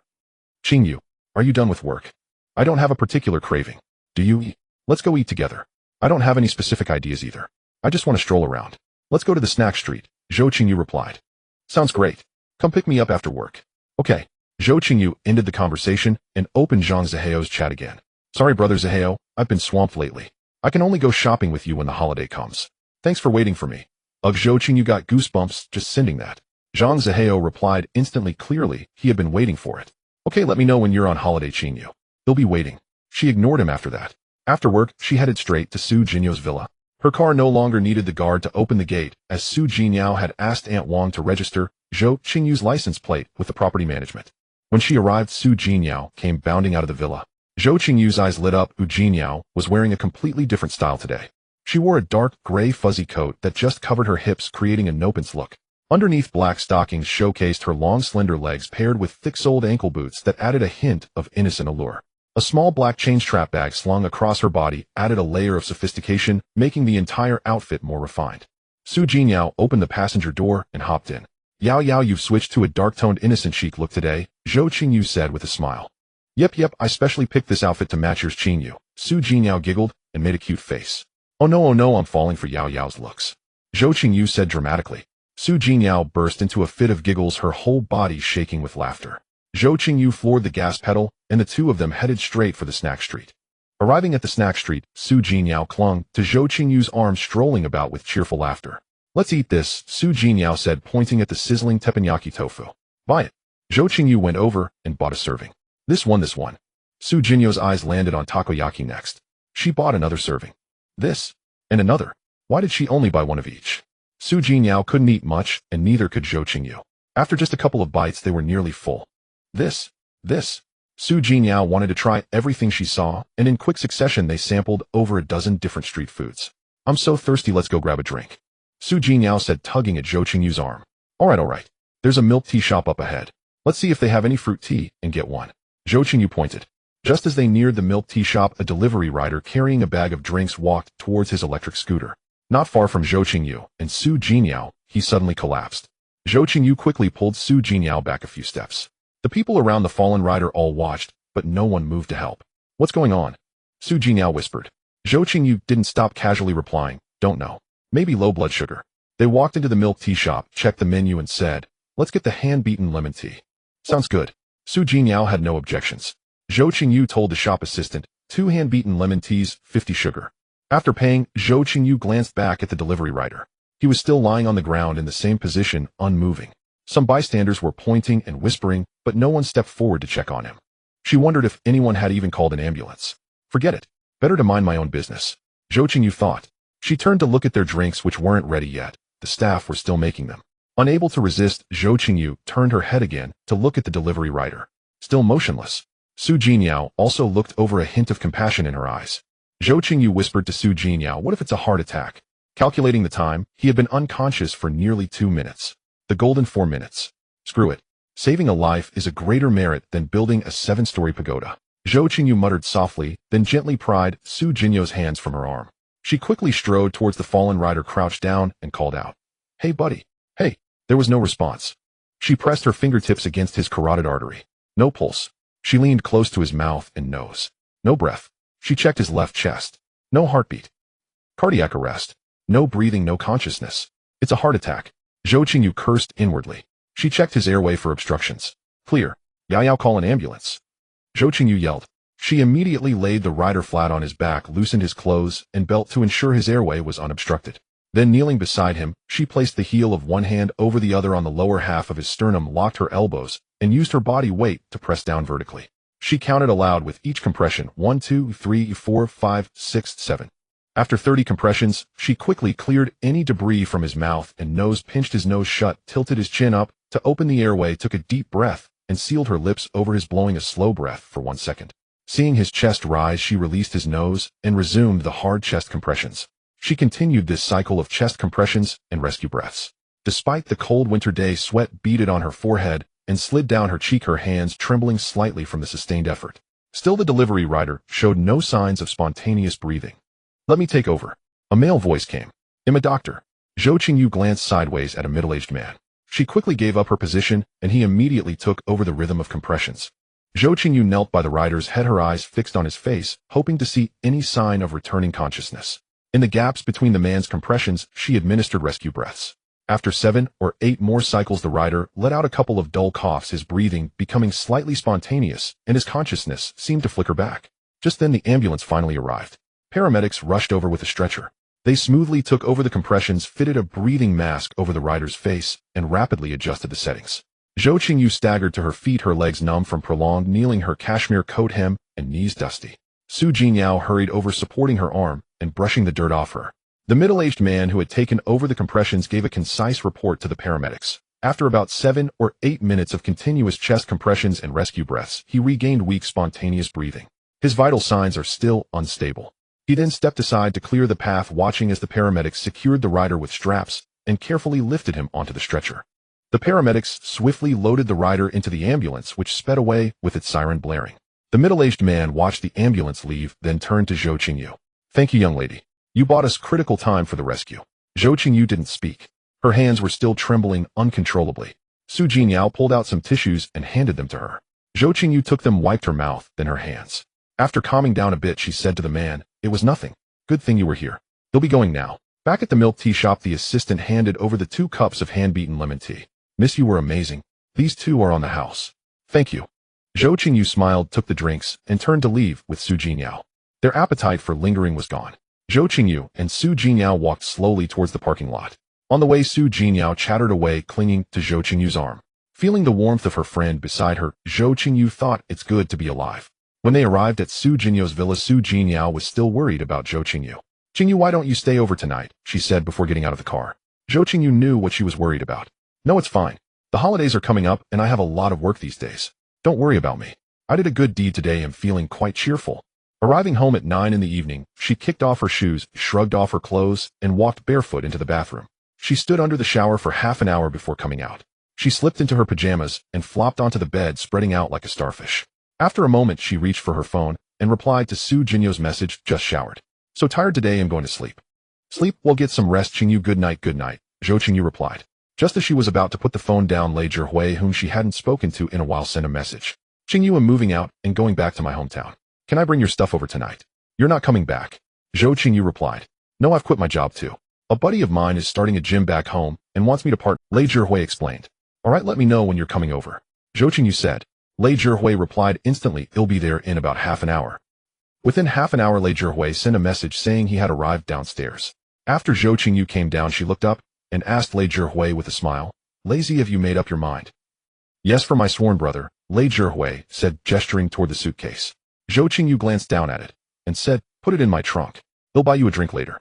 Zhou Qingyu led Lei Zhihui to the underground parking garage, where he loaded the suitcase into the trunk of the Zhou Qingyu locked the car and said, "We'll take a cab.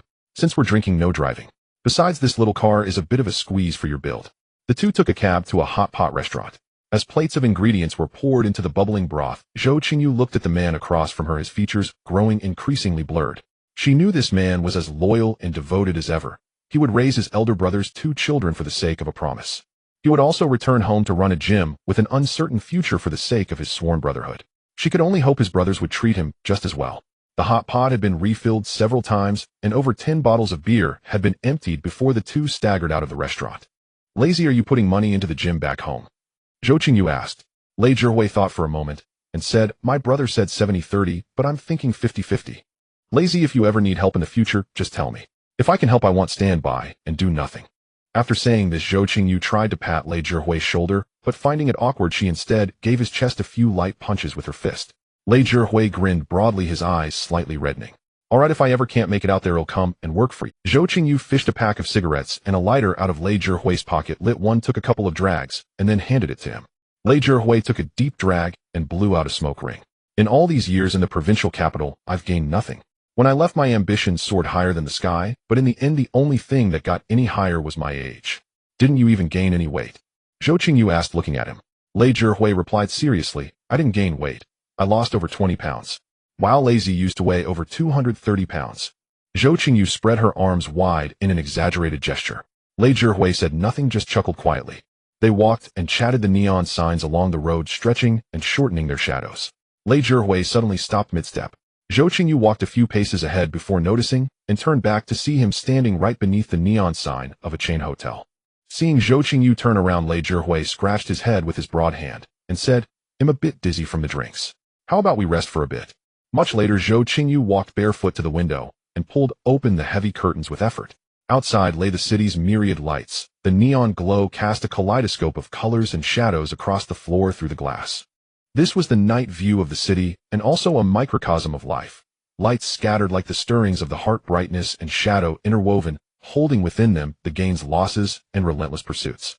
Lei Zhihui walked over and gently wrapped his arms around Zhou Qingyu's waist from behind, resting his chin softly on the top of her head. It seemed there were many words to say, yet also many words that couldn't be spoken. In the end, no words came. After an unknown stretch of silence, the lights flickered dim and bright. When Zhou Qingyu woke the next morning, Lei Zhihui was still snoring softly. She quietly picked up her clothes from the floor, dressed herself, and slipped away without a sound. Taking a cab home, she rinsed off quickly and changed into a fresh set of clothes. She went downstairs and drove her BMW Mini out of the garage. As if a thought struck her, the Mini made a graceful turn toward the garbage room. Zhou Qingyu got out, opened the trunk, and heaved the entire suitcase into the dumpster. Arriving at the company, Wang Xinping reminded her, "Miss Zhou, today's the day to send the New Year's gift to District Chief Gao. Right, prepare 2 sets. After saying this, Zhou Qingyu took out her phone and sent a message to District Chief Gao's Secretary Director, Zhao. Will be in the district office area this afternoon. I was wondering if you and District Chief Gao might have some time.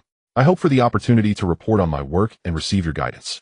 A little over 10 minutes later, Secretary Zhao replied, "District Chief Gao has no appointments after 4 p.m. Thank you, Director Zhao. He'll confirm with you again before I come over." Perfect timing. After replying, Zhou Qingyu said to Wang Xinping, "Sister Wang, find me a place near the district government that's low-key, but upscale, a restaurant or a private club." Already looked into it. Within 3 kilometers, there are 5 clubs suitable for business receptions, and they frequently host government officials, Wang Xinping said immediately. Zhou Qingyu was a bit taken aback. Impressive, Sister Wang. You've already done your homework. With nothing else to do for the moment, she noticed Su Jinyao had sent a string of messages on her phone and casually chatted with her for a while. Zhou Qingyu then made a round at the film set. The new benchmark contract was already having its intended effect. The other actors all knew that a few of them had secured 5-year deals, and everyone was eager to be the next one, striving to showcase their best. She circled around and found Jiai, who was still immersed in the set. That kid genuinely loves acting. Back in the office, Su Jinyao messaged again, "Qingyu, are you busy today? Koi is such a big eater, ate 3 bowls of fish food. Qingyu, what are you having for lunch?" Zhou Qingyu looked at the messages and replied, planning to have some beef noodles. Su Jinyao replied instantly, "I want to come too." Zhou Qingyu smiled unconsciously and typed, "Then come on over. Meet me downstairs at the company, and we'll go together." Su Jinyao immediately replied, "Yay, wait for me."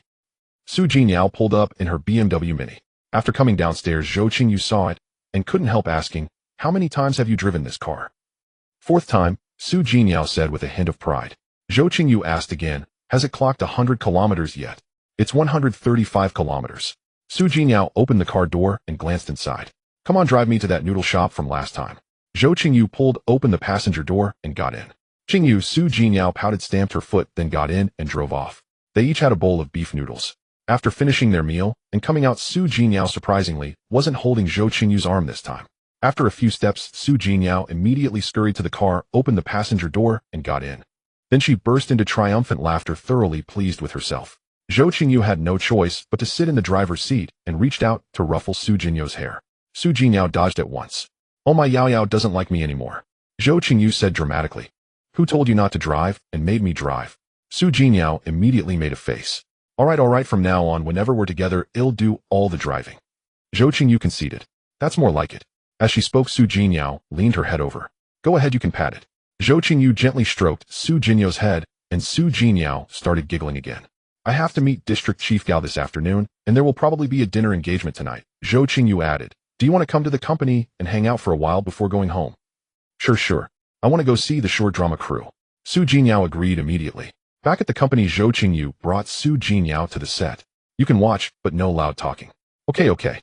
Su Jinyao whispered in reply. After watching for a while, Jiai walked over. "Want to make it?" Zhou Qingyu glanced at Su Jinyao, who shook her head firmly. "Forget it, you go ahead with your work." "Well, just look around." Before 3 o'clock, Wang Xinping sent a message saying it was time to set off. Zhou Qingyu and Su Jinyao arrived at the parking lot, where Wang Xinping was already waiting with 2 gift bags in hand. "Yao, drive home by yourself. Take it slow on the road, and send me a message when you get there." Zhou Qingyu first saw Su Jinyao to her car and gave her a few more instructions. Su Jinyao didn't seem unhappy as she got into the car cheerfully. "Let's set off together then. Go get him, Qingyu." With that, she waved her little fist and made an encouraging gesture. The 2 identical BMW Minis drove out of the parking lot one after another and parted at the Ring Road Expressway interchange. Zhou Qingyu reached the district government area just before 3:30. She sent a message to Secretary Zhao, and sure enough, Secretary Zhao replied, "District Chief Gao has something urgent and will be a little late. President Zhou, please arrange a simple dinner so we can talk while eating." After reading it, Zhou Qingyu replied, "All right. Sorry to keep you working overtime, Chief. I'm not familiar with this area. Could you recommend a place?" Section Chief Zhao. "Location: Li Ji Clay Pot Casserole. When you arrive, just mention my name and book a private room." Secretary Zhao sent 2 messages in a row. "Thank you, Section Chief Zhao." After replying, Zhou Qingyu opened the address and showed it to Wang Xinping. It was indeed one of the restaurants Wang Xinping had looked up in advance. Both of them smiled. They drove to Li Ji Clay Pot Casserole. The storefront wasn't exactly street-facing and the location was unremarkable. The wooden sign had faded and aged, bearing only the shop's name, without even a neon light. A layer of dust clung to the glass door.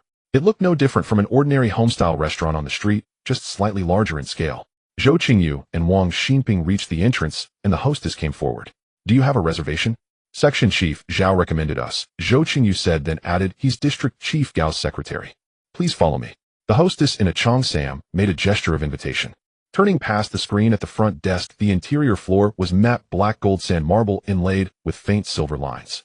The walls were covered in dark brown fabric and hung with a few obscure oil paintings. In the private room, the solid wood door offered excellent soundproofing, and the tableware was uniformly gold-trimmed bone china. Above, a crystal chandelier cast a soft, comfortable glow, and all the tables and chairs were custom-made solid wood with velvet cushions. Everywhere exuded understated luxury. After pouring 2 cups of tea, the hostess withdrew. "The greatest hermit hides in the city." Zhou Qingyu sighed with admiration, sat down on the lounge sofa in the private room, then turned to Wang Xinping. "Are the gifts all right?" "No problem. He'll check them once more." Wang Xinping went to check them again. The gifts were nothing special. Just 2 bottles of liquor, a carton of cigarettes, and a shopping card in an envelope. The only concern was accidentally leaving out the shopping card. They waited until after 5 o'clock before Secretary Zhao's message finally arrived saying he would be there in 20 minutes. They couldn't keep the leader waiting, so Zhou Qingyu and Wang Xinping rose and left the private room, walking to the restaurant entrance to wait. After more than 40 minutes, District Chief Gao and Secretary Zhao finally arrived late. Zhou Qingyu composed her expression and hurried over. "District Chief Gao, on such a cold day, we've troubled you to come all this way. Please come in." As she spoke, she stepped aside, extended her hand to guide the way, and deliberately slowed half a step so District Chief Gao could walk ahead. At the entrance to the private room, Zhou Qingyu stepped forward quickly to push open the door and again gestured for District Chief Gao to enter first. After he stepped inside, she took his down jacket, which he had shed, and turned to hang it on the coat rack behind the door. By then, Wang Xinping had already pulled out the chair at the head of the table. District Chief Gao took the seat of honor, while Secretary Zhao sat on his right. Zhou Qingyu also slipped off her light brown coat and hung it on the rack, revealing a cream-colored neck sweater beneath. The fitted sweater traced her graceful figure with precision, while the high-waisted wide-leg trousers rested perfectly at the slimmest part of her waist, accentuating the towering snow-crowned peaks of her figure. She walked slowly to the seat on District Chief Gao's left and said, "District Chief Gao, as the year draws to a close, let me report to you on our work plan for next year." She pulled out the chair and sat down, turning slightly. District Chief Gao looked at Zhou Qingyu. "President Zhou, you're too polite. Serving enterprises is our responsibility and duty." At that moment, a server brought the menu. District Chief Gao glanced at it and gently pushed it back. "President Zhou, you order." Zhou Qingyu quickly stood up and in one smooth motion pushed the menu back in front of District Chief Gao, saying softly, "How could I be the one to decide? You are the honored guest, you should set the tone." District Chief Gao chuckled. "Then let's order a few home-style claypot dishes." With that, he pushed the menu to Secretary Zhao. Secretary Zhao quickly placed the order, exchanged a few pleasantries with Zhou Qingyu, and then asked the server to bring the dishes without delay. "President Zhou, have there been any problems at work recently?" District Chief Gao was the first to bring up business. "The cultural tourism project still has many procedures that need to be filed. The current difficulty is the approval process. If the handoff is smooth, the subsequent construction will be much faster." Zhou Qingyu made that up on the spot. District Chief Gao nodded as he listened. "The district is currently promoting a on-a-stop fast-track approval process. If there are any issues, communicate with Secretary Zhao promptly. We can open a green channel for your company, but the essential procedures and documents must not be missing. Speed can be increased, but principles cannot be lowered. Rest assured, we will definitely put compliance first and won't cause any trouble for the district," Zhou Qingyu assured him. Soon the waiter brought 6 cold dishes and 2 bottles of baijiu. "Sir, shall I open the bottles?" the waiter asked while setting down the cold dishes. Secretary Zhao said, "Open them all and pour them into the decanters." District Chief Gao, I'd like to toast you. Thank you for taking time out of your busy schedule to give me the opportunity to report on my work." Zhou Qingyu stood up and proposed the first toast. "Xiao Zhou, sit down, sit down. We're all family here, no need to be so formal." District Chief Gao said, even reaching out to pat Zhou Qingyu's waist. "All right, I'll do as District Chief Gao says." Zhou Qingyu gave a slight bow, down the drink in one go, and said, "Leaders certainly have impressive tolerance for alcohol." In less than an hour, 2 bottles of baijiu were finished, and the hot dishes hadn't even all arrived when a 3rd bottle was opened. As they started on the 3rd bottle, Zhou Qingyu seemed to have had too much as she fumbled and dropped her chopsticks on the floor. She bent down to pick them up, and the neck of her cashmere sweater revealed a large expanse of fair skin and black lace exposed right under District Chief Gao's gaze, seemingly unnoticed by her. By the time the third bottle was nearly empty, Zhou Qingyu's speech was already slurred, and District Chief Gao's hand had at some point come to rest on her thigh. Xiaozhou, I have high hopes for you. Run your business well, and make it a benchmark for the district. The district will give you key support. District Chief Gao said. No more wine was poured. Secretary Zhao signaled it was time to wrap up. Wang Xinping paid the bill. The baijiu was 3688 yuan per bottle. The food came to over 6,000, and the total was over 17,000 yuan. As they reached the restaurant entrance, District Chief Gao had already draped his arm around Zhou Qingyu's shoulder. If there's anything even Secretary Zhao can't handle, call me directly. He'll take care of it. Zhou Qingyu swayed as if she could barely stand, and said in a slurred voice, Okay, from now on I'll rely on District Chief Gao. Wang Xinping carried the gift bags, handed them to Secretary Zhao, and indicated which one was for District Chief Gao. Secretary Zhao placed the gifts in the trunk, then came back to help District Chief Gao into the car. Xiao Wang, make sure you get Xiaozhou home safely. District Chief Gao instructed Wang Xinping before leaving. Zhou Qingyu was already leaning half against Wang Xinping, as if she might collapse at any moment. After District Chief Gao's car drove away, Wang Xinping helped Zhou Qingyu into the back seat of a taxi. President Zhou, what's your home address? Zhou Qingyu sat up straight.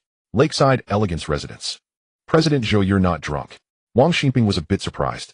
Zhou Qingyu turned her head to look at Wang Xinping. 7 or 8 liang of baijiu is fine for me, no problem. It wasn't even 9 o'clock when she got home. Zhou Qingyu kicked off her shoes, stripped off her clothes, walked barefoot into the bathroom, and came out to slip into her pajamas. She flung herself onto the bed, sprawling out like a starfish. After a while, she turned over, picked up her phone, and idly chatted with Su Jinyao. On the last working day before the new year, Zhang Zihao sent another message. Got us some off today. Let's go shopping together. After waiting half an hour, Zhou Qingyu replied, Nothing I need to buy, let's skip it. A woman's wardrobe is always missing one dress. Let's go take a look. Zhang Zihao replied instantly. Alright then, where to? Zhou Qingyu replied just as quickly this time. Location Huajin Center. Zhang Zihao. Fortunately, it wasn't the mall Su Jinyao usually frequented. For luxury purchases, she didn't often change stores and always went to her familiar sales associates. Okay, I'll leave work a bit early today then. They'll be there around 3:30. Zhou Qingyu replied to the message and then didn't think about it anymore. In the afternoon, some employees who had booked tickets began to leave one after another. Zhou Qingyu also went home just before 2 o'clock. At home, she took a quick shower, removed her jewelry, and kept only her 2 earrings. She changed into a half high-neck black base layer top, dark slim fit stretch jeans, and Martin boots. Looking in the mirror, the clothes perfectly outlined her figure. Her majestic 70E bosom stood tall and proud. Her waist was so slender it seemed one could encircle it with 2 hands, and her legs were long and straight. Yet everything was wrapped up snugly and modestly. She took out a navy blue mid-length trench coat from the wardrobe. Satisfied. When she tries on clothes later, the contrast will create a real visual impact. She patiently applied a white moonlight makeup look. She went downstairs, drove to Huajin Center, and at 3:20 sent a message to Zhang Zihao. Brother Zihao, I'm here. 5 minutes later, Zhang Zihao replied, I'm here too. See you at the Chanel entrance. Zhou Qingyu leisurely walked over to near Chanel and saw Zhang Zihao standing at the door looking around. Taking a deep breath, she jogged a few steps to where Zhang Zihao was and said with slightly rapid breaths, Brother Zihao, I'm late. You're not late. Come on, let's go in and try some clothes. Zhang Zihao said, reaching out to take Zhou Qingyu's hand. Zhou Qingyu subtly dodged it, pointed towards the Chanel store, and said a little nervously, in here. Yes, Zhang Zihao said, not having gotten her hand, and walked in first. Zhou Qingyu, feeling a bit tense, followed cautiously behind Zhang Zihao. There were still people queuing outside, but Zhang Zihao didn't have to wait. He probably often brought girls shopping here. Entering the VIP room, Zhang Zihao had the sales associate bring over some clothes. He pointed at a few pieces. This one, and this one. Go try these on. A cream white tweed jacket, a white neck knit bodycon dress, and a pair of pointetto 8-centimeter high nude heels. A compliance test, lowbrow taste, Zhou Qingyu thought to herself. Brother Zihao. No ID, rather not. Zhou Qingyu said in a low, flustered voice. Go on, go try them on. They'll look great on you. Zhang Zihao said with a hint of amusement. All right then. Zhou Qingyu took the clothes and walked toward inside the fitting room. Zhou Qingyu looked at herself in the mirror. Her figure was stunning. The white Chanel knit bodycon dress hugged her curves without being tight. Her full 70E bosom was round and perky, and the deep neck couldn't hide the tantalizing cleavage. Her waist was so slender it seemed almost fragile. Her hip line flowed smoothly, and the hem of the dress wrapped around her, accentuating the curve of her derriere, ending just at her upper thigh. Her legs were straight and long, and with the pointed-toe high heels on, her proportions looked even more striking, innocent yet alluring. The cream tweed jacket she put on over it cinched her waist perfectly. Zhou Qingyu took a few deep breaths, making her chest rise and fall, and her face slightly flushed. Only then did she slowly step out of the fitting room, using her hand to subtly cover the neckline of her chest. She said to Zhang Zihao with a hint of shyness, "Brother Zihao, isn't this dress a bit too revealing?" Zhang Zihao's Adam's apple bobbed. He knew Zhou Qingyu had a good figure, but he hadn't known it was this good. "It's not revealing. It suits you perfectly. Take this set. Ring it up." Zhou Qingyu shuffled nervously over to Zhang Zihao. "But wouldn't it be too cold to wear this out? You can pair it with a black or off-white cashmere coat. You won't be cold outside," the sales associate chimed in at the right moment. "Get one in off-white," Zhang Zihao decided. "Charge it." The sales associate smiled and took the card to settle the bill. It came to 129,236 yuan. She glanced silently at Zhou Qingyu. These rich second-generation guys often brought different girls here.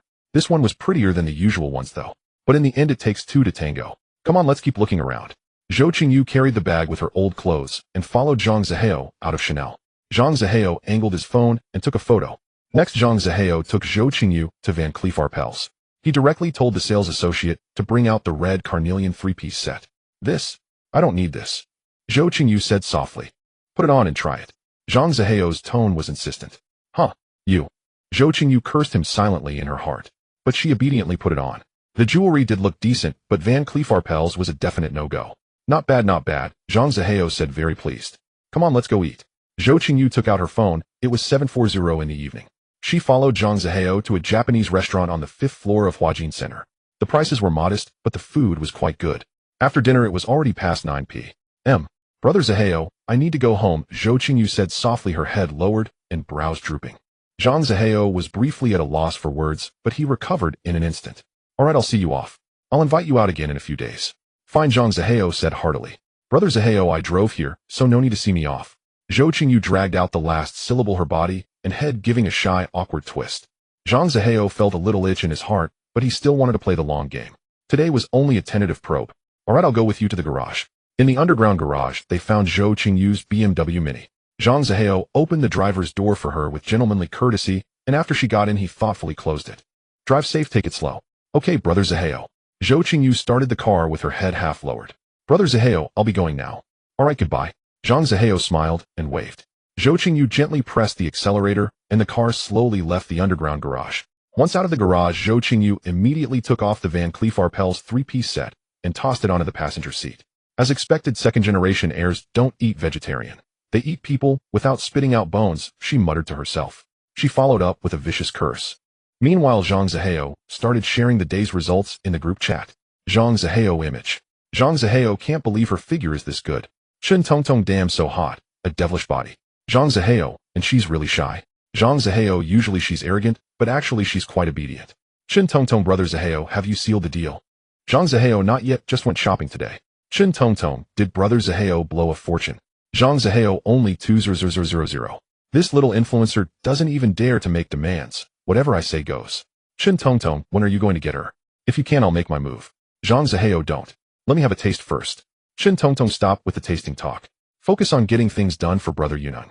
Zhang Zihao, of course, Brother Hang's matters come first.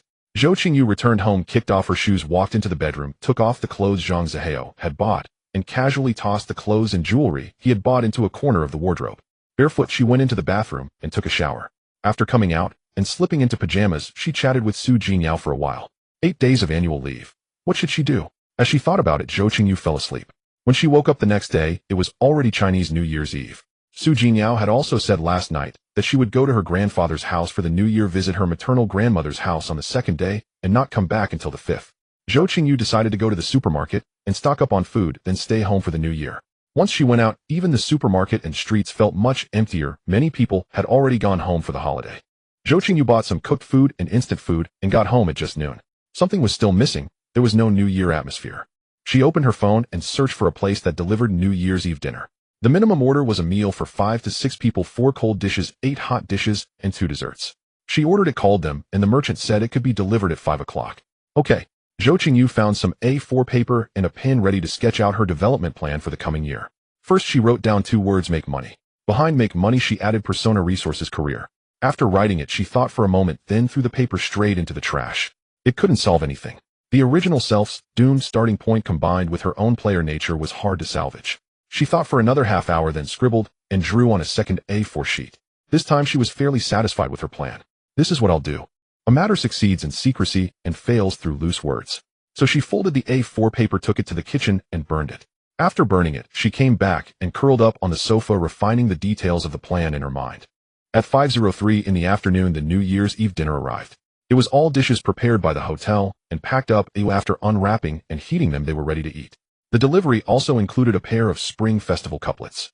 Zhou Qingyu opened all the packaging boxes and spread them out across the dining table. Without heating them, she sat alone at the table and ate slowly in silence. Su Jinyao's message came right on cue. Su Jinyao image. Su Jinyao Grandpa's New Year's Eve dinner. Su Jinyao, I don't want to eat any of it. Look at mine, Zhou Qingyu said, and took a photo. Zhou Qingyu photo. Wow. Su Jinyao replied instantly. Su Jinyao, you're eating this much alone.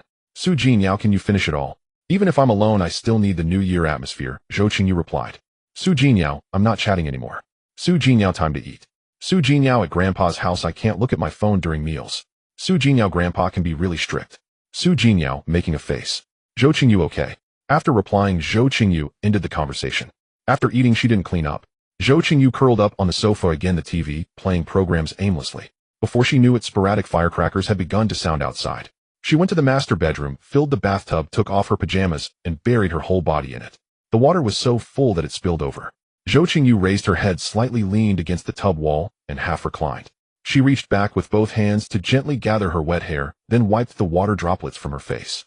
Closing her eyes, she soaked in the warm water, feeling the currents wrap around the curves of her body and touch every inch of her delicate skin.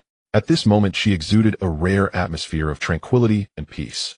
As the water gradually cooled, Zhou Qingyu rose and casually wiped the lingering droplets from her body with a bath towel. She walked to the mirror and looked at the young woman in it, a long neck, long arms, long legs, and a small head with wrists reaching past the crotch. Her peach blossom eyes tilted slightly upward at the corners, watery, gentle, and dreamy. Her small straight nose added depth to her palm-sized oval face. Her lips were full with a slight natural curve, giving her a unique charm. Her figure was visually striking, a typical Korean manhwa-style voluptuous silhouette. Her chest was full and clearly contoured, holding up a proud, alluring curve that seemed even fuller than before, full of sensual tension. Her waist was slender and firm without the slightest bit of flap. The faint outline of her abdominal lines made her waist and midsection look clean-cut and powerful. Her hip line was smooth and natural, forming a striking hourglass contrast with her slender waist. Her toned hips further set off the long, graceful proportions of her legs. Her legs were long, straight, and slender with no excess flesh, glowing white. She turned slightly to the side. The curve of her buttocks, gently upturned and not exaggerated, formed a perfect shape with her whole body.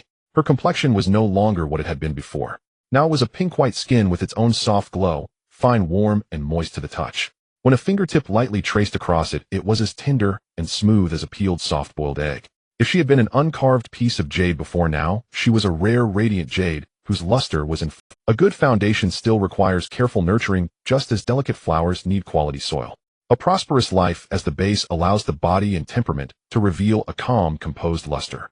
The more one settles, the more at ease one becomes, the more composed, the more dazzling.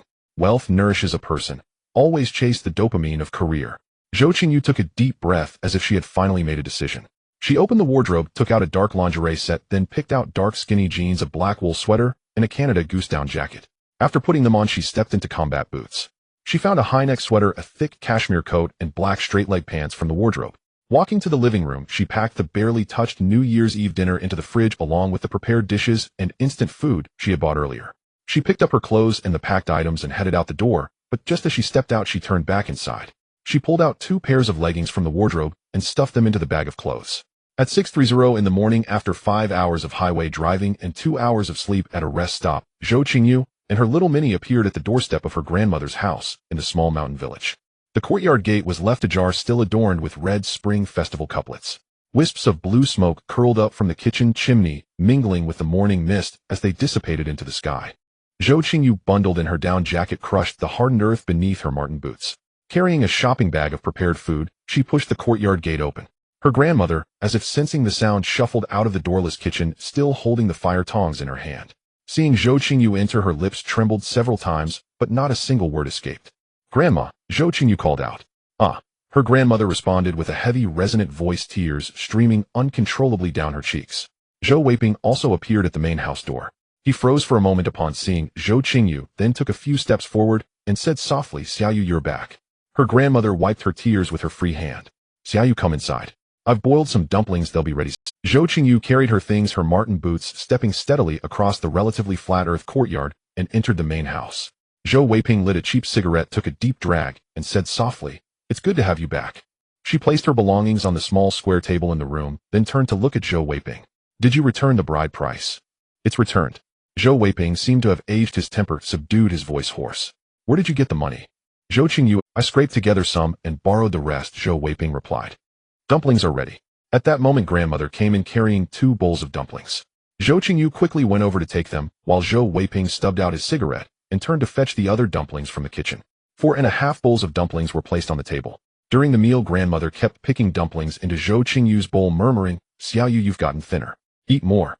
Zhou Weiping remained silent throughout, quietly finishing his own bowl, then set it down, muttered, "He was full," and went into the West Wing room. Zhou Qingyu was a bit puzzled. She remembered the West Wing room, used to store grain and farm tools. She finished her bowl of dumplings. Honestly, they were mediocre and didn't taste like home. She walked over to the West Wing room and saw that her father's old livered bed had been moved there. Zhou Weiping sat on the edge of the bed smoking another cheap cigarette. "Why did you move here?" Zhou Qingyu asked. "No reason," Zhou Weiping said impatiently. "To return the bride price to the Li family. Your father sold the house and borrowed some money to make up the difference." Grandmother said, her voice tinged with melancholy, holding a half-eaten dumpling. "How much did you sell it for?" Zhou Qingyu looked at Zhou Weiping again. "A little over 110,000. Zhou Weiping grew even more impatient, as if a wound had been reopened. "How much did you borrow?" Zhou Qingyu pressed on, ignoring his irritation. 40,000. Zhou Weiping raised his voice. Zhou Qingyu did the math. Zhou Weiping had over 10,000. Grandmother had 20,000 in fixed deposits, plus the 40,000 borrowed and the 110,000 from the house sale. It was just enough to return the bride price. Zhou Weiping had finally stood up like a man and shouldered the burden, which made Zhou Qingyu's trip back worthwhile. After all, she hadn't expected to rely on him and had planned to handle this herself. "Xiaoyu, have a bit more." Grandmother called out. "Grandma, I'm full, no more." Zhou Qingyu turned and said to her, "Have some melon seeds then." Grandmother got up and fetched a bamboo winnowing basket from the cabinet against the wall. It held some melon seeds, peanuts, and a few candies. Zhou Qingyu sat back down on the stool, grabbed a handful of melon seeds, and started cracking them. Grandmother began clearing the dishes. Zhou Qingyu took out her phone and saw several unread messages. "Qingyu, Happy New Year. Su Jinyao, transfer of 8,888. Su Jinyao." Zhou Qingyu smiled, accepted the transfer, and replied with transfer of 9,988. Note, "Happy New Year Qingyu, I'm off to pay New Year's visits now." Su Jinyao replied instantly, but uncharacteristically didn't bombard her with messages. Transfer of 520. Note, "Happy New Year Zhang Ziheo." She didn't accept it, thinking it stingy, and just replied with Happy New Year. Lei Zhihui transferred 88. And sent a Happy New Year message.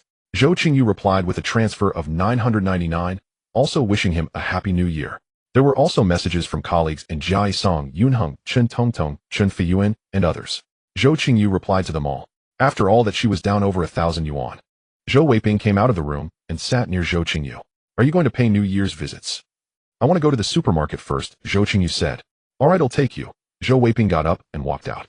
As they reached the door, he asked, "Did you borrow someone else's car again?" "A man's." Zhou Qingyu opened the car door. "Get in. I bought this car myself." "Where did you get the money?" "A girl needs to be careful," Zhou Weiping said in a low voice. "I earned it from a proper job, don't worry," Zhou Qingyu said. A long silence filled the car. Zhou Qingyu didn't need Zhou Weiping to give directions. She followed the GPS to the town supermarket. She bought some candies and snacks, health supplements for her grandmother, and for Zhou Weiping 2 cartons of cigarettes for 600 yuan and 2 bottles of liquor for 600 yuan. "For the New Year, smoke something better," Zhou Qingyu said to Zhou Weiping, who remained silent. "How are you earning money to pay off the debt now?" Zhou Qingyu asked. "I do odd jobs on construction sites." Zhou Weiping opened the new pack of cigarettes and lit one up in the passenger seat. "Can you get the house back?" It's sold, it's sold." Another long silence followed. After they returned to grandmother's house, Zhou Weiping led Zhou Qingyu to pay New Year's visits, starting from second grandfather's house. On the way, he still rambled on about irrelevant things, but the former irritability was gone, replaced by a hint of humility. At noon on the second day of the new year, the 3 of them sat around the small table eating. "I'm heading back this afternoon," Zhou Qingyu said. "Why not stay a few more days?" Grandmother said, reluctant to let her go. "Grandma, let's build a small 2-story house here," Zhou Qingyu said, looking at her. Zhou Weiping looked up. "A 2-story house costs 200,000. Where would we get the money?" "He'll pay for it. And he'll also give you the 400 yuo, Zhou Qingyu said, looking at Zhou Weiping. "Build it well, decorate it, buy all the furniture and appliances, and leave me a south-facing room upstairs." "Xiaoyu, where did you get so much money?" "You can't do anything rash," grandmother asked, her voice trembling slightly. Grandma, I've been promoted to manager. I make over 10,000 a month now. Don't worry. Zhou Qingyu said to her grandmother with a smile. Grandmother's eyes reddened. Our Xiaoyu has made it. Zhou Qingyu picked up the conversation. Yes, Grandma, I've graduated, and I've made something of myself. From now on, you can enjoy a comfortable life.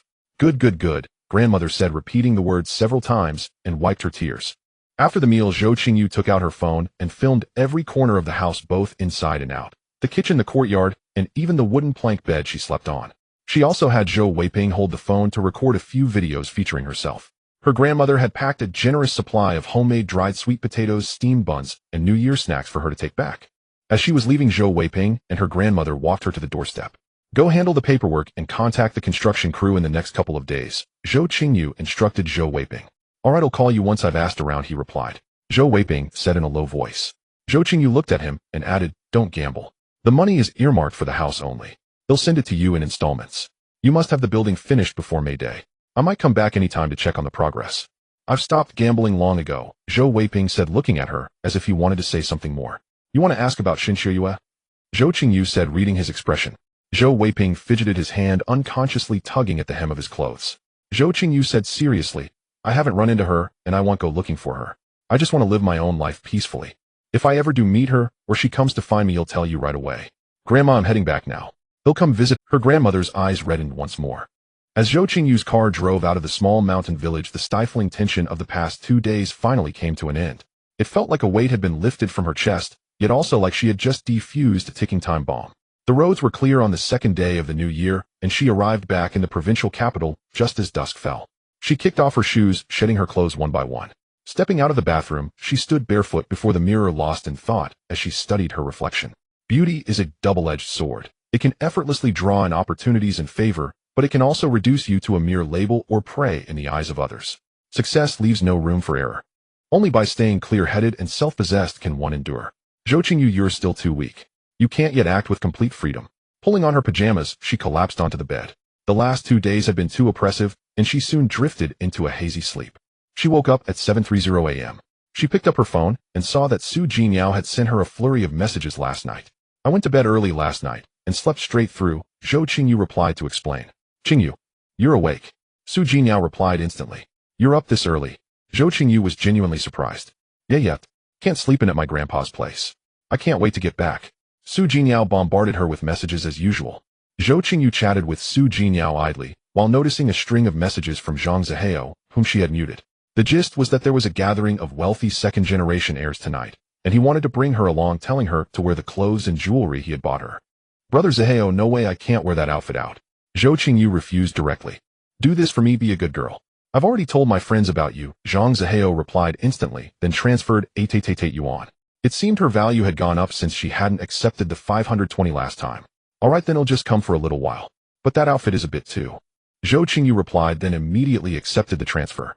This was more like being a gold digger. They'll pick you up at 7, Zhang Zihao sent another message. Zhou Qingyu didn't reply. In the evening, Zhou Qingyu took a careful shower. She hesitated over the Helena Rubinstein body lotion, knowing that the scent of such high-end cosmetics wouldn't escape the nose of a wealthy heir. So she took out the La Mer face cream, scooped a little onto her palm, warmed it, and smoothed it meticulously over her body, leaving a fresh, natural fragrance on her skin. From the corner of her wardrobe, she retrieved the clothes Zhang Zihao had bought. She paired the short white knit bodycon dress with light gray stockings, nude high heels, and a tweed jacket. The white deep neck was boldly alluring, while the light gray stockings added a hint of aloof indifference, making the overall look more elegant than provocative, the epitome of the pure and seductive style. She wouldn't dream of wearing the Van Cleef Arpels. Instead, she put on the Bulgari serpini necklace, which accentuated the line of her neck and added an enchanting allure to her décolletage. Zhou Qingyu was well aware that she was merely a prey. In Zhang Zihao's eyes, and in the eyes of those wealthy heirs, she was just a pretty plaything. Even Song Yunheng was only planning to use her as a bridge to secure Su Jingyao. But when it came to scheming and cunning, it was anyone's guess who would end up playing home. In this society, a woman without a powerful background and sufficient wits will only be toyed with by all sorts of men, eventually being discarded, trapped in schemes, and ultimately fading away. A man without power or connections who wants to rise must grit his teeth, swallow his grievances, hide his pain, and endure 100 near-death struggles to finally find his footing. A woman without power or connections who wants to rise, especially a beautiful one, faces not just 100 near-death struggles, but also a price to pay. Regardless of gender, relying solely on reckless courage and stubborn resilience will only lead to mediocrity, because anyone can do that. The sharpest blade in this world is the moral standard you set for yourself, which becomes the very weapon that hinders your success. Zhou Qingyu has always seen things clearly, has always known what she wants, and will stop at nothing to get it. She would not cling to any so-called moral bottom line. It was 5:30 p.m. In another hour and a half, Zhang Zihao would arrive. Zhou Qingyu walked into the living room, kicked off her shoes again, and curled up on the sofa. She opened her phone and searched for Njai across every platform. There wasn't much buzz, mostly press releases that fans weren't buying, and the promotional push was limited. She then searched for Louis Chuan. It was impressive. He already had over 1 million followers, with plenty of behind-the-scenes clips and short drama segments being shared. He was 184 centimeters tall, cool, and slender, with that aloof, abstinent CEO vibe. The comment sections were buzzing with discussions, the kind of topics usually reserved for rising young stars. When she signed him, she hadn't really paid much attention to his looks, but these promotional photos and videos were all carefully shot and edited.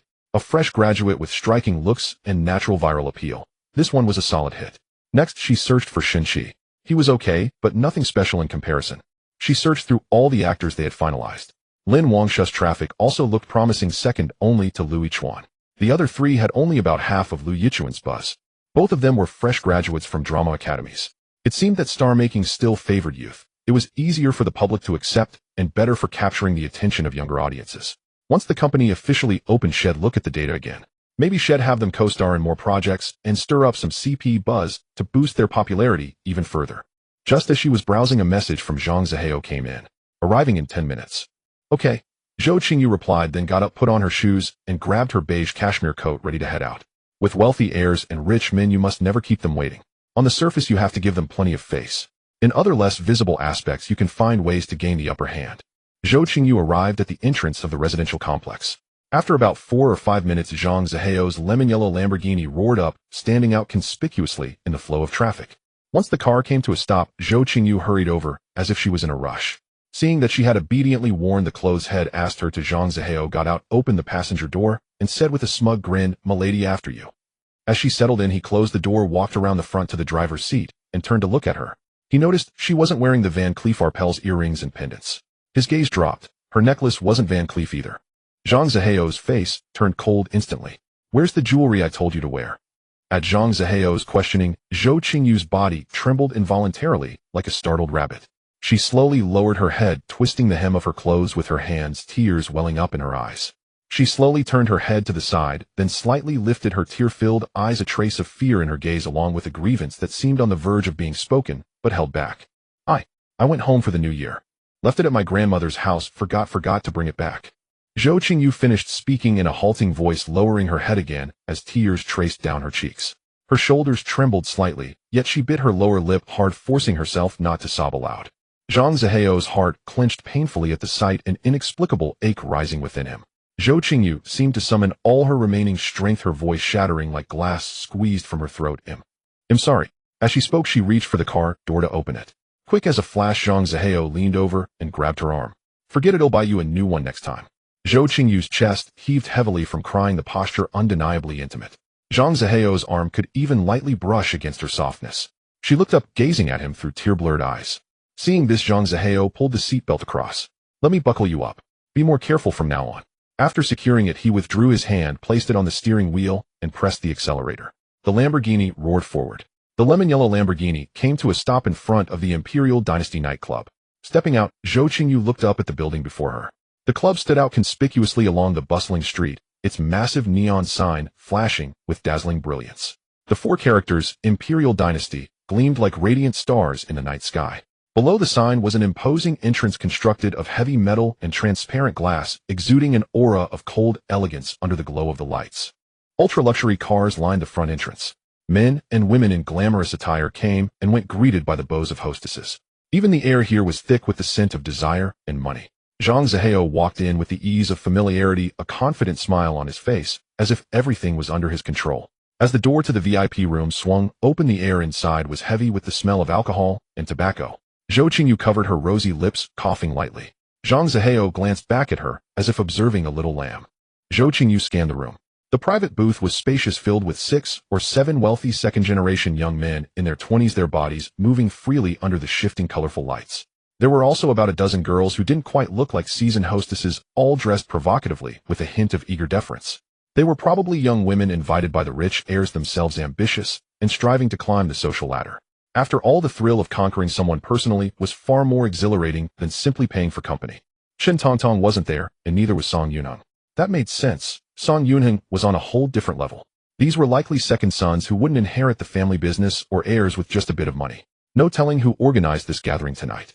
One of the wealthy heirs with an arm around a girl in a micro-miniskirt pulled out a stack of cash and fanned it against her chest before slapping it onto the table. Another heir immediately caught on pouring a full glass of whiskey and placing it on top of the money. Down it, and it's yours. The heir bellowed arrogantly. The others and the girls around him quickly joined in with cheers and encouragement. The girl in his arms didn't hesitate for a second. She grabbed the glass of whiskey and downed it in one go, not a single drop left. The fiery burn of the whiskey sent the girl into a fit of harsh coughing. The heir casually picked up the stack of cash and stuffed it into her camisole. The girl, while bending her arm to keep the bills from falling, flashed him a fawning smile. Another girl chimed in with a coquettish plea. I want some too. The heir promptly pulled out more stacks of cash while the other heirs set up glasses and filled them with whiskey. A scene of harmonious, decadent revelry. Zhou Qingyu stood off to the side, feeling utterly out of place. One of the other heirs started to tease. Hauga, is she your new girlfriend? No. Zhou Qingyu quickly waved her hands, flustered. The heirs burst into another round of laughter, their gazes at Zhou Qingyu filled with amusement and derision.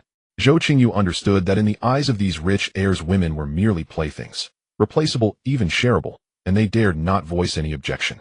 And she, a seemingly fresh and innocent little lamb, only stirred their restless desires further. Just then a girl wearing a camisole and a tight skirt came over, pulled Zhou Qingyu onto the sofa, and advised her, you should take off your coat. It's warm in here. Zhou Qingyu took off her overcoat, hesitated, then decided against removing her tweed jacket as well. First time at a place like this. Another heir came over to ease the tension. Zhou Qingyu looked up, slightly nodding. Haha, you should come more often. How about we three play a game? The heir said. Zhou Qingyu glanced at Zhang Zihao, but he had already gone over to pick a song and was singing, leaving her alone. What games? Zhou Qingyu turned back to the heir and asked. Dice, the heir replied. The three of us, starting from... Zhou Qingyu looked a bit troubled. I'm not very good at it. What happens if I lose? Then you drink, the girl explained, quickly outlining the rules. All right. Zhou Qingyu agreed, her expression hesitant. The girl brought over 3 dice cups, each with 5 dice.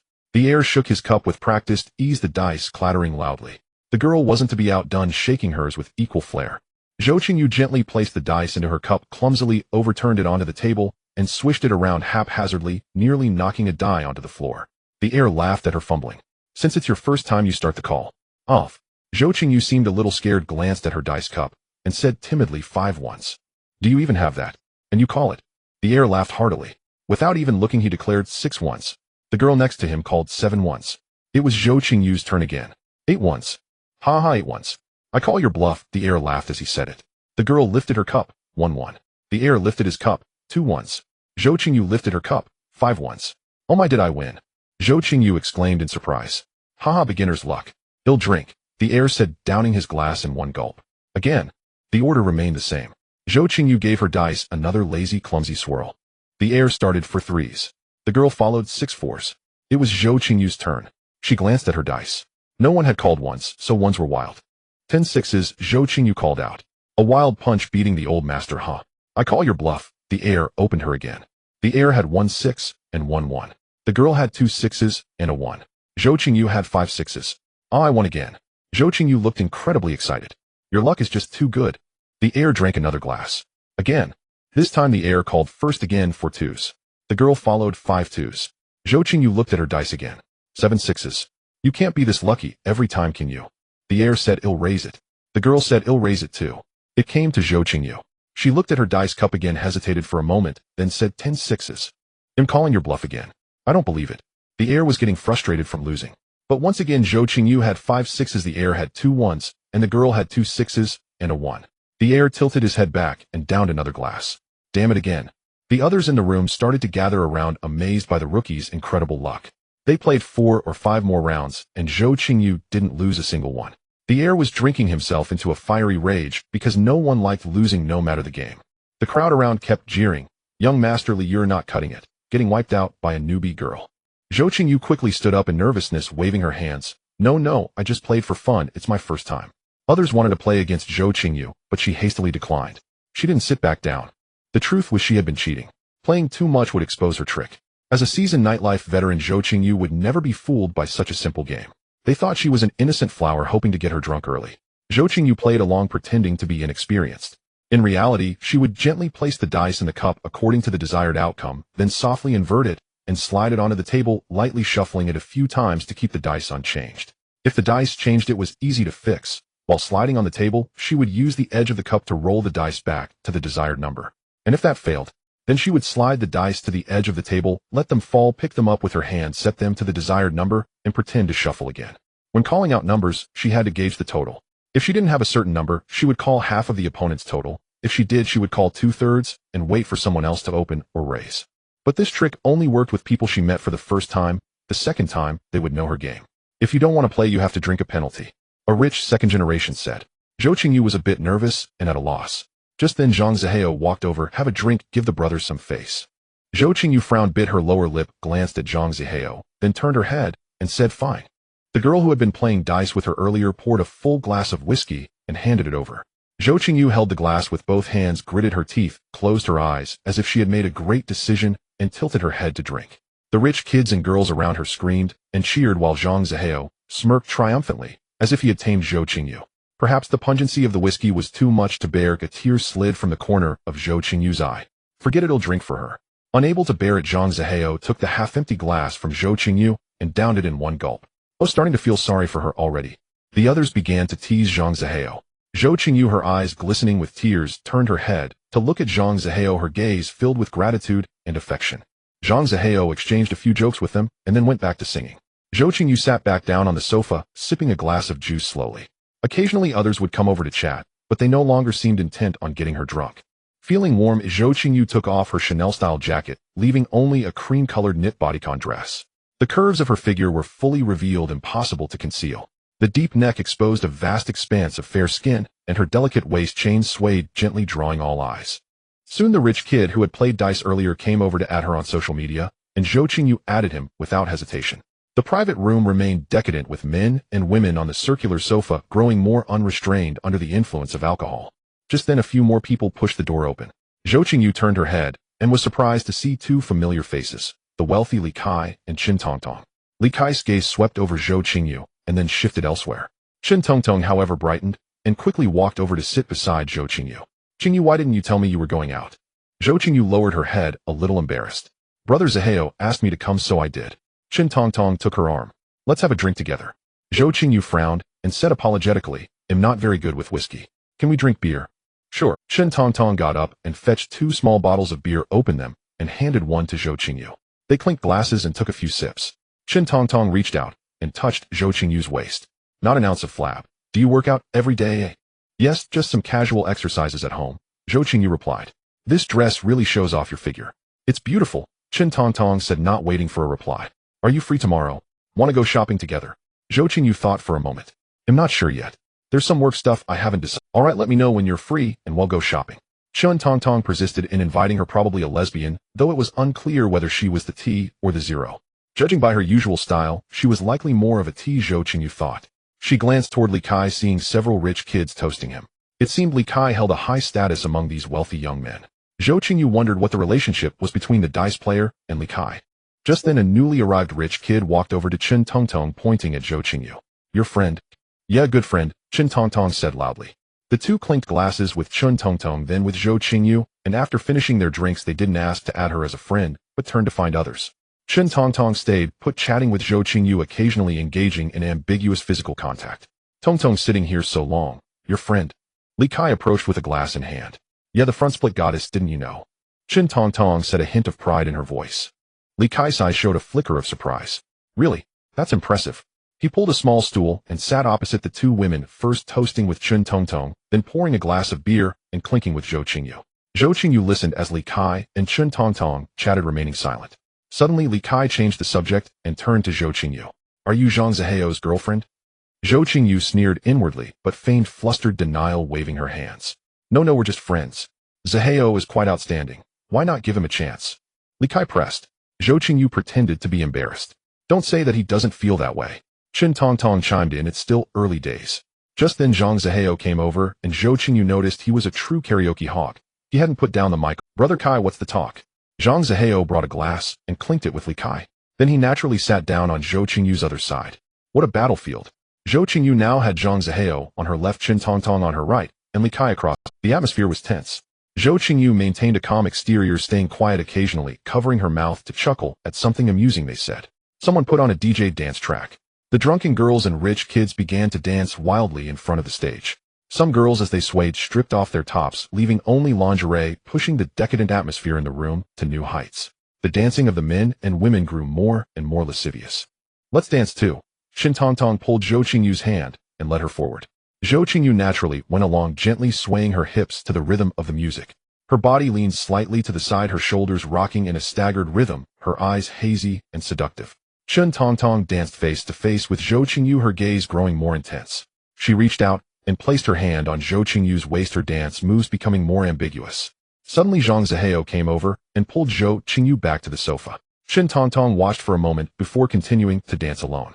Brother Zihao, I want to go home, Zhou Qingyu said timidly as she sat on the sofa. She spoke to Zhang Zihao in a timid voice. All right, you head back, Zhang Zihao said, somewhat irritated. I've been drinking, so I want to see you off. Take a cab.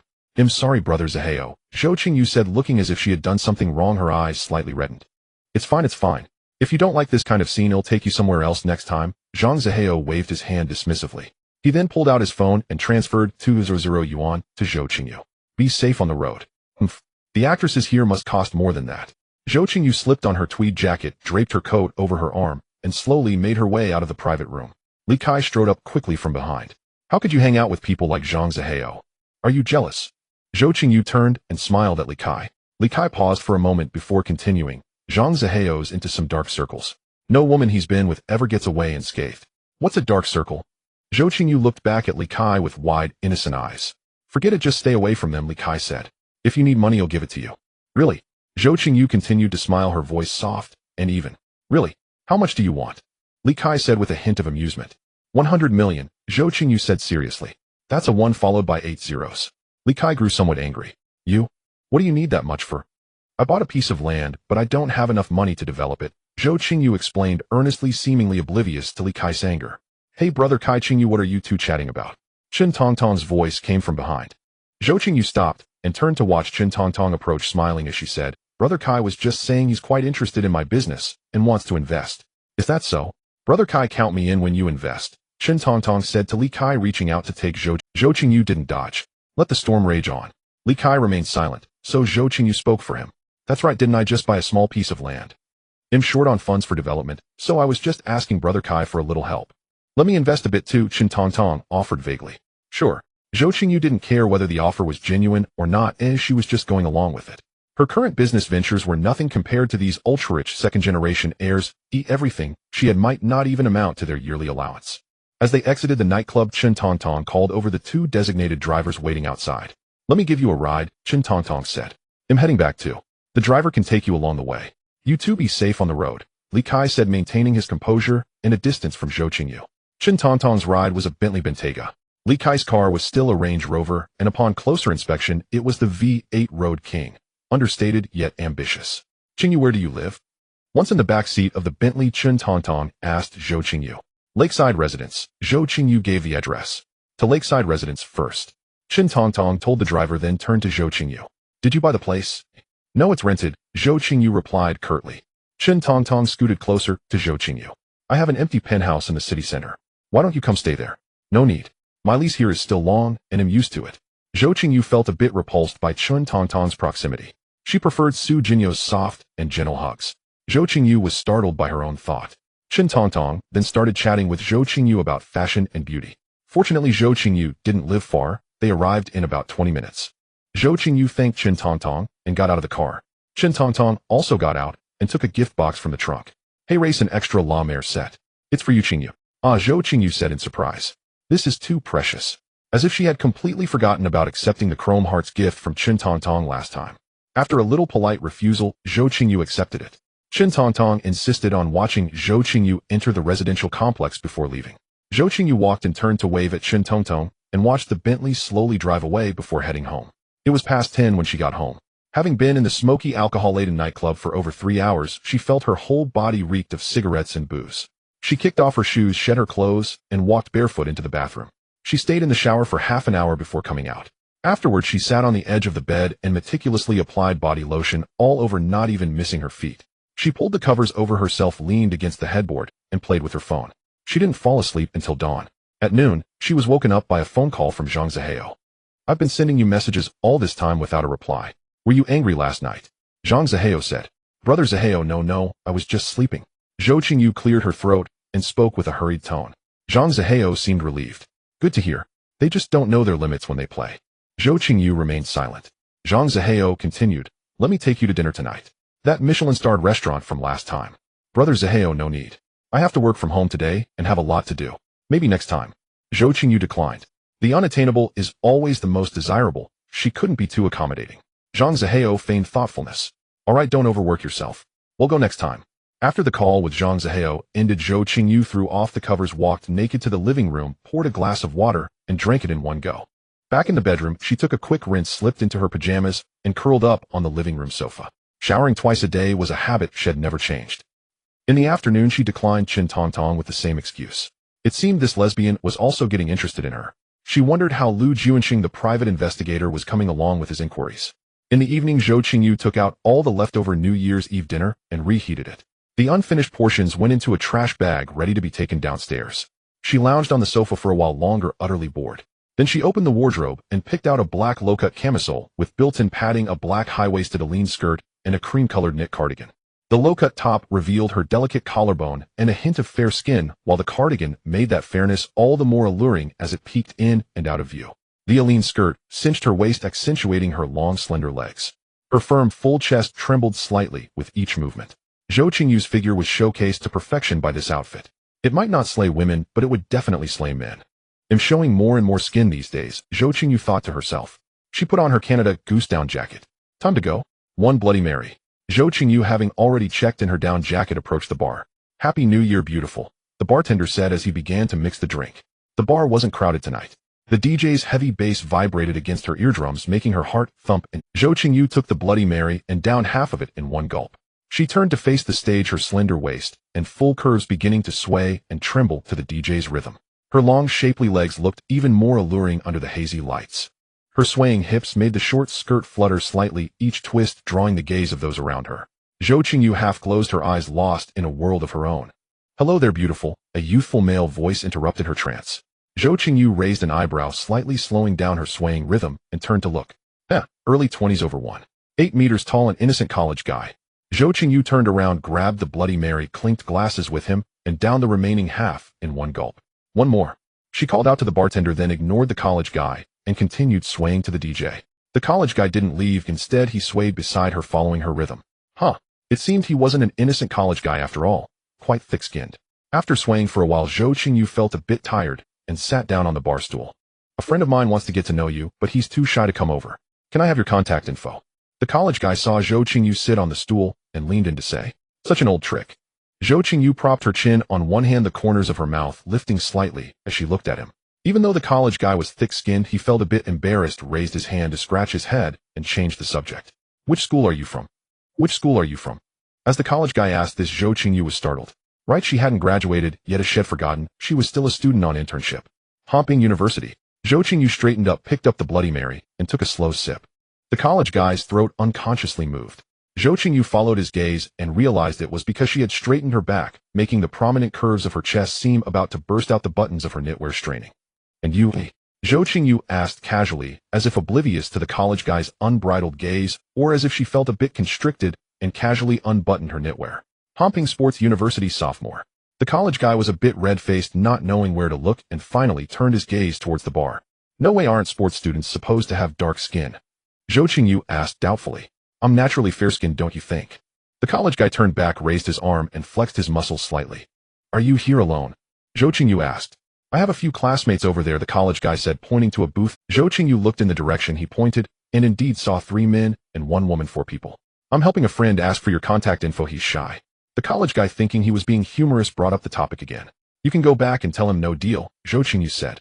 Then she turned away, picked up her glass, and took a sip. "Sister, don't be like this." The college guy started to act spoiled. Spoiled? He was. Zhou Qingyu suddenly felt bored, waved her hand, and didn't want to say a word. The college guy pestered for a few more minutes, but Zhou Qingyu remained unmoved. He had no choice but to leave dejectedly. Soon a few more people came to hit on her, but Zhou Qingyu directly rejected them all. When the second Bloody Mary was only a third left, Zhou Qingyu was about to finish it and go home. I came here for a drink, didn't expect to run into you. What a coincidence. A magnetic baritone voice came from behind. Zhou Qingyu knew at once. It was that rich bastard Li Kai. She supported herself on the bar, used the momentum to spin the bar stool, turning her body around. Looking up, she met Li Kai's deep eyes accompanied by a faint elusive smile at the corner of his mouth. Zhou Qingyu said nothing, raised an eyebrow, slightly a hint of knowing mockery flashing in her eyes. Another round. Li Kai said as he leaned sideways towards the bar. I've had enough, no more. Zhou Qingyu refused. Li Kai turned to the bartender and said, one whiskey on the rocks. He casually pulled over a nearby bar stool and sat down close to Zhou Qingyu. The bartender handed Li Kai the whiskey on the rocks. Li Kai raised his glass. Seeing this, Zhou Qingyu picked up her glass, clinked it lightly, and took a sip. I've been wanting to see you for a long time, but I don't even have your contact info, Li Kai said after taking a sip of whiskey. Zhou Qingyu gave him a look. You never asked to add me. Li Kai looked at Zhou Qingyu's face, said nothing, and slowly moved his gaze downward. He saw the loose collar of her beige knitwear unbuttoned. The soft fabric fell along her shoulder line, revealing a patch of delicate skin on the side of her neck. Further down there was the curve lightly wrapped by a black camisole, so full it seemed about to burst through the thin restraint. As she breathed, the magnificent peaks rose and fell slightly, exuding an unintentional allure. Is it too late to add now? Li Kai said, then his gaze moved down again, landing on Zhou Qingyu's long jade-like legs casually draped over the bar stool's crossbar, their smooth and sharp lines exuding a casual allure. Zhou Qingyu shifted her body, half leaning on the bar, propping her chin on her hand. That depends on how sincere you are, masterly. Full of sincerity, Li Kai leaned his upper body towards Zhou Qingyu, even able to feel her breath. I'm no longer the person I used to be. Zhou Qingyu lifted her chin slightly, meeting Li Kai's gaze with calm eyes. Not knowing what Li Kai was thinking, he was silent for a moment. Then, as if to hide something, he slightly distanced himself from Zhou Qingyu, took a sip of his whiskey, and changed the subject. Don't get too close to Zhang Zihao and Qin Tongtong. They play dirty, stay away from them. Li Kai said in a tone of experience. What about you? Aren't you the same? Zhou Qingyu said, her voice trembling slightly with a hint of sadness. Li Kai didn't speak, but his breathing noticeably grew heavier. Zhou Qingyu tactically straightened her back, staring directly at Li Kai. Do you think I want this? They set their sights on me, but it's not that I want to be close to them. As she spoke, her eyes slightly reddened. Then she gently turned her head towards the bar, no longer looking at Li Kai. I'm just a nobody. Can I escape their siege? Maybe this is my fate. Li Kai said nothing, as if he had not. Zhou Qingyu picked up the remaining Bloody Mary, tilted her head back, and downed it in one gulp. Without even greeting Li Kai, she turned and walked straight out of the bar. Just as she stepped out of the bar, the cold New Year wind hit her with a chill. Zhou Qingyu tightened her down jacket, which she had just retrieved from the coat check, and was about to head towards a taxi, when suddenly her arm was grabbed from behind, followed by Li Kai's voice. We haven't added contacts yet. Zhou Qingyu immediately turned and tried to pull away, but couldn't. Frowning, she said to Li Kai with obvious distance in her tone, no need to add. There's nothing to contact about. But Li Kai stubbornly held on, refusing to let go. Can't rely on chance encounters every time, he said, holding his phone out to Zhou Qingyu. Zhou Qingyu was silent for a few seconds, then took out her phone and scanned it. Satisfied. Let go. Zhou Qingyu's tone grew colder. Li Kai didn't let go. Instead, he put his phone in his pocket, then raised his hand, grabbed Zhou Qingyu's shoulder, and forcibly turned her to face him. 20. Li Kai stared into Zhou Qingyu's eyes with no extra words, just a faint utterance of a number. Master Li is as straightforward as ever. Zhou Qingyu raised an eyebrow, looking at Li Kai with a cold expression. Or what? Li Kai's lips curled into a faint smile, a hint of amusement flickering in his eyes. Zhou Qingyu knew that a man who could secure his footing in a wealthy family as an illegitimate child was not to be underestimated. I told you I am no longer who I used to be, Zhou Qingyu said calmly, yet with unwavering resolve. How can I meet the person you used to be? Li Kai's smile vanished, his gaze deepening as he studied Zhou Qingyu, as if trying to see through her entirely. Zhou Qingyu spat out the two words harshly. Li Kai suddenly laughed, this time with ease and openness. I like you. Zhou Qingyu scoffed, as if she had heard an absurd joke. How much is your liking worth, young Master Li? Come with me, Li Kai said, taking her arm and leading her to the back of a parked Range Rover. He opened the trunk to reveal a 24-inch suitcase. Turning to her, he said, this is today's liking. Who could resist a suitcase full of money? Zhou Qingyu couldn't and didn't want to. She smiled at Li Kai, her eyes shimmering with a gentle allure at the corners, as if their earlier argument had never happened. Li Kai waved towards the bar, and a designated driver trotted over. Once again, it was the king-size bed at the Kempinski. As Zhou Qingyu entered the room, holding Li Kai's arm, he grabbed her wrist, pressing her against the cold wall. His voice low, he said again, I'm really starting to like you. See. When you talk about feelings with the wealthy, they talk about interests. When you talk about interests, they start talking about feelings. Either way, whether it's interests or feelings, they always want to take something from you. Sweet words are easy to say. A Zhou Qingyu was never one to be bound by morality. Promises were merely a matter of lips meeting. I like you too. After saying this, Zhou Qingyu walked barefoot into the bathroom. The sound of rushing water echoed clearly from the open door into the deep night. Over 10 minutes later, she emerged in a cream-colored bathrobe loosely tied at the waist, outlining her slender figure and revealing her long legs. The peaks of her figure swayed subtly with her movements, and her damp hair clung messily to her shoulders, carrying an air of casual allure. Her hair was getting long, dampening her shoulders, Zhou Qingyu thought. She walked barefoot to the bedside, turned off the main light, leaving only the bedside lamp on. Then she walked straight to the window and pulled the curtains open forcefully, revealing the city's nightscape. The neon lights flickered in the late night, casting shifting colors across her face. You really like looking out the window. Li Kai came to her side after his shower.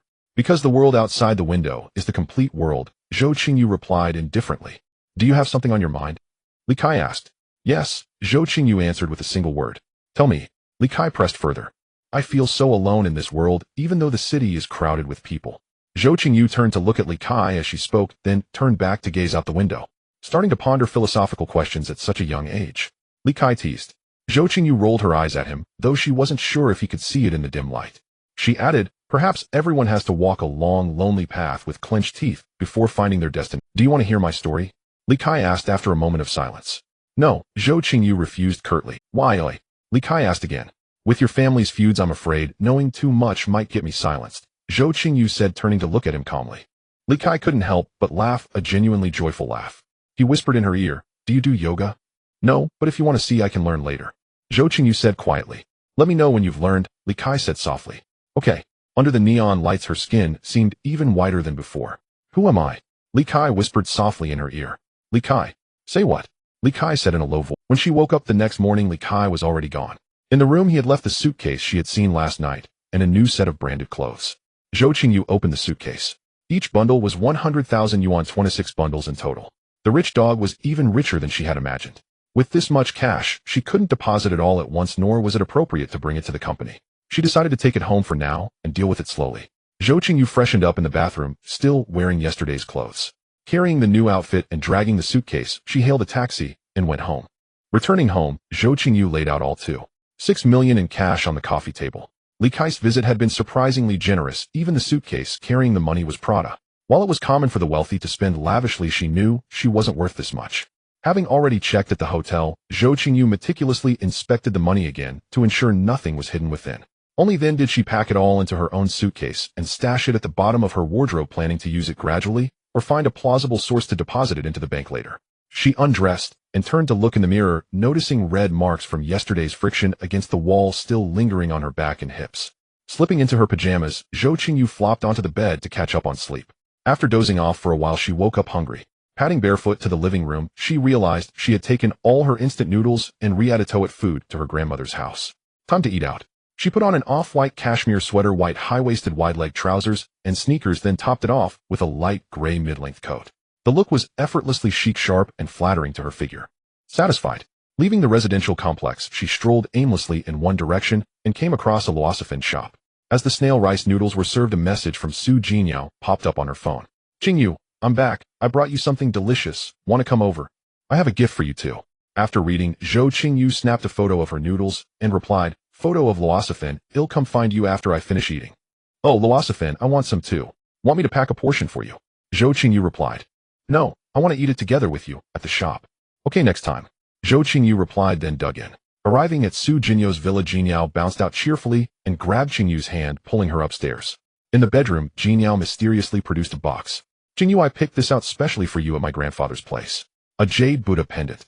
She took it out happily, ready to put it on Zhou Qingyu. As she fastened it, she said solemnly, men wear guanyin, women wear Buddha. May this Buddha protect you, bringing you peace, health, and success in all your years to come. Zhou Qingyu looked into the mirror. The hint of green at her collarbone, surrounded by sparkling diamonds, glittered brilliant. The centerpiece was a plump Methreya Buddha carved from imperial green jade. Its color was rich and vibrant, the texture fine and flawless, exuding a translucent luster, truly top-tier jadeite. The Buddha was set in 18K white gold with a halo of brilliant cut diamonds densely encircling the edge, complemented by trapezoid cut diamonds for a layered effect that beautifully highlighted the jade's deep green. Yao Yao, this is too precious. It's a collector's piece, I can't accept it. Zhou Qingyu's heart trembled, realizing this was worth at least an apartment. She started to take it off to return it, but Su Jinyo's eyes reddened. Don't take it off. I begged my grandfather for so long before he agreed. Zhou Qingyu's heart ached. In this life and the last, no one had ever cared for her so selflessly. Everyone else just wanted her money or her body. It was all a transaction. She reached out and gently ruffled Su Jinyo's hair. I won't take it off. I'll wear it always, let it protect. Su Jinyo nodded, eagerly sniffling. Come here, she said, pulling Qingyu to the study. This is loquat jam my grandmother made. I brought you a jar, you can mix it with water. And these are peanut candies she made from peanuts she grew herself. I also snagged 2 bottles of fine liquor from my grandpa, so with the last ones you have 4 in total. You can bring them when you need to host. I also brought some air-dried cured chicken and pork. I've asked the kitchen to prepare them. You're staying for dinner tonight. Su Jinyo opened a box showing and explaining each item to Zhou Qingyu. Alright, I'll have dinner at Yao Yao's place tonight, Zhou Qingyu said, looking at her with affectionate indulgence. Su Jinyo's eyes curved into little crescent moons as she nodded happily. My grandpa's place doesn't have much good stuff, just a bunch of odds and ends. I only got you the pendant, Su Jinyo complained about her grandfather. Zhou Qingyu didn't argue, knowing that for this heiress money was just a number untouched by worldly concerns. Come on, let's go feed the koi. Su Jinyo pulled Zhou Qingyu out to the garden. How these koi seem to have grown a size. They must be eating too well, Zhou Qingyu remarked, looking at the fish pond. They sure are. They eat like crazy, soon they'll be as fat as pigs, Su Jinyo said, tossing fish food into the water. Zhou Qingyu also held a bowl of feed, leaning against the edge, slowly feeding the koi that swam over. Qingyu, these fish have grown a year older, and so have I, Su Jinyo said, wrinkling her cute little nose. Even if you're a year older, you're only 22, Zhou Qingyu said nonchalantly. Su Jinyo stomped her foot. I'm 23 in nominal age. I'm 22 in nominal age. We're just a year apart, so we're practically the same age, Zhou Qingyu said, turning to smile at her. Where am from we go by actual age. Zhou Qingyu wondered if Su Jinyo might be married off soon. In a family like hers, marriage was rarely one's own choice. She knew life was like that. You gain something, you lose something. Nothing is ever perfect. That's why Zhou Qingyu was always striving to make money, just for the freedom of life and the confidence to face risks. It's a bit cold, let's go back up, Su Jinyo said, tossing aside the empty feed bowl and rubbing her hands together. With a flick of her wrist, Zhou Qingyu scattered the remaining fish food into the pond. Let's go. Su Jinyo ran over, linked her arm through Qingyu's, and they returned to the villa, laughing and chatting. I learned a new dance during the spring festival. Let me show you. Su Jinyo looked at Zhou Qingyu with eager anticipation.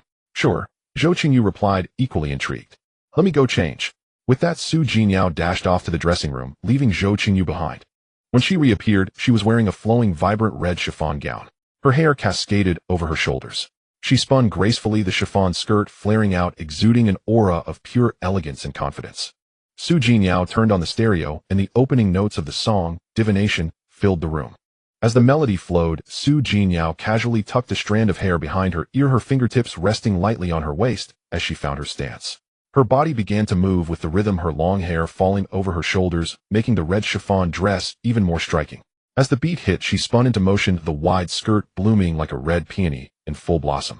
Her steps were light, yet powerful, raising her arms, arching her back, spinning. All in seamless succession, her movements sharp and her technique flawless. With every swirl of the skirt, she exuded charm. When her eyes met Zhou Qingyu's, there was a hint of pride in them, her smile radiant. As the dance ended, Su Jinyo was breathless, yet her posture remained perfectly straight. The only sign of her exertion was the rapid rise and fall of her chest. She reached up, swept her disheveled hair back, and walked briskly over to Zhou Qingyu. Grabbing her arm, she asked with unmistakable glee, well, how was it? I practiced for days in secret. Yao Yao, that was absolutely stunning. With your figure and grace, it's the entertainment industry's loss that you're not a star. Zhou Qingyu looked at Su Jinyo, her voice filled with genuine admiration. Su Jinyo laughed joyfully. In the face of true talent, everything else pales in comparison. Some people are blessed by the heavens. When one door opens, several others follow.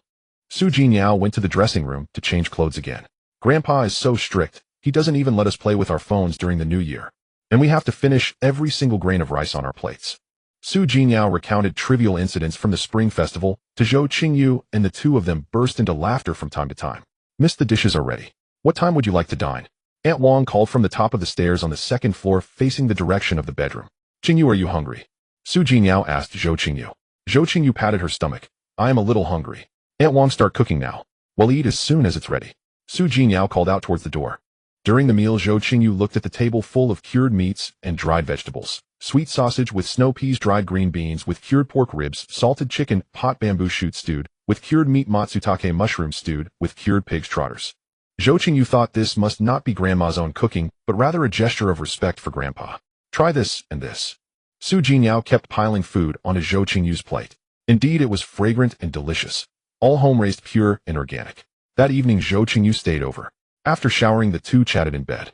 How come they feel bigger again? Su Jinyao said, poking them. Right? I thought so too. Let's go shopping again tomorrow. Sounds good. Feel my waist. Did I gain any flab over the new year? No, it's still as firm as ever. The next day, Su Jinyao was back on a shopping spree at Vientiane Plaza. Zhou Qingyu ended up with a pile of spring clothing, 2 handbags, and a lot of lingerie. But the size wasn't bigger, it was still 70. The sales clerk explained it was because of how perky they were, which created a larger visual effect. While shopping in the afternoon, a message came in from Chen Tongtong. Her main purpose was to ask if she could invite Su Jinyao to dinner. It seems Su Jinyao's schedule wasn't much of a secret. They had already contacted Zhou Qingyu as soon as they returned. Look, Chen Tongtong says she wants to treat you to dinner. Zhou Qingyu handed her phone to Su Jinyao to show the chat log. She's like a fly. During the New Year, Song Yunjin and the others even went to my grandpa's house to pay respects. Grandpa told me to keep up appearances and socialize with them appropriately. It's so annoying. Su Jinyao frowned in disgust. Then he'll just ignore her, Zhou Qingyu said, putting away her phone. Su Jinyao looked at Zhou Qingyu again. Accept the invitation. You can come with me, and he'll be able to report back to my grandpa. Are you running a fever? That's not like you. Zhou Qingyu said, reaching out to feel Su Jinyao's forehead. Su Jinyao took Zhou Qingyu's hand away. No, it's just that some things require a show of formality. With you there, I won't be so uncomfortable. All right, then shall I reply for you? Zhou Qingyu asked again. Reply and let them pick the place, Su Jinyao said, continuing to look at clothes. I'm shopping with Yao Yao right now, and we haven't decided where to eat tonight. Please pick a place in Yao Yao, and I will join you.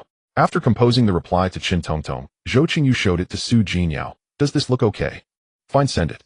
They'll definitely come together, Su Jinyao glanced and said. Sent to Chen Tongtong, who replied instantly, okay, let me find a good place to eat. They'll send you the location once I've decided. On the other side, Chen Tongtong immediately took a screenshot of the chat and sent it to the group chat. Brother Yunheng, Su Jinyao agreed to come for dinner along with the little internet celebrity. Damn, Tongtong, you're amazing. Zhang Zihao.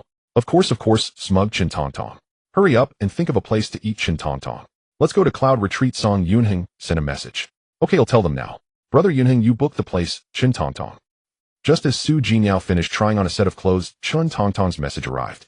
Location: Cloud Retreat booked for 6 o'clock. Should we pick you up? Zhou Qingyu showed it to Su Jinyao. No need, I'll have driver Zhao take us. No need, we'll head over ourselves. After Zhou Qingyu replied, Chen Tongtong responded immediately again, great, they'll be waiting for you. Zhou Qingyu didn't reply, continuing to try on clothes with Su Jinyao. Yao Yao, do you know this place? Zhou Qingyu asked Su Jinyao. Yes, my mom often eats there. It's a private club in the suburbs. I've been once, the food is pretty good. As she spoke, Su Jinyao modeled a new outfit. Does this look good, oi? It's just okay, try another one.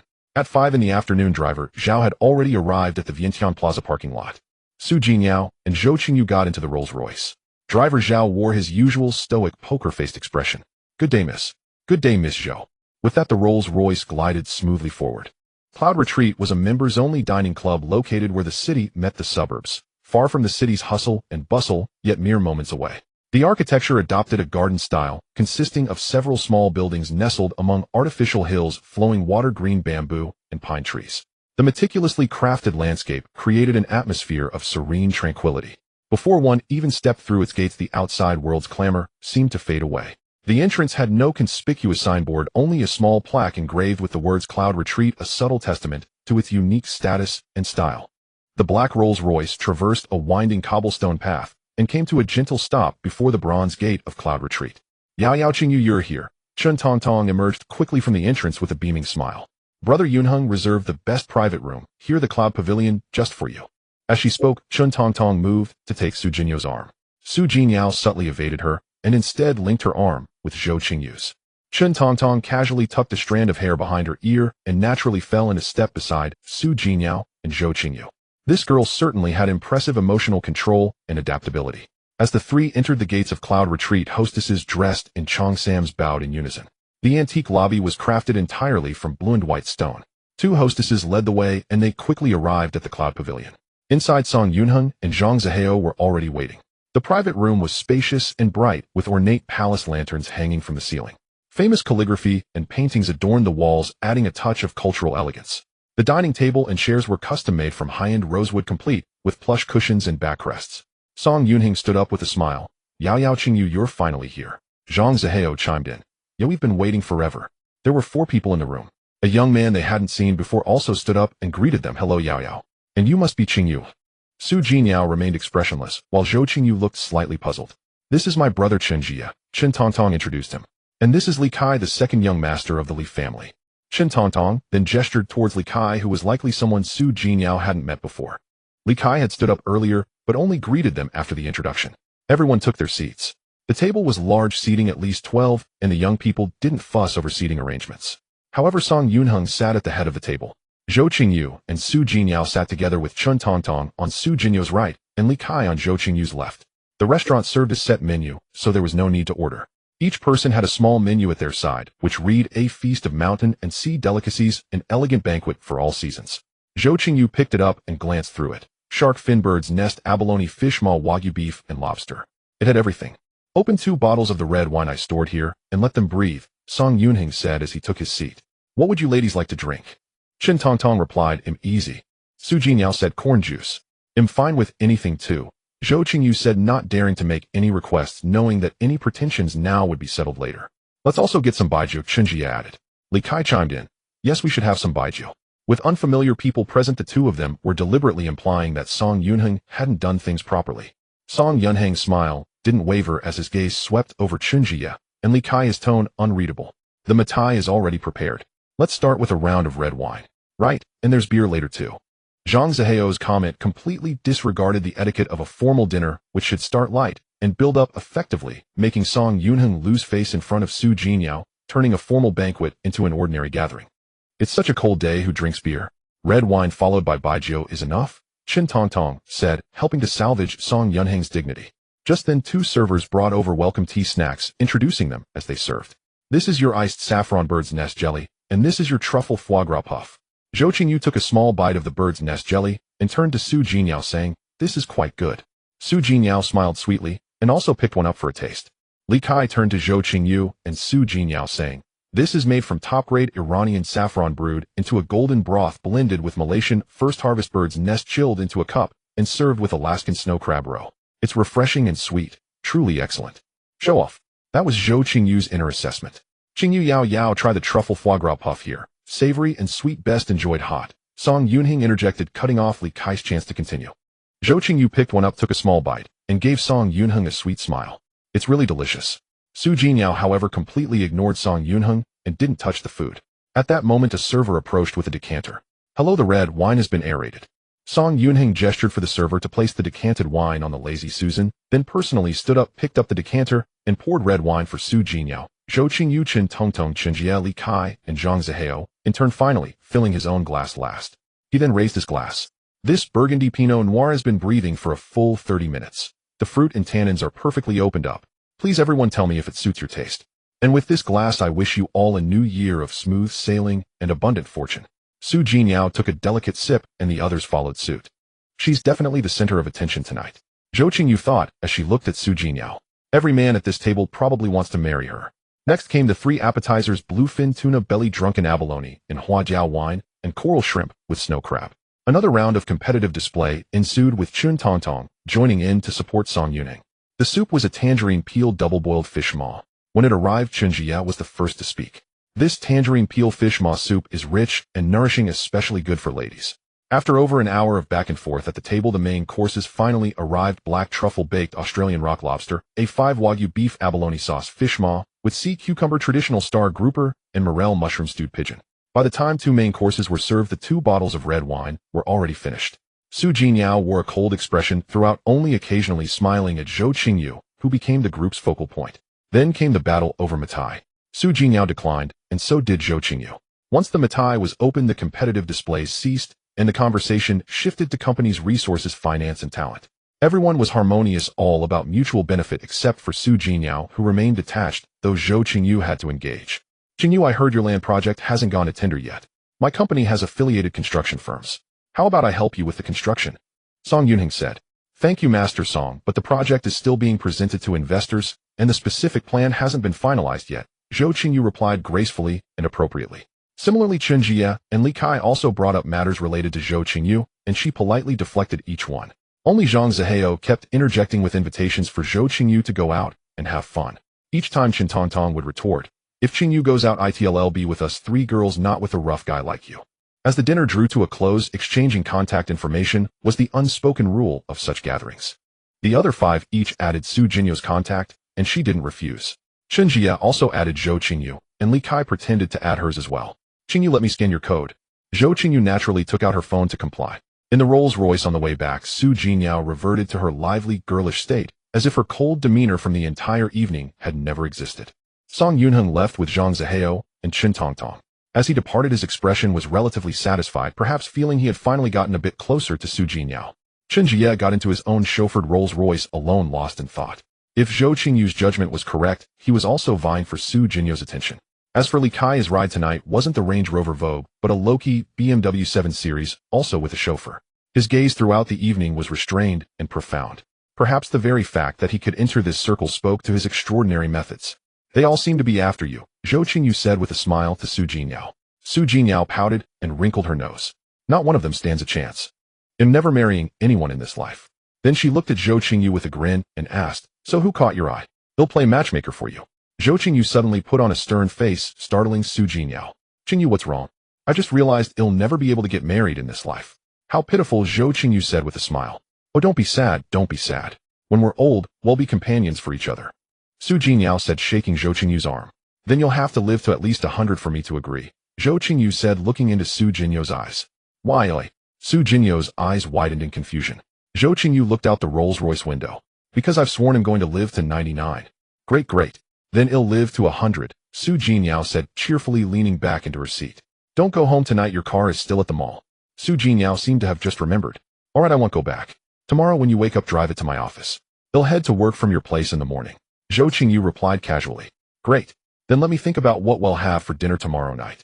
The Rolls-Royce came to a smooth stop in front of the villa. Su Jinyao took Zhou Qingyu's hand and led her inside. That night, laughter and chatter filled the second-floor room until laid a stark contrast to the usual silence. The next morning, Zhou Qingyu awoke and cast a glance at Su Jinyao. She was curled up sideways in the goose-down quilt, a few stray strands of hair clinging to her smooth forehead, her breathing light and shallow, one arm half revealed. Her fingertips unconsciously tugged at the corner of the quilt, and a faint, elusive smile lingered on her lips. "Qingyu, you're awake." Su Jinyao, her eyes half closed and still heavy with sleep, looked at Zhou Qingyu with a sweet tone. "You get some more sleep. I'm heading to the company first." Zhou Qingyu rose and gently tucked Su Jinyo's hand back under the covers. "All right," Su Jinyao agreed, but kept her eyes open. Zhou Qingyu walked into the bathroom, took a quick shower, and then dressed in a pair of black high-waisted slim straight-leg trousers, a black high-neck base layer, a deep brown geometric patterned vintage floral jacket, and Chanel patent leather ankle boots. Naturally, these were all Su Jinyo's clothes chosen the night before. She slung on one of Su Jinyo's LV chain-handled bags, exuding a chic and sophisticated vibe. Around her neck hung a diamond-encrusted imperial green jade Buddha, pendant, a gift from Su Jinyao. First day of the new year at work, Buddha's blessing him set. Zhou Qingyu went downstairs, and Aunt Wang appeared, as always, on the first floor. "Miss Zhou, would you like some breakfast?" "No thanks, Aunt Wang. All right, I'll have old Zhao drive you to work." Su Jinyo's Rolls-Royce slowly pulled out of the villa, but inside sat Zhou Qingyu. Halfway there, Zhou Qingyu suddenly remembered she needed to prepare red envelopes. "Master Zhao, could you please stop near a supermarket?" Zhou Qingyu leaned forward and said quickly to Master Zhao. Within a few minutes, the car pulled up steadily at the supermarket entrance. Zhou Qingyu hurried in and bought 400 red envelopes. After getting back in the car, she felt a little embarrassed and asked Master Zhao to first take her home for a quick stop. She dashed upstairs to grab 500 in cash, then returned to the car. While Master Zhao drove, Zhou Qingyu sat in the back seat, stuffing 100 yuan into each red envelope. By the time they reached the company building, she had just managed to finish filling them. The remaining cash was tucked into her LV bag. Of course, she had set aside several 800 yuan envelopes and placed them in her handbag, while the 100 yuan one stayed in the supermarket shopping bag. "Master Zhao, thank you, and Happy New Year." As Zhou Qingyu got out of the car, she handed an 800 yuan red envelope to Master Zhao. Master Zhao demurred for a moment, then accepted it, finally managing a few more words. "Thank you, Miss Zhou. Happy New Year." Once inside the company, amid a chorus of Happy New Year wishes, she handed out more than half of the red envelopes. Of course, she wondered if they would think the 100 yuan inside was too little. But it didn't matter. If anyone called Zhou Qingyu stingy, she would surely say, "Yes, I am." Arriving at her office, she said, "Sister Wang, Happy New Year," and handed over an 800 yuan red envelope. "Have President Liu and President N arrived yet?" "They're here in their offices," replied Wang Xinping. Zhou Qingyu then went to Liu Zhengcheng's office. "President Liu, Happy New Year," she said, also handing him an 800 yuan red envelope. Similarly, she visited in Jiayi's office and Wang Chunmai's office. The others did not receive such treatment. Next came the morning meeting. A total of 126 people have requested leave and didn't come in today mainly because of long distances and difficulty buying tickets, reported the HR director. Saved 12600 was Zhou Qingyu's thought. Then each department briefly reported on their current situation and future plans. The publicity department gave a brief report on the promotional activities during the Spring Festival. The data analysis and operations department needed more time to organize, so they gave a concise summary. The short drama viewership and ad revenue during the Spring Festival had increased by over 70, a very positive sign. Zhou Qingyu made the final remarks. Analyze the data on Liu Yichuan and Lin Wangshu in more detail. The script planning department should prepare several sweet romantic sea-themed scripts. We're going to create a CP buzz around them. Additionally, based on the characteristics of the other three actors, develop tailored scripts for each of them along with a set of promotional plans that fit their traits. In the near term, boost their online traffic a bit more and generate some trending topics.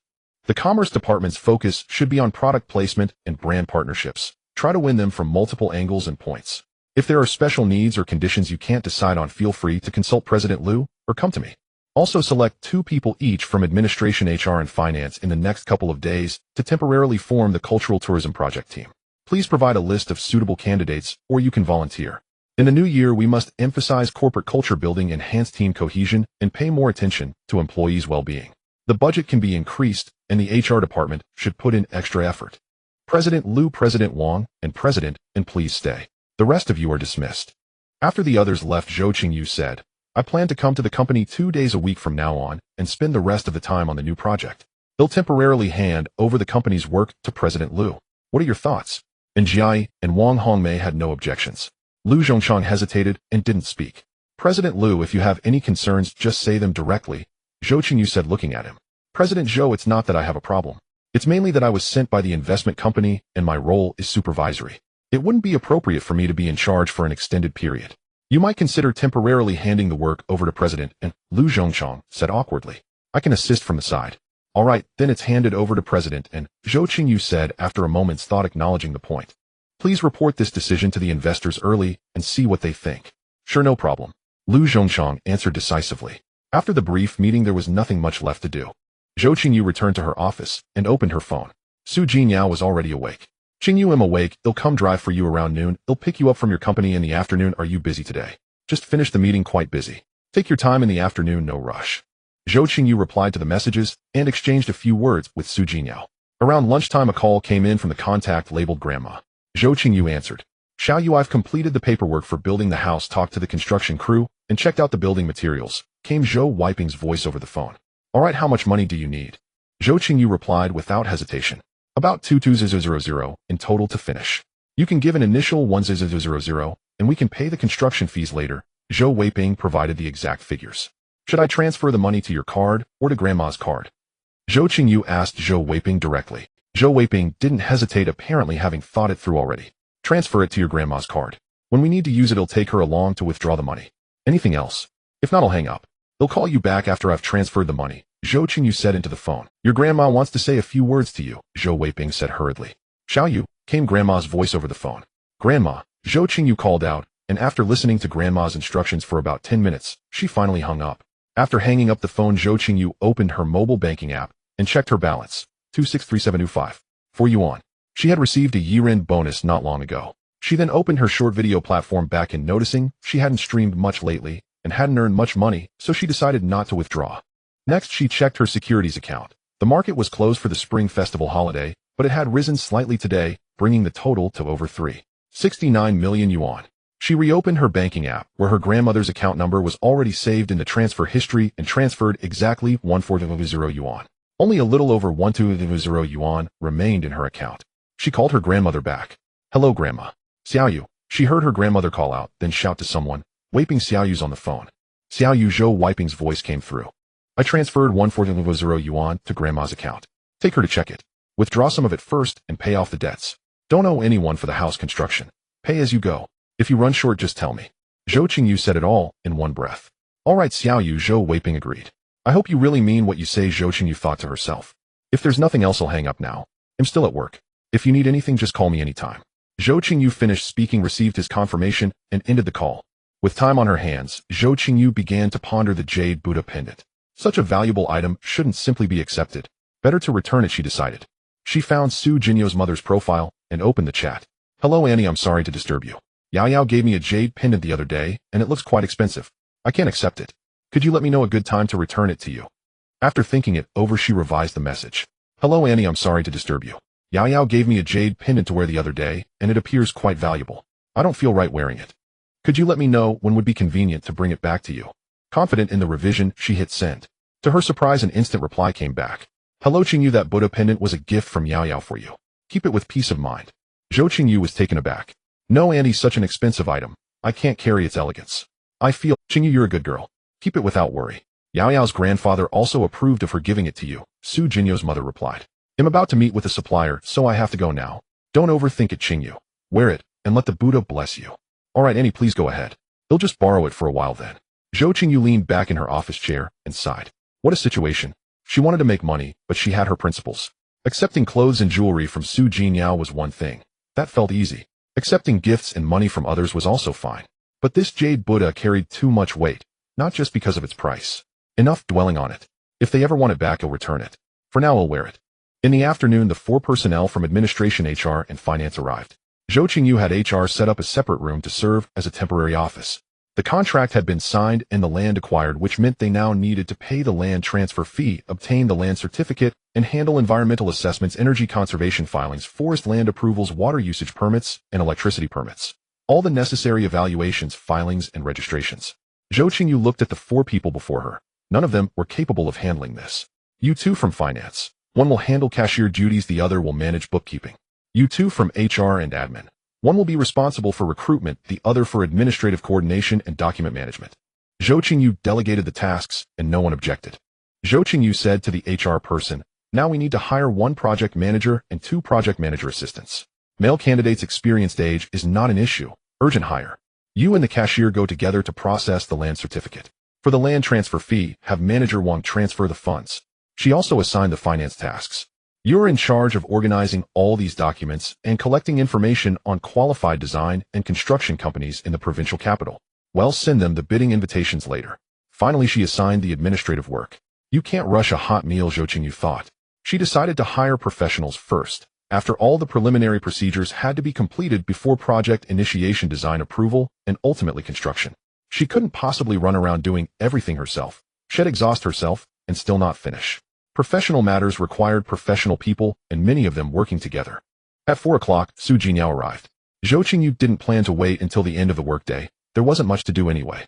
Qingyu, you're skipping out early, were Su Jinyo's first words upon seeing her. That's right. I couldn't bear to keep Yao Yao waiting downstairs, Zhou Qingyu said with a smile. You, Su Jinyao made a silly face. Where do you want to go have some fun? Zhou Qingyu asked, sliding into the driver's seat and turning to look at Su Jinyao, who had just settled into the passenger seat. How about we go soak in a hot spring? Su Jinyao looked at Zhou Qingyu with eager anticipation. Sure. Let me look up a place, Zhou Qingyu said, pulling out her phone.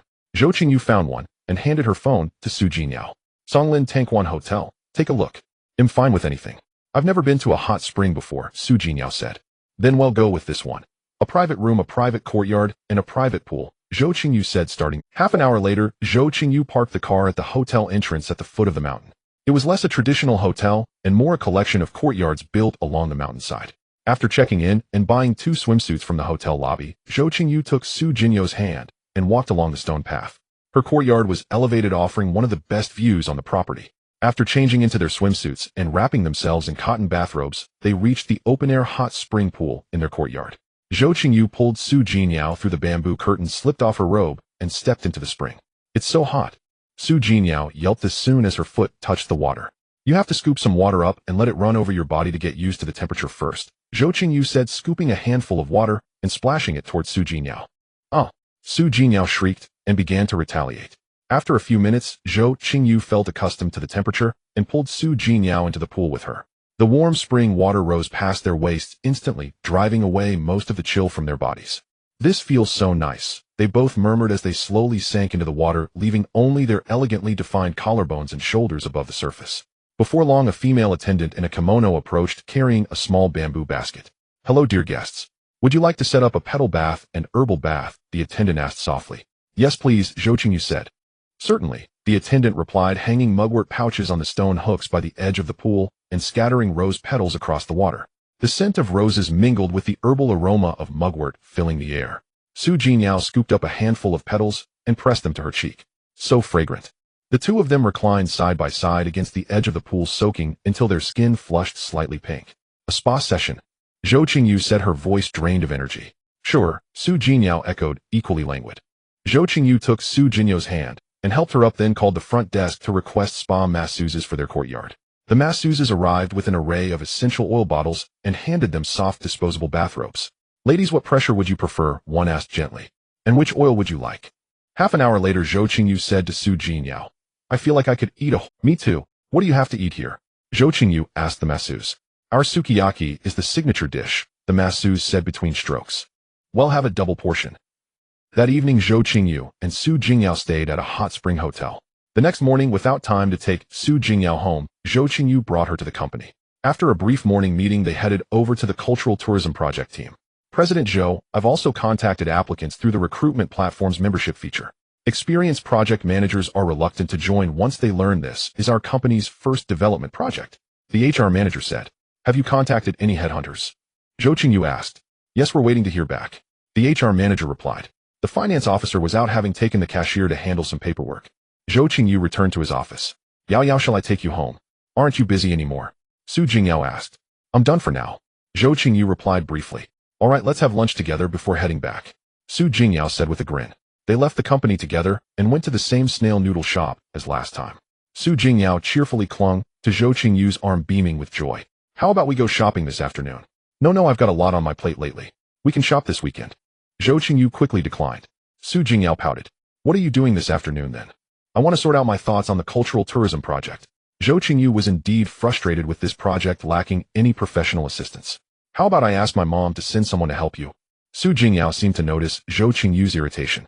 Zhou Qingyu pondered for a moment. Using a favor here seemed like a waste. "I'll try my best first. If it doesn't work out, I'll definitely ask you for help, all right?" "Okay then. But you must tell me if you need any help," Su Jingniao said with a hint of regret. Zhou Qingyu reached out and ruffled Su Jingniao's hair. "I know.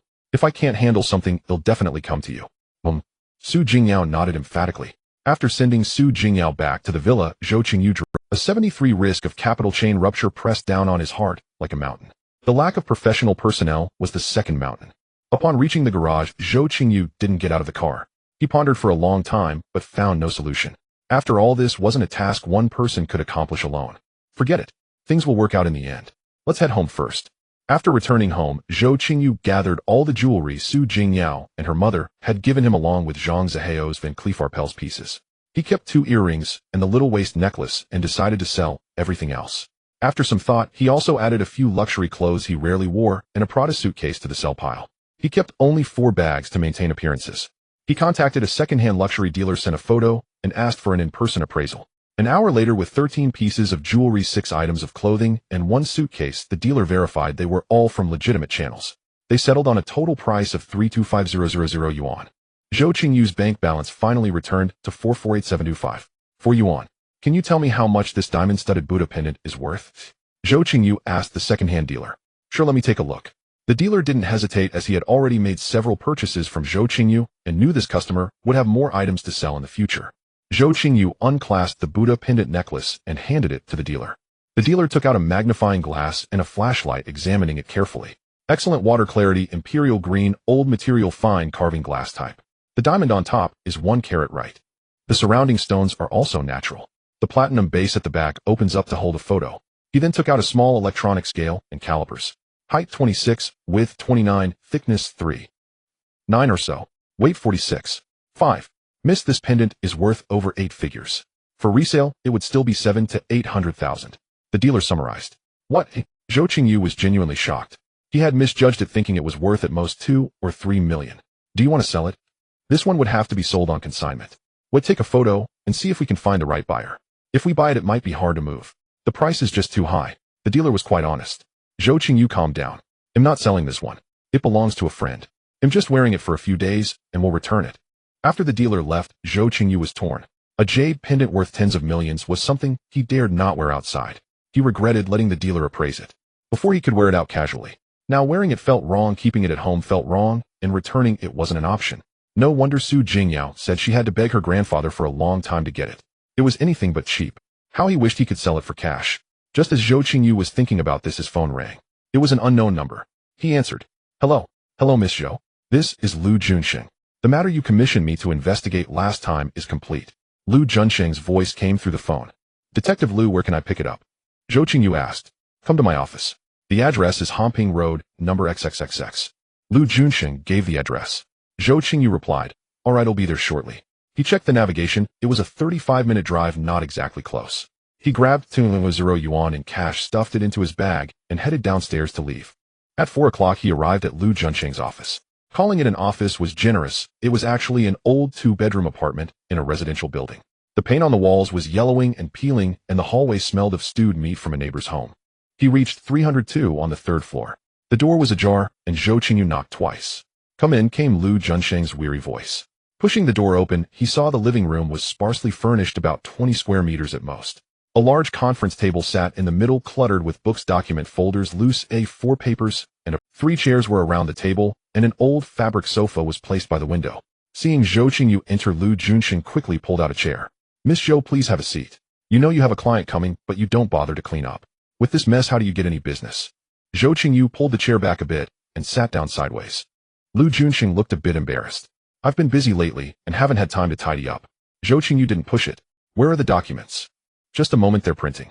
Lu Junsheng gestured to the printer, which was whirring. Zhou Qingyu glanced around the room, noticing a photo of Lu Junsheng in military uniform on the wall. Lu Junsheng took an unopened bottle of water from a box in the corner and handed it to Zhou Qingyu. Zhou Qingyu took it and placed it beside him without opening it. How many years were you in the military? Zhou Qingyu broke the silence. Lu Junsheng looked up at the photo as if lost in memory.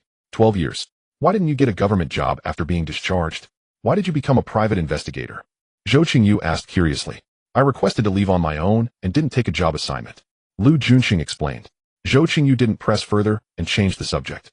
What was your military specialty? Reconnaissance. Lu Junsheng said in a low voice, a mix of pride and regret in his tone. The documents are ready. Lu Junsheng stood up, picked up the printed pages, and began to bind them. Lu Junsheng handed the bound documents to Zhou Qingyu.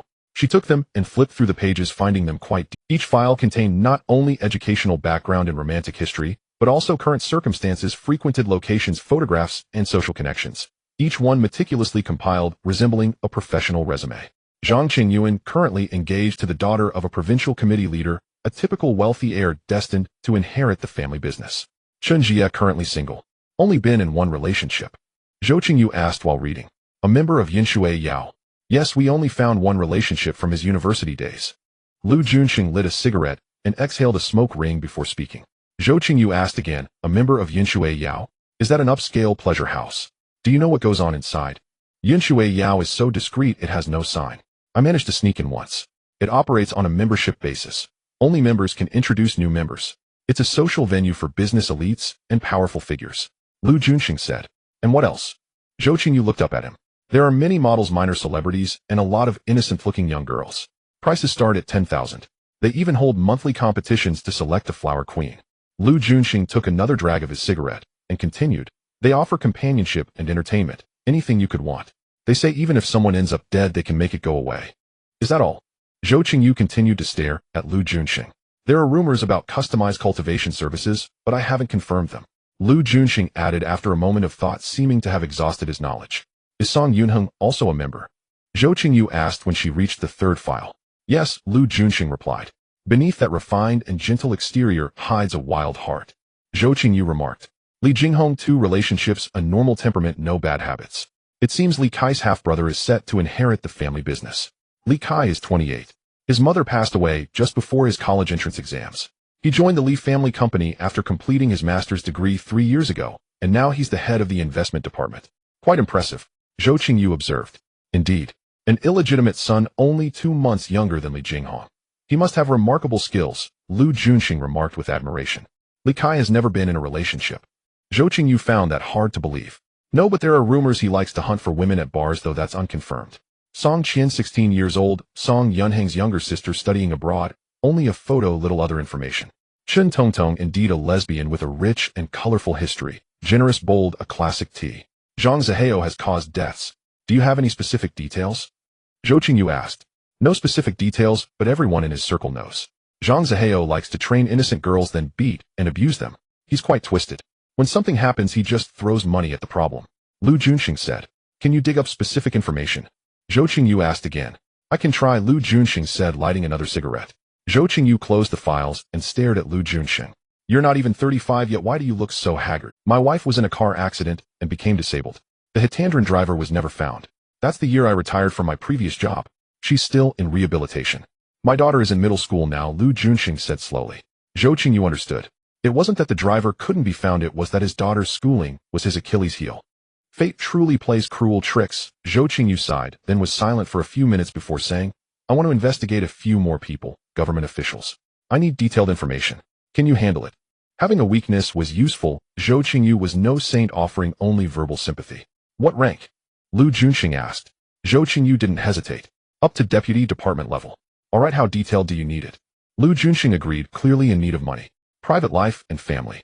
Zhou Qingyu wanted to see if there were any leverage points and analyze whether they could be used. Can you really not investigate Su Jinyao? Zhou Qingyu asked again. No. No one dares to touch the family of someone at that level. Lu Junxing refused flatly. Fine. The new district's district chief Gao and his secretary section chief Zhao. Private lives with photos, Zhou Qingyu specified. Lu Junxing pondered for a moment. 1 month, 20,000 yuan commission. If there are unexpected expenses there on you. What counts as unexpected? Zhou Qingyu asked. Lu Junxing took a puff of his cigarette and said, getting detained or facing administrative penalties. Deal. Also investigate one more person, Brother Yong's youngest son from the south side of town, the one who owns the bar. And look into Zhang Zihao's case as well, Zhou Qingyu added. They'll start with Zhang Zihao's case and quote a price based on the difficulty. Brother Yong's son he'll throw in for free, Lu Junxing said, showing some loyalty. Zhou Qingyu counted out 4,500 yuan in cash to settle the previous fee. She then handed Lu Junxing another stack of 10,000 yuan. This one half up front as well. If you find anything unexpected or run short on funds, let me know right away. Don't wait for the full month. Zhou Qingyu added.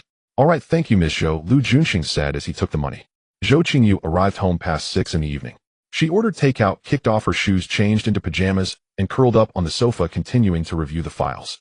She focused particularly on Li Kai's history. Li Kai's mother had originally been an intern at his father's company, and through a twist of fate became his mistress. Though young, she was cunning and quickly became pregnant. However, she hadn't anticipated that Li Kai's father's wife was also pregnant at the time. Thus, Li Kai's mother never gained status through her son because the wife also gave birth to a son. Proud and stubborn, she chose not to fight for a higher position.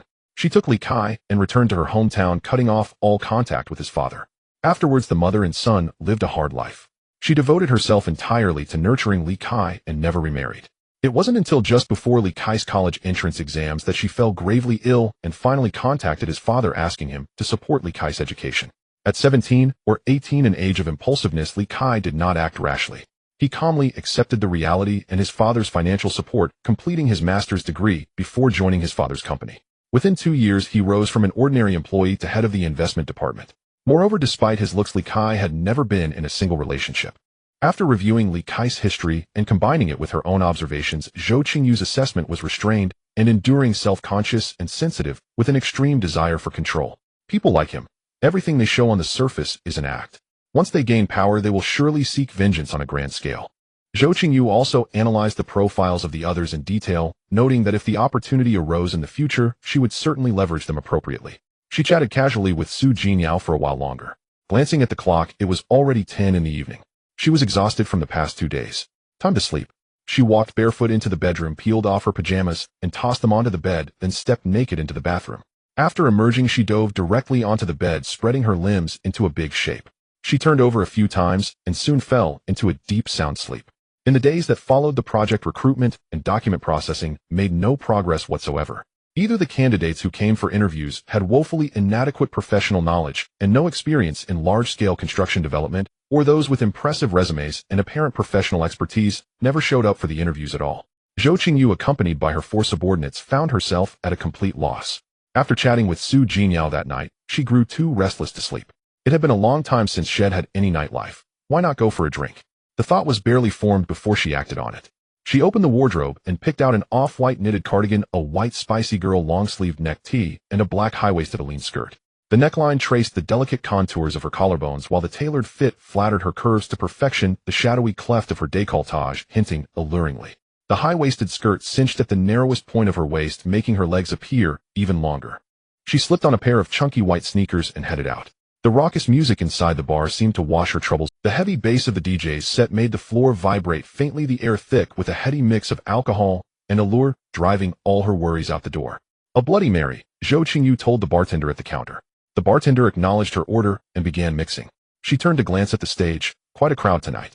When she turned back, the Bloody Mary was slid across to her. She took it and downed half in one go, tilting her head back. She stopped watching the dance floor and let her body sway to the DJ's beat. Her chunky white sneakers scuffed lightly against the floor in time with the music, the hem of her black Aline skirt rippling in delicate waves with the sway of her hips, while the kaleidoscopic lights made her legs look even slimmer and longer. Hi, beautiful. My friends and I were chatting over there, and I noticed you've got real presence. Mind if we get to know each other? A voice interrupted Zhou Qingyu. She glanced over. A young college guy, pretty direct. Sure, Zhou Qingyu said, not stopping her dance. A few friends and I are playing games at that booth over there. The guy gestured toward the booth, extending the invitation. Bold and straightforward as he was, it was hard to dislike him even if you weren't interested. All right. Zhou Qingyu paused her dancing, picked up her glass, and followed him to the booth. There were already 2 men and 2 women there. With the guy and her, that made 6. 3 men and 3 women. The people at the booth were all warm and welcoming, quickly making room as the 2 approached. Hi there, gorgeous. A girl with a high ponytail handed her a beer. Zhou Qingyu took it and set it on the coffee table in front of her. Want to play a few rounds? Compare dice points. Lowest one drinks. A guy in a trendy hoodie picked up the dice cup, trying to get the party going. Sure. Zhou Qingyu's luck had indeed been poor lately. She lost 3 straight rounds and downed 3 beers. She finally won the 4th, and after that her fortune turned, winning more than she lost. Let's play the finger-catching game, the college guy suggested, and the others chimed in agreement. The high ponytail girl shouted, loser has to choose between truth or dare. They quickly formed a circle, palms facing up and spread across the center of the coffee table. The high ponytail girl called the shots, her voice carrying a youthful crispness over the bar's rhythm. 1, 2, 3. Catch. The instant the words left her mouth, Zhou Qingyu's wrist twisted with lightning speed, precisely clamping down on the hoodie guy's index finger beside her, while her own fingers slipped back safely. The hoodie guy let out an ow and grumbled, damn. Your reflexes are insane. The group burst into laughter, and the high ponytail girl immediately leaned in to egg him on. A bet's a bet. Pick truth or dare quick. The hoodie guy chose dare. Pick any guy in the bar, pound his chest with your fist, and say you're so annoying 3 times. Zhou Qingyu proposed the dare. The hoodie guy looked mortified, but rather than drink, he stood up, walked over to the college guy, and pounded his chest while saying, you're so annoying, you're so annoying, you're so annoying. The others doubled over, laughing, tears nearly streaming from the high ponytail girl's eyes. Holy crap. There's something going on between you 2. The guy next to them even started whistling. They played a few more rounds. Zhou Qingyu lost once and chose dare, go to the bathroom, and sing loudly for a minute and record it on video. Zhou Qingyu heard the dare, conceded defeat, and opted to drink instead. They cycled through several games, losing track of time. 3 more rounds of beer were ordered before the night was over. As they left the bar, the college guy kept steadying Zhou Qingyu by the arm, while the others paired off and went their separate ways. Perhaps they were all strangers who'd just met tonight. My head's spinning. How about we get a room at the place next door and rest for a bit? The college guy gently tugged at her sleeve with a boyish clinginess and a hint of nervousness at being rejected. Zhou Qingyu could feel the warmth of his palm. She turned to look at him. His moist, pleading eyes betrayed his tentative intent. A smile played at the corners of her eyes as she reached up and touched his forehead. Really drunk. I'm really dizzy. Let's find somewhere to rest. Will you stay with me? His gaze fixed on her, the feigned drunkenness barely masking a fervent anticipation. Drunk as you are, can you even remember the way to a hotel? Zhou Qingyu teased with a light laugh. Can't remember at all, that's why I want you to help me find one. He said, his words slurring. Zhou Qingyu suddenly leaned and closed her breath, almost brushing his face. Not afraid he'll sell you off. The college guy was flustered by her boldness, stumbling over his words. Then, you'd have to take responsibility. You've got the wrong person, Zhou Qingyu said with a faint smile, stepping back. You. His voice carried a note of grievance as his grip on her arm tightened slightly. Zhou Qingyu smiled again. I can walk you to the hotel entrance, but I'm not going up. I'm heading home. Deal? His voice grew even more plaintive as he murmured, but I just want to spend some time with you somewhere quiet. I just want to go home. Choose now, I leave this instant, or I drop you at the hotel ahead, and then go. Zhou Qingyu's smile faded as she laid out the options plainly. The hotel ahead, he said, perhaps still hoping to change her mind. Zhou Qingyu said nothing, striding forward. The college guy hurried to catch up and wrapped an arm around her waist. She didn't dodge. After all, the hotel was only 50 meters away. We're here. I'm off. Zhou Qingyu turned and shook off his hand. He stepped forward, trying once more to take her arm, but she retreated another step to evade him. Come up and sit for a while, he pleaded. Zhou Qingyu looked exasperated. I really have to get home. Any later, and my parents will come looking. The college guy made a few more attempts, but Zhou Qingyu remained unmoved. She hailed a cab and left. In the taxi on the way home, she pulled out her phone, found the few people shed, just added, and deleted them one by one. The weekend arrived, and Zhou Qingyu's long-awaited shopping trip officially began. Look, my hair's already down to my collarbone. Let's go to the hair salon first, Zhou Qingyu said, touching her hair. The two headed straight to the beauty salon on the 5th floor of the Vientiane Plaza. See, my hair has grown down to my collarbone. I don't want to cut it short anymore. What hairstyle would suit me? Zhou Qingyu said to the stylist Tony. Tony gestured for a while. Miss, your face shape suits a layered collarbone cut with wispy bangs. It won't hinder growing your hair out, and it gives a softer, more youthful vibe. Are you saying I wasn't gentle before? Zhou Qingyu asked teasingly. No, your previous hairstyle was more of a cool, elegant style, sharp and confident. Ha ha ha. Zhou Qingyu thought any hairstyle in their eyes is just about flattering the customer. They don't really care if it looks good or not. All right, let's go with your suggestion. Make it quick this time. We still have shopping to do, Zhou Qingyu said with a smile. It was faster than last time, taking less than 2 hours. 2 hours. However, this hairstyle was indeed the pinnacle of vibes. The length was just right, versatile and chic. As she turned her head, the ends of her hair gently brushed her shoulders and collarbone, exuding an innate softness. The layers gave her hair an airy volume, and the wispy bangs added a touch of lazy elegance. This hairstyle looks much better than your last one. The previous one made you look too aloof. Now you look like a sweet girl, Zhou Qingyu commented.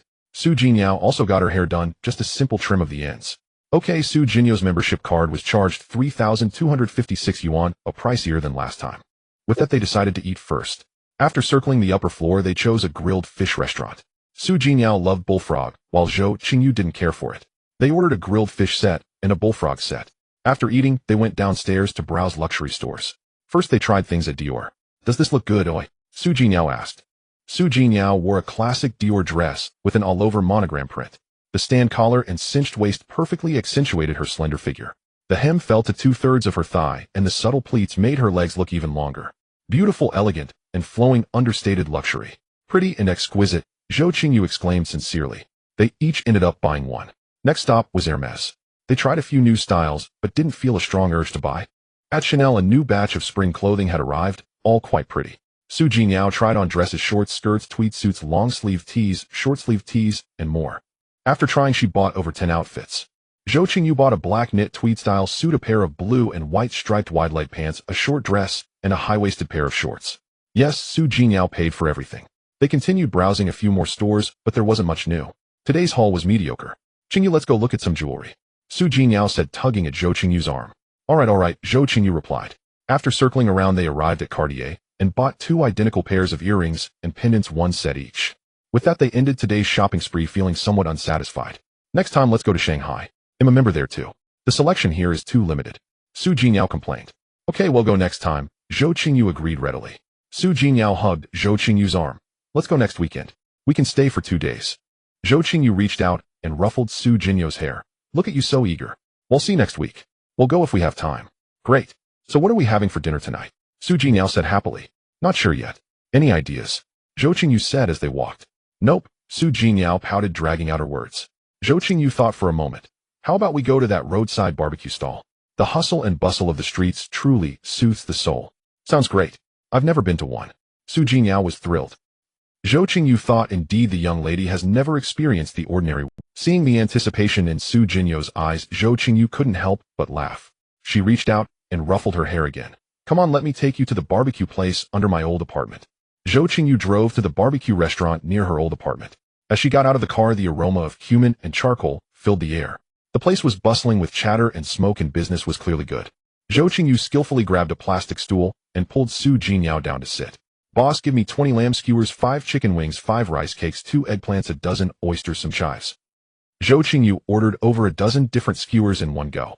Zhou Qingyu sat obediently on the plastic stool beside her.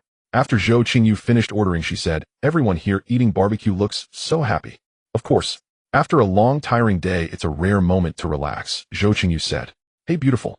Long time no see, the owner said as he brought over the first batch of grilled skewers.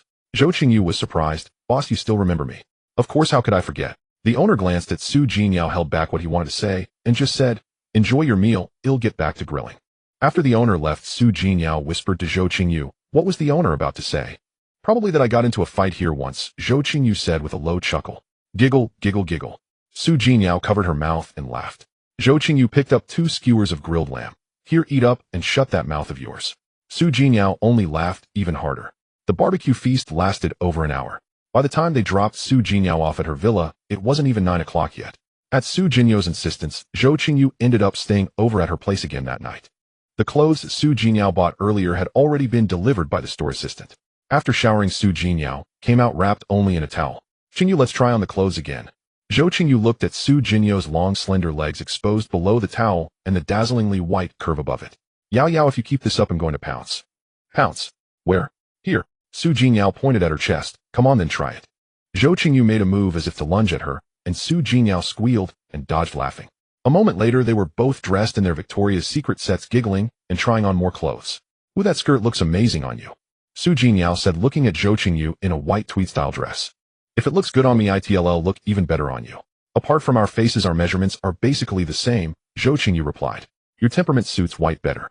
It's pure, elegant, gentle, and noble. And what about you? Zhou Jinyu asked curiously, looking at Zhou Qingyu. I suit darker colors better. My temperament is more aloof, strong, and carries a bit more edge, Zhou Qingyu self-assessed. Zhou Jinyu shook her head. No way, I think you're also gentle, sweet, and adorable. I don't sense any edge in you. Zhou Qingyu walked over to Zhou Jinyu. Well, that just means I might have misjudged myself. She burst out laughing. Ah, you're so annoying, Zhou Jinyu said, reaching out to tickle Zhou Qingyu, who laughed and ran away. Luckily, Zhou Jinyu's bedroom and walk-in closet were spacious enough where there'd be nowhere to run. The two played around until past midnight before going to sleep. Zhou Jinyu had too many clothes to even try them all. Lying side by side on the bed, Qingyu, if you ever have nothing to wear, just come over to my place. Okay, but if I wear them home, I'm not returning them, Zhou Qingyu said. No need to return them. I have Aunt Wang clear out a bunch every year because I can't fit them all. You taking them actually frees up space for me, Zhou Jinyu said. Zhou Qingyu turned on her side to look at Zhou Jinyu. Really? Then say thank you first. Zhou Jinyu also turned to face Zhou Qingyu. Thank you. Zhou Qingyu immediately covered her face with her hands, flopped onto her back, and squirmed on the bed. Oh, I'm done for. Ha ha ha, Zhou Jinyu couldn't stop laughing. After a long while, the two finally quieted down and slowly drifted off to sleep. In the days that followed, the media company's revenue grew steadily, yet the cultural tourism project made no headway. As the first month of the lunar year was about to slip away, Zhou Qingyu's anxiety deepened. After the morning meeting, Zhou Qingyu sat in her office contemplating whether she should truly seek Zhou Jinyu's assistance when Director Zhao's call came through. Director Zhou, District Chief Gao, would like an update on the cultural tourism project. Director Zhao, we have established a project team and are continuously expanding our professional staff. Director Zhou, District Chief Gao has an opening at 2 p.m. this afternoon. You may come to the district government office to report on your progress. Zhou Qingyu's brow furrowed the moment she heard the name Gao, and it remained furrowed well after she hung up. After ending the call, Zhou Qingyu rose and walked to the window of her office, gazing at the traffic below. District Chief Gao's sudden inquiry meant either the city had issued new performance metrics or someone had been whispering in his ear. At 2 p.m., Zhou Qingyu met with District Chief Gao in his office at the district government building. In his deep, resonant voice, Gao spoke slowly. Xiaozhou, no need to be nervous. The city is compiling a report on key project progress, so I'm just checking in. How is the project progressing? Any difficulties? Zhou Qingyu replied calmly. District Chief Gao, the project is on track. The preliminary land review has been approved, and the planning proposal is being refined. Once optimized, it will be submitted to the District Planning Committee for review. The Design Institute is also finalizing its plans, and we expect to present the overall design next month. Our only minor issue concerns the use of the surrounding access roads. We will coordinate with the sub-district office before construction begins to reach an agreement. District Chief Gao nodded. The city holds high hopes for this project, aiming to make it a model of cultural tourism integration. If you need the district's assistance, don't hesitate to say so. Thank you for your support, District Chief Gao. We would appreciate the district's help in coordinating with the Transportation Bureau to initiate the design bidding for the access roads in advance, so it can proceed in tandem with the project. Additionally, for the construction bidding, we'd like to bring in several top-tier engineering firms. If the district could help us connect with some resources. No problem. They'll handle the coordination. You push forward with the work and report any updates promptly. Understood, District Chief Gao. I will not disappoint your expectations. As Zhou Qingyu left the district government building, her heart was a placid lake. The cultural tourism project was not just a feather in District Chief Gao's cap. It was her own crucial bargaining chip for a solid foothold in the business world, and she could not afford a single misstep. Zhou Qingyu knew well that asking District Chief Gao for help would come at a price, only after which would he arrange for professional companies and teams to assist. Professional companies and teams. It struck her. She had been so focused on building an in-house team that she had completely overlooked the option of seeking external expertise. Zhou Qingyu realized her mistake. The past few months had been too smooth, making her complacent. She immediately pulled out her phone and called the consulting firm that had handled the project planning earlier. After a brief conversation, she drove straight to their office to discuss the details. At their office, Zhou Qingyu met with the company's vice president. After the discussion, she summarized her requirements. President Li, these are all my needs. Your team must be involved throughout the entire process, handling all preliminary procedures, permits, and filings, and continuing through to the construction phase and final acceptance. That's entirely feasible.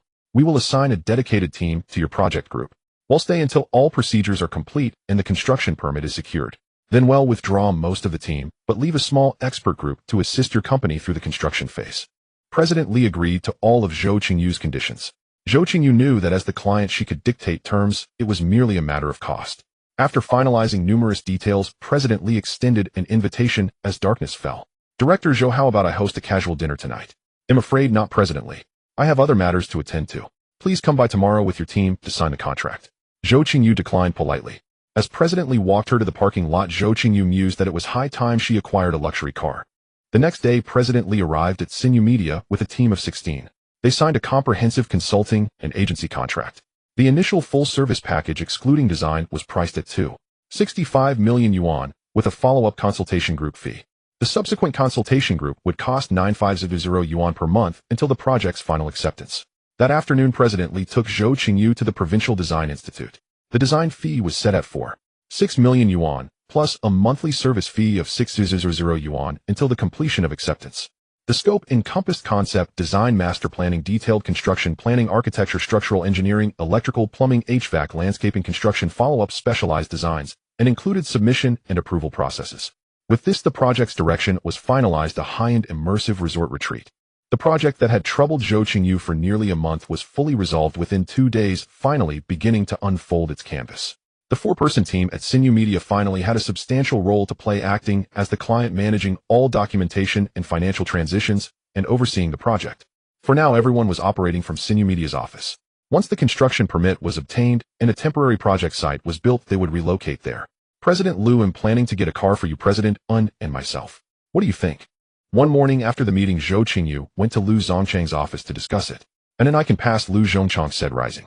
We don't have many external duties. A dedicated car would be unnecessary. Director Zhou, you're the one who needs a respectable vehicle for the project. All right, for now I'll get one for myself and also purchase a business van for the company, so it's available whenever you need it. Zhou Qingyu hadn't intended to buy them cars anyway. This was just a formality. After exchanging a few pleasantries with Lu Zongchang, she returned to her office. Sister Wang, could you ask Chief Financial Officer Wang to come see me? Zhou Qingyu avoided going to the finance office herself because it was always crowded, making private conversations difficult. After inquiring about the company's current funds and expenditures, Zhou Qingyu instructed Wang Hongmei, keep a close eye on our communication with the bank. We need to secure the loan before the construction permit is issued. If there are any snags, let me know and I'll handle it. In the next couple of days, go to the 4S dealership and pick up a Bentley Flying Spur and a Mercedes-Benz business van. He'll use the Bentley, and the van will be for company errands and entertaining clients. Since it wasn't his own money, the company could deduct taxes and dividends wouldn't come until year-end. Zhou Qingyu had no qualms about treating himself to a luxury car. After Wang Hongmei left, Zhou Qingyu picked up her phone and replied to Su Jinyo's messages. Zhang Zihao had sent a few more texts over the past couple of days, but she ignored them. With nothing else to do, she engaged in some casual chit-chat with Su Jinyao. I'm in the provincial capital today. Let's grab lunch together. Chen Feiyuan was back from the dead. Sure, where? Zhou Qingyu agreed readily. I'm near Huaihai Road. We can decide when you get here. Chen Feiyuan sent a general location. Okay, I'll be there around noon. It was not yet noon when Zhou Qingyu drove to the place Chen Feiyuan had mentioned. The two of them found a random Hunan restaurant. A gift for you. Chen Feiyuan handed Zhou Qingyu a small gift box. She took it without looking. It was surely a bracelet, and casually tossed it into her bag. Not going to take a look? Chen Feiyuan asked with a smile. Zhou Qingyu gently lifted her head and gave him a sweet smile. I love whatever you give me. I'll look at it when I get home. A little more anticipation. Of course she liked it. Every bracelet was expensive. Chen Feiyuan smiled too, looking genuinely pleased. What brings you here this time? Zhou Qingyu casually found a topic. Chen Feiyuan pointed toward a direction outside the window. Our company picked a building over there for operations. I came to check it out. Opening a new hotel. Zhou Qingyu followed his gaze and saw nothing in particular. Yes, planning to launch a new budget hotel brand. The first location needs to be perfect, so I'm overseeing it personally. Chen Feiyuan replied. Our company is also planning to build a high-end resort hotel. Zhou Qingyu brought up her own project along the conversation. Chen Feiyuan paused for a moment. High-end projects are tough right now. It depends on whether your boss background can carry the sophistication. Why? Zhou Qingyu was skilled in investment, but truly lacked hands-on experience in running physical ops because high-end projects cater to an elite clientele. They don't lack money or leisure venues. The background story and connections of a luxury hotel are what earn a better reputation among the affluent. Chen Feiyuan explained. Zhou Qingyu pressed on. So if our company lacks that kind of pedigree, our founder is self-made, and it's a new company, does that mean we're bound to fail? Not necessarily. It mainly comes down to the operational strategy. If you use high-end facilities to serve mid-tier customers, you can win over a lot of middle-class clients. Great service builds strong loyalty, which leads to solid performance, even better than luxury hotels. Chen Feiyuan casually analyzed the solution. Zhou Qingyu found it somewhat reasonable, but were the middle class really that easy to satisfy? She voiced the thought as it came. Middle-class customers wouldn't just come easily, would they? After all, they're the busiest segment of society. What the middle class hopes for is better service, fair prices, and a more upscale experience. They need to find validation and emotional value in cost-effectiveness. As long as those aspects are nailed, a steady stream of middle-class customers will come. In an upscale setting, they'll see themselves as high-end people too. Chen Feiyuan finished in one breath. You're amazing. You pulled out all these insights from my casual remark. Sensing the conversation had wound down, Zhou Qingyu offered a timely compliment. Not at all, not at all. Just experience I've gathered from years in the hotel business. Chen Feiyuan gave a rare smile and waved his hand modestly. Got him. From there she ate, while listening to Chen Feiyuan talk about himself, piping in with a well-timed question now and then to fuel his desire to open up. And so the meal stretched on for over an hour before it ended. Leaving the restaurant, Chen Feiyuan still had a series of contracts to sign that afternoon, so Zhou Qingyu drove him to the destination. After Chen Feiyuan left, Zhou Qingyu checked with Wang Xinping, found the afternoon free, and simply went home. Back home, she opened the gift box from Chen Feiyuan. There on a black velvet cushion inside lay a Cartier Panther bracelet in white gold, half paved with diamonds. The cool white gold traced the panther's silhouette, a half circle of dense diamonds scattering into starlight under the light. The panther's head bore onyx, eyes sharp and regal. This one she truly loved. She took out the bracelet, pressed the clasp lightly, and with a crisp click, it sprang open slightly. Sliding it onto her wrist, the white gold hugged her skin with a subtle coolness. As she adjusted it, the panther head settled perfectly on the outer edge of her wristbone. With a lift of her hand, the diamonds burst into fine, dazzling glints, contrasting with the white gold band. Understated yet eye-catching. She snapped a photo and sent it to Chen Feiyuan with a message. Does it look good? No reply. She opened the bottom of the box, found the receipt, 493000 yuan. This bracelet wasn't a hot seller. The resale price would probably be about half off. She'd wear it herself for now. She genuinely loved it. The ultimate form and design captured the panther's wildness and dominance in one, and on her wrist, it perfectly showcased the beast poised to strike. Zhou Qingyu stripped off her clothes, took a quick shower, slipped into pajamas, and settled in for a nap. This month had been exhausting, and she was worn out. She slept straight until past 5 o'clock, a rare blissful rest.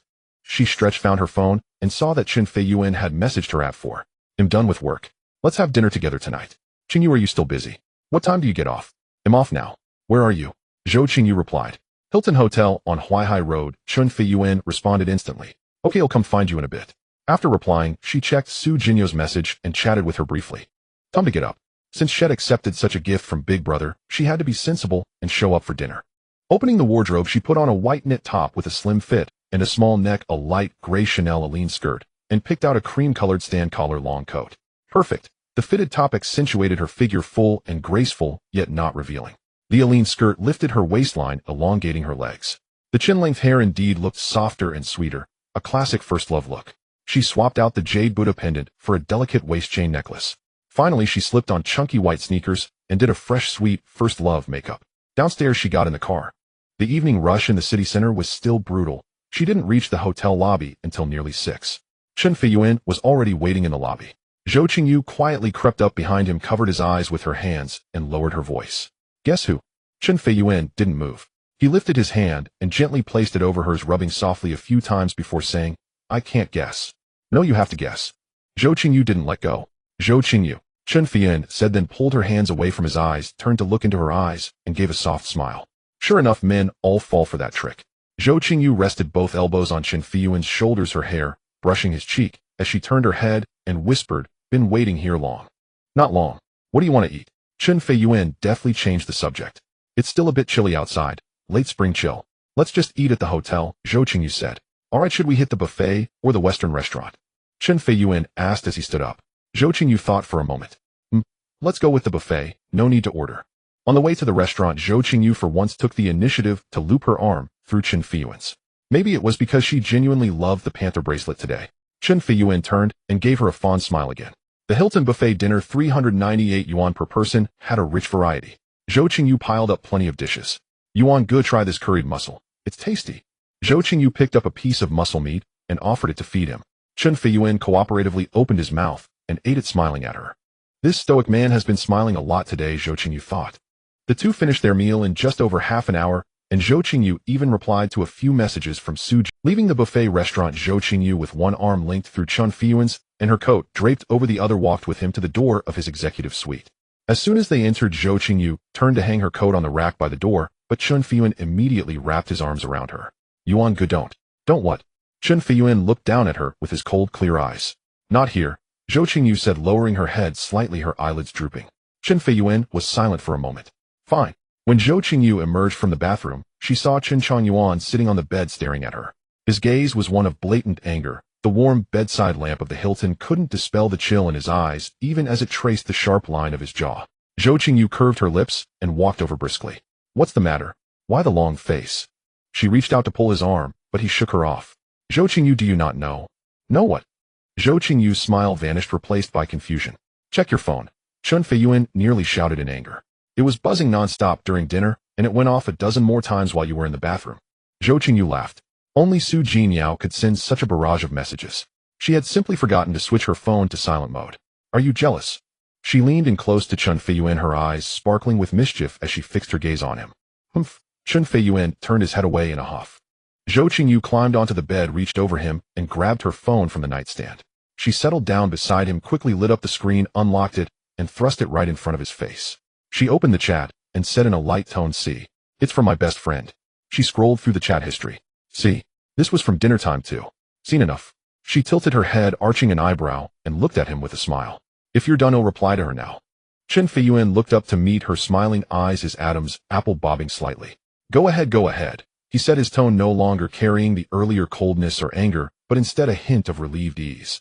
Zhou Qingyu quickly sent a few messages to Su Jinyao, switched her phone to silent, and tossed it back onto the nightstand. Then in a calm, soft voice she said, "I'll forgive you this time. But next time you should just say it. If you scare me like that again, I'll never speak to you." Chen Fiyuan gently wrapped his arm around her.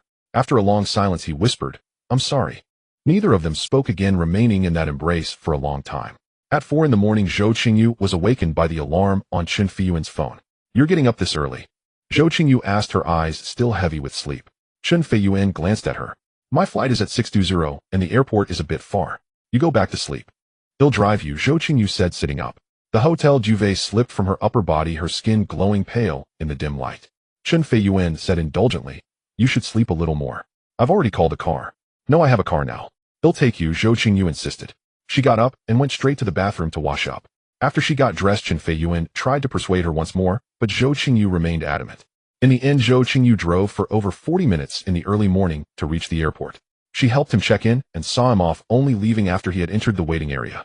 On her way back to the parking lot, her phone received a text message. "Your account ending in 6321 received a transfer of 2,000 yuan via Daxia Commercial Bank at 0543 on February 25th. Balance 699943. 85 yuan. Daxia Commercial Bank." Zhou Qingyu smiled. It wasn't for nothing that she had made that late-night trip. Before 6 o'clock, Zhou Qingyu drove straight home. Upon arriving, she shed her clothes and walked barefoot into the bathroom, taking a meticulous shower. Afterwards, she smoothed a rich body lotion over every inch of her skin. Glancing at the clock, it was only 7:40. She checked the lunar calendar, the first day of the second month. It had been a long while since she last opened her system. It was time to acquire some new skills. She slipped into her pajamas and called up the system panel, tapping on the character profile. Name: Zhou Qingyu. Age: 20 years and 11 months. Identity: senior student majoring in computer science at Hongping University. Short video blogger, the second largest shareholder of Sinyu Media, and head of Qingyu Hotel Management Company. Assets cash, 324443. 85. Stocks 4.0692 million yuan. Skills programming proficient, English proficient, martial arts, elite makeup artistry proficient, investment, elite sirens, allure, elite pipa proficient, modern dance proficient, dialects proficient, acting proficient, strategy, elite negotiation proficient, first aid proficient. She opened the owned items section. There was a hypnosis card beginner and a precision thermal weapon card, a submachine gun with 10 magazines. There were also 2 other cards. Checking her points, she had a paltry 4. It took 100 for a single lottery draw. System, she called out. Host, what seems to be the problem? You know about the cash in my house. Yes, host. Why do I have 3 new skills? Host, these are skills you have demonstrated yourself. System, you can see all my cash and stocks, so why don't you count my clothes, accessories, and car? Host, consumables are not included. What about gold? Host, only the cash and marketable securities in your possession count. All fixed and non-fixed assets are excluded. What happens if I stop using the system for a long time? Host, nothing would happen. I still can't figure out why you chose me. Host, it is because you have the highest compatibility. You can think of this system as a knowledge infusion machine, but the host must pay a price. Just as you love money above all else, so does this system. Where do you see that I love money? Host, is there ever a time you don't? I never have. Can you match me with some skills I currently need? Host, one moment. Host, the matching is done. The art of the bedchamber proficient, painting proficient, piano proficient, home cooking proficient, psychology proficient, investigation proficient, floral arrangement proficient, tea art proficient, western medicine proficient, traditional Chinese medicine proficient, public relations proficient, posture management proficient. These are the skills you currently need. Would you like to purchase them? System, are you serious? Do I need to learn the art of the bedchamber? Host, right now you are operating on instinct. Your skills do not align with your current gender. I definitely don't need cooking. I will never cook. Host, your daily diet is far too irregular. I recommend learning it for your health. Does the system accept cash? Host, no. Only bank card deductions. I won't learn medicine, public relations, piano, cooking, posture, or floral and tea art. As for the art of the bedchamber, let me see what it's all about. It'll take these 4 art of the bedchamber proficient, painting proficient, psychology proficient, investigation proficient. Host, I strongly recommend you learn posture management. Are you serious? Yes, host. Fine, add posture. Ill by 5. Host, the purchase is complete. As the system's voice faded, 5 cards adorned with purple golden patterns materialized floating before her eye. She selected the posture management skill card and silently activated it. The next second, a gentle yet irresistible force swept through her body. Her shoulder blades were subtly drawn back, the curve of her chest shifting imperceptibly. The muscles of her waist were kneaded and reshaped by invisible hands, and her neck straightened and elongated of its own accord. Her gait instinctively adjusted to a lighter, more graceful rhythm.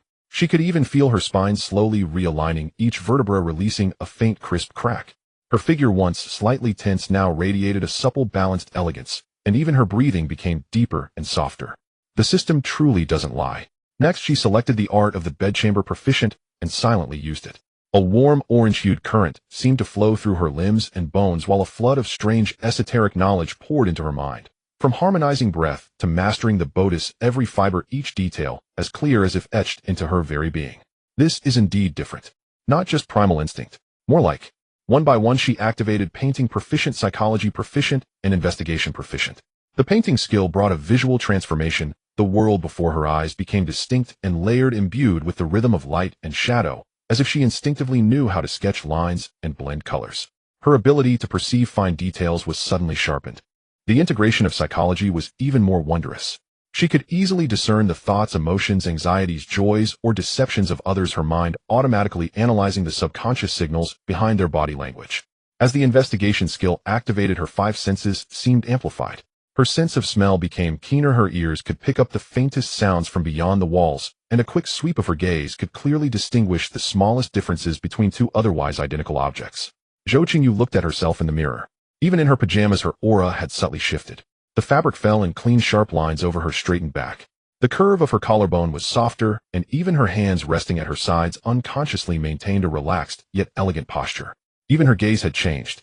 It was no longer sharp with fatigue and hardness, but now held a gentle luster, yet still concealed a keen, penetrating alertness. Zhou Qingyu spun around to face the mirror, the hem of her pajamas flaring slightly. Her spine formed a perfect line from the cervical vertebrae to the tailbone, and her waist and abdomen unconsciously tightened. She used to feel she walked with a commanding swagger. Now there was a new suppleness, graceful yet powerful. Before she was female, now she was a woman.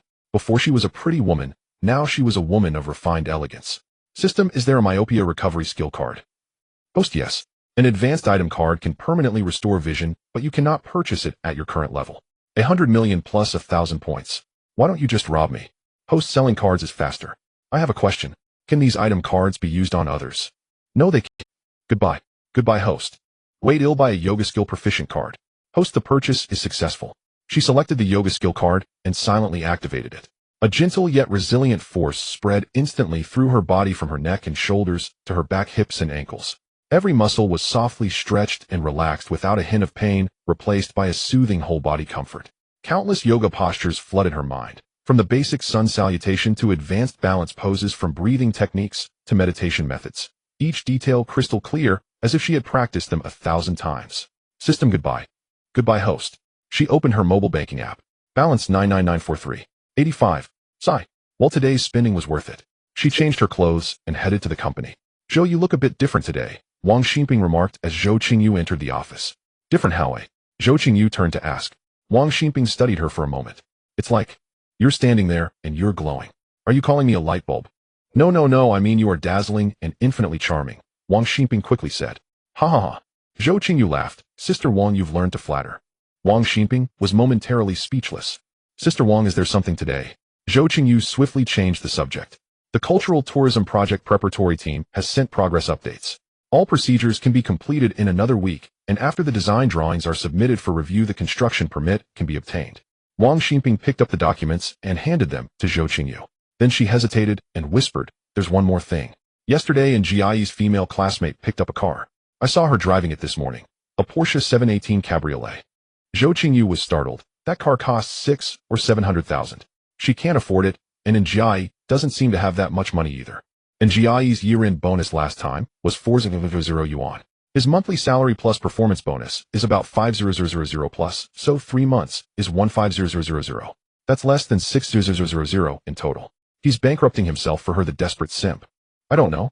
Should I go poke around some more? Wang Xinping wanted to ask again. No need. I'll ask Jiai in person later. Just keep an eye on things and tell me if you find anything. Zhou Qingyu waved her hand to decline. The morning meeting had nothing major, routine reports ended, and they adjourned. After the meeting, Zhou Qingyu called out to Jiai. Jiai, come chat with me for a bit. Okay. Jiai withdrew his step and turned toward Zhou Qingyu's office. The short drama output is getting faster and faster, Zhou Qingyu casually began. Zhou Qingyu casually started a topic. Jiai straightened up. Short dramas are becoming more streamlined now. With more shoots, we're more experienced, and the team's cohesion is better, so it's a lot faster. If not for the increasing number of embedded ads, it would be even quicker. These ads are money, so slowing down a bit is worth it, Zhou Qingyu said. Yes, revenue has increased significantly, and Jiai agreed. Zhou Qingyu suddenly changed the subject. Are you in a relationship? Jiai scratched his head. No. I've never asked you. How many relationships have you been in? Zhou Qingyu asked again. Jiai looked up at Zhou Qingyu, then lowered his head and scratched his head again. None. Sigh, it's true that people who have never been in love never grow up. How are things with your female classmate? Did you get the first pick? Zhou Qingyu finally brought up the female classmate. You mean Fang Yanyan? Jiai's face broke into a happy smile. We're good friends now. Good friends, my ass. I want to punch Jiai. What do I do? That's great. Why didn't you confess? Zhou Qingyu said with a lie in her heart. Zhou Qingyu spoke with insincerity. Jiai thought it was normal. Yanyan is slow to warm up. We'll take our time getting to know each other. Slow to warm up. Slow. Screw that. Final hold back. Zhou Qingyu started probing again. That's good. How many years have you known each other? Jiai blurted out, almost 5 years. We were college classmates, same class. Where does she live now? Did you find her a place? Zhou Qingyu got to the point. Jiai was completely unsuspecting. Yes, I did. Not far away at Kaixinjiansheng. She was new here and not familiar, so I helped her rent it. How much a month? Did you pay the rent? Zhou Qingyu continued. Jiai didn't hide anything. 4,500 a month. I paid for half a year when she rented it. She said she'd pay me back later. Pay back? Yeah, right. Pay back my ass. How many rooms? Why don't you move in to share? Jiai scratched his head. 3 bedrooms and 2 living rooms. Yanyan said if we're not together, people would gossip. Also, I have a single room in the dormitory, which is more convenient for work. Fine. She doesn't mind gossip when you spend your money, but she minds it when you move in together. Zhou Qingyu asked again. I heard she recently bought a Porsche. Did you pay for it too? No, Jiai said I bought it in my name. I don't need it now, so I let her drive it first. What the hell? Don't need it, so you let her drive it first. How much? I was planning to get a car for you and Manager Lu a while ago, but then I thought you didn't really need one, so I bought one for myself to run projects. Zhou Qingyu added a tangent. Zhou Qingyu inserted a side note. We basically don't go out, so we don't need a car. Occasionally the cruise rental car works, and Jiai didn't answer the price. And Jiai didn't answer how much it cost. How much did you spend on the Porsche? Zhou Qingyu pressed again. And Jiai hesitated. The down payment was a bit over 2,400 with a monthly car loan of 1,300. Fine, you don't need it. You put down 2,400 and pay 1,300 a month in car loan and let someone else drive it. 3-year loan. Zhou Qingyu dug deeper. Yes, and Jiai answered promptly. That's good. Not a big pressure on you now, Zhou Qingyu said. Zhou Qingyu's inner thought was, you're really out of your mind. It's okay. And Jiai either slow or oblivious. Alright, I give up. Everything is clear. Words can't teach, but experience can in one go. Wait. Zhou Qingyu recited silently 3 times. Don't interfere in others' karma. Don't interfere in others' karma. Don't interfere in others' karma. She changed the topic. We haven't invited manager Lu to dinner since the new year. Let's arrange a mid to senior management dinner in a couple of days, and then go to karaoke for the second round. Okay. And Jiai never had objections. If there's nothing else, I'll head to the set. Alright, go ahead. Zhou Qingyu let Jiai leave. Now Jiai was becoming more and more restrained around Zhou Qingyu. Zhou Qingyu watched Jiai's retreating figure. He was good-looking, just a bit thin. He was about 1.8 meters tall with an anemic appearance, shy, introverted, a workaholic. How could he have never tasted the bitterness of love? What a simp. She didn't know how long it would take to completely shatter Jiai's white moonlight filter. She couldn't interfere. If it was still like this at the end of the year, she would definitely withhold Jiai's bonus. Nothing much happened. Zhou Qingyu was chatting with Su Jinyao when Wang Hongmei came in. President Zhou, there's a black Mercedes commercial van in stock, on-road price 67.9. Actually, it's 679,000 yuan. The Bentley Flying Spur in black is not in stock. Ordering takes 6 months. There is a blue one and a white one in stock. They said the on-road price is about 85 million. What blue? Do you have a photo? Zhou Qingyu asked. No photo. Let me see what he said about the color. Wang Hongmei took out her phone, Windsor blue and glacier white. Ask him how much each color is on the road and send a photo. Zhou Qingyu instructed Wang Hongmei. Zhou Qingyu and Wang Hongmei chatted for less than 10 minutes, and the photos and prices came in. Windsor blue about 3.9 million, glacier white about 3.6 million. They'll take this one glacier white. If it doesn't work, we can apply a car wrap. Zhou Qingyu decided after seeing the photos and prices. Okay, President Zhou. He'll arrange payment and prepare to pick up the car, Wang Hongmei said. Wang Hongmei finished speaking and was about to leave. Zhou Qingyu saw her about to go and said, alright, settled then. Go ahead. Zhou Qingyu opened her phone. Qingyu, haven't been out for days. Let's have dinner together tonight, okay? Okay, I'll come find you after. Zhou Qingyu replied. Great, what should we eat tonight? They'll take a look later. Zhou Qingyu finished replying and stopped. As the end of the workday approached, Zhou Qingyu stumbled upon a Thai restaurant online that looked quite appealing and forwarded it to Su Jinyao. Sounds great. Let's go here. I love curry and tom yum soup too. Alright, I'll pick you up later, Zhou Qingyu replied and ended the conversation.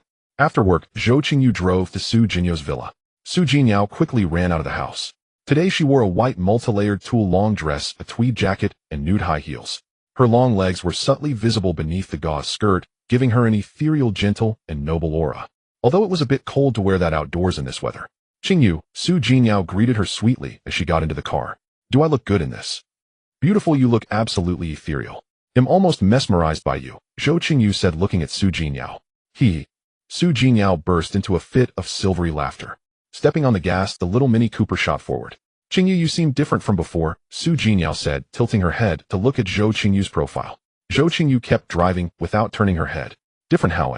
I can't quite put my finger on it, but looking at you gives me a feeling of something more perfect, something effortlessly natural. Su Jinyao said after a moment of thought. It was true that before, when she was with Su Jinyao, although their facial features were comparable, Zhou Qingyu had always lacked that certain something in her demeanor. Others could easily spot the difference. The nobility, composure, and the aura Su Jinyao exuded were things Zhou Qingyu didn't have. Now one could say that the aristocratic grace, which was the result of 3 generations of Su family refinement, had finally been caught up to by Zhou Qingyu. Maybe it's because the project has been going smoothly lately. Success brings joy and energy, and I'm just more confident. Zhou Qingyu offered a simple excuse. Right, your face is practically glowing, Qingyu. Su Jinyao said with a giggle. Zhou Qingyu feigned surprise. What? Did I not wash my face properly? Is it oily? Ah, Qingyu, you're so annoying. Su Jinyao narrowed her eyes and scrunched up her nose, immediately acting coy and adorable. Arriving at the Thai restaurant, it truly lived up to its reputation as the premier dining establishment in the provincial capital. The decor was luxurious and grand, featuring elements inspired by the Thai royal palace with a theme of gold, black, and white. Every detail exuded the solemnity and refinement of a royal court. Zhou Qingyu and Su Jinyao chose the starlight dining area on the outdoor terrace. It was composed of multiple transparent semicircular structures built on the terrace. These smooth glass domes were nestled among the greenery, with warm yellow light strips twinkling along their edges looking like floating fragments of starlight. Pushing the door open, the entire night sky stretched out above the dome, with stars so clear they seemed within arm's reach. Following the waiter's recommendation, they ordered several signature dishes. The foie gras salad was prepared tableside by the chef. The dry ice garnish looked like a thin mist cast by moonlight, transforming an ordinary meal into a ritualistic and elegant beginning. The charcoal-grilled pork neck was crispy on the outside and tender on the inside. The signature curry crab was even more spectacular. The waiter proactively helped crack the shell, revealing plump crab meat drenched in rich, thick curry. One bite instantly awakened the taste buds. The subsequent dishes were equally delicious, culminating in a dual-flavored mousse dusted with gold powder. A spoonful melted in the mouth, its texture as dense and soft as a cloud. The two chatted while they ate. Soft conversation and the occasional giggle drifted out from the dome, mingling with the intermittent clinking of cutlery against plates, weaving a beautiful melody under the starry sky. "I'm so full." Su Jinyao pouted, rubbing her stomach. "Me too," Zhou Qingyu agreed, leaning back against her chair. "Let's go." "Okay, but it's still early. Want to hang out for a bit." Su Jinyao wasn't ready to go home yet. Zhou Qingyu took out her phone and checked the time. It wasn't even 8 o'clock yet. "How about we go get a foot massage?" "Sounds great, I've never had one before." They pressed the call button and a waiter came over so they could pay the bill. Su Jinyao was holding Zhou Qingyu's arm as they leisurely strolled out of the restaurant. Su Jinyao. "Long time no see." Standing not far away was a tall, beautiful woman. She wore a sharply tailored black velvet long dress that accentuated her elegant and cool shoulder and neck lines. Her delicate features looked meticulously sculpted. A black cashmere coat was draped over her arm, and she wore a perfectly poised smile. Her gaze first landed on Su Jinyao, then subtly swept over to Zhou Qingyu, whom she was holding onto with a hint of curiosity. Su Jinyao was stunned for a second, then said coolly, "Lin Wan." That was her way of acknowledging the greeting. "Wan Wan." A gentle male voice came from behind. A tall, well-built man quickly walked over.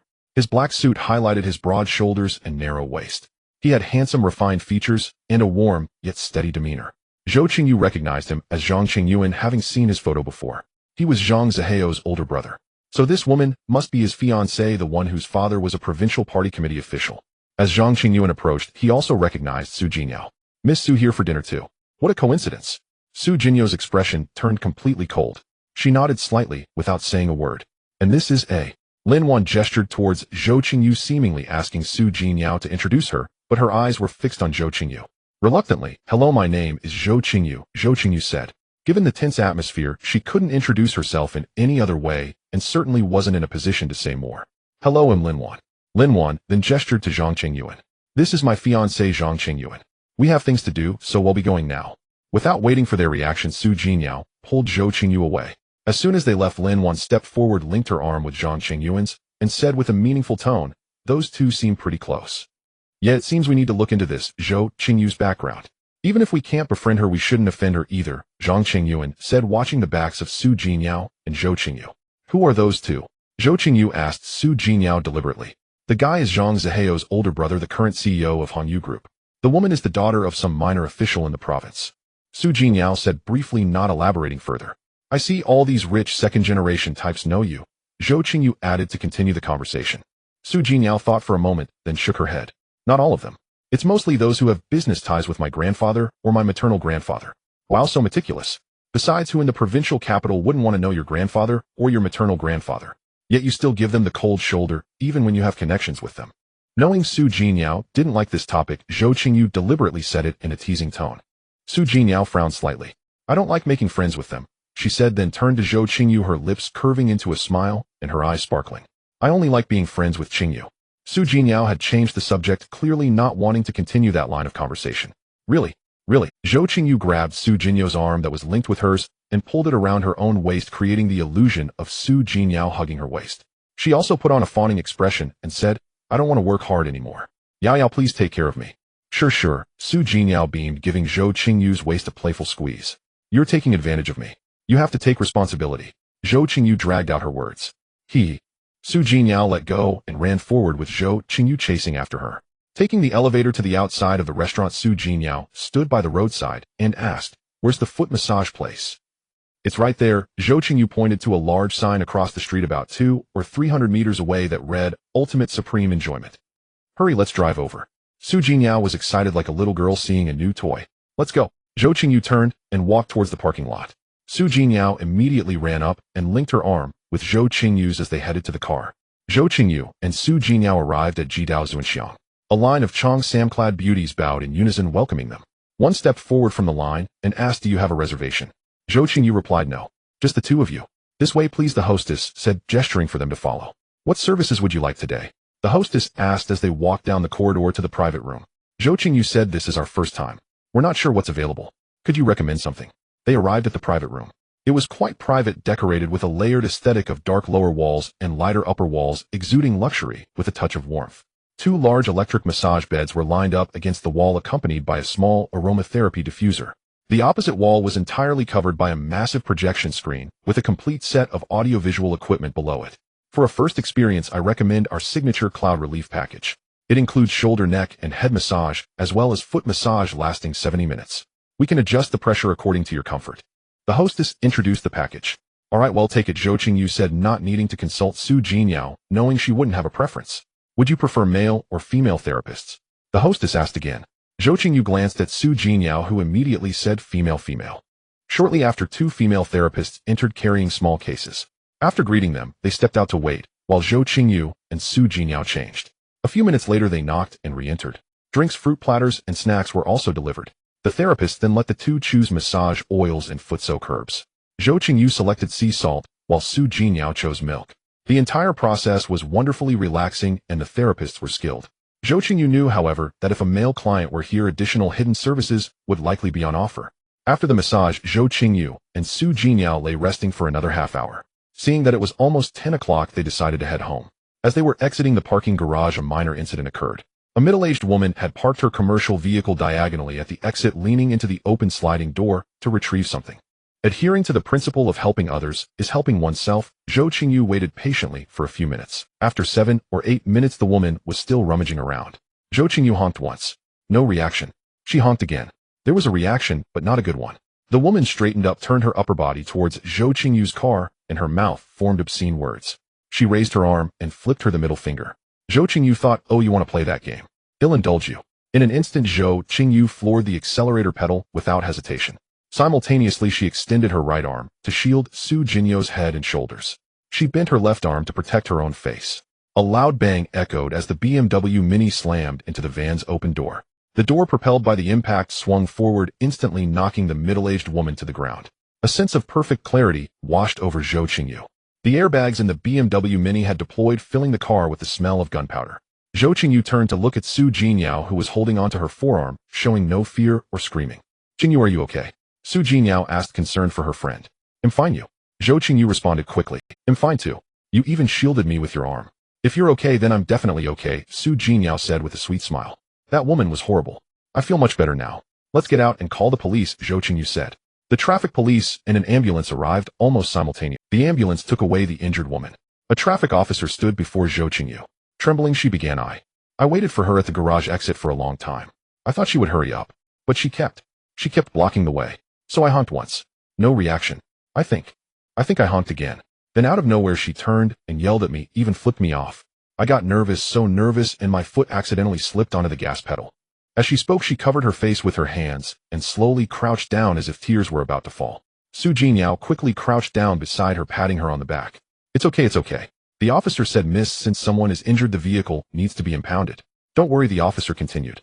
People get nervous sometimes. Don't blame yourself. Zhou Qingyu looked up, her eyes glistening with tears. Really? Is that really? It's not my fault. No, it's not your fault. Would you two like to go to the hospital for a checkup? The officer consoled. At that moment, the woman's husband arrived. You deliberately hit my wife. Let's discuss this properly, no shouting. The officer barked at him. The husband fell silent. Well, determine responsibility fairly. Arguing won't help. First go to the hospital to check on her condition, then come to the traffic brigade to sort this out. The officer stated fairly to the husband. Then the officer turned to Zhou Qingyu and said, you two can either go for a checkup or head home for now. Keep your phones available over the next couple of days. Please collect any valuables from your car as it will be impounded. He handed a receipt to Zhou Qingyu, who didn't take it. Su Jingyao reached out and accepted it instead. Oh, okay. Thank you, officer. We'll go for a checkup. Zhou Qingyu said, her voice still trembling. The officer softened and advised her, you don't have to go to the same hospital as them. Just keep the receipts from your checkup. Thank you. After finishing their act, Zhou Qingyu pulled Su Jinyao along. They grabbed a few clothes from the trunk and took a taxi directly to Huamei Hospital. She felt fine herself, but she couldn't take any chances with Miss Su's well-being. Even if there were no issues, they needed to get checked. Besides, the car accident was certainly not something that could be kept a secret. At the hospital, a quick checkup showed no problems. Private hospitals are expensive, though. The bill came to over 8,000 for the two of them. Qingyu, you're such a great actress, Su Jinyao said. Zhou Qingyu rolled her eyes at Su Jinyao.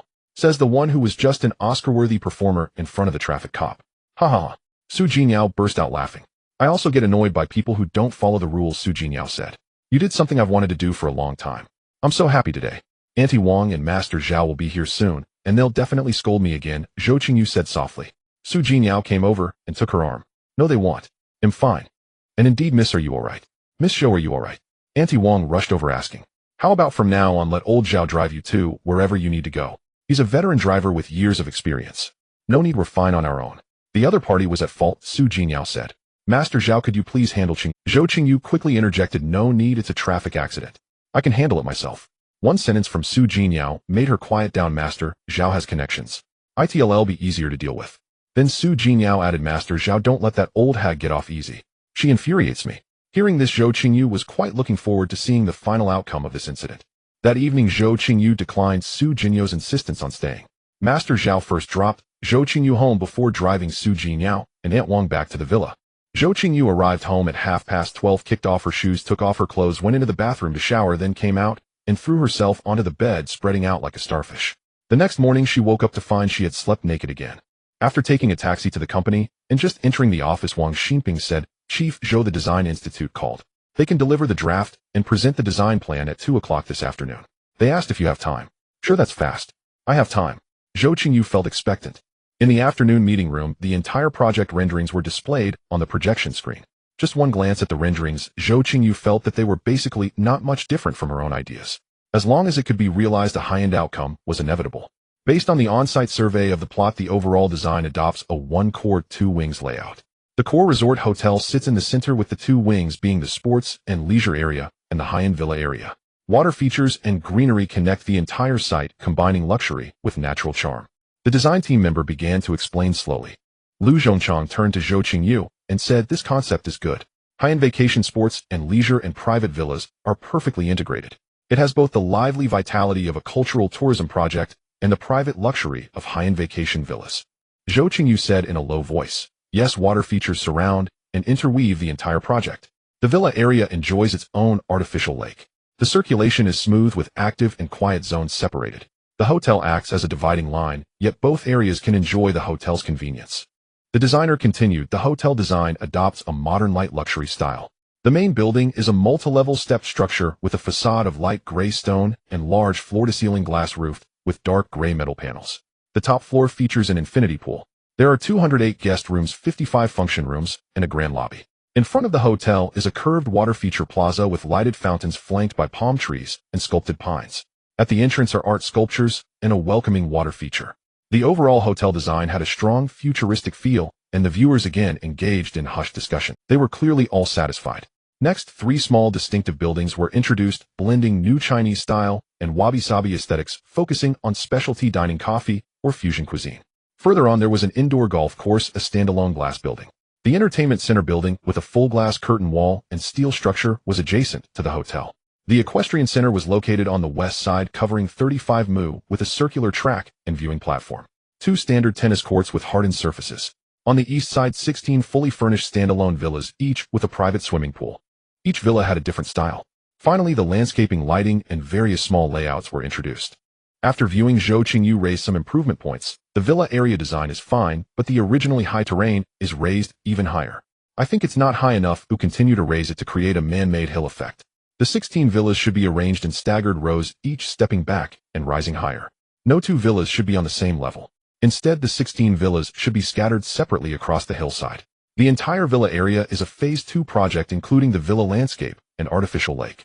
Temporarily enclose the villa area to store construction materials, etc. And prioritize building the resort hotel and sports entertainment facilities. Okay, we'll go back and revise. We can give you the new design draft in the next day or two. The designer had no problem. After the meeting, Zhou Qingyu chatted privately with the designer for a while, refining several detail issues. Finally, Zhou Qingyu asked, "Do you have a preliminary budget for the first draft?" "We have a preliminary budget. You can take a look, but it's for reference only," the designer said as he took a document out of his bag. "All right, please go ahead and revise and refine it." Zhou Qingyu gave a dismissal order. After the design team left, Zhou Qingyu opened the budget document and found the total project budget, 467 million. 467 million.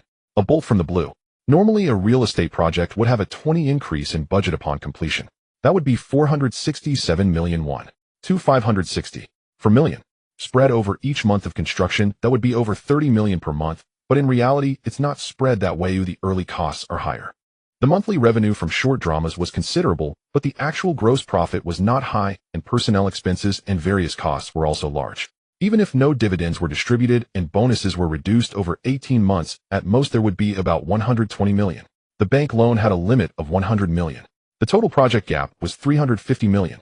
Even if the Phase 2 villas were budgeted at 150 million, the gap would still be as high as 200 million. Thus, Gaofeng Investment's estimated 73 risk of capital chain rupture was still low. About 27 of the hope was placed on herself. Zhou Qingyu leaned back in the office chair in the meeting room, pondering for a long time. Finding an investor was unrealistic. It wasn't that there were none, but they wouldn't invest in her. The only possibility was Zhou Qingyu, but asking for 200 million, Zhou Qingyu really couldn't bring herself to speak. Once she opened her mouth, this relationship would be broken, and the effect of using the connection as a bluff would be lost. Moreover, Zhou Qingyu assessed that the possibility of getting a 200 million investment from Zhou Qingyu was not high. In the end, Zhou Qingyu internally decided that once the final design and budget were ready, she would offer 40 of the shares to raise about 400 million. It was unlikely that investors would come knocking this time. She would have to rely on herself to raise funds. Cultural tourism projects require large investments and slow returns. Investors prefer short-term, quick-return projects with strong concepts, and they don't like investing in fixed assets. But that's okay, just find more investors and paint big pictures. She got up and packed up her materials, ready to go back to the office. Taking out her phone, she saw that Zhou Qingyu had sent many messages. "Qingyu 1502, he'll come pick you up. You don't have the car today, busy. 1548 want me to come. Reply to me, incoming 1610, Qingyu, don't leave him at your company's parking lot 1645. It was sent 2 minutes ago." Zhou Qingyu quickly replied, "Been busy, didn't look at my phone." "Yeah, wait for me in the parking lot, okay." Zhou Qingyu replied instantly. Zhou Qingyu arrived at the parking lot. Today, Zhou Qingyu had driven a Mercedes-Benz G. Seeing Zhou Qingyu approaching, Zhou Qingyu immediately opened the door and jumped out. "Qingyu, all right, I'll drive." Zhou Qingyu walked to the driver's seat. Zhou Qingyu walked around the front to the passenger side. "Qingyu, let's go eat Japanese food tonight, the same place as last time," Zhou Qingyu said while fastening her seatbelt. Zhou Qingyu turned to look at Zhou Qingyu. "Sure. Then I'll call to see if they have a table." After confirming they had a table, Zhou Qingyu drove straight to the Japanese restaurant. The taste was as good as ever. Truly delicious food could cure all unhappiness. When sending Zhou Qingyu back to the villa after dinner, Zhou Qingyu said, "How about we go shopping in Modu this weekend?" "Sure." Since the weekend was free anyway, Zhou Qingyu agreed directly. Zhou Qingyu got out of the car, and the Mercedes-Benz G once again became Zhou Qingyu's car. After arriving home, she kicked off her shoes, took off her clothes, walked barefoot into the bathroom, came out, and lay spread eagle on the bed. The pressure of funding once again surfaced in her mind. It was still because the development time was too short, lacking foundation and connections, and taking too big a step. Having slept poorly, plagued by restless dreams, Zhou Qingyu yawned and sat up, the blanket slipping from her. She swung her legs off the bed and padded barefoot into the bathroom for a quick rinse. Studying her reflection, she observed her increasingly statuesque figure. Long, slender legs without a trace of imperfection, a toned waistline, and a graceful posture extending through her neck and shoulders. Turning slightly, her shaped silhouette was on full display, a natural form that no technology could replicate. She trailed a fingertip along her neck, tucking a stray strand of hair behind her ear. Her elegant demeanor concealed a lithe and ethereal quality, every movement flowing with effortless grace, coalescing into a seamlessly natural charm. "I should be around a 9 out of 10 now," Zhou Qingyu murmured to her reflection. She opened the wardrobe, selecting black slimming pants, a black turtleneck, a gray striped blazer, and finally slipping into a pair of long Chanel leather boots. The classic black and gray palette was understated and intellectual, highlighting her elegance and professionalism without flaunting her figure. As routine, she sent Zhou Qingyu a message: "The workhorse is heading to the office again." Driving to the company, she found little to do after the morning meeting. She took a stroll through the project team, who were all engrossed in their tasks. Professionals were indeed professionals, no intervention was needed. All that was required was to have the funds ready. Returning to her office, Zhou Qingyu decided to first speak with Lu Zhongchang.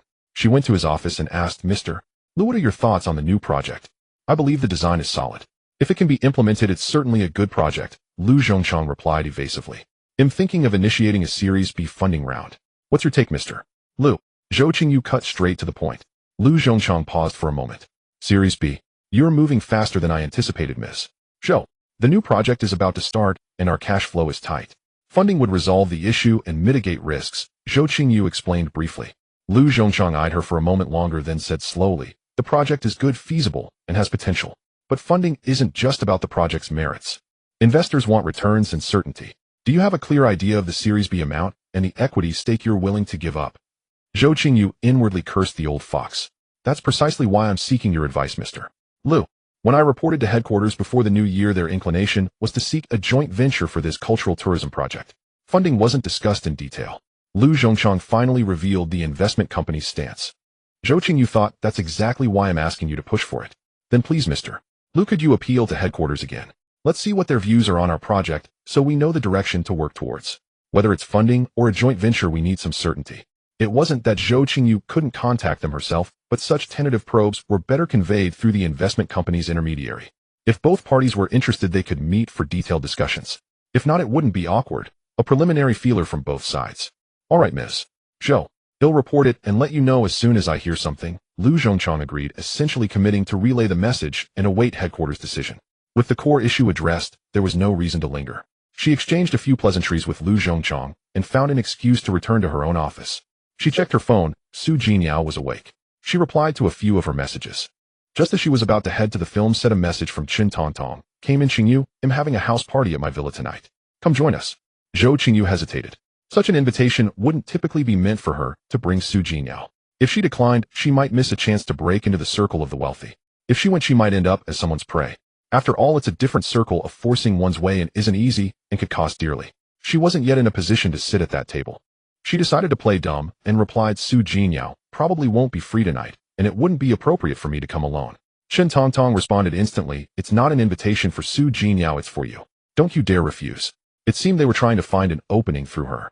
Song Yunheng was likely to be there too. They either wanted to offer her something or put her in her place. Or perhaps they wanted Zhang Zihao to win her over quickly. I'm not sure about this, me coming alone. Zhou Qingyu feigned reluctance. Since there was a scheme, she might as well risk it for a potential gain. There's nothing wrong with it. We're good sisters. Arrive by 8 p.m., we'll be waiting for you. Qin Tongtong replied immediately. All right, then I'll come for a bit. But if I don't know how to play and leave early, don't blame me. Zhou Qingyu played the novice. Sure, Qingyu, just have fun. We're all friends here, just a casual get-together, no rules. Qin Tongtong explained simply. She suspected it wouldn't be that simple. Okay, I'll be there around 8 p.m. Send me the address. Location Qianchuan Villa, Building 19. See you tonight. Qin Tongtong added. Okay, Zhou Qingyu replied, and ignored her after that. With nothing else to do, she called Wang Xinping to accompany her to the film set, as she hadn't been there in a while. Good day, Miss Zhou. Lu Yichuan, draped in a coat, took the initiative to greet her. On a break, Zhou Qingyu turned to look at him. This was the first time she had gotten a good look at him. It was only their second meeting since signing. Lu Yichuan stood tall and slender with perfect proportions, his long legs particularly eye-catching. His physique was well-proportioned, not overly muscular, but with broad shoulders and a narrow waist. He was certainly at least 184 centimeters tall. His features were sharp and well-defined, a high brow bone, beautifully arched eyebrows, and bright, clear eyes that held a youthful innocence, while their slightly upturned outer corners lent a subtle, captivating allure. His nose was straight and prominent, his lips were perfectly balanced, and his jawline was clean and strong, framing a nearly flawless face. No wonder he was a short drama actor with such natural appeal. Lu Yichuan smiled at Zhou Qingyu and replied, yes, the next scene isn't for another half an hour. Would you like to check out the virtual studio, Miss Zhou? Sure, I haven't really been there yet, Zhou Qingyu said after a moment's thought. It was time to show her support for Lu Yichuan. After all, he was currently one of the company's main moneymakers. The virtual studio was essentially a massive circular LED screen capable of rendering realistic scenes. With props in place, actors could perform right in front of the screen. It served as a canvas where depth of field, set design, and special effects could be brought to life with stunning realism through real-time rendering technology. Equipped with high-speed tracking cameras, it ensured a perfect blend of actor and background, significantly reducing time in post-production. She took a tour with Lu Yichuan, listening to his explanations, though there wasn't much to see. Since he had approached her himself, Zhou Qingyu was willing to let others see that she valued him, giving him a sense of importance. Back in the office, she idled away with her phone until the workday ended, then drove home to change for Chun Tongtong's villa party. She slipped into a white square-neck floor-length dress, paired with an off-white knit cardigan and white sneakers. Adorning herself with the Bulgari Serpini necklace, she examined her reflection in the mirror. The high-waisted cinched tailoring precisely accentuated her slender waist. The wide square neckline revealed her delicate collarbones, with the necklace resting just above her décolletage, an understated sensuality that carried an innate elegance, showcasing her figure to perfection like a Korean drama heroine. Seeing there was still time, she decided to order some takeout to tide herself over. She certainly didn't want to devour. At 7 o'clock, Zhou Qingyu drove Zhou Qingyu's Mercedes G-Class toward Chun Tongtong's villa. The security guard only allowed her in after she had called Chun Tongtong to confirm. This too was an upscale villa community. Pulling up to the villa, she saw no shortage of sports cars parked outside. Song Yunhang's Maybach was indeed among them. Qingyu, you're here. Chun Tongtong had already come to the villa entrance. She warmly took Zhou Qingyu's arm and led her through the wrought iron gate. Zhou Qingyu estimated the French-style standalone villa to be over 1,000 square meters. There's barbecue and whole roasted lamb over there, self-serve. After entering, Chun Tongtong pointed toward the lawn where chefs were busy at work. Zhou Qingyu turned to look. Beyond the barbecue, there was also an open-air bar counter. Further out, glowing orbs and transparent floating loungers drifted on the heated outdoor pool, each equipped with clear insulated canopies. Several girls in bikinis and boys in swim trunks were splashing and playing. We can hit the pool later, Chun Tongtong said, following her gaze. I have a few new swimsuits, never worn. No, I can't swim, Zhou Qingyu replied. In truth, she wasn't even sure whether she could swim, but she was absolutely not getting into that water. Come on, let's head inside. He'll introduce you to some people. Chun Tongtong took Zhou Qingyu's arm and continued toward the first-floor grand hall. Entering the hall, a living room with ceilings at least 10 meters high greeted them. A massive crystal chandelier cascaded down like a river of stars. Abstract oil paintings and limited edition art toys adorned the walls, and beyond the floor-to-ceiling windows lay a private cinema and billiards room. At the center, a dance floor was paved with mirrored tiles, with a DJ booth in the corner where mixers pulsed with neon light. Thumping beats pounded against eardrums as a dozen or so young men and women swayed to the rhythm, a lavish, decadent atmosphere filling the entire hall. Behind the bar stood rows of whiskey, brandy, vodka, and other imported spirits, with a dedicated mixologist serving guests. Chun Tongtong swayed to the beat as she walked, raising her voice over the music. Let's head to the second floor first. Ascending the spiral staircase, they reached the second-floor lounge, a far quieter space than the first. 3 young men lounged on leather sofas, puffing Cuban cigars with red wine. Within reach, their conversation inaudible from a distance. Song Yunhang was among them, but not Zhang Zihao. Behind the glass doors of the wine cabinet, rows of rare vintages sat meticulously arranged.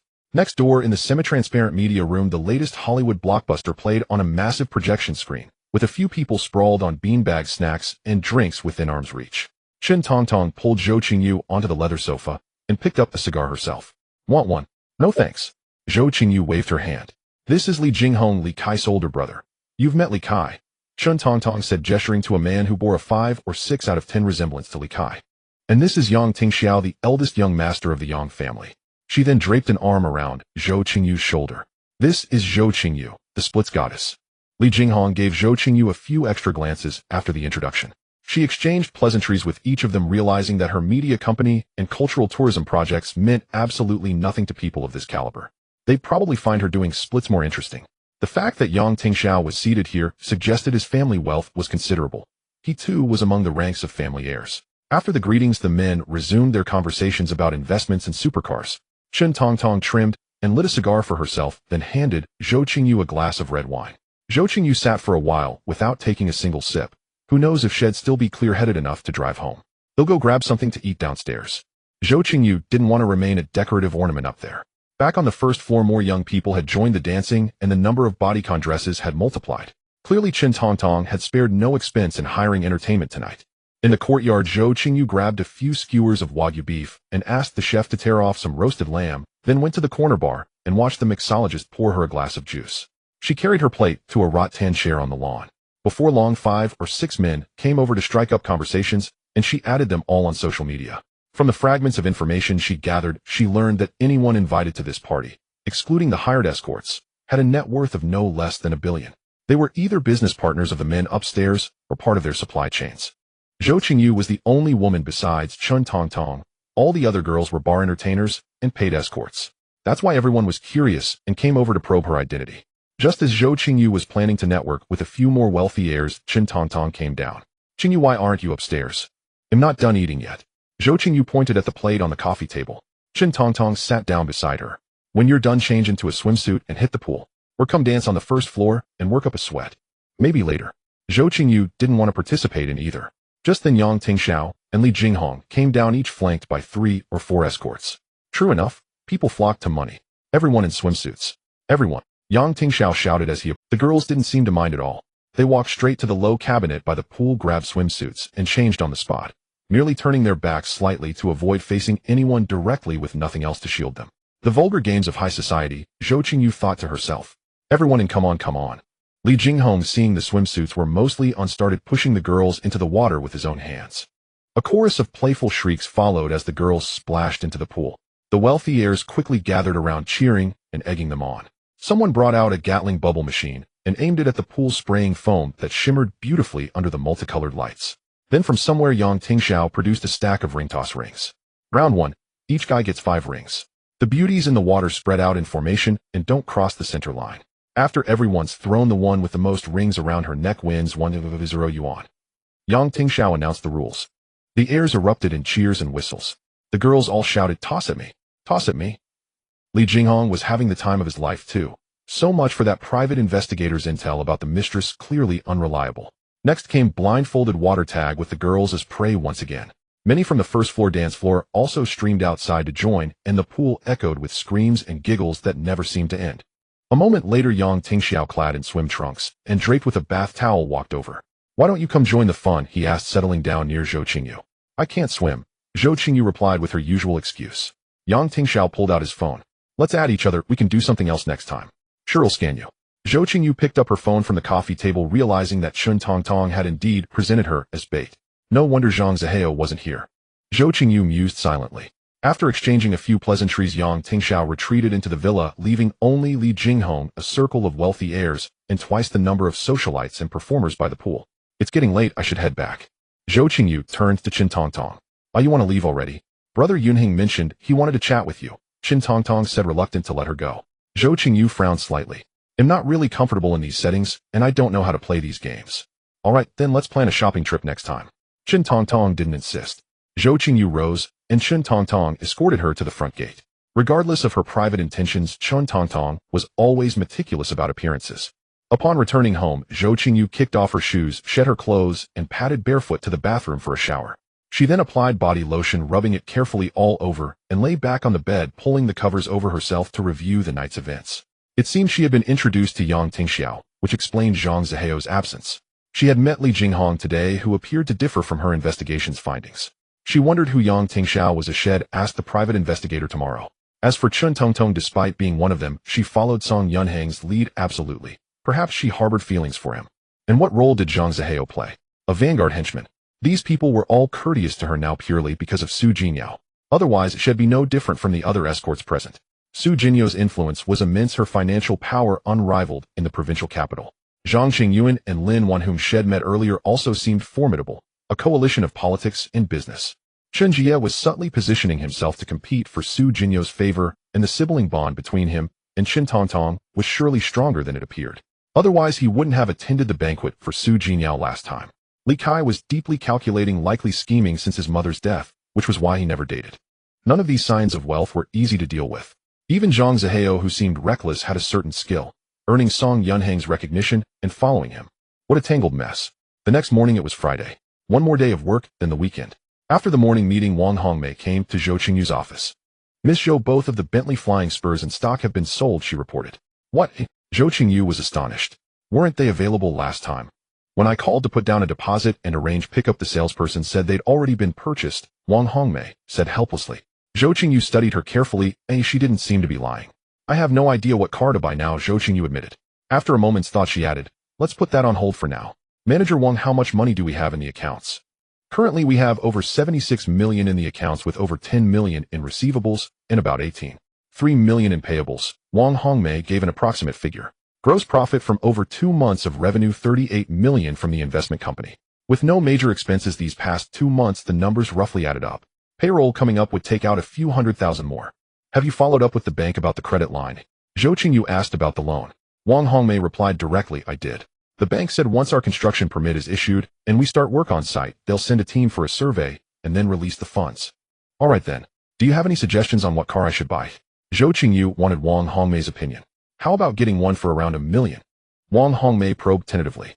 Are all you finance folks this good at haggling? Are you deliberately trying to stop me from getting the Bentley? Zhou Qingyu said, exasperated.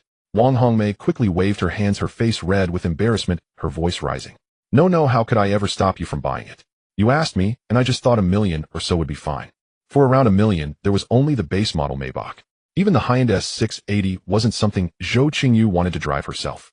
She already thought Song Yunhang's Maybach S680 looked too stuffy. Let me think about it some more, maybe search online. He'll let you know once I've decided, Zhou Qingyu said. Wang Hongmei reiterated. Okay, but it's not that I didn't try to get the Bentley. I really did, and they said it was sold. Zhou Qingyu laughed.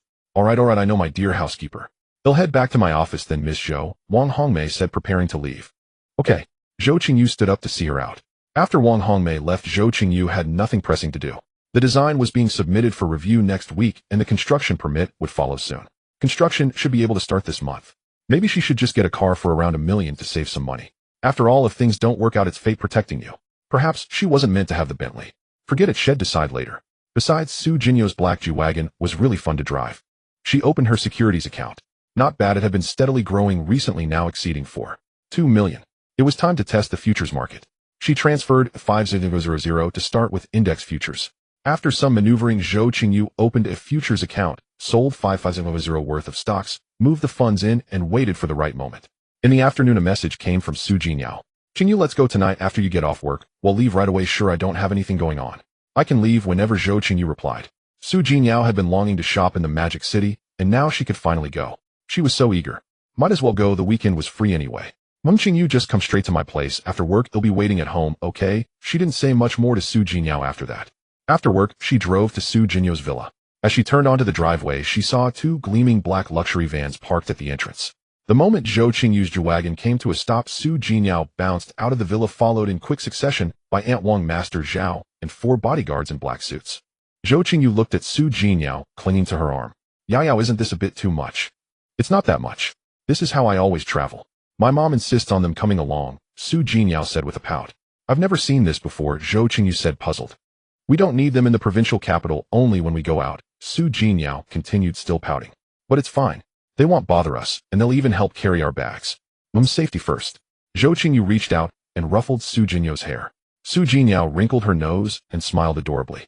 I've packed everything. Let's get going. Okay. Master Zhao drove with Su Jinyo and Zhou Qingyu in the second row while the others took the other car. It truly didn't interfere with their plans. The drive took over 3 hours, filled with casual chatter and snacks, and they arrived.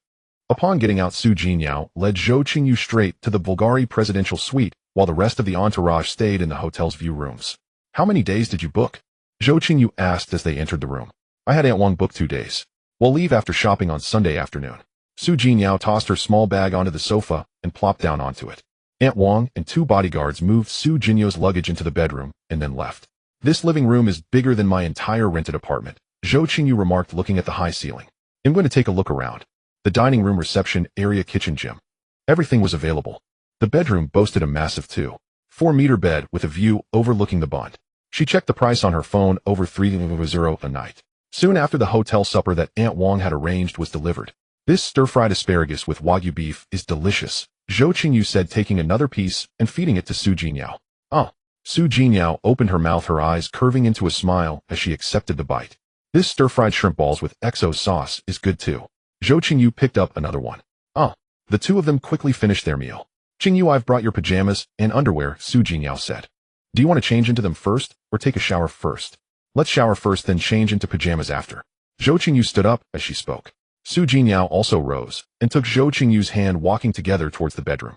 Your pajamas and underwear are in this suitcase, Su Jinyo said, pulling a small silver suitcase out from the wardrobe and placing it on the floor to open it. Aren't these pajamas pretty?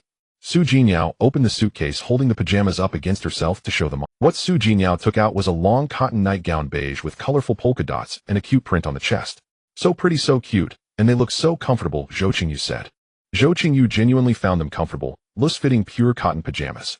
And for underwear, I brought 2 sets in cloud pink and 2 in black. One of each color for each of us, Su Jinyo said. Su Jinyo took them out to show her again. For clothes, I just brought one outfit for each of us to wear tomorrow. The day after, we'll wear what we buy tomorrow. Zhou Qingyu turned to put the underwear in the wardrobe and placed the pajamas on the bed. With such a big bathtub, it would be a shame not to soak in it. Zhou Qingyu pointed at the tub with a view of the night scenery. He'll run the water. Do you want to soak? No, I don't want to, Zhou Qingyu said with a giggle. You soak yourself. It's a double bathtub, you know. Zhou Qingyu raised an eyebrow and playfully winked at Zhou Qingyu. No, you soak by yourself. He'll go wash over there first. With that, Zhou Qingyu took off her coat, grabbed her pajamas, and headed to the shower room. Zhou Qingyu didn't stand on ceremony and started filling the bathtub. Just as she finished running the water and laid down in it, Zhou Qingyu happened to come out of her shower. Zhou Qingyu sat on the bed and chatted loudly with Zhou Qingyu. After a while, she found it boring to talk from a distance, so she pulled a small round stool from the vanity and sat near the bathtub. Yaya, how about giving me a back rub? Zhou Qingyu lay in the tub lazily, turning her head to speak to Zhou Qingyu. I don't know how. Zhou Qingyu pouted her lips. Should I give it a try? Come on, the point is to join in the fun, Zhou Qingyu said. Zhou Qingyu grabbed the bathtub handrail and sat up straight, her smooth back beaded with water droplets emerging above the surface. Zhou Qingyu actually stood up, walked over, and began to scrub her back. Qingyu, your back is so smooth, there's nothing to scrub. Zhou Jinyo's hands rested on Zhou Qingyu's back. Her fingertips were slightly cool, her finger pads soft, and the touch was quite pleasant. Then rub my shoulders then, since you're already here, Zhou Qingyu said. All right. Zhou Jinyo's voice carried a hint of cheerfulness. Her small hands gently kneaded the sides of Zhou Qingyu's neck and shoulders. It wasn't particularly skilled, but it was full of emotional value. Not bad, not bad. Are you technician? No. 98. Zhou Qingyu teased.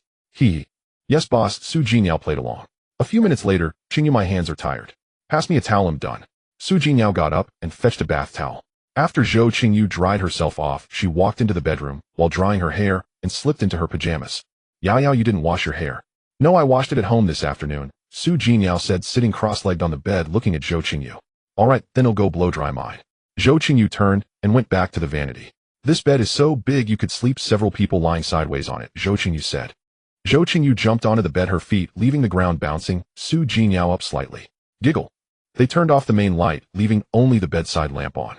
Leaning against the headboard, hugging pillows, and gazing at the night view, they began to chat casually. As they chatted, Zhou Jinyo's topic drifted. Qingyu, what does kissing actually feel like? Zhou Qingyu scratched her head. How do I describe that feeling? Heart racing, a bit sweet. Zhou Jinyo turned to look at Zhou Qingyu. Didn't you kiss when you were in a relationship? I did. Maybe as a science student I'm just not good at describing scenes like this. Zhou Qingyu said. Maybe. I see people in TV shows and movies looking so enchanted. Zhou Jinyo turned to look out the window again. Do you want to try it? Zhou Qingyu turned to look at Zhou Jinyo.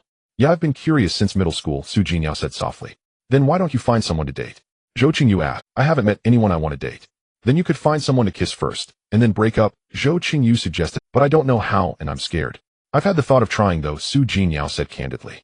Don't be afraid, he'll teach you. Zhou Qingyu blurted out, thinking to herself, finding a man isn't that hard. Really?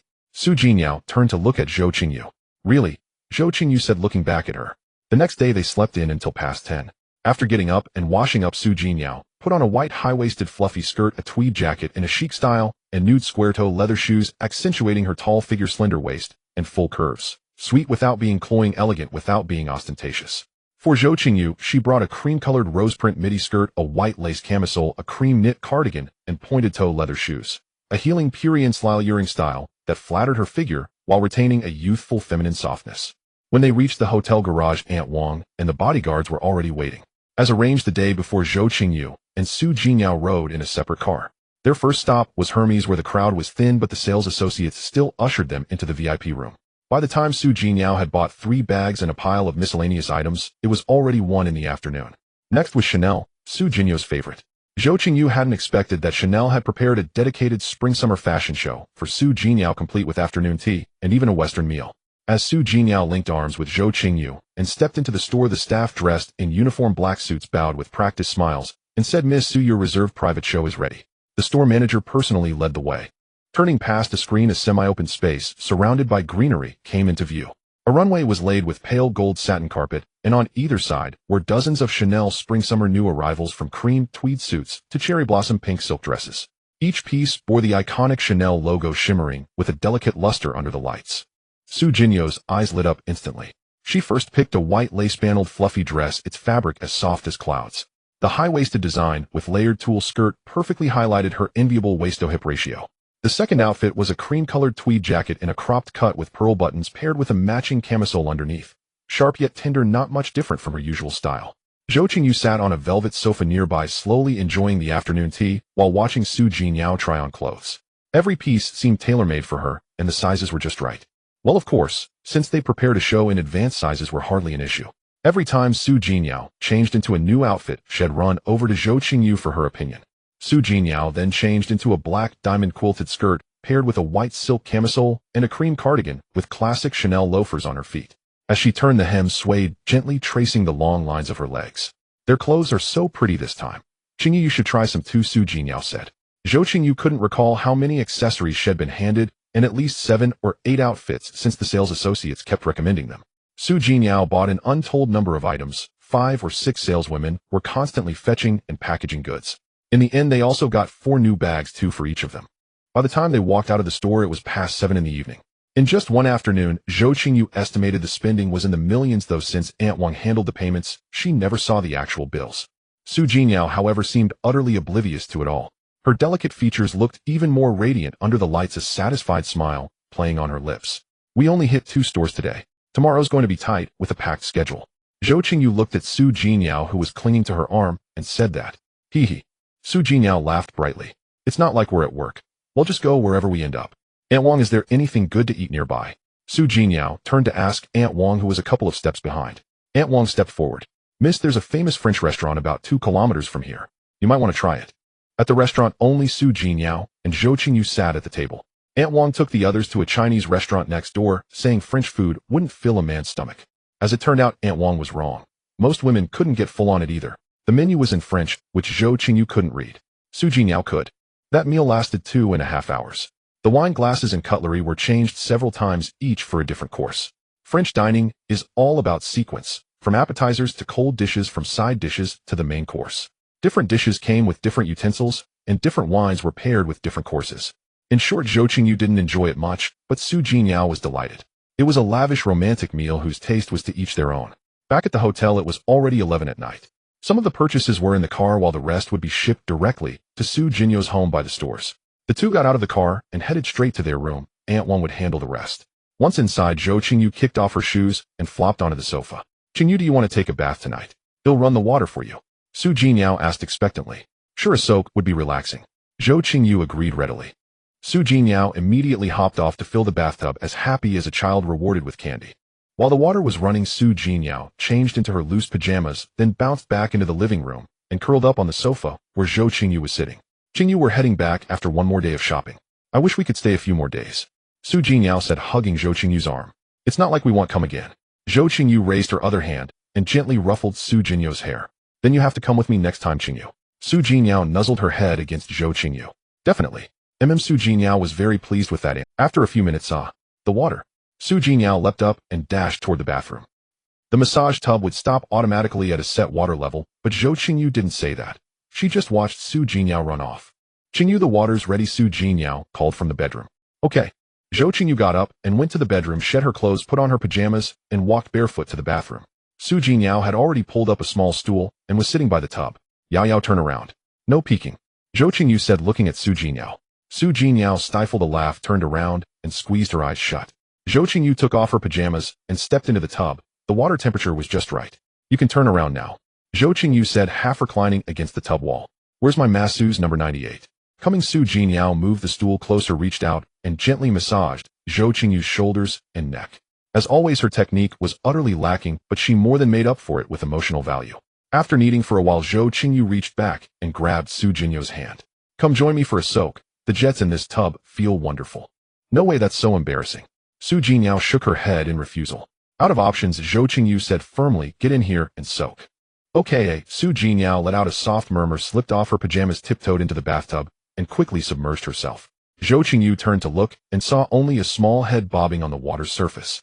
She chuckled, raised her wet hand, and gently ruffled Su Jinyu's hair. Su Jingyao wrinkled her little nose, her eyes curving into crescent moons as she smiled adorably. Isn't the soak just lovely? Mom, turn around and it'll scrub your back. Su Jingyao obediently turned around, lifting herself slightly, so only her shoulders trembled above the waterline.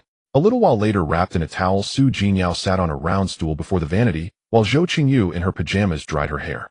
Yao Yao, your hair reaches all the way to your waist. I know. I've been growing it for years, but even with it flowing past my waist, no one's claimed me yet. Su Jinyao said, looking into the mirror. Zhou Qingyu shot a glare at her reflection, then cut it off. No, I love my long hair. Su Jinyao started pouting again. Then who's it for all that beautifully kept hair? For myself. It's about pleasing me, get it? After the hair was dried, Su Jinyao still needed to tend to her facial routine. Zhou Qingyu headed to the bed, first leaning against the headboard to scroll through her phone.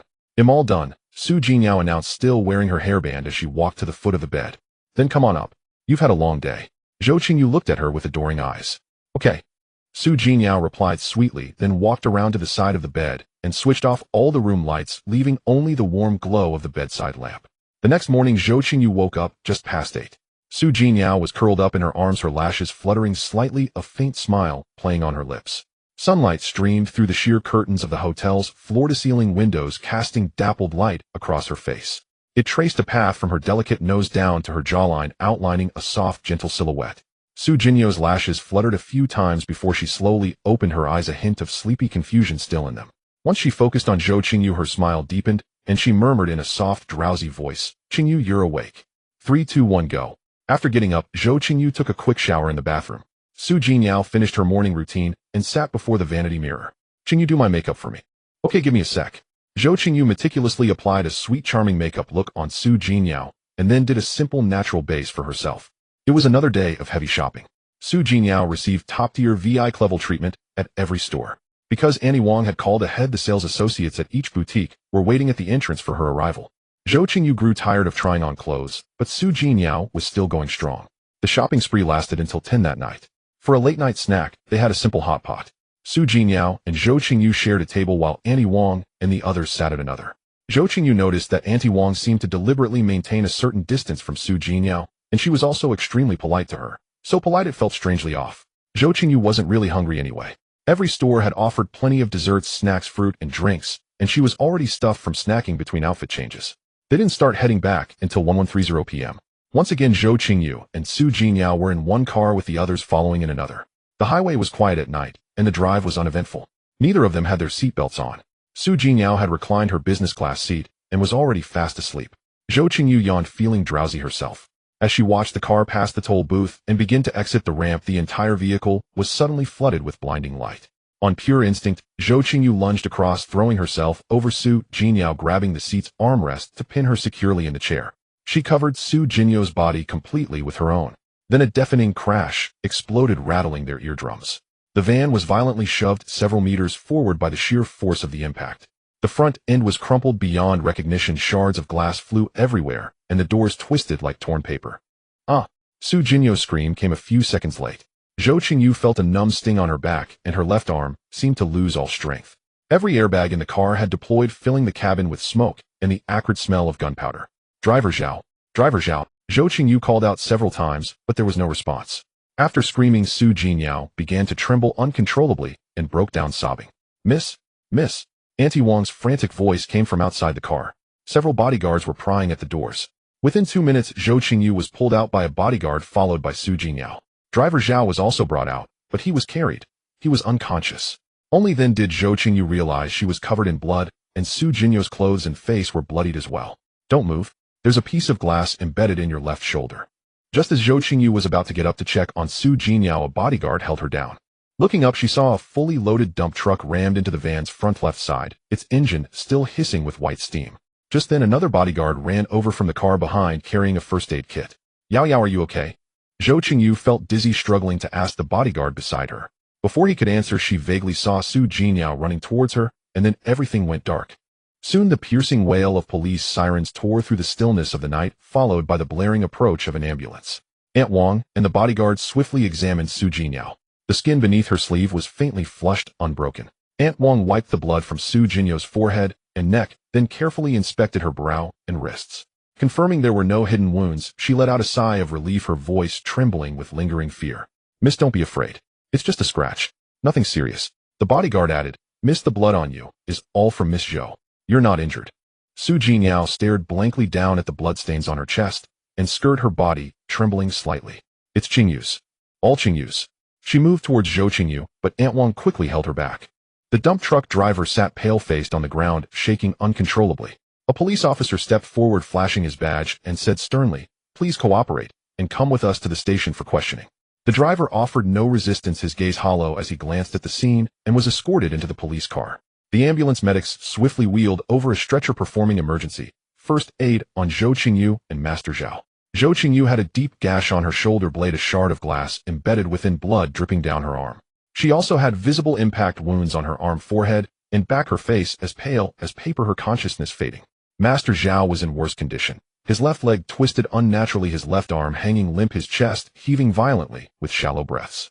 The medics applied pressure dressings to Zhou Qingyu's wounds, fitted both with oxygen masks, and carefully lifted them onto stretchers, rushing them towards the ambulance. Police lights continued to flash as several officers surveyed the scene, questioning bystanders about what had occurred. Zhou Qingyu gazed at the road surface, still stained with blood and debris. "Ah!" she suddenly cried out, "Qingyu." She lunged towards the ambulance, but Aunt Wang and the bodyguard held her back. "Well, follow right away, right away. Miss Zhou will be fine." Aunt Wang repeated the reassurances to soothe Zhou Qingyu. The bodyguard quickly brought another business vehicle around. Aunt Wang helped Zhou Qingyu inside, and they sped off in pursuit of the ambulance. They were close to Huame Hospital. The hospital had already mobilized all departments in preparation. As soon as the ambulance arrived, the medical team rushed the patients into emergency care. Zhou Qingyu refused to be examined herself, insisting on waiting outside Zhou Qingyu's operating room. "Miss, if you don't get checked, Miss Zhou will be upset when she comes out," Aunt Wang urged. "Please go for the examination. They'll tell you the moment Miss Zhou is out." Aunt Wang tried to persuade her. "Qingyu saved me," Zhou Qingyu said calmly, her face devoid of expression. She, who always favored white clothing, didn't even care about the blood and grime staining her dress. Miss Zhou wouldn't want to see you like this. Get examined, change your clothes. Seeing you looking well will make her happy. Miss Zhou always cares about her appearance. Seeing you like this would disappoint her." Aunt Wang continued her earnest persuasion. "Really?" Zhou Qingyu wavered, tears streaming unconsciously down her cheeks, her face still a mask of emptiness. "Really, miss? Just a quick checkup. It will put Miss Zhou's mind at ease. Otherwise, when she wakes up and asks how you are, and whether you've been seen by a doctor, what will you say?" "All right." Zhou Qingyu finally agreed. Aunt Wang called over a bodyguard and instructed him in front of Zhou Qingyu, "If there's any news about Miss Zhou and surgery, inform me immediately." Only after receiving his firm confirmation did she help Zhou Qingyu to the examination. The checkup was quick. She had some bruising on her outer thigh and a scrape on her arm, but the skin wasn't broken. Nothing else was wrong. Following Aunt Wang's advice, Zhou Qingyu took a quick rinse in the ward's bathroom, changed into clean clothes, and returned to stand vigil outside the operating room. Zhou Qingyu's father arrived, but couldn't persuade her to leave.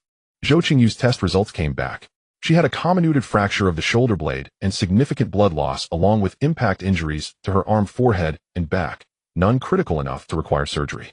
Operating while simultaneously transfusing blood presented considerable difficulty. Master Zhao had fractures in his left leg, left arm, and ribs, but no internal organ damage. His surgery lasted until 4 in the morning, after which he was wheeled out. The operation was successful. He would need to recover in a regular ward and undergo rehabilitation later. During Zhou Qingyu's surgery, Aunt Wang asked the doctors several times, always receiving the same answer: she was receiving blood transfusions and emergency care and was still not out of danger. Zhou Qingyu remained standing at the operating room door. Aunt Wang's pleas reduced her to tears, but she couldn't move Zhou Qingyu. At 9 in the morning, the operating room doors opened. Zhou Qingyu was wheeled out covered in tubes.